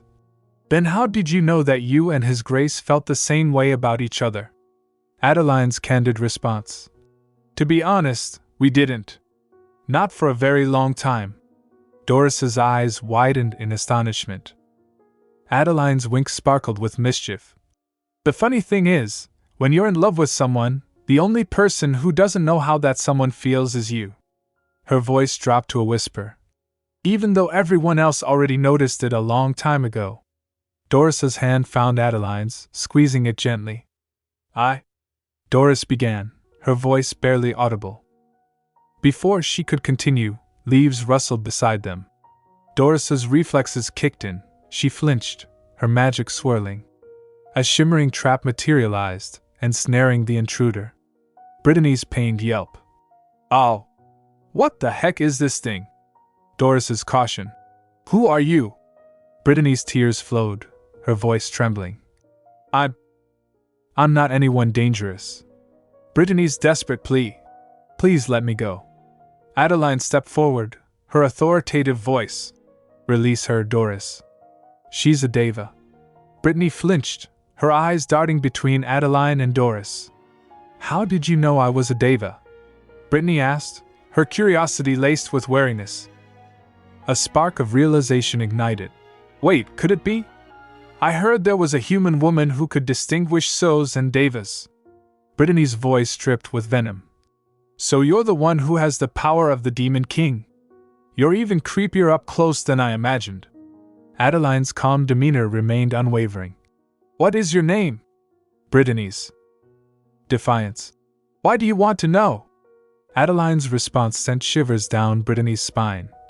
"Because it's my rule to know the names of the people I'm going to kill." Brittany's eyes widened, fear mingling with hostility.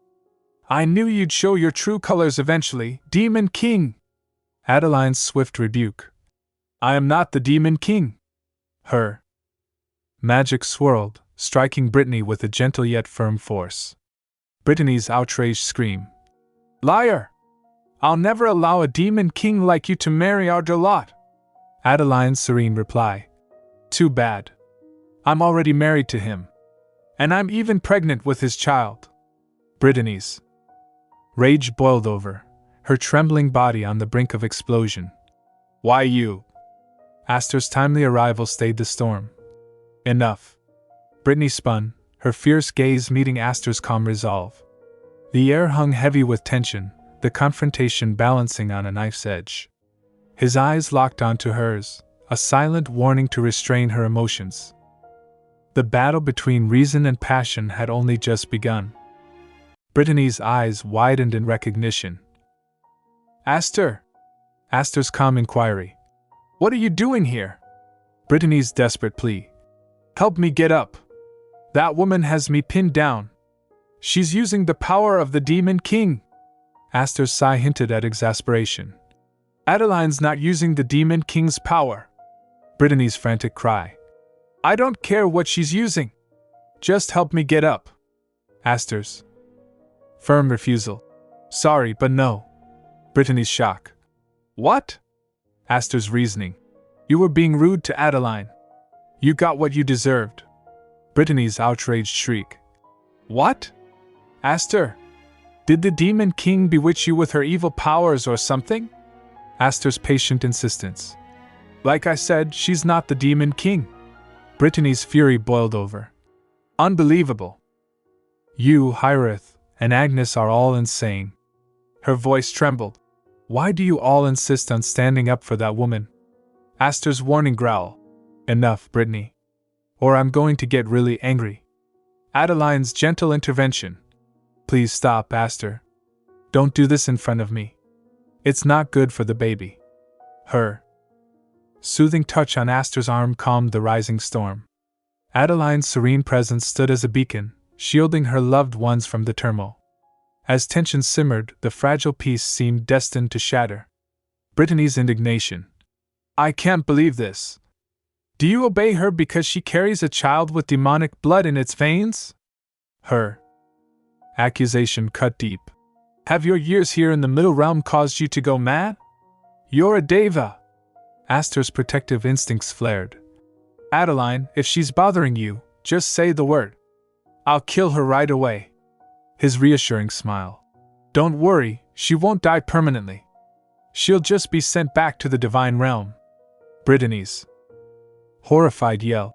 "Why, you're not serious, are you, Astor?" Adeline's nonchalant wave.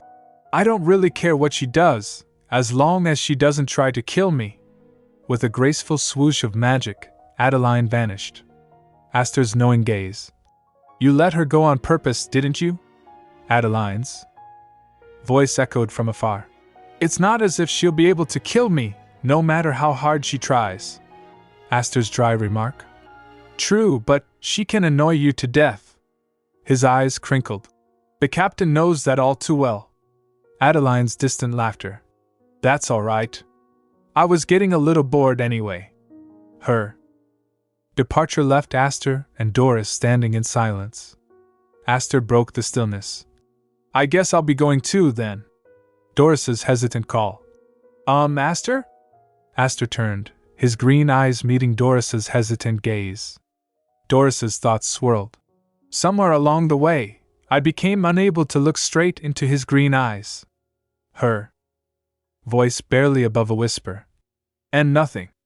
I hope you have a good day. Aster's gentle smile. You too, Doris. The unspoken tension between them hung like a delicate thread. Doris's eyes followed Aster's departing figure, her heart heavy with unspoken emotions. Adeline glided through the mansion's hallway, Venzak by her side. Her thoughts reflected on her transformed life. My life has finally fully changed from my past life. Memories of her tumultuous marriage to Ray resurfaced. In the past, my marriage was no different from the war between the Devas and the Sos. But now peace reigned. Neither war nor marital conflict is present in my life. A gentle smile spread across her face. Such peaceful days do make me happy. Yet, a hint of wistfulness crept in. But after years of being constantly tense and on guard, her thoughts drifted to Brittany, trapped in the magic cage. They feel a little anticlimactic. Adeline's self-awareness shone. I'm not usually partial to adventure. A chuckle escaped her lips. Come to think of it, she was quite an adorable Deva. Venzak's courteous gesture opened the door to a new gathering. Wacken and Agnes stood before her, their faces etched with concern.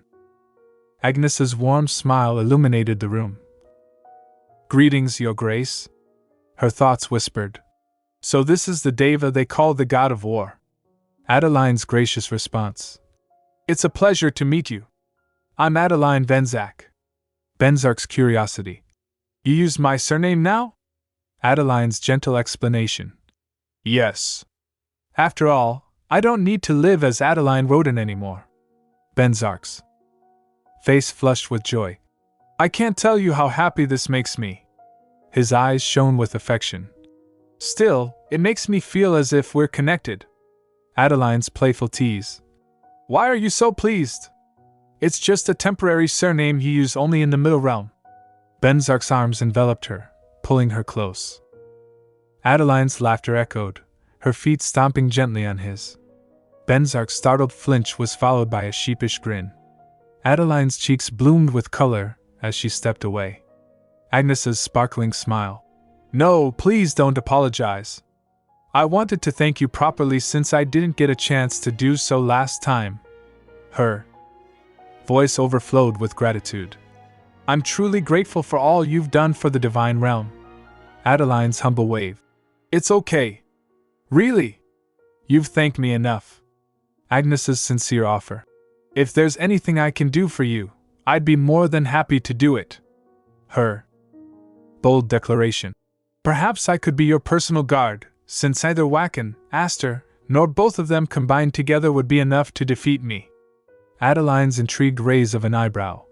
But I thought Devas come to the Middle Realm because there's something they already want to do. Agnes's sly admission.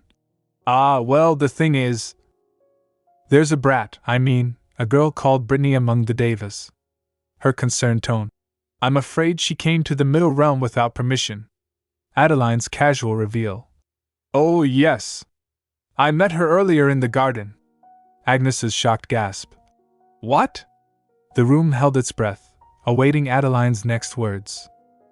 Wacken's concern etched on his face. Are you all right, Adeline? Did she hurt you in any way? Adeline's reassuring smile. I don't get hurt that easily. A hint of mischief sparkled in her eyes. Besides, I still have the Demon King inside me. The Demon King's disgruntled voice echoed within. Stop talking as if I'm going to help you, Adeline. Agnes rushed to Adeline's side, her expression apologetic. I hope that I hope that girl wasn't rude to you. Adeline's soothing calm. She was a little cheeky, but she didn't do anything serious. A faint chuckle escaped her lips. And Aster gave her a thorough scolding. Her gaze met Agnes's, filled with reassurance. You don't have to worry about me. Her confident tone. I don't think she'll be a problem. The Demon King's disgruntled mutter lingered, a subtle undercurrent. Night descended, casting a serene glow over the terrace where Adeline and Venzak sat together. Brittany watched from her hiding spot in the tree, her thoughts seething. How should I separate her from horrid? I can't exactly hurt a woman who's with child. Her gaze narrowed on Venzak's tender gesture. He brushed his hand against Adeline's baby bump, his eyes filled with adoration.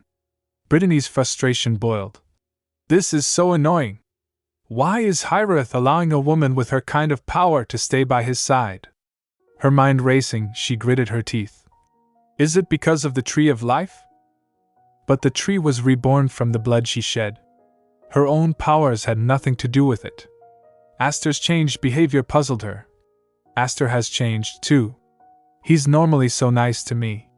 He never once looked at me like that before. Lost in thought, Brittany didn't notice Wacken's approach. His whispered warning in her ear made her jump. Brittany. She teetered on the branch, her balance precarious. Wacken's swift grab saved her, his hand closing around her wrist.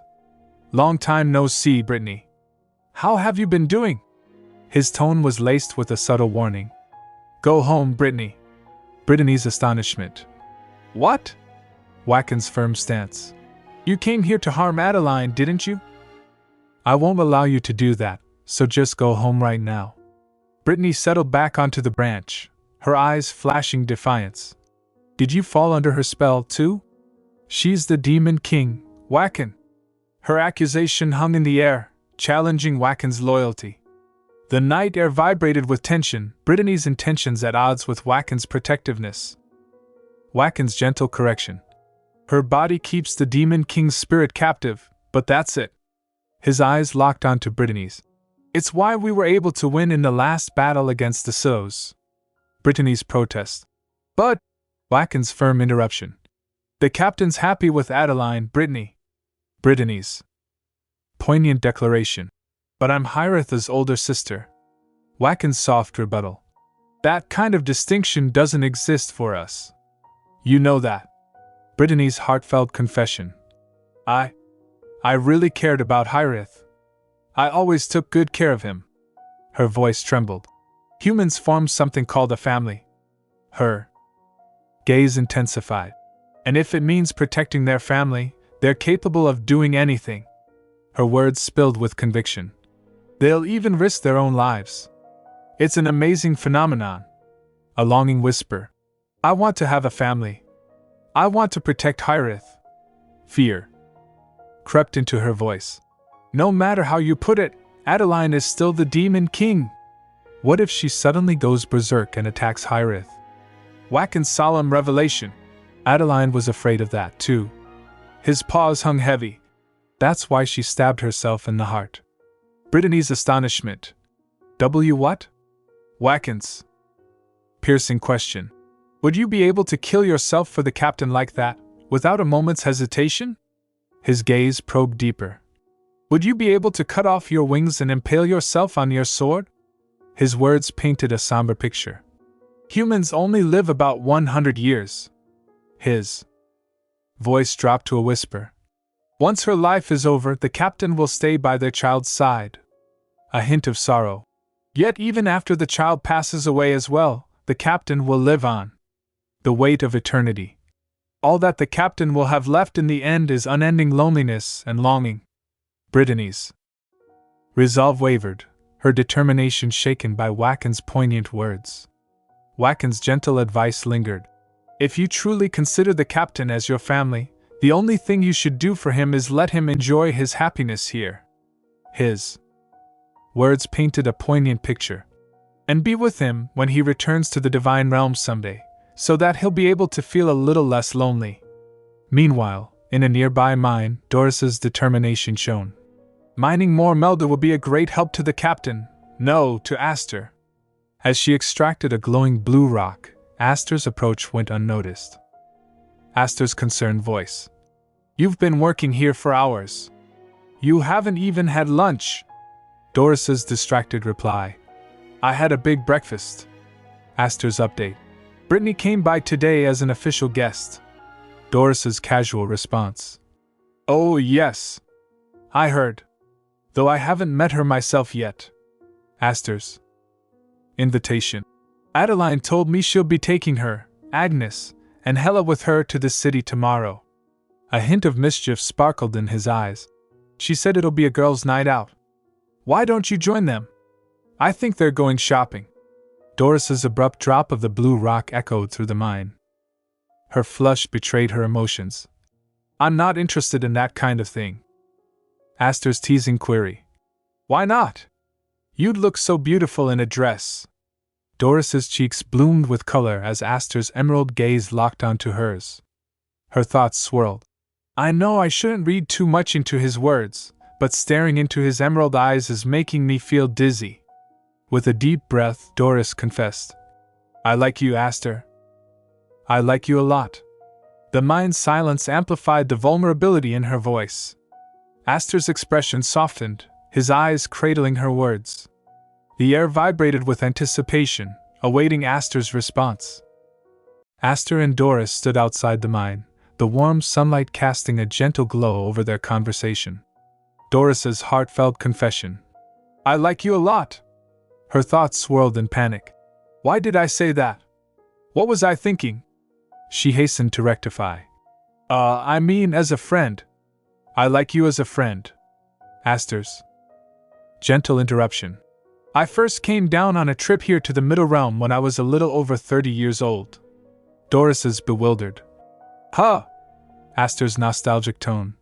And on that trip, I met a girl and fell in love with her. His eyes softened. Her name was Evelyn. A tender smile.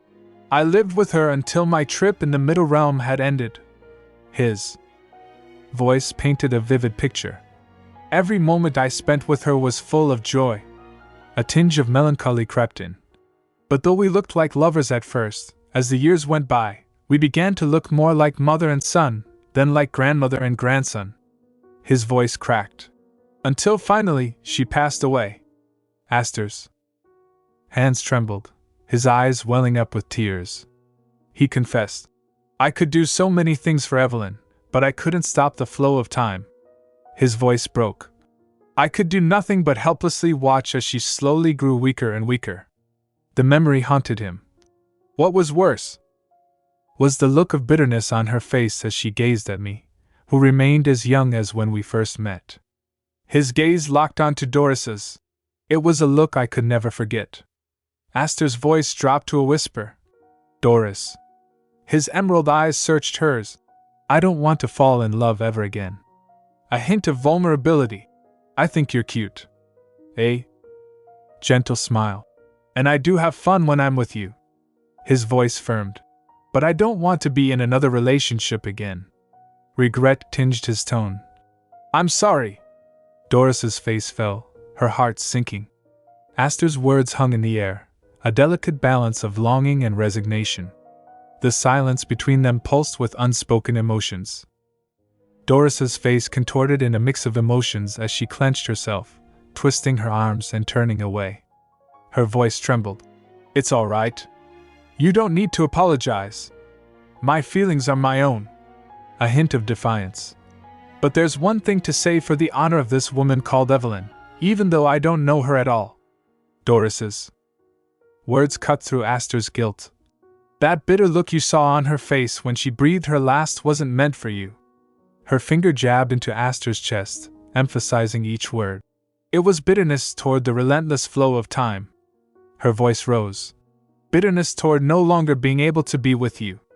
A gentle touch softened her tone. And bitterness toward herself for being forced to leave you behind all alone. Doris's eyes blazed. Don't turn the woman you loved into a petty, jealous fool. Her jabbing finger punctuated her words. Who got bitter because you remained young while she was old and dying, you numbskull? Aster's eyes widened, startled by Doris's fervor. Her declaration echoed. Because there's nothing I hate more than that kind of idiot. The air vibrated with Doris's passion, her defense of Evelyn's memory a testament to her own depth. Aster's gaze lingered on Doris, his expression transforming from sorrow to awe. The silence between them pulsed with newfound understanding. Doris's words had struck a chord, challenging Aster's perceptions and inviting him to reconsider his past. In the Shadowlands, a mesmerizing melody wafted through the air, drawing Brittany in. She halted, entranced, as the sweet harmony enveloped her. A gathering of people surrounded the musicians, their faces aglow with delight. Brittany's curiosity got the better of her. Is that someone singing? Adeline's gentle voice whispered in her ear. So you like to hear people sing, Brittany? Brittany spun around, startled. Adeline stood behind her, a warm smile on her face, her hand cradling her baby bump. Brittany's unease was palpable. Adeline explained. We call them wandering minstrels. They travel around the world, singing and playing music for money. Brittany's interest piqued. Do they always sing in places like this? Adeline's knowledgeable tone. No, sometimes they sing in taverns or restaurants. And if they become a little popular, they perform in theaters as well. Adeline's inviting gaze. Are you interested in seeing one of their shows? Brittany's swift rebuff. Of course not. I have no intention of going with you to the city at all. A hint of irritation crept into her voice. A few hours ago, come to think of it. She turned to face Adeline, her eyes narrowing. Why are you treating me so casually when you were super formal with Agnes? Adeline's serene demeanor remained unwavering. Because you're informal with me. Brittany's indignation boiled over. That's because I'm way older than you. I'm a deva, you know. Adeline's gentle smile. And I'm the Demon King. Brittany's voice rose. So you finally admit it. The music continued, a soothing backdrop to the tension between Brittany and Adeline. The air vibrated with unspoken challenges, their words laced with underlying power struggles. Adeline's gentle query.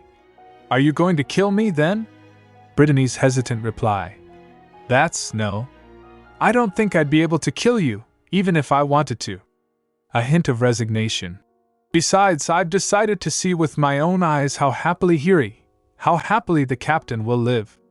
Her gaze drifted, a mix of longing and melancholy. You'll only be around for less than 100 years anyway. A soft sigh. I'll be with the captain after that.